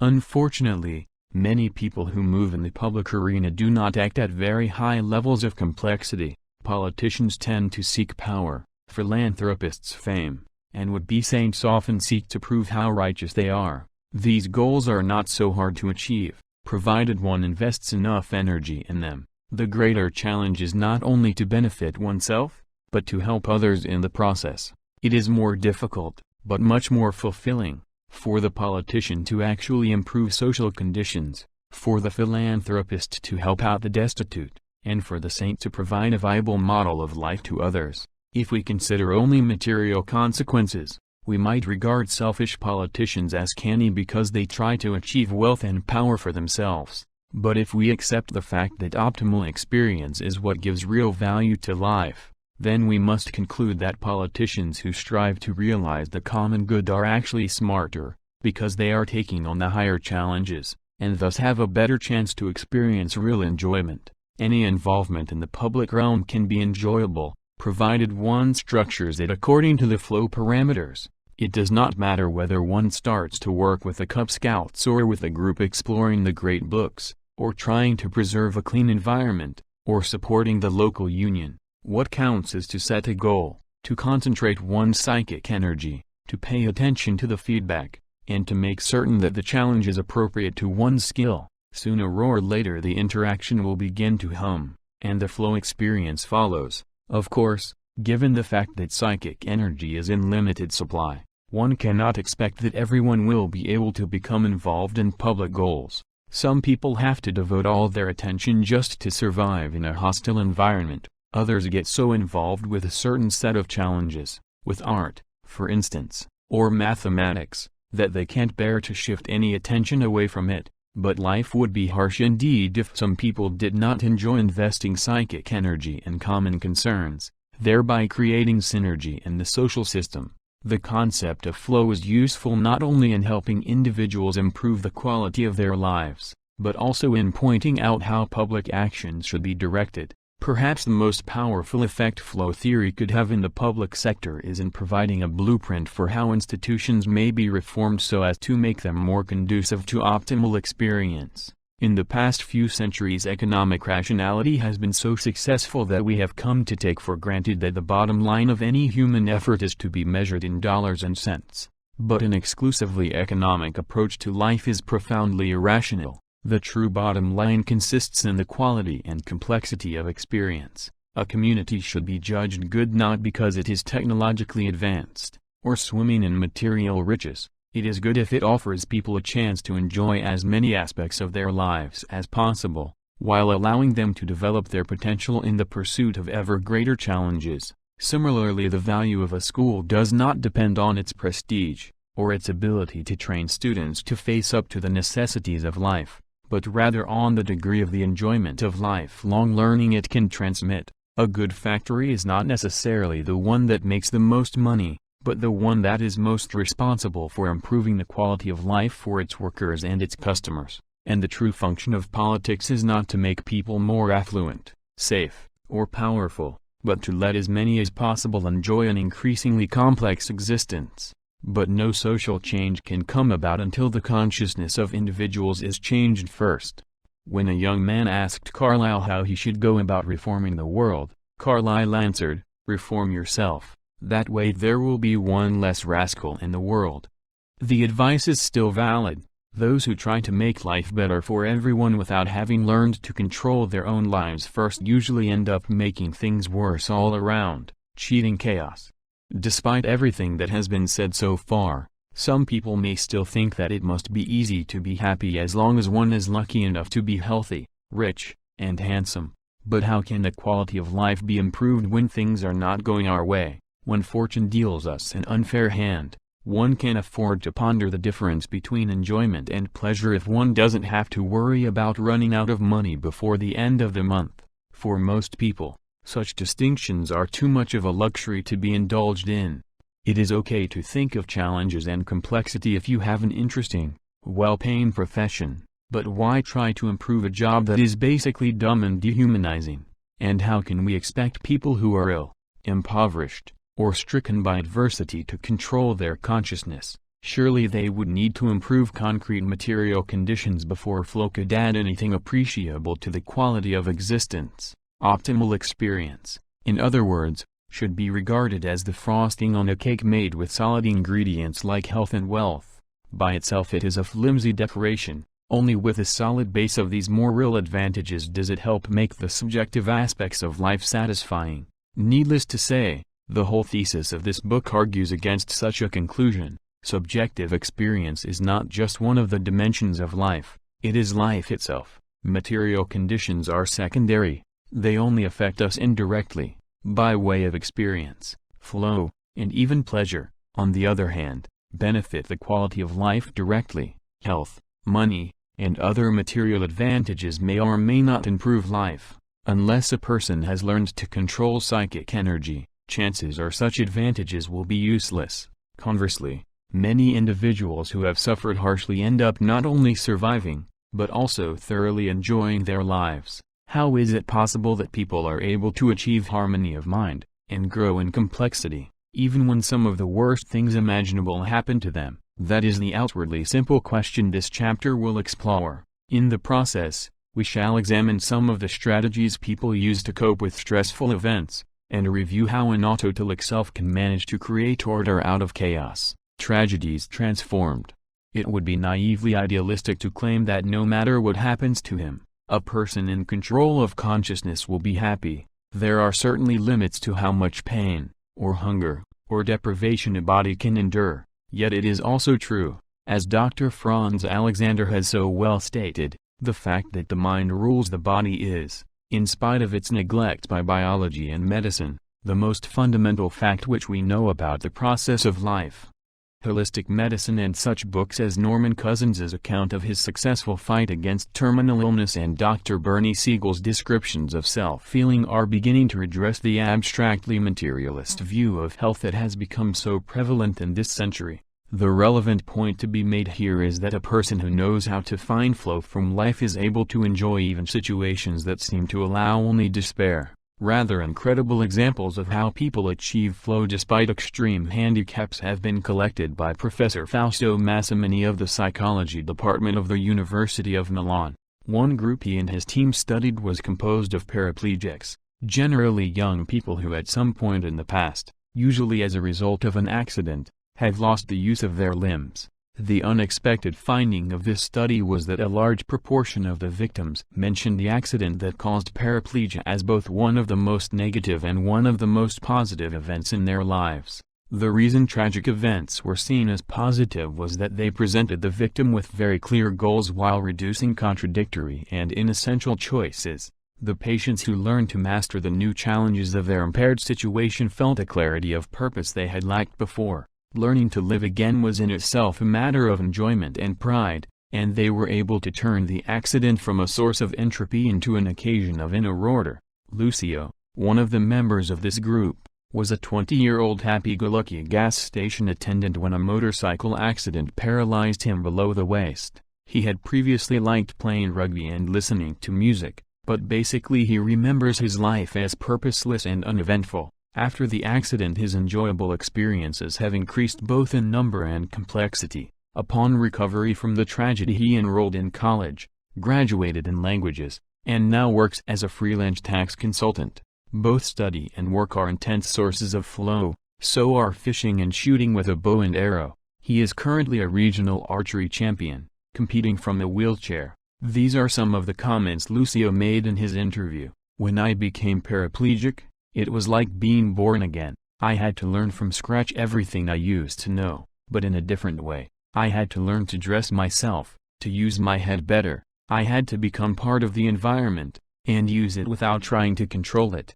It took commitment, willpower, and patience. As far as the future is concerned, I hope to keep improving, to keep breaking through the limitations of my handicap. Everybody must have a purpose. After becoming a paraplegic, these improvements have become my life goal. Franco is another person in this group. His legs were immobilized 5 years ago, and he also developed severe urological problems, requiring several surgical operations.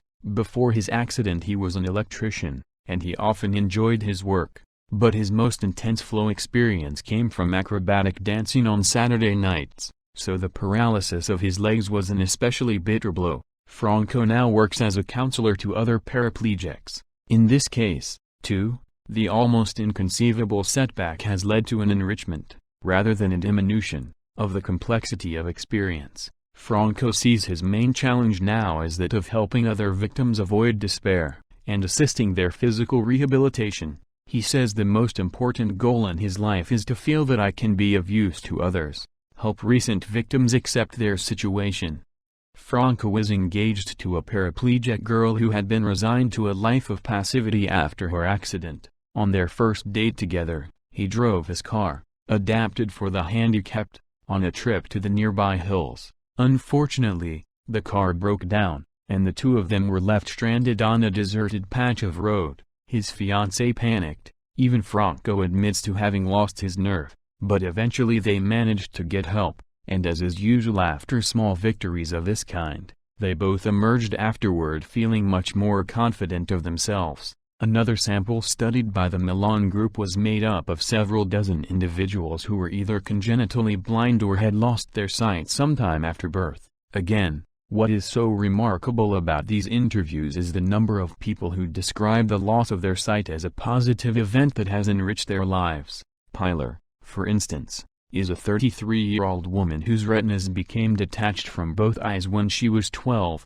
and who has been unable to see ever since. Blindness freed her from a painfully violent and poor family situation, and made her life more purposeful and rewarding than it probably would have been had she stayed home with her sight intact. Like many other blind people, she now works as an operator at a manual telephone exchange. Among her current flow experiences she mentions working, listening to music, cleaning friends' cars, and anything else I happen to be doing.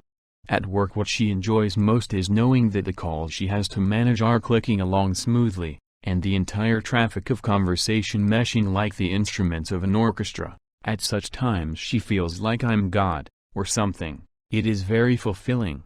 Among the positive influences in her life, Pilar mentions having lost her sight, because it made me mature in ways that I could never have become even with a college degree. For instance, problems no longer affect me with the pathos they used to, and the way that they affect so many of my peers. Paolo, who is now 30, lost the use of his eyes entirely 6 years ago. He does not list blindness among the positive influences, but he mentions 4 positive outcomes of this tragic event.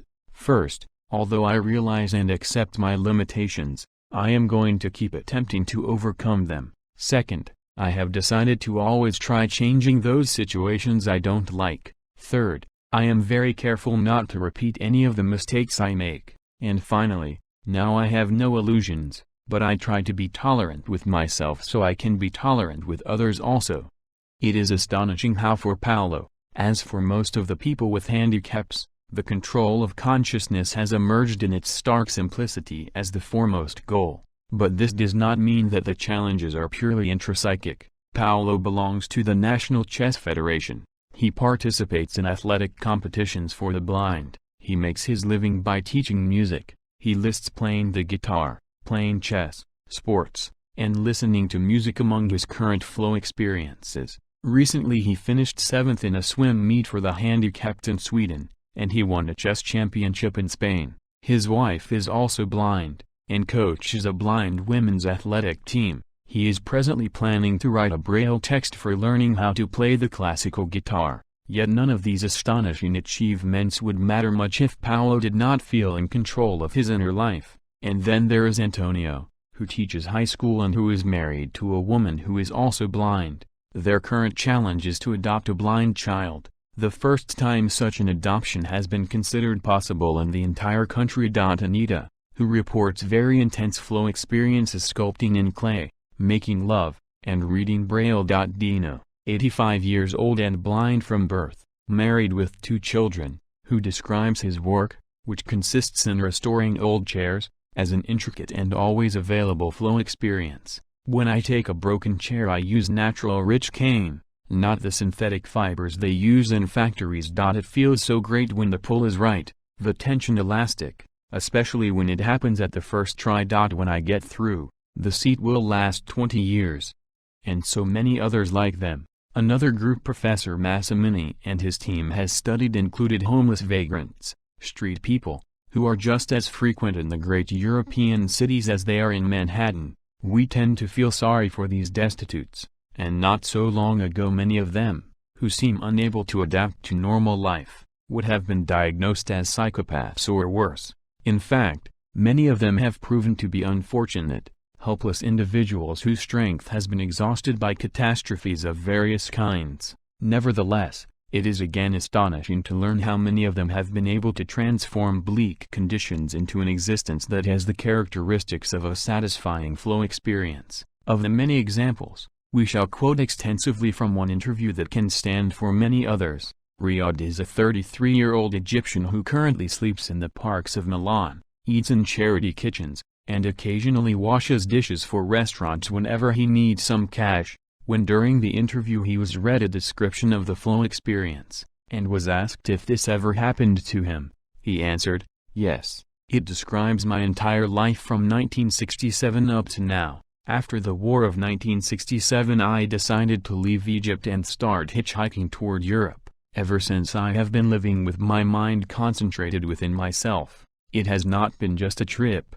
it has been a search for identity. Every man has something to discover within himself. The people in my town were sure I was crazy when I decided to start walking to Europe, but the best thing in life is to know oneself. My idea from 1967 on has remained the same, to find myself. I had to struggle against many things. I passed through Lebanon and its war, through Syria, Jordan, Turkey, Yugoslavia. Before getting here, I had to confront all sorts of natural disasters. I slept in ditches near the road in thunderstorms. I was involved in accidents. I have seen friends die next to me, but my concentration has never flagged. It has been an adventure that so far has lasted 20 years, but it will keep going on for the rest of my life. Through these experiences I have come to see that the world is not worth much. The only thing that counts for me now, first and last, is God. I am most concentrated when I pray with my prayer beads.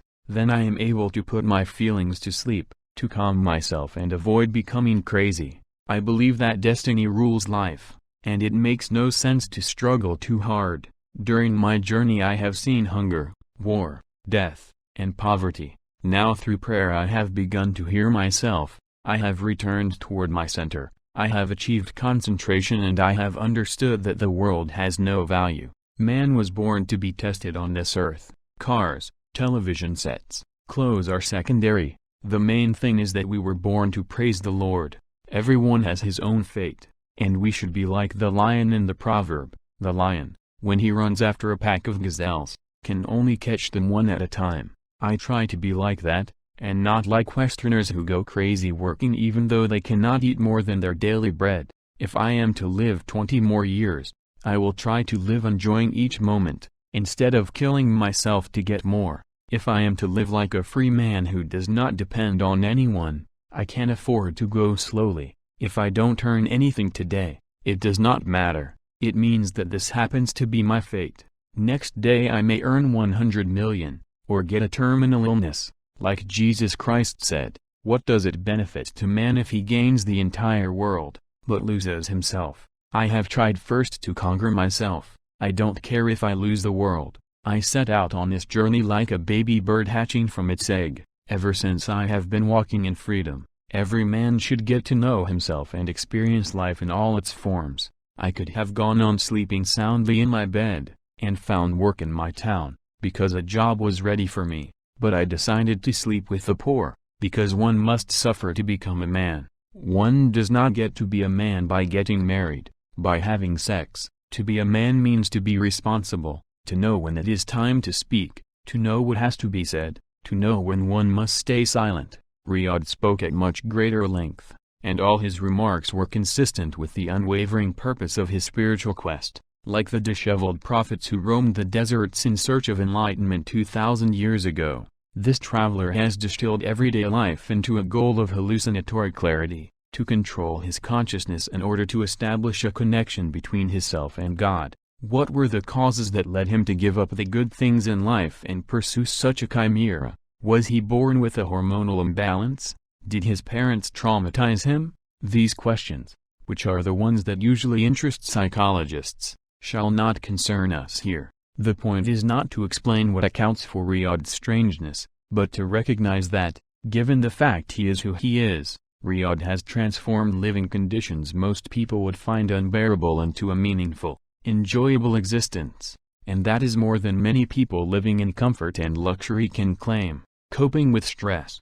When a man knows he is to be hanged in a fortnight, it concentrates his mind wonderfully, remarked Samuel Johnson, in a saying whose truth applies to the cases just presented. A major catastrophe that frustrates a central goal of life will either destroy the self, forcing a person to use all his psychic energy to erect a barrier around remaining goals, defending them against further onslaughts of fate, or it will provide a new, more clear, and more urgent goal, to overcome the challenges created by the defeat. If the second road is taken, the tragedy is not necessarily a detriment to the quality of life. Indeed, as in the cases of Lucio, Paolo, and innumerable others like them, what objectively seems a devastating event may come to enrich the victim's lives in new and unexpected ways. Even the loss of one of the most basic human faculties, like that of sight, does not mean that a person's consciousness need become impoverished. The opposite is often what happens.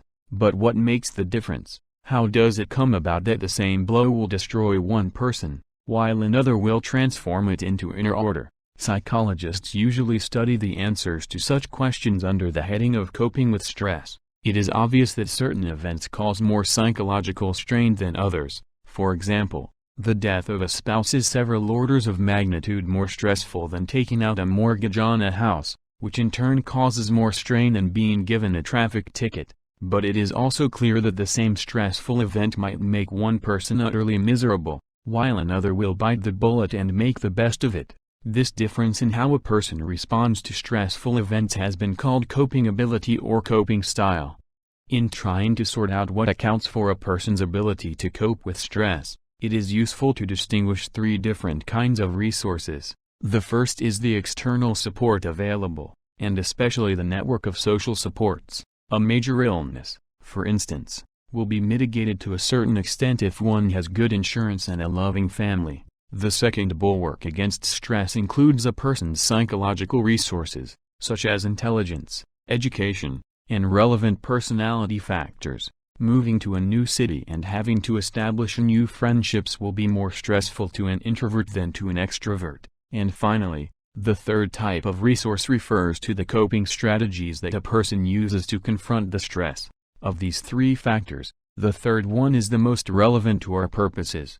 External supports by themselves are not that effective in mitigating stress. They tend to help only those who can help themselves, and psychological resources are largely outside our control. It is difficult to become much smarter, or much more outgoing, than one was at birth. But how we cope is both the most important factor in determining what effects stress will have and the most flexible resource, the one most under our personal control. There are two main ways people respond to stress. The positive response is called a matured defense by George Vaillant, a psychiatrist who has studied the lives of successful and relatively unsuccessful Harvard graduates over a period of about 30 years. Others call it transformational coping.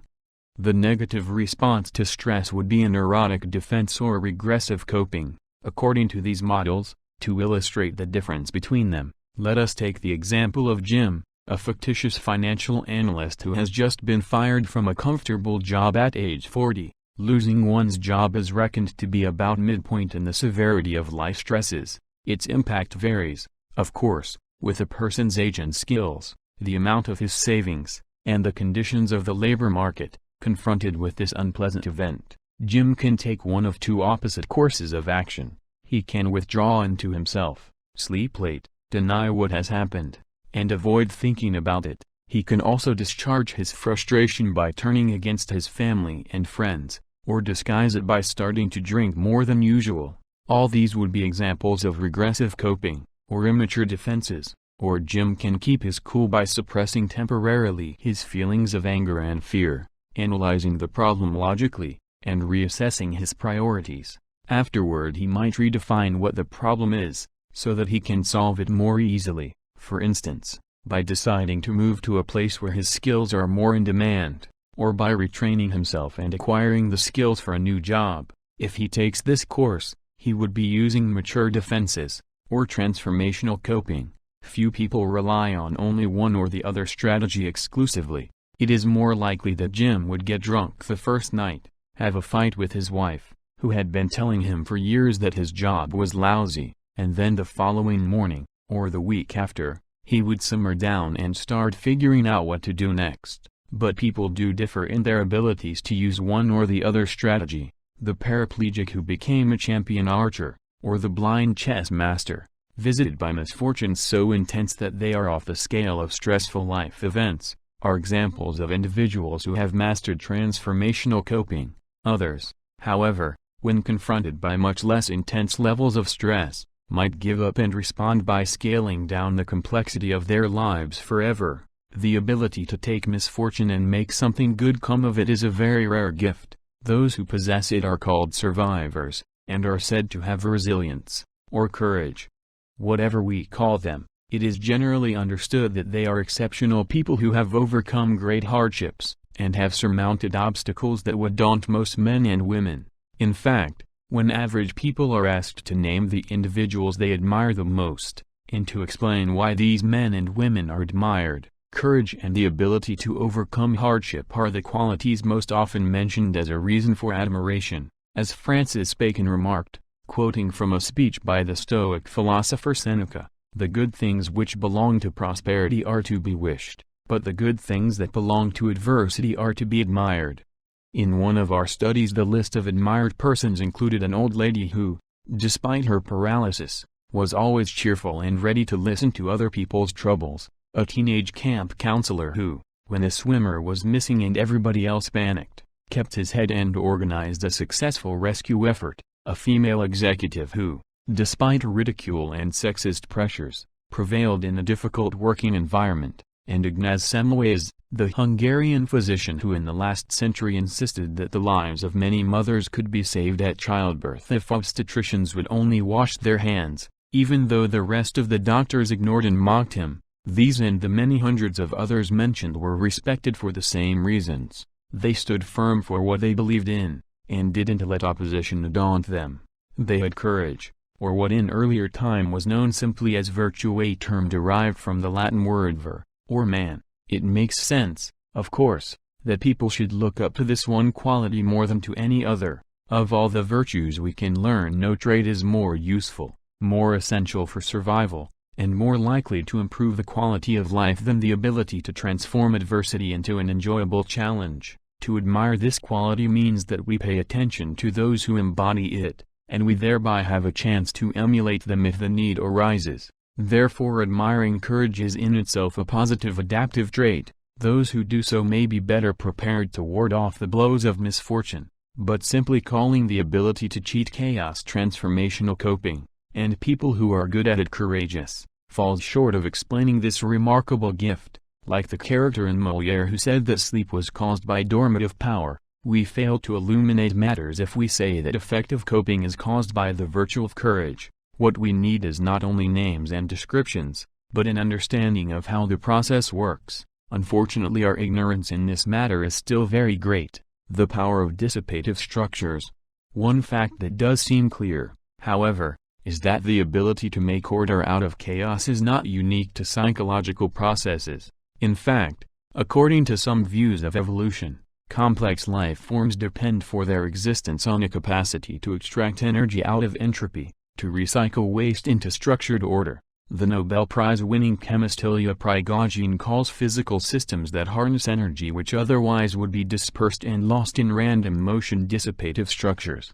For example, the entire vegetable kingdom on our planet is a huge dissipative structure because it feeds on light, which normally would be a useless byproduct of the sun's combustion. Plants have found a way to transform this wasted energy into the building blocks out of which leaves, flowers, fruit, bark, and timber are fashioned, and because without plants there would be no animals, all life on Earth is ultimately made possible by dissipative structures that capture chaos and shape it into a more complex order. Human beings have also managed to utilize waste energy to serve their goals. The first major technological invention, that of fire, is a good example. In the beginning, fires started at random. Volcanoes, lightning, and spontaneous combustion ignited fuel here and there, and the energy of the decomposing timber was dispersed without purpose. As they learned to take control over fire, people used the dissipating energy to warm their caves, cook their food, and finally to smelt and forge objects made of metal.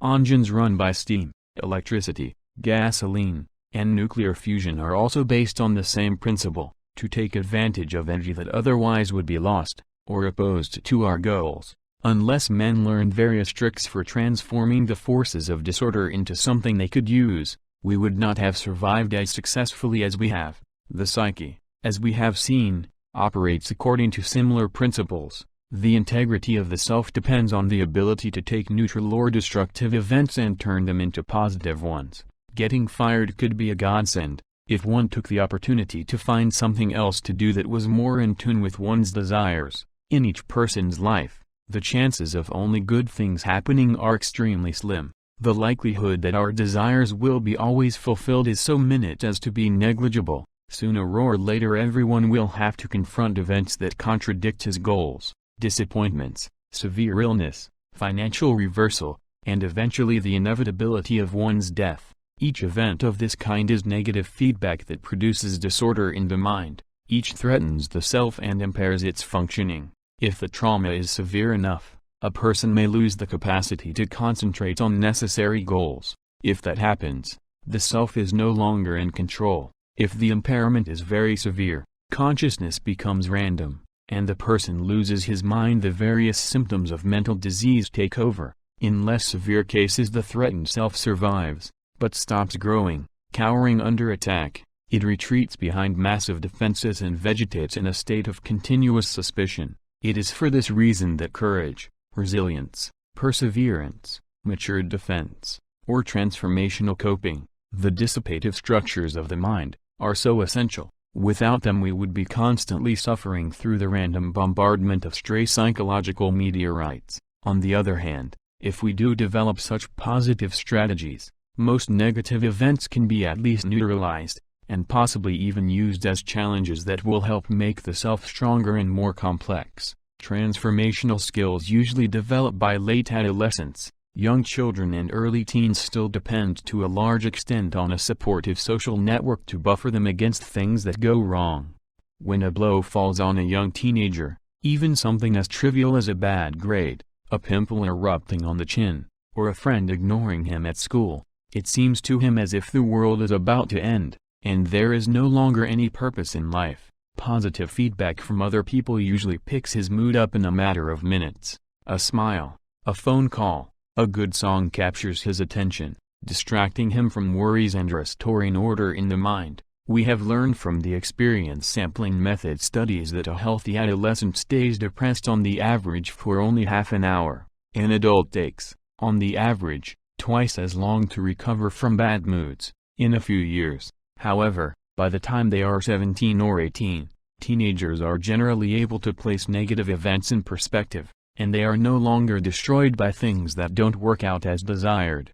It is at this age that for most people the ability to control consciousness begins. Partly this ability is a product of the mere passage of time, having been disappointed before, and having survived the disappointment. The older teen knows that a situation is not as bad as it may seem at the moment. Partly it is knowing that other people also have been going through the same problems, and have been able to resolve them. The knowledge that one's sufferings are shared adds an important perspective to the egocentrism of youth.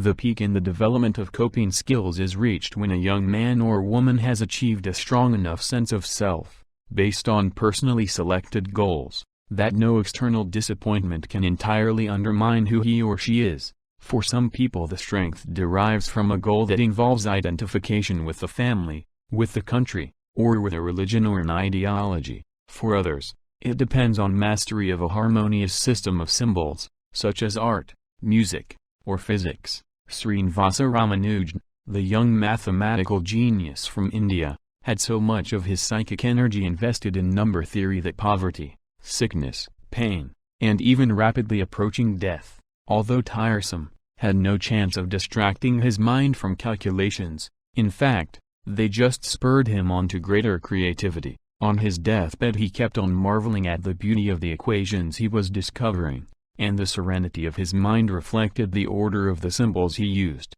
Why are some people weakened by stress, while others gain strength from it? Basically the answer is simple. Those who know how to transform a hopeless situation into a new flow activity that can be controlled will be able to enjoy themselves, and emerge stronger from the ordeal. There are three main steps that seem to be involved in such transformations.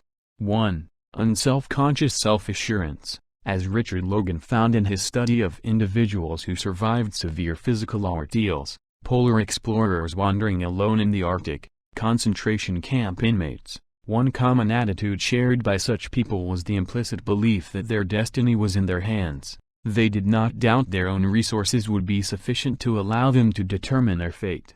In that sense one would call them self-assured, yet at the same time, their egos seem curiously absent. They are not self-centered. Their energy is typically not bent on dominating their environment as much as on finding a way to function within it harmoniously. This attitude occurs when a person no longer sees himself in opposition to the environment, as an individual who insists that his goals, his intentions take precedence over everything else. Instead, he feels a part of whatever goes on around him, and tries to do his best within the system in which he must operate.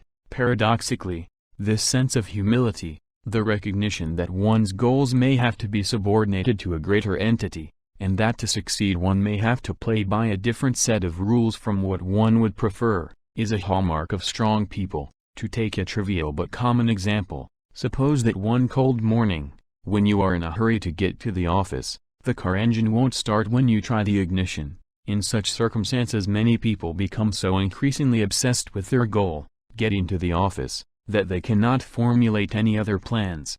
They may curse the car, turn the ignition key more frantically, slam the dashboard in exasperation, usually to no avail. Their ego involvement prevents them from coping effectively with frustration and from realizing their goal. A more sensible approach would be to recognize that it makes no difference to the car that you have to be downtown in a hurry. The car follows its own laws, and the only way to get it moving is by taking them into account. If you have no idea what may be wrong with the starter, it makes more sense to call a cab or form an alternative goal, cancel the appointment and find something useful to do at home instead. Basically, to arrive at this level of self-assurance one must trust oneself, one's environment, and one's place in it. A good pilot knows her skills, has confidence in the machine she is flying, and is aware of what actions are required in case of a hurricane, or in case the wings ice over. Therefore she is confident in her ability to cope with whatever weather conditions may arise,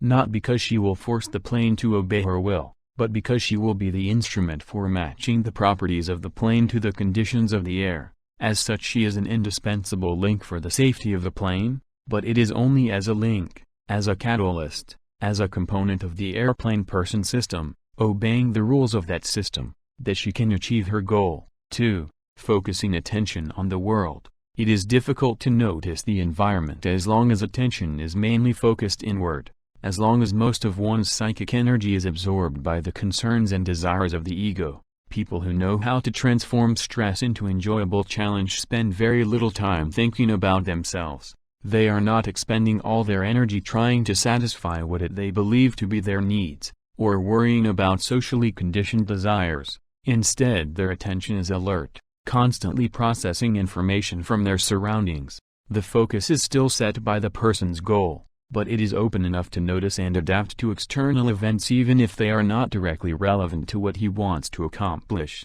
An open stance makes it possible for a person to be objective, to be aware of alternative possibilities, to feel a part of the surrounding world. This total involvement with the environment is well expressed by the rock climber Yvon Chouinard, describing one of his ascents on the fearsome El Capitan in Yosemite. Each individual crystal in the granite stood out in bold relief. The varied shapes of the clouds never ceased to attract our attention. For the first time, we noticed tiny bugs that were all over the walls, so tiny that they were barely noticeable.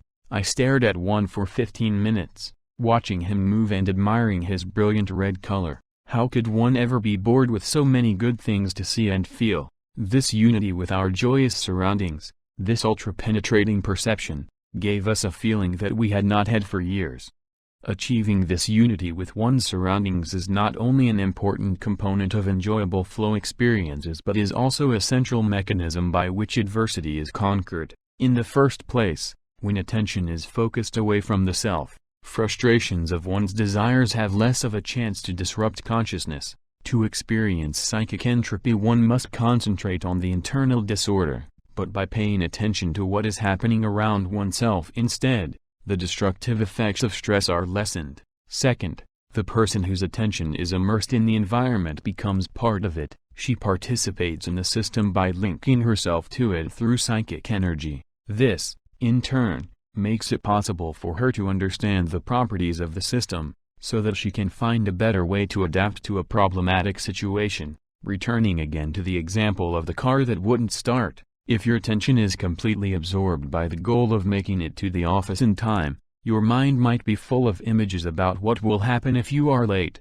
and of hostile thoughts about your uncooperative vehicle. Then you are less likely to notice what the car is trying to tell you, that the engine is flooded or that the battery is dead. Similarly, the pilot who spends too much energy contemplating what she wants the plane to do might miss the information that will enable her to navigate safely. A sense of complete openness to the environment is well described by Charles Lindbergh, who experienced it during his epoch-making solo crossing of the Atlantic. My cockpit is small, and its walls are thin, but inside this cocoon I feel secure. Despite the speculations of my mind, I become minutely conscious of details in my cockpit, of the instruments, the levers, the angles of construction. Each item takes on a new value. I study weld marks on the tubing, frozen ripples of steel through which pass invisible hundredweights of strain, a dot of radiolite paint on the altimeter's face. The battery of fuel valves. All such things, which I never considered much before,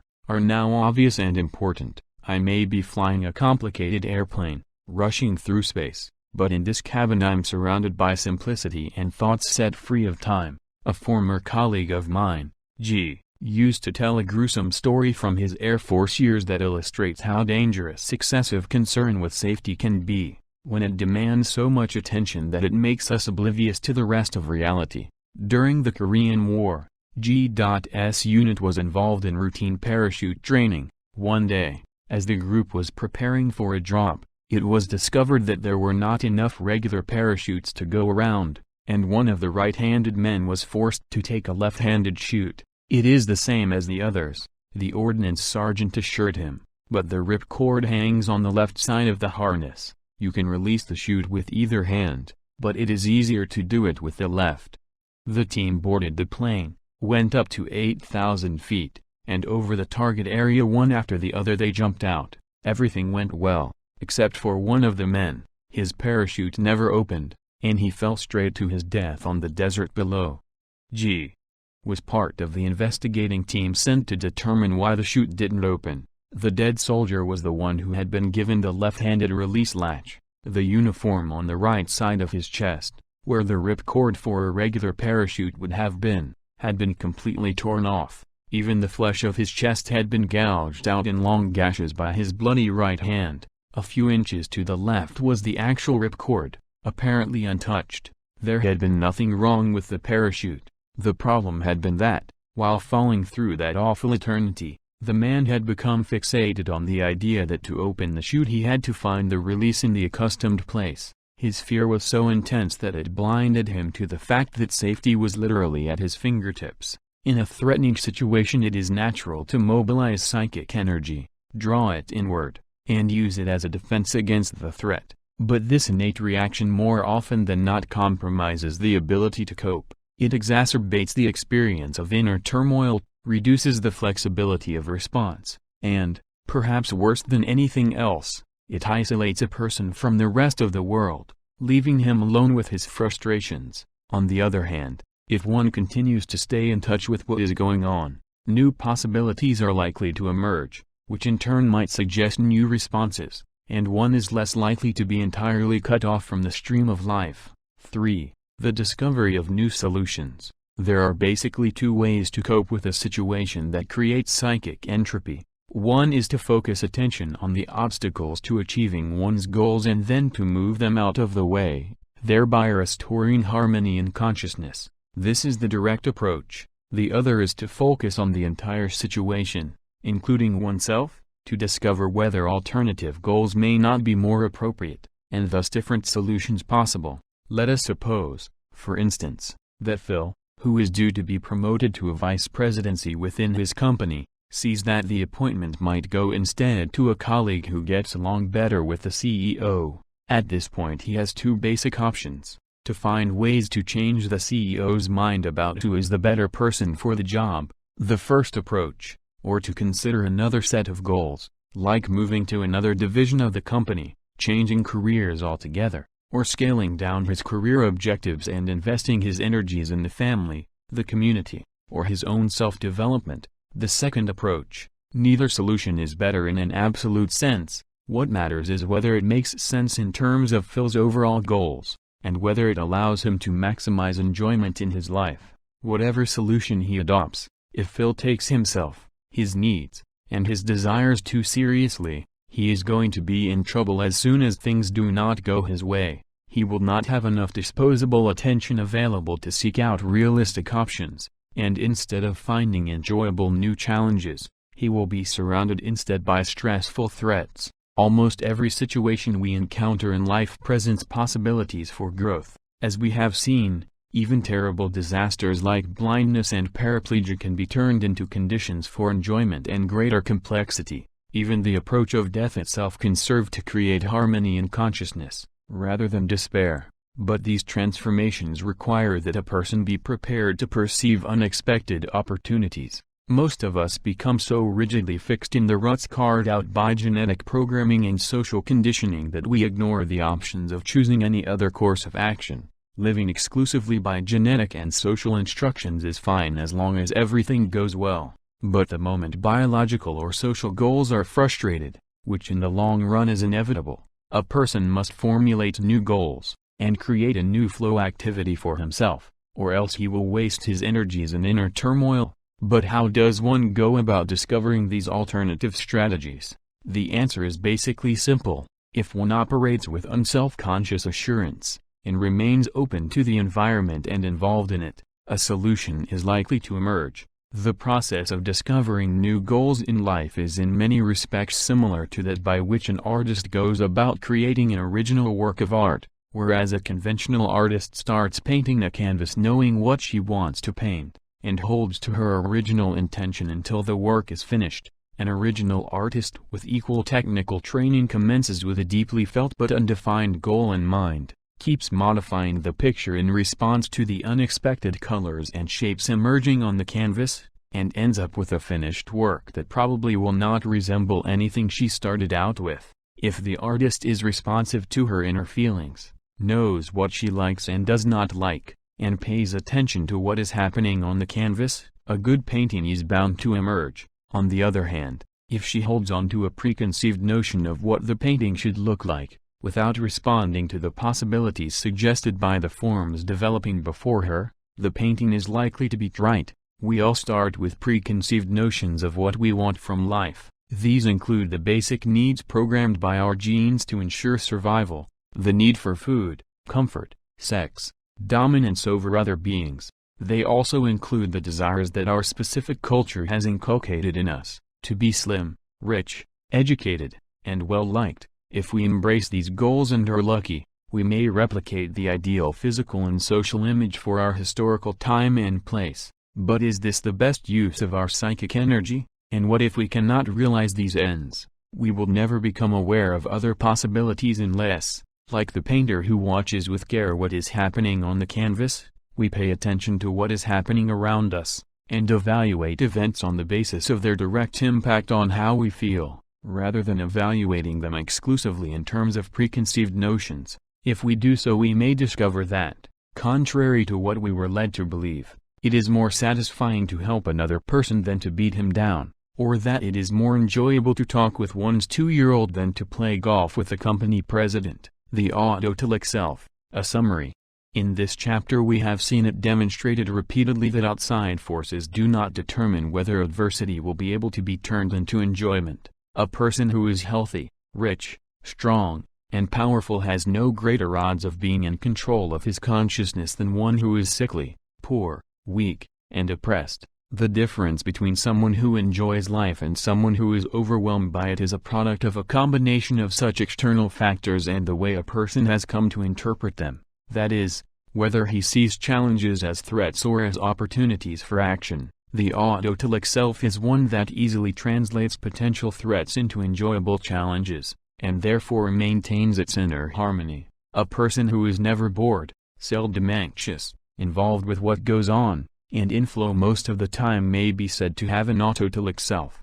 The term literally means a self that has self-contained goals, and it reflects the idea that such an individual has relatively few goals that do not originate from within the self. For most people, goals are shaped directly by biological needs and social conventions, and therefore their origin is outside the self. For an autotelic person, the primary goals emerge from experience evaluated in consciousness, and therefore from the self proper. The autotelic self transforms potentially entropic experience into flow.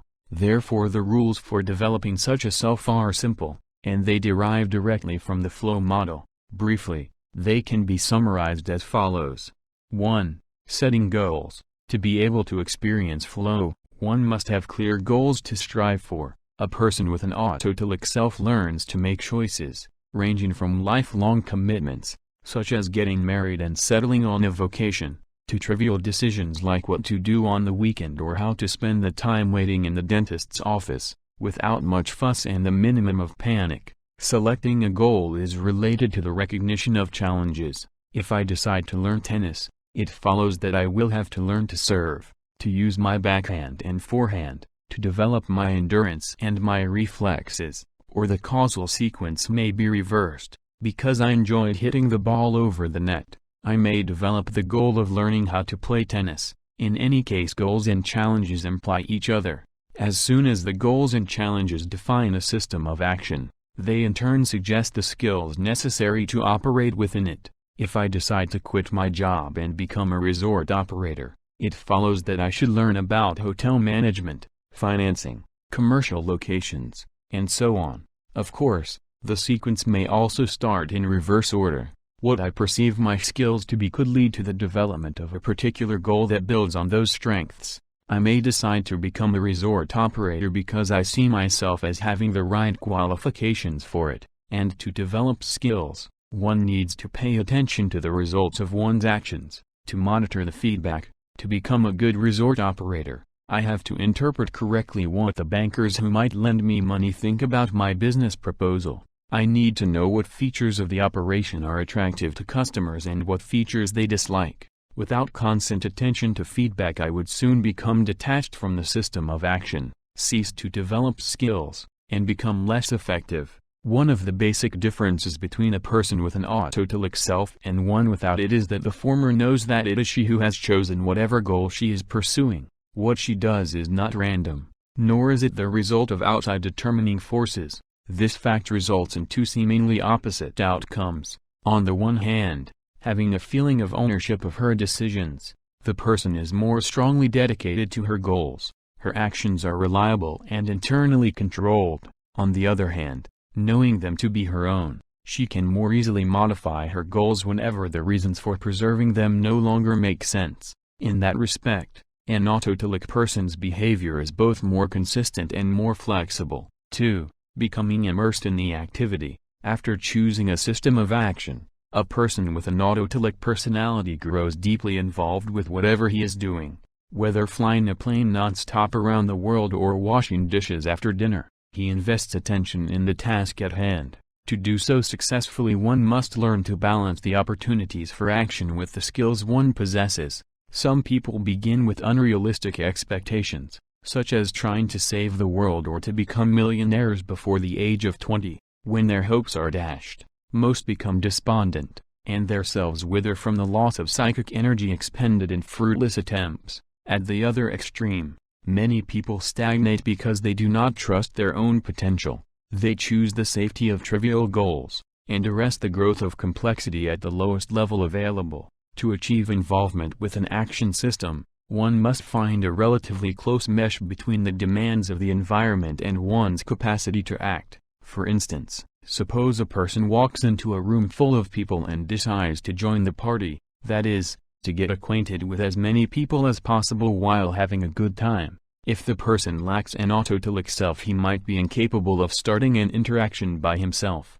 and withdraw into a corner, hoping that someone will notice him, or he may try to be boisterous and overly slick, turning people off with inappropriate and superficial friendliness. Neither strategy would be very successful or likely to provide a good time. A person with an autotelic self, upon entering the room, would shift his attention away from himself to the party, the action system he wishes to join. He would observe the guests, try to guess which of them might have matching interests and compatible temperament, and start talking to that person about topics he suspects will be mutually agreeable. If the feedback is negative, if the conversation turns out to be boring, or above one partner's head, he will try a different topic or a different partner. Only when a person's actions are appropriately matched with the opportunities of the action system does he truly become involved. Involvement is greatly facilitated by the ability to concentrate. People who suffer from attentional disorders, who cannot keep their minds from wandering,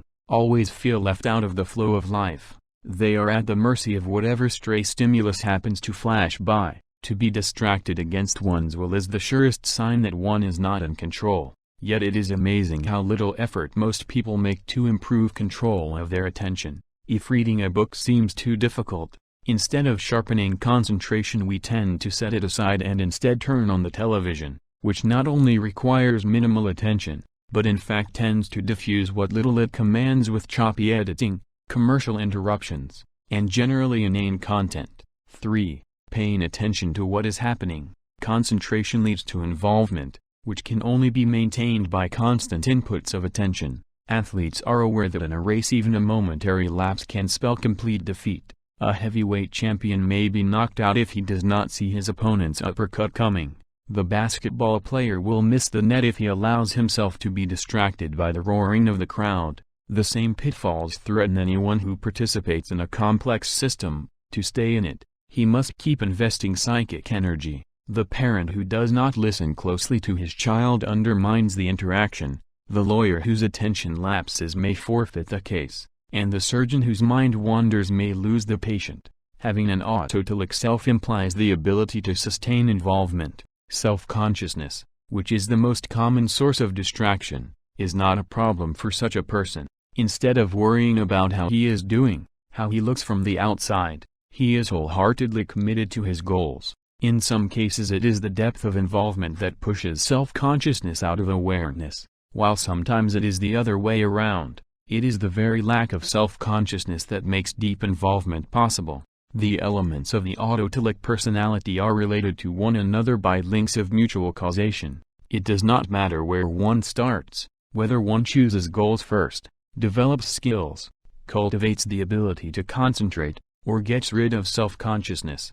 One can start anywhere, because once the flow experience is in motion, the other elements will be much easier to attain. A person who pays attention to an interaction instead of worrying about the self obtains a paradoxical result. She no longer feels like a separate individual, yet herself becomes stronger. The autotelic individual grows beyond the limits of individuality by investing psychic energy in a system in which she is included.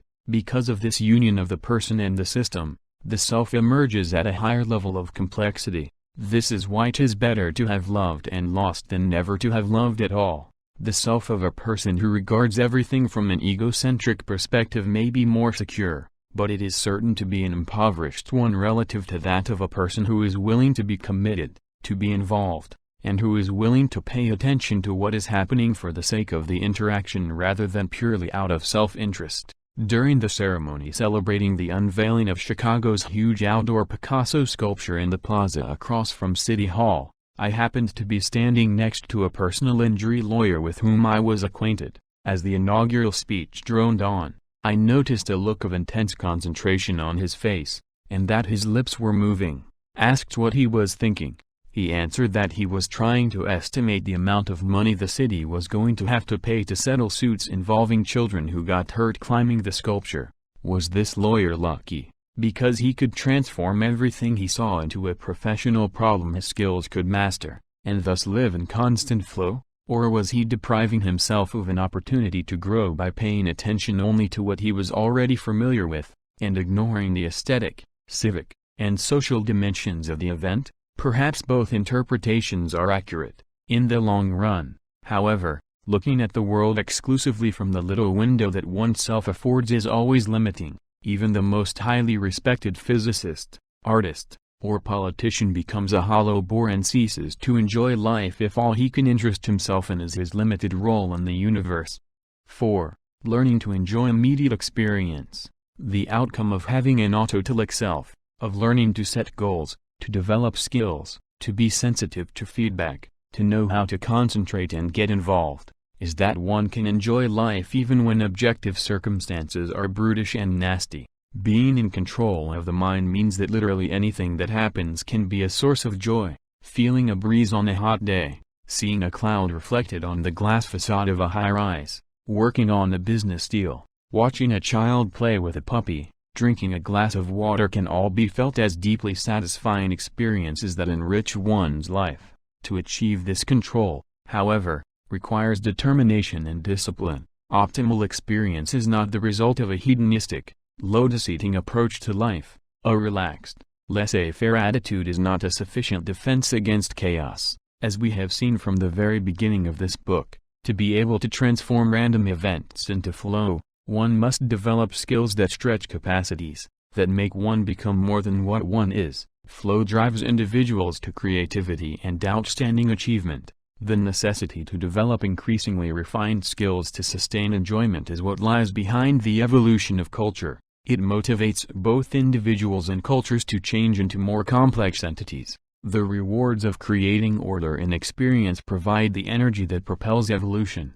They pave the way for those dimly imagined descendants of ours, more complex and wise than we are, who will soon take our place. But to change all existence into a flow experience, it is not sufficient to learn merely how to control moment-by-moment states of consciousness. It is also necessary to have an overall context of goals for the events of everyday life to make sense. If a person moves from one flow activity to another without a connecting order, it will be difficult at the end of one's life to look back on the years past and find meaning in what has happened. To create harmony in whatever one does is the last task that the flow theory presents to those who wish to attain optimal experience. It is a task that involves transforming the entirety of life into a single flow activity, with unified goals that provide constant purpose, the making of meaning. It is not unusual for famous tennis players to be deeply committed to their game, to take pleasure in playing, but off the court to be morose and hostile. Picasso enjoyed painting, but as soon as he laid down his brushes he turned into a rather unpleasant man. Bobby Fischer, the chess genius, appeared to be helplessly inept except when his mind was on chess. These and countless similar examples are a reminder that having achieved flow in one activity does not necessarily guarantee that it will be carried over to the rest of life. If we enjoyed work and friendships, and faced every challenge as an opportunity to develop new skills, we would be getting rewards out of living that are outside the realm of ordinary life. Yet even this would not be enough to assure us of optimal experience. As long as enjoyment follows piecemeal from activities not linked to one another in a meaningful way, one is still vulnerable to the vagaries of chaos. Even the most successful career, the most rewarding family relationship eventually runs dry. Sooner or later involvement in work must be reduced. Spouses die, Children grow up and move away, to approach optimal experience as closely as is humanly possible. A last step in the control of consciousness is necessary. What this involves is turning all life into a unified flow experience. If a person sets out to achieve a difficult enough goal, from which all other goals logically follow, and if he or she invests all energy in developing skills to reach that goal, then actions and feelings will be in harmony, and the separate parts of life will fit together, and each activity will make sense in the present, as well as in view of the past and of the future. In such a way, it is possible to give meaning to one's entire life. But isn't it incredibly naive to expect life to have a coherent overall meaning? After all, at least since Nietzsche concluded that God was dead, philosophers and social scientists have been busy demonstrating that existence has no purpose, that chance and impersonal forces rule our fate, and that all values are relative and hence arbitrary. It is true that life has no meaning, if by that we mean a supreme goal built into the fabric of nature and human experience, a goal that is valid for every individual. But it does not follow that life cannot be given meaning. Much of what we call culture and civilization consists in efforts people have made, generally against overwhelming odds, to create a sense of purpose for themselves and their descendants. It is one thing to recognize that life is, by itself, meaningless. It is another thing entirely to accept this with resignation. The first fact does not entail the second any more than the fact that we lack wings prevents us from flying. From the point of view of an individual, it does not matter what the ultimate goal is, provided it is compelling enough to order a lifetime's worth of psychic energy. The challenge might involve the desire to have the best beer bottle collection in the neighborhood, the resolution to find a cure for cancer, or simply the biological imperative to have children who will survive and prosper. As long as it provides clear objectives, clear rules for action, and a way to concentrate and become involved, any goal can serve to give meaning to a person's life. In the past few years I have come to be quite well acquainted with several Muslim professionals, electronics engineers, pilots, businessmen, and teachers, mostly from Saudi Arabia and from the other Gulf states. In talking to them, I was struck with how relaxed most of them seemed to be even under strong pressure. There is nothing to it, those I asked about it told me, in different words, but with the same message. We don't get upset because we believe that our life is in God's hands, and whatever He decides will be fine with us. Such implicit faith used to be widespread in our culture as well, but it is not easy to find it now. Many of us have to discover a goal that will give meaning to life on our own, without the help of a traditional faith. What meaning means. Meaning is a concept difficult to define, since any definition runs the risk of being circular. How do we talk about the meaning of meaning itself? There are three ways in which unpacking the sense of this word helps illuminate the last step in achieving optimal experience. Its first usage points toward the end, purpose, significance of something, as in, what is the meaning of life? This sense of the word reflects the assumption that events are linked to each other in terms of an ultimate goal, that there is a temporal order, a causal connection between them. It assumes that phenomena are not random, but fall into recognizable patterns directed by a final purpose. The second usage of the word refers to a person's intentions. She usually means well. What this sense of meaning implies is that people reveal their purposes in action, that their goals are expressed in predictable, consistent, and orderly ways. Finally, the third sense in which the word is used refers to ordering information, as when one says, otorhinolaryngology means the study of ear, nose, and throat. Or, red sky in the evening means good weather in the morning. This sense of meaning points to the identity of different words, the relationship between events, and thus it helps to clarify, to establish order among unrelated or conflicting information. Creating meaning involves bringing order to the contents of the mind by integrating one's actions into a unified flow experience. The three senses of the word meaning noted above make it clearer how this is accomplished. People who find their lives meaningful usually have a goal that is challenging enough to take up all their energies, a goal that can give significance to their lives. We may refer to this process as achieving purpose. To experience flow, one must set goals for one's actions, to win a game, to make friends with a person, to accomplish something in a certain way. The goal in itself is usually not important. What matters is that it focuses a person's attention and involves it in an achievable, enjoyable activity. In a similar way, some people are able to bring the same sharp focus to their psychic energy throughout the entirety of their lives. The unrelated goals of the separate flow activities merge into an all-encompassing set of challenges that gives purpose to everything a person does. There are very different ways to establish this directionality. Napoleon devoted his life, and in the process gladly led to death hundreds of thousands of French soldiers, to the single-minded pursuit of power. Mother Teresa has invested all her energies to help the helpless, because her life has been given purpose by an unconditional love based on the belief in God, in a spiritual order beyond the reach of her senses. From a purely psychological point of view,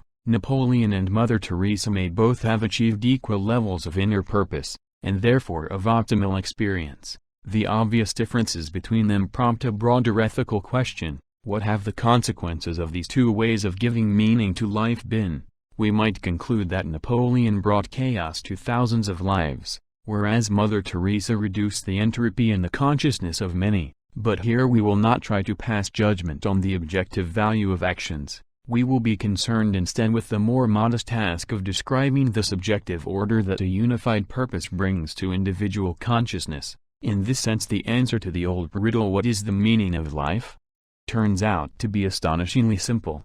The meaning of life is meaning, whatever it is, wherever it comes from. A unified purpose is what gives meaning to life. The second sense of the word meaning refers to the expression of intentionality, and this sense also is appropriate to the issue of how to create meaning by transforming all life into a flow activity. It is not enough to find a purpose that unifies one's goals. One must also carry through and meet its challenges. The purpose must result in strivings. Intent has to be translated into action. We may call this resolution in the pursuit of one's goals. What counts is not so much whether a person actually achieves what she has set out to do. Rather, it matters whether effort has been expended to reach the goal, instead of being diffused or wasted. When the native hue of resolution is sickle-eyed or with the pale cast of thought, Hamlet observed, enterprises of great pith and moment lose the name of action. Few things are sadder than encountering a person who knows exactly what he should do, yet cannot muster enough energy to do it. He who desires but acts not, wrote Blake with his accustomed vigor, breeds pestilence. The third and final way in which life acquires meaning is the result of the previous two steps. When an important goal is pursued with resolution, and all one's varied activities fit together into a unified flow experience, the result is that harmony is brought to consciousness. Someone who knows his desires and works with purpose to achieve them is a person whose feelings, thoughts, and actions are congruent with one another, and is therefore a person who has achieved inner harmony. In the 1960s this process was called getting your head together, but in practically every other historical period a similar concept has been used to describe this necessary step toward living a good life. Someone who is in harmony no matter what he does, no matter what is happening to him, knows that his psychic energy is not being wasted on doubt, regret, guilt, and fear, but is always usefully employed. Inner congruence ultimately leads to that inner strength and serenity we admire in people who seem to have come to terms with themselves. Purpose, resolution, and harmony unify life and give it meaning by transforming it into a seamless flow experience. Whoever achieves this state will never really lack anything else. A person whose consciousness is so ordered need not fear unexpected events, or even death. Every living moment will make sense, and most of it will be enjoyable. This certainly sounds desirable. So how does one attain it? Cultivating purpose. In the lives of many people it is possible to find a unifying purpose that justifies the things they do day in, day out. A goal that like a magnetic field attracts their psychic energy. A goal upon which all lesser goals depend. This goal will define the challenges that a person needs to face in order to transform his or her life into a flow activity. Without such a purpose, even the best ordered consciousness lacks meaning. Throughout human history innumerable attempts have been made to discover ultimate goals that would give meaning to experience. These attempts have often been very different from one another. For instance, in the ancient Greek civilization, according to the social philosopher Hannah Arendt, Men sought to achieve immortality through heroic deeds, whereas in the Christian world men and women hoped to reach eternal life through saintly deeds. Ultimate goals, in Aaron's opinion, must accommodate the issue of mortality. They must give men and women a purpose that extends beyond the grave. Both immortality and eternity accomplish this, but in very different ways. The Greek heroes performed noble deeds so as to attract the admiration of their peers, expecting that their highly personal acts of bravery would be passed on in songs and stories from generation to generation. Their identity, therefore, would continue to exist in the memory of their descendants. Saints, on the contrary, surrendered individuality so as to merge their thoughts and actions with the will of God, expecting to live forever after in union with Him. The hero and the saint, to the extent that they dedicated the totality of their psychic energy to an all-encompassing goal that prescribed a coherent pattern of behavior to follow until death, turned their lives into unified flow experiences. Other members of society ordered their own less exalted actions on these outstanding models, providing a less clear, but more or less adequate, meaning to their own lives. Every human culture, by definition, contains meaning systems that can serve as the encompassing purpose by which individuals can order their goals. For instance, Bertram Sorokin divided the various epochs of Western civilization into 3 types, which he believed have alternated with one another for over 25 centuries, sometimes lasting hundreds of years, sometimes just a few decades. He called these the sensate, the ideational, and the idealistic phases of culture, and he attempted to demonstrate that in each one a different set of priorities justified the goals of existence. Sensate cultures are integrated around views of reality designed to satisfy the senses. They tend to be Epicurean, utilitarian, concerned primarily with concrete needs. In such cultures art, religion, philosophy, and everyday behavior glorify and justify goals in terms of tangible experience.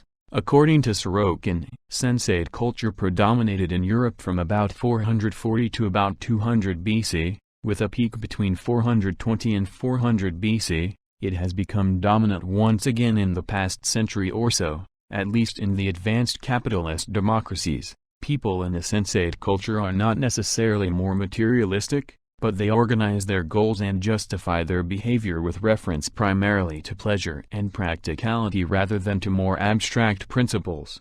The challenges they see are almost exclusively concerned with making life more easy, more comfortable, more pleasant. They tend to identify the good with what feels good and mistrust idealized values. Ideational cultures are organized on a principle opposite from the sensate. They look down on the tangible and strive for non-material, supernatural ends. They emphasize abstract principles, asceticism, and transcendence of material concerns. Art, religion, philosophy, and the justification of everyday behavior tends to be subordinated to the realization of this spiritual order. People turn their attention to religion or ideology, and view their challenges not in terms of making life easier, but of reaching inner clarity and conviction. Greece from 600 to 500 BC, and Western Europe from 200 BC to AD 400 are the high points of this worldview. According to Sorokin, more recent and disturbing examples might include the Nazi interlude in Germany, the communist regimes in Russia and China, and the Islamic revival in Iran. A simple example may illustrate the difference between cultures organized around sensate and ideational principles. In our own as well as in fascist societies, physical fitness is cherished and the beauty of the human body worshipped, but the reasons for doing so are very different. In our sensate culture, the body is cultivated in order to achieve health and pleasure. In an ideational culture, the body is valued primarily as a symbol of some abstract principle of metaphysical perfection associated with the idea of the Aryan race, or Roman valor. In a sensate culture, a poster of a handsome youth might produce a sexual response to be used for commercial ends. In an ideational culture, the same poster would make an ideological statement, and be used for political ends. Of course, at no time does any group of people shape its purpose through only one of these two ways of ordering experience to the exclusion of the other. At any given moment, various subtypes and combinations of the sensate and the ideational worldview may coexist in the same culture. and even in the consciousness of the same individual. The so-called yuppie lifestyle, for instance, is based primarily on sensate principles, while Bible Belt fundamentalism rests on ideational premises. These two forms, and their many variants, coexist somewhat uneasily in our current social system, and either one, functioning as a system of goals, can help to organize life into a coherent flow activity. Not only cultures but individuals as well embody these meaning systems in their behavior. Business leaders like Lee Iacocca or H. Ross Perot, whose lives are ordered by concrete entrepreneurial challenges, often display the best features of the sensate approach to life. The more primitive aspects of the sensate worldview are represented by someone like Hugh Hefner, whose Playboy philosophy celebrates the simple-minded pursuit of pleasure. Representatives of an unreflective ideational approach include ideologues and mystics who advocate simple transcendental solutions, such as blind faith and divine providence. There are, of course, many different permutations and combinations. Televangelists like the Backers or Jimmy Swaggart publicly exhort their audience to value ideational goals, while in private indulging in luxury and sensuality. Occasionally a culture succeeds in integrating these two dialectically opposed principles into a convincing whole that preserves the advantages of both, while neutralizing the disadvantages of each. Sorokin calls these cultures idealistic. They combine an acceptance of concrete sensory experience with their relevance for spiritual ends. In Western Europe, the late Middle Ages and the Renaissance were classified by Sorokin as being relatively most idealistic, with the highest points reached in the first 2 decades of the 14th century. Needless to say, the idealistic solution seems to be the preferable one, as it avoids the listlessness that is often the keynote of purely materialistic worldviews and fanatical asceticism that bedevils many ideational systems. Sorokin's simple trichotomy is a debatable method of categorizing cultures, but it is useful in illustrating some of the principles by which men and women end up ordering their ultimate goals. The sensate option is always quite popular. It involves responding to concrete challenges, and shaping one's life in terms of a flow activity that tends toward material ends. Among its advantages is the fact that the rules are comprehended by everyone and that feedback tends to be clear. The desirability of health, money, power, and sexual satisfaction is seldom controversial, but the ideational option also has its advantages. Metaphysical goals may never be achieved, but then failure is almost impossible to prove. The true believer can always distort feedback to use it as a proof that he has been right, that he is among the chosen. Probably the most satisfying way to unify life into an all-embracing flow activity is through the idealistic mode, but setting challenges that involve the improvement of material conditions while at the same time pursuing spiritual ends is not easy, especially when the culture as a whole is predominantly sensate in character. Another way to describe how individuals order their actions is to focus on the complexity of the challenges they set for themselves rather than on their content. Perhaps what matters most is not whether a person is materialist or ideational, but how differentiated and integrated are the goals he or she pursues in those areas. As was discussed in the final section of Chapter 2, complexity depends on how well a system develops its unique traits and potentialities and on how well related these traits are to each other. In that respect, a well-thought-out sensate approach to life, one that was responsive to a great variety of concrete human experiences and was internally consistent, would be preferable to an unreflective idealism, and vice versa. There is a consensus among psychologists who study such subjects that people develop their concept of who they are, and of what they want to achieve in life, according to a sequence of steps. Each man or woman starts with the need to preserve the self, to keep the body and its basic goals from disintegrating.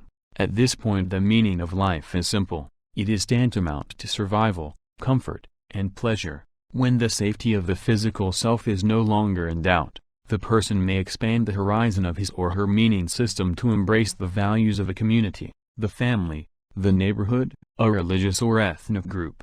This step leads to a greater complexity of the self, even though it usually implies conformity to conventional norms and standards. The next step in development involves reflective individualism. The person again turns inward, finding new grounds for authority and value within the self. He or she is no longer blindly conforming, but develops an autonomous conscience.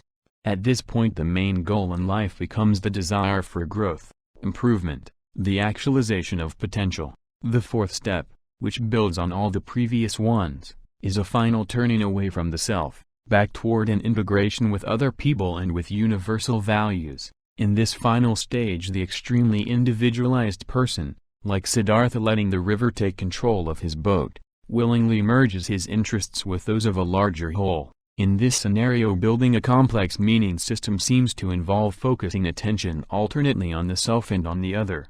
First, psychic energy is invested in the needs of the organism, and psychic order is equivalent to pleasure. When this level is temporarily achieved, and the person can begin to invest attention in the goals of a community, what is meaningful corresponds to group values, religion, patriotism, and the acceptance and respect of other people provide the parameters of inner order.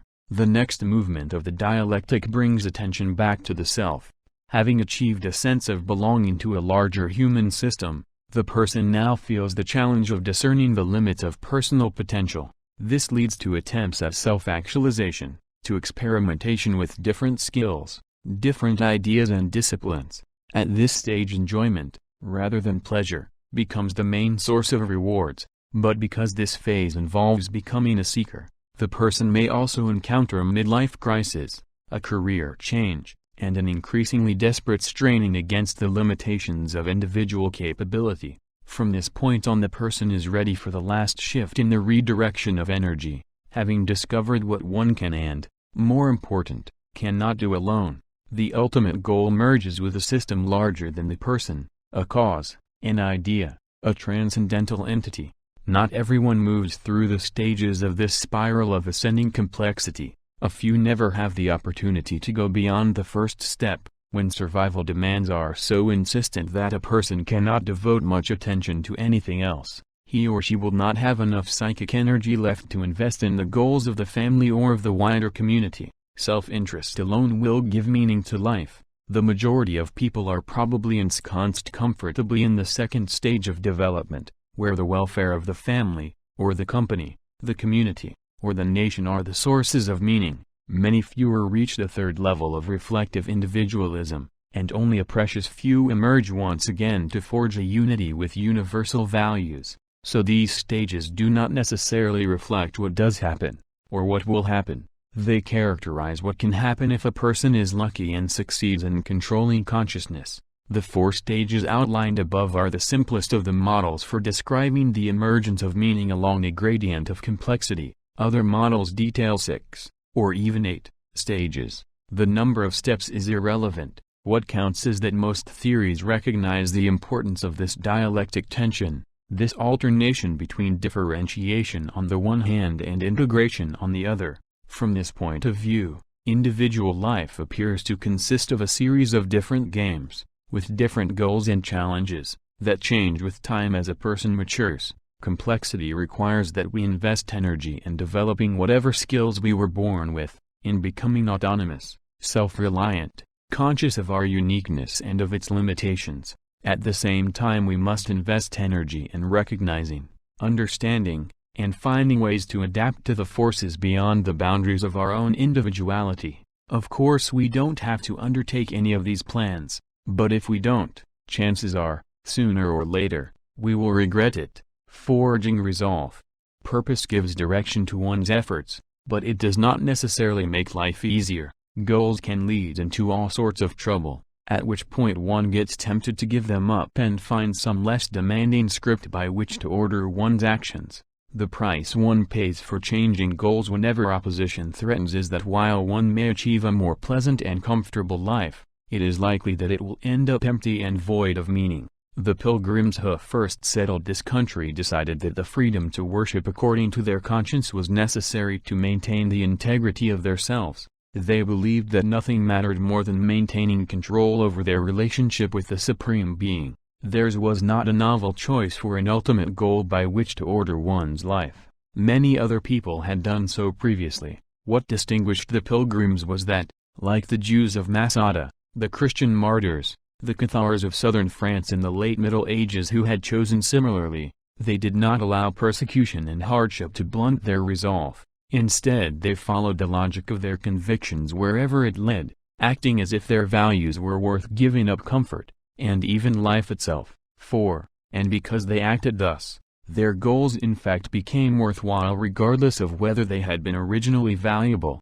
Because their goals had become valuable through commitment, they helped give meaning to the pilgrim's existence. No goal can have much effect unless taken seriously. Each goal prescribes a set of consequences, and if one isn't prepared to reckon with them, the goal becomes meaningless. The mountaineer who decides to scale a difficult peak knows that he will be exhausted and endangered for most of the climb, but if he gives up too easily, his quest will be revealed as having little value.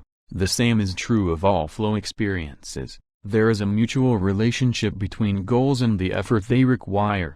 Goals justify the effort they demand at the outset, but later it is the effort that justifies the goal. One gets married because the spouse seems worthy of sharing one's life with, but unless one then behaves as if this is true, the partnership will appear to lose value with time. All things considered, it cannot be said that humankind has lacked the courage to back its resolutions. Billions of parents, and every age and in every culture, have sacrificed themselves for their children, and thereby made life more meaningful for themselves. Probably as many have devoted all their energies to preserving their fields and their flocks. Millions more have surrendered everything for the sake of their religion, their country, or their art. For those who have done so consistently, despite pain and failure, life as a whole had a chance to become like an extended episode of flow, a focused, concentrated, internally coherent, logically ordered set of experiences, which, because of its inner order,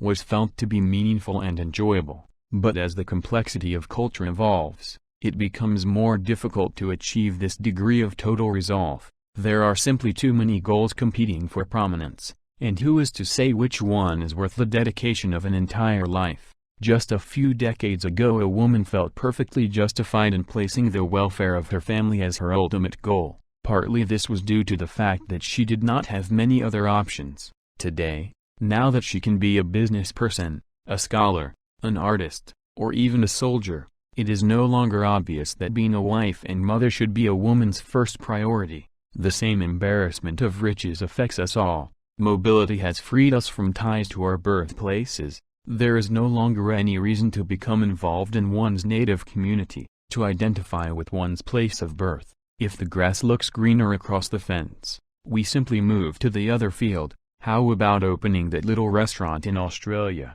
Lifestyles and religions are choices that are easily switched. In the past a hunter was a hunter until he died. A blacksmith spent his life perfecting his craft. We can now shed our occupational identities at will. No one needs to remain an accountant forever. The wealth of options we face today has extended personal freedom to an extent that would have been inconceivable even 100 years ago. But the inevitable consequence of equally attractive choices is uncertainty of purpose. Uncertainty, in turn, saps resolution, and lack of resolve ends up devaluing choice. Therefore freedom does not necessarily help develop meaning in life. On the contrary, if the rules of a game become too flexible, concentration flags, and it is more difficult to attain a flow experience. Commitment to a goal and to the rules it entails is much easier when the choices are few and clear. This is not to imply that a return to the rigid values and limited choices of the past would be preferable,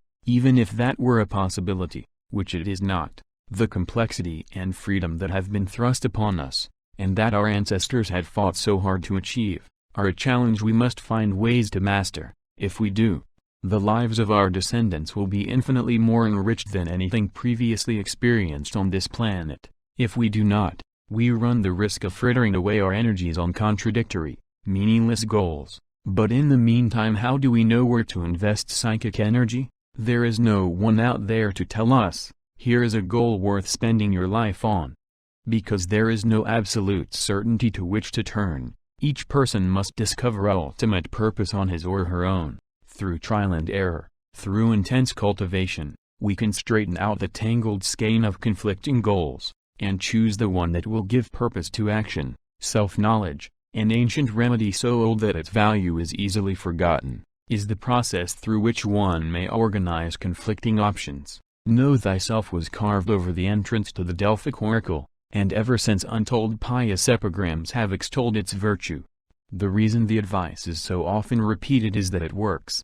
We need, however, to rediscover afresh every generation what these words mean, what the advice actually implies for each individual, and to do that it is useful to express it in terms of current knowledge, and envision a contemporary method for its application. Inner conflict is the result of competing claims on attention. Too many desires, too many incompatible goals struggle to marshal psychic energy toward their own ends. It follows that the only way to reduce conflict is by sorting out the essential claims from those that are not, and by arbitrating priorities among those that remain. There are basically two ways to accomplish this, what the ancients called the vita activa, a life of action, and the vita contemplativa, or the path of reflection. Immersed in the vita activa, a person achieves flow through total involvement in concrete external challenges. Many great leaders like Winston Churchill or Andrew Carnegie set for themselves lifelong goals that they pursued with great resolve, without any apparent internal struggle or questioning of priorities. Successful executives, experienced professionals, and talented craftspeople learn to trust their judgment and competence so that they again begin to act with the unself-conscious spontaneity of children. If the arena for action is challenging enough, a person may experience flow continuously in his or her calling, thus leaving as little room as possible for noticing the entropy of normal life. In this way harmony is restored to consciousness indirectly, not by facing up to contradictions and trying to resolve conflicting goals and desires, but by pursuing chosen goals with such intensity that all potential competition is preempted. Action helps create inner order, but it has its drawbacks. A person strongly dedicated to achieving pragmatic ends might eliminate internal conflict, but often at the price of excessively restricting options. The young engineer who aims to become plant manager at age 45 and bends all his energies to that end may sail through several years successfully and without hesitation. Sooner or later, however, postponed alternatives may reappear again as intolerable doubts and regrets. Was it worth sacrificing my health for the promotion? What happened to those lovely children who have suddenly turned into sullen adolescents? Now that I have achieved power and financial security, what do I do with it? In other words, the goals that have sustained action over a period turn out not to have enough power to give meaning to the entirety of life. This is where the presumed advantage of a contemplative life comes in: detached reflection upon experience, a realistic weighing of options and their consequences, have long been held to be the best approach to a good life. Whether it is played out on the psychoanalyst's couch, where repressed desires are laboriously reintegrated with the rest of consciousness, or whether it is performed as methodically as the Jesuits' tests of conscience, which involves reviewing one's actions one or more times each day to check whether what one has been doing in the past few hours has been consistent with long-term goals. Self-knowledge can be pursued in innumerable ways, each leading potentially to greater inner harmony. Activity and reflection should ideally complement and support each other. Action by itself is blind, reflection impotent.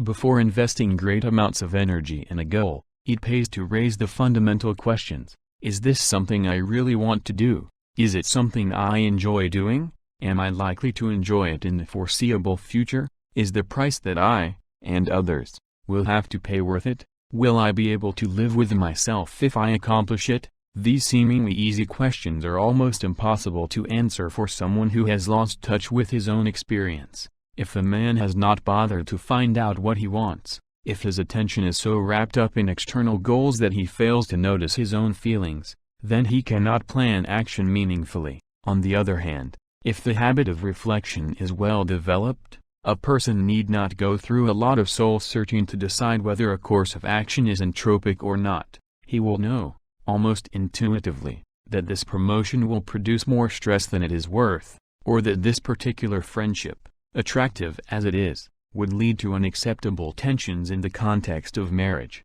It is relatively easy to bring order to the mind for short stretches of time. Any realistic goal can accomplish this. A good game, an emergency at work, a happy interlude at home will focus attention and produce the harmonious experience of flow. But it is much more difficult to extend this state of being through the entirety of life. For this it is necessary to invest energy and goals that are so persuasive that they justify effort even when our resources are exhausted and when fate is merciless in refusing us a chance at having a comfortable life. If goals are well chosen, and if we have the courage to abide by them despite opposition, we shall be so focused on the actions and events around us that we won't have the time to be unhappy, and then we shall directly feel a sense of order in the warp and the woof of life that fits every thought and emotion into a harmonious whole, recovering harmony. The consequence of forging life by purpose and resolution is a sense of inner harmony, a dynamic order in the contents of consciousness. But, it may be argued, why should it be so difficult to achieve this inner order? Why should one strive so hard to make life into a coherent flow experience? Aren't people born at peace with themselves? Isn't human nature naturally ordered?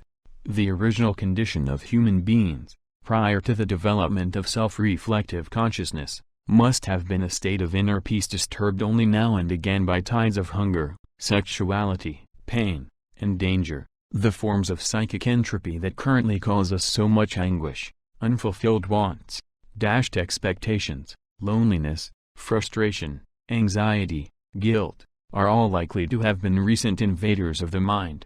They are byproducts of the tremendous increase in complexity of the cerebral cortex and of the symbolic enrichment of culture. They are the dark side of the emergence of consciousness. If we were to interpret the lives of animals with a human eye, we would conclude that they are in flow most of the time because their perception of what has to be done generally coincides with what they are prepared to do. When a lion feels hungry, it will start grumbling and looking for prey until its hunger is satisfied. Afterward it lies down to bask in the sun, dreaming the dreams lions dream. There is no reason to believe that it suffers from unfulfilled ambition, or that it is overwhelmed by pressing responsibilities.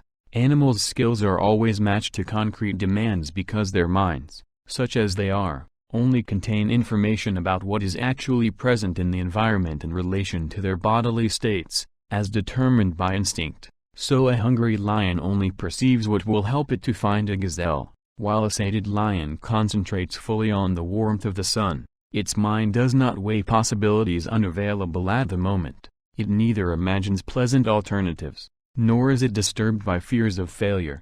Animals suffer just as we do when their biologically programmed goals are frustrated. They feel the pangs of hunger, pain, and unsatisfied sexual urges. Dogs bred to be friends to man grow distraught when left alone by their masters, but animals other than man are not in a position to be the cause of their own suffering. They are not evolved enough to be able to feel confusion and despair even after all their needs are satisfied. When free of externally induced conflicts, they are in harmony with themselves and experience the seamless concentration that in people we call flow. The psychic entropy peculiar to the human condition involves seeing more to do than one can actually accomplish and feeling able to accomplish more than what conditions allow. But this becomes possible only if one keeps in mind more than one goal at a time, being aware at the same time of conflicting desires. It can happen only when the mind knows not only what is but also what could be. The more complex any system, the more room it leaves open for alternatives, and the more things can go wrong with it. This is certainly applicable to the evolution of the mind. As it has increased its power to handle information, the potential for inner conflict has increased as well. When there are too many demands, options, challenges, we become anxious. When too few, we get bored. To pursue the evolutionary analogy, and to extend it from biological to social evolution, it is probably true that in less developed cultures, where the number and complexity of social roles, of alternative goals and courses of action, are negligible, the chances for experiencing flow are greater. The myth of the happy savage is based on the observation that when free of external threats, proliterate people often display a serenity that seems enviable to the visitor from more differentiated cultures. But the myth tells only half the story. When hungry or hurting, the savage is no more happy than we would be, and he may be in the condition more often than we are. The inner harmony of technologically less advanced people is the positive side of their limited choices and of their stable repertoire of skills, just as the confusion in our soul is the necessary consequence of unlimited opportunities and constant perfectibility. Goethe represented this dilemma in the bargain. Dr. Faustus, the archetype of modern man, made with Mephistopheles, the good doctor gained knowledge and power, but at the price of introducing disharmony in his soul. There is no need to visit far-off lands to see how flow can be a natural part of living. Every child, before self-consciousness begins to interfere, acts spontaneously with total abandon and complete involvement. Boredom is something children have to learn the hard way, in response to artificially restricted choices. Again, this does not mean that children are always happy. Cruel or neglectful parents, poverty and sickness, the inevitable accidents of living make children suffer intensely, but a child is rarely unhappy without good reason. It is understandable that people tend to be so nostalgic about their early years. Like Tolstoy's Ivan Ilyich, many feel that the wholehearted serenity of childhood, the undivided participation in the here and now, becomes increasingly difficult to recapture as the years go by. When we can imagine only few opportunities and few possibilities, it is relatively easy to achieve harmony. Desires are simple, choice is clear, there is little room for conflict and no need to compromise. This is the order of simple systems, order by default, as it were. It is a fragile harmony. Step by step, with the increase of complexity, the chances of entropy generated internally by the system increase as well. We can isolate many factors to account for why consciousness gets to be more complex. At the level of the species, the biological evolution of the central nervous system is one cause, no longer ruled entirely by instincts and reflexes. The mind is endowed with the dubious blessing of choice. At the level of human history, the development of culture, of languages, belief systems, technologies, is another reason why the contents of the mind become differentiated. As social systems move from dispersed hunting tribes to crowded cities, they give rise to more specialized roles that often require conflicting thoughts and actions from the same person. No longer is every man a hunter, sharing skills and interests with every other man. The farmer and the miller, the priest and the soldier now see the world differently from one another. There is no one right way to behave, and each role requires different skills. Within the individual lifespan as well, each person becomes exposed with age to increasingly contradictory goals, to incompatible opportunities for action. A child's options are usually few and coherent. With each year, they become less so. The earlier clarity that made spontaneous flow possible is obscured by a cacophony of disparate values, beliefs, choices, and behaviors. Few would argue that a simpler consciousness, no matter how harmonious, is preferable to a more complex one. While we might admire the serenity of the lion in repose, the tribesman's untroubled acceptance of his fate, or the child's wholehearted involvement in the present, they cannot offer a model for resolving our predicament. The order based on innocence is now beyond our grasp. Once the fruit is plucked from the tree of knowledge, the way back to Eden is barred forever. The unification of meaning and life themes. Instead of accepting the unity of purpose provided by genetic instructions or by the rules of society, the challenge for us is to create harmony based on reason and choice. Philosophers like Heidegger, Sartre, and Merleau-Ponty have recognized this task of modern man by calling it the project, which is their term for the goal-directed actions that provide shape and meaning to an individual's life. Psychologists have used terms like propriate strivings or life themes. In each case, these concepts identify a set of goals linked to an ultimate goal that gives significance to whatever a person does. The life theme, like a game that prescribes the rules and actions one must follow to experience flow, identifies what will make existence enjoyable. With a life theme, everything that happens will have a meaning, not necessarily a positive one, but a meaning nevertheless. If a person bends all her energies to making $1 million before age 30, whatever happens is a step either toward or away from that goal.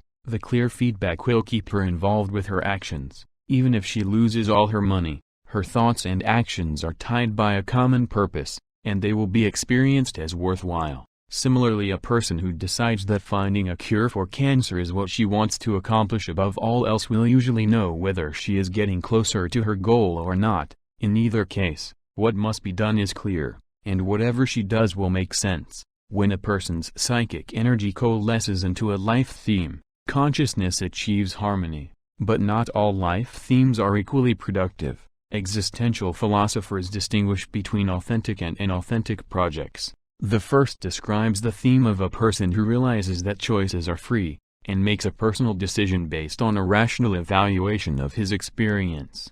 It does not matter what the choice is, as long as it is an expression of what the person genuinely feels and believes. Inauthentic projects are those a person chooses because they are what she feels ought to be done, because they are what everybody else is doing, and therefore there is no alternative. Authentic projects tend to be intrinsically motivated, chosen for what they are worth in themselves. Inauthentic ones are motivated by external forces. A similar distinction is that between discovered life themes, when a person writes the script for her actions out of personal experience and awareness of choice, and accepted life themes, when a person simply takes on a predetermined role from a script written long ago by others. Both types of life themes help give meaning to life, but each has drawbacks. The accepted life theme works well as long as the social system is sound. If it is not, it can trap the person into perverted goals. Adolf Eichmann, the Nazi who calmly shipped tens of thousands to the gas chambers, was a man for whom the rules of bureaucracy were sacred. He probably experienced flow as he shuffled the intricate schedules of trains, making certain that the scarce rolling stock was available where needed, and that the bodies were transported at the least expense. He never seemed to question whether what he was asked to do was right or wrong. As long as he followed orders, his consciousness was in harmony. For him the meaning of life was to be part of a strong, organized institution. Nothing else mattered. In peaceful, well-ordered times a man like Adolf Eichmann might have been an esteemed pillar of the community. But the vulnerability of his life theme becomes apparent when unscrupulous and demented people seize control of society. Then such an upright citizen turns into an accessory to crimes without having to change his goals, and without even realizing the inhumanity of his actions. Discovered life themes are fragile for a different reason, because they are products of a personal struggle to define the purpose of life. They have less social legitimacy, because they are often novel and idiosyncratic. They may be regarded by others as crazy or destructive. Some of the most powerful life themes are based on ancient human goals, but freshly discovered and freely chosen by the individual. Malcolm X, who in his early life followed the behavioral script for young men in the slum, fighting and dealing drugs, discovered in jail, through reading and reflection, a different set of goals through which to achieve dignity and self-respect. In essence, he invented an entirely new identity, although one that was made up of bits and pieces of earlier human achievements. Instead of continuing to play the game of hustlers and pimps, he created a more complex purpose that could help order the lives of many other marginal men, black or white. A man interviewed in one of our studies, whom we shall designate as E, provides another example of how a life theme can be discovered, even though the purpose underlying it is a very ancient one. E grew up the son of a poor immigrant family in the early part of this century. His parents knew only a few words of English, and were barely able to read and write. They were intimidated by the frenetic pace of life in New York, but they worshipped and admired America and the authorities who represented it. When he was 7, E.'s parents spent a good chunk of their savings to buy him a bicycle for his birthday. A few days later, as he was riding in the neighborhood, he was hit by a car that had ignored a stop sign. E suffered serious wounds, and his bike was wrecked. The driver of the car was a wealthy doctor. He drove E to a hospital, asking him not to report what had happened, but promising in return to pay for all expenses and to buy him a new bike. E and his parents were convinced, and they went along with the deal. Unfortunately, the doctor never showed up again, and E.'s father had to borrow money to pay the expensive hospital bill. The bike was never replaced. This event could have been trauma that left its scar on E forever, turning him into a cynic who would from now on look out for his own self-interest no matter what. Instead, E drew a curious lesson from his experience. He used it to create a life theme that not only gave meaning to his own life but helped reduce entropy in the experience of many other people. For many years after the accident, E and his parents were bitter, suspicious, and confused about the intentions of strangers. E.'s father, feeling that he was a failure, took to drinking and became morose and withdrawn. It looked as though poverty and helplessness were having their expected effects, but when he was 14 or 15 years old, he had to read in school the U.S. Constitution and the Bill of Rights. He connected the principles in those documents with his own experience. Gradually he became convinced that his family's poverty and alienation were not their fault, but were the result of not being aware of their rights, of not knowing the rules of the game, of not having effective representation among those who had power. He decided to become a lawyer, not only to better his own life, but to make certain that injustices such as he had suffered would not occur so easily again to others in his position. Once he had set this goal for himself, his resolution was unwavering. He was accepted into law school, clerked for a famous justice, became a judge himself, and at the zenith of his career spent years in the cabinet helping the president develop stronger civil rights policies and legislation to help the disadvantaged. Until the end of his life his thoughts, actions, and feelings were unified by the theme he had chosen as a teenager. Whatever he did to the end of his days was part of one great game, held together by goals and rules he had agreed to abide by. He felt his life had meaning, and enjoyed confronting the challenges that came his way. E.S. example illustrates several common characteristics of how people forge discovered life themes. In the first place, the theme is in many cases a reaction to a great personal hurt suffered in early life, to being orphaned, abandoned, or treated unjustly. But what matters is not the trauma per se. The external event never determines what the theme will be. What matters is the interpretation that one places on the suffering. If a father is a violent alcoholic, his children have several options for explaining what is wrong. They can tell themselves that the father is a bastard who deserves to die, that he is a man, and all men are weak and violent, that poverty is the cause of the father's affliction, and the only way to avoid his fate is to become rich, that a large part of his behavior is due to helplessness and lack of education. Only the last of these equally likely explanations leads in the direction of a life theme such as he was able to develop. So the next question is, what kinds of explanations for one's suffering lead to negentropic life themes? If a child abused by a violent father concluded that the problem was inherent in human nature, that all men were weak and violent, there would not be much he or she could do about it.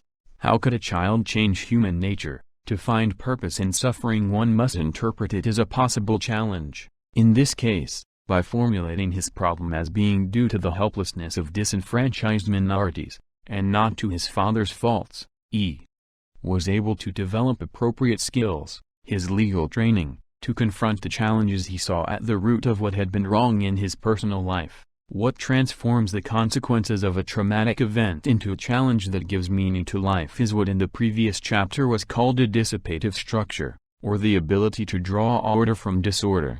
Finally, a complex, negentropic life theme is rarely formulated as the response to just a personal problem. Instead, the challenge becomes generalized to other people, or to mankind as a whole. For example, in E.S. case, he attributed the problem of helplessness not only to himself or to his own family but to all poor immigrants in the same situation as his parents had been.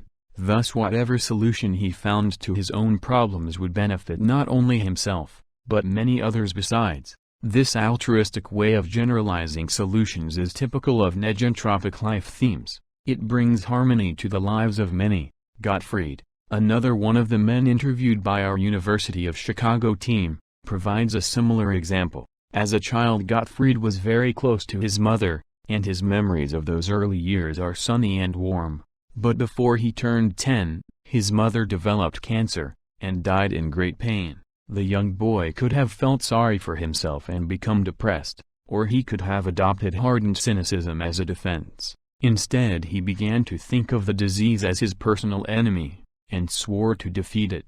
In time he earned a medical degree and became a research oncologist, and the results of his work have become part of the pattern of knowledge that eventually will free mankind of this scourge. In this case, again, a personal tragedy became transformed into a challenge that can be met. In developing skills to meet that challenge, the individual improves the lives of other people. Ever since Freud, Psychologists have been interested in explaining how early childhood trauma leads to adult psychic dysfunction. This line of causation is fairly easy to understand. More difficult to explain, and more interesting, is the opposite outcome, the instances when suffering gives a person the incentive to become a great artist, a wise statesman, or a scientist. If one assumes that external events must determine psychic outcomes, then it makes sense to see the neurotic response to suffering as normal, and the constructive response as defense or sublimation. But if one assumes that people have a choice in how they respond to external events, in what meaning they attribute to suffering, then one can interpret the constructive response as normal and the neurotic one as a failure to rise to the challenge, as a breakdown in the ability to flow. What makes some people able to develop a coherent purpose, while others struggle through an empty or meaningless life? There is no simple answer, of course, because whether a person will discover a harmonious theme in the apparent chaos of experience is influenced by many factors, both internal and external. It is easier to doubt that life makes sense if one is born deformed, poor, and oppressed, but even here, this is not inevitably the case. Antonio Gramsci, the philosopher of humane socialism and a man who left a profound mark on recent European thought, was born a hunchback in a miserable peasant hovel. As he was growing up, his father was jailed for many years, unjustly, as it turned out, and the family could barely survive from day to day. Antonio was so sickly as a child that for years his mother is said to have dressed him in his best clothes every evening and laid him out to sleep in a coffin, expecting him to be dead by morning. Altogether, it was not a very promising start, yet despite these and many other handicaps Gramsci struggled to survive and even succeeded in getting himself an education, and he did not stop when he achieved a modest security as a teacher, for he had decided that what he really wanted from life was to struggle against the social conditions that broke his mother's health and destroyed his father's honor. He ended up being a university professor, a deputy in parliament, and one of the most fearless leaders against fascism, until the very end. Before he finally died in one of Mussolini's prisons, he wrote beautiful essays about the wonderful world that could be ours if we stopped being fearful and greedy. There are so many examples of this type of personality that one certainly cannot assume a direct causal relation between external disorder in childhood and internal lack of meaning later in life. Thomas Edison as a child was sickly, poor, and believed to be retarded by his teacher. Eleanor Roosevelt was a lonely, neurotic young girl. Albert Einstein's early years were filled with anxieties and disappointments, yet they all ended up inventing powerful and useful lives for themselves. If there's a strategy shared by these and by other people who succeed in building meaning into their experience, it is one so simple and obvious that it is almost embarrassing to mention, yet because it is so often overlooked, especially nowadays, it will be valuable to review it. The strategy consists in extracting from the order achieved by past generations patterns that will help avoid disorder in one's own mind. There is much knowledge, or well-ordered information, accumulated in culture, ready for this use. Great music, architecture, art, poetry, drama, dance, philosophy, and religion are there for anyone to see as examples of how harmony can be imposed on chaos.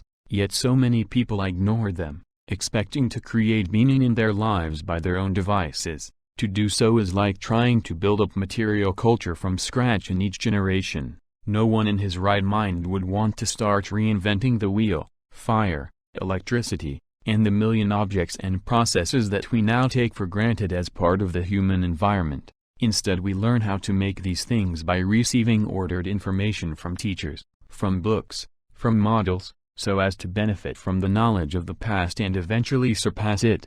To discard the hard-won information on how to live accumulated by our ancestors, or to expect to discover a viable set of goals all by oneself, is misguided hubris. The chances of success are about as good as in trying to build an electron microscope without the tools and knowledge of physics. People who as adults develop coherent life themes often recall that when they were very young, their parents told them stories and read from books. When told by a loving adult whom one trusts, fairy tales, biblical stories, heroic historical deeds, and poignant family events are often the first intimations of meaningful order a person gleans from the experience of the past. In contrast, we found in our studies that individuals who never focus on any goal, or accept one unquestioningly from the society around them, tend not to remember their parents having read or told stories to them as children. Saturday morning kiddie shows on television, with their pointless sensationalism, are unlikely to achieve the same purpose. Whatever one's background, there are still many opportunities later on in life to draw meaning from the past. Most people who discover complex life themes remember either an older person or a historical figure whom they greatly admired and who served as a model,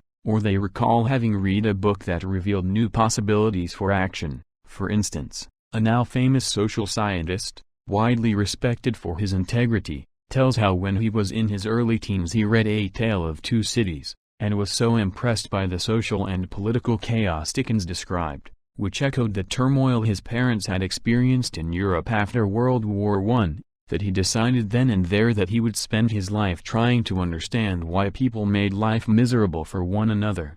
Another young boy, reared in a harsh orphanage, thought to himself, after reading by chance a Horatio Alger story in which a similarly poor and lonely youth makes his way in life by dint of hard work and good luck, if he could do it, why not me?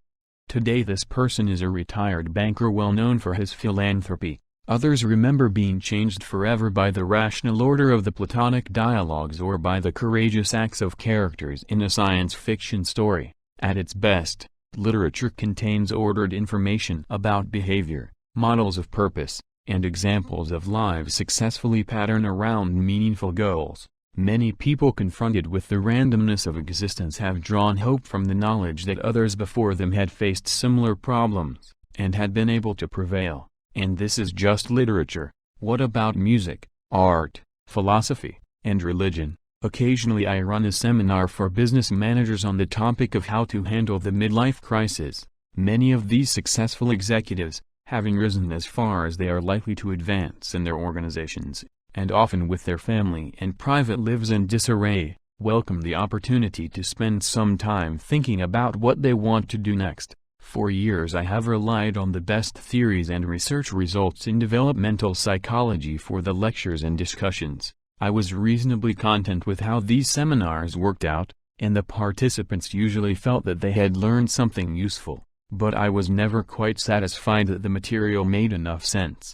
Finally it occurred to me to try something more unusual. I would begin the seminar with a quick review of Dante's Divina Commedia. After all, written over 600 years ago, this was the earliest description I knew of a midlife crisis and its resolution. In the middle of the journey of our life, writes Dante in the first line of his enormously long and rich poem, I found myself inside a dark forest, for the right way I had completely lost.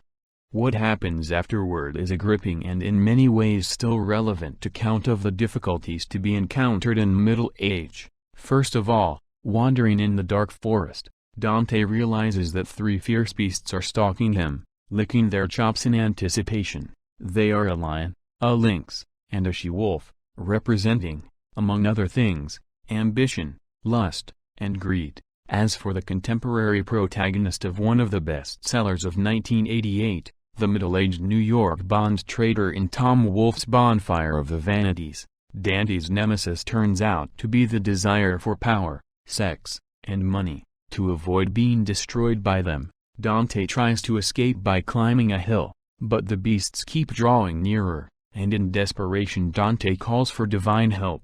His prayer is answered by an apparition. It is the ghost of Virgil, a poet who died more than 1,000 years before Dante was born, but whose wise and majestic verse Dante admired so much that he thought of the poet as his mentor. Virgil tries to reassure Dante. The good news is that there is a way out of the dark forest. The bad news is that the way leads through hell, and through hell they slowly wend their way, witnessing as they go the sufferings of those who had never chosen a goal, and the even worse fate of those whose purpose in life had been to increase entropy, the so-called sinners. I was rather concerned about how the harried business executives would take to this centuries-old parable. Chances were, I feared, that they would regard it as a waste of their precious time. I need not have worried. We never had as open and as serious a discussion of the pitfalls of midlife, and of the options for enriching the years that would follow, as we had after talking about the Commedia. Later, Several participants told me privately that starting the seminar with Dante had been a great idea. His story focused the issues so clearly that it became much easier to think and to talk about them afterward. Dante is an important model for another reason as well. Although his poem is informed by a deep religious ethic, it is very clear to anyone who reads it that Dante's Christianity is not an accepted but a discovered belief. In other words, the religious life theme he created was made up of the best insights of Christianity combined with the best of Greek philosophy and Islamic wisdom that had filtered into Europe. At the same time, his Inferno is densely populated with popes, cardinals, and clerics suffering eternal damnation. Even his first guide, Virgil, is not a Christian saint but a heathen poet. Dante recognized that every system of spiritual order, when it becomes incorporated into a worldly structure like an organized church, begins to suffer the effects of entropy. So to extract meaning from a system of beliefs, a person must first compare the information contained in it with his or her concrete experience, retain what makes sense, and then reject the rest. These days we occasionally still meet people whose lives reveal an inner order based on the spiritual insights of the great religions of the past. Despite what we read every day about the immorality of the stock market, the corruption of defense contractors, and the lack of principles in politicians, examples to the contrary do exist. Thus there are also successful businessmen who spend some of their free time in hospitals keeping company with dying patients because they believe that reaching out to people who suffer is a necessary part of a meaningful life. And many people continue to derive strength and serenity from prayer. People for whom a personally meaningful belief system provides goals and rules for intense flow experiences. But it seems clear that an increasing majority are not being helped by traditional religions and belief systems.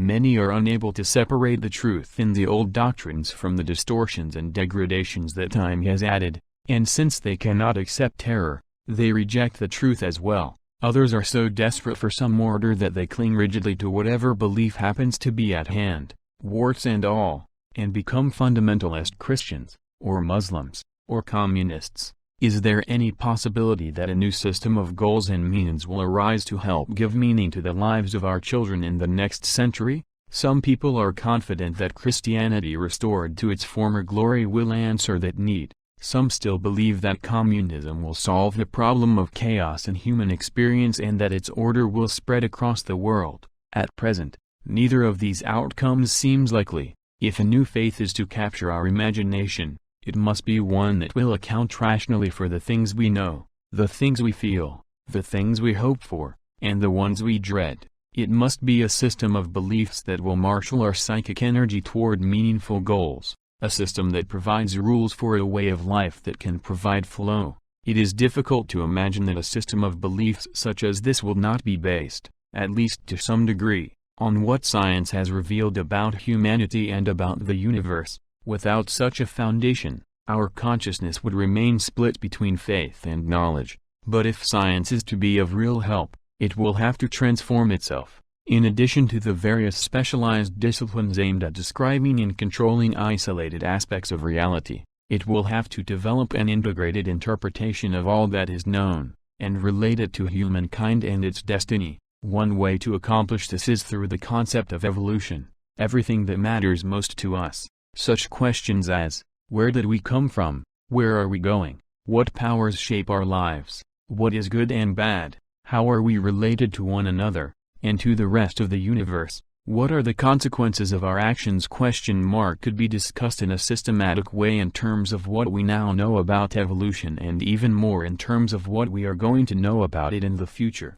The obvious critique of this scenario is that science in general, and the science of evolution in particular, deals with what is, not with what ought to be. Faiths and beliefs, on the other hand, are not limited by actuality. They deal with what is right, what is desirable. But one of the consequences of an evolutionary faith might be precisely a closer integration between the is and the ought. When we understand better why we are as we are, when we appreciate more fully the origins of instinctual drives, social controls, cultural expressions, all the elements that contribute to the formation of consciousness, it will become easier to direct our energies where they ought to go, and the evolutionary perspective also points to a goal worthy of our energies. There seems to be no question about the fact that over the billions of years of activity on the Earth, more and more complex life forms have made their appearance, culminating in the intricacies of the human nervous system. In turn,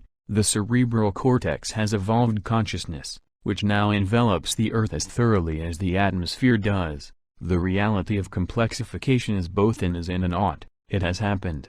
Given the conditions ruling the Earth, it was bound to happen, but it might not continue unless we wish it to go on. The future of evolution is now in our hands. In the past few thousand years, a mere split second in evolutionary time, humanity has achieved incredible advances in the differentiation of consciousness. We have developed a realization that mankind is separate from other forms of life. We have conceived of individual human beings as separate from one another. We have invented abstraction and analysis, the ability to separate dimensions of objects and processes from each other, such as the velocity of a falling object from its weight and its mass.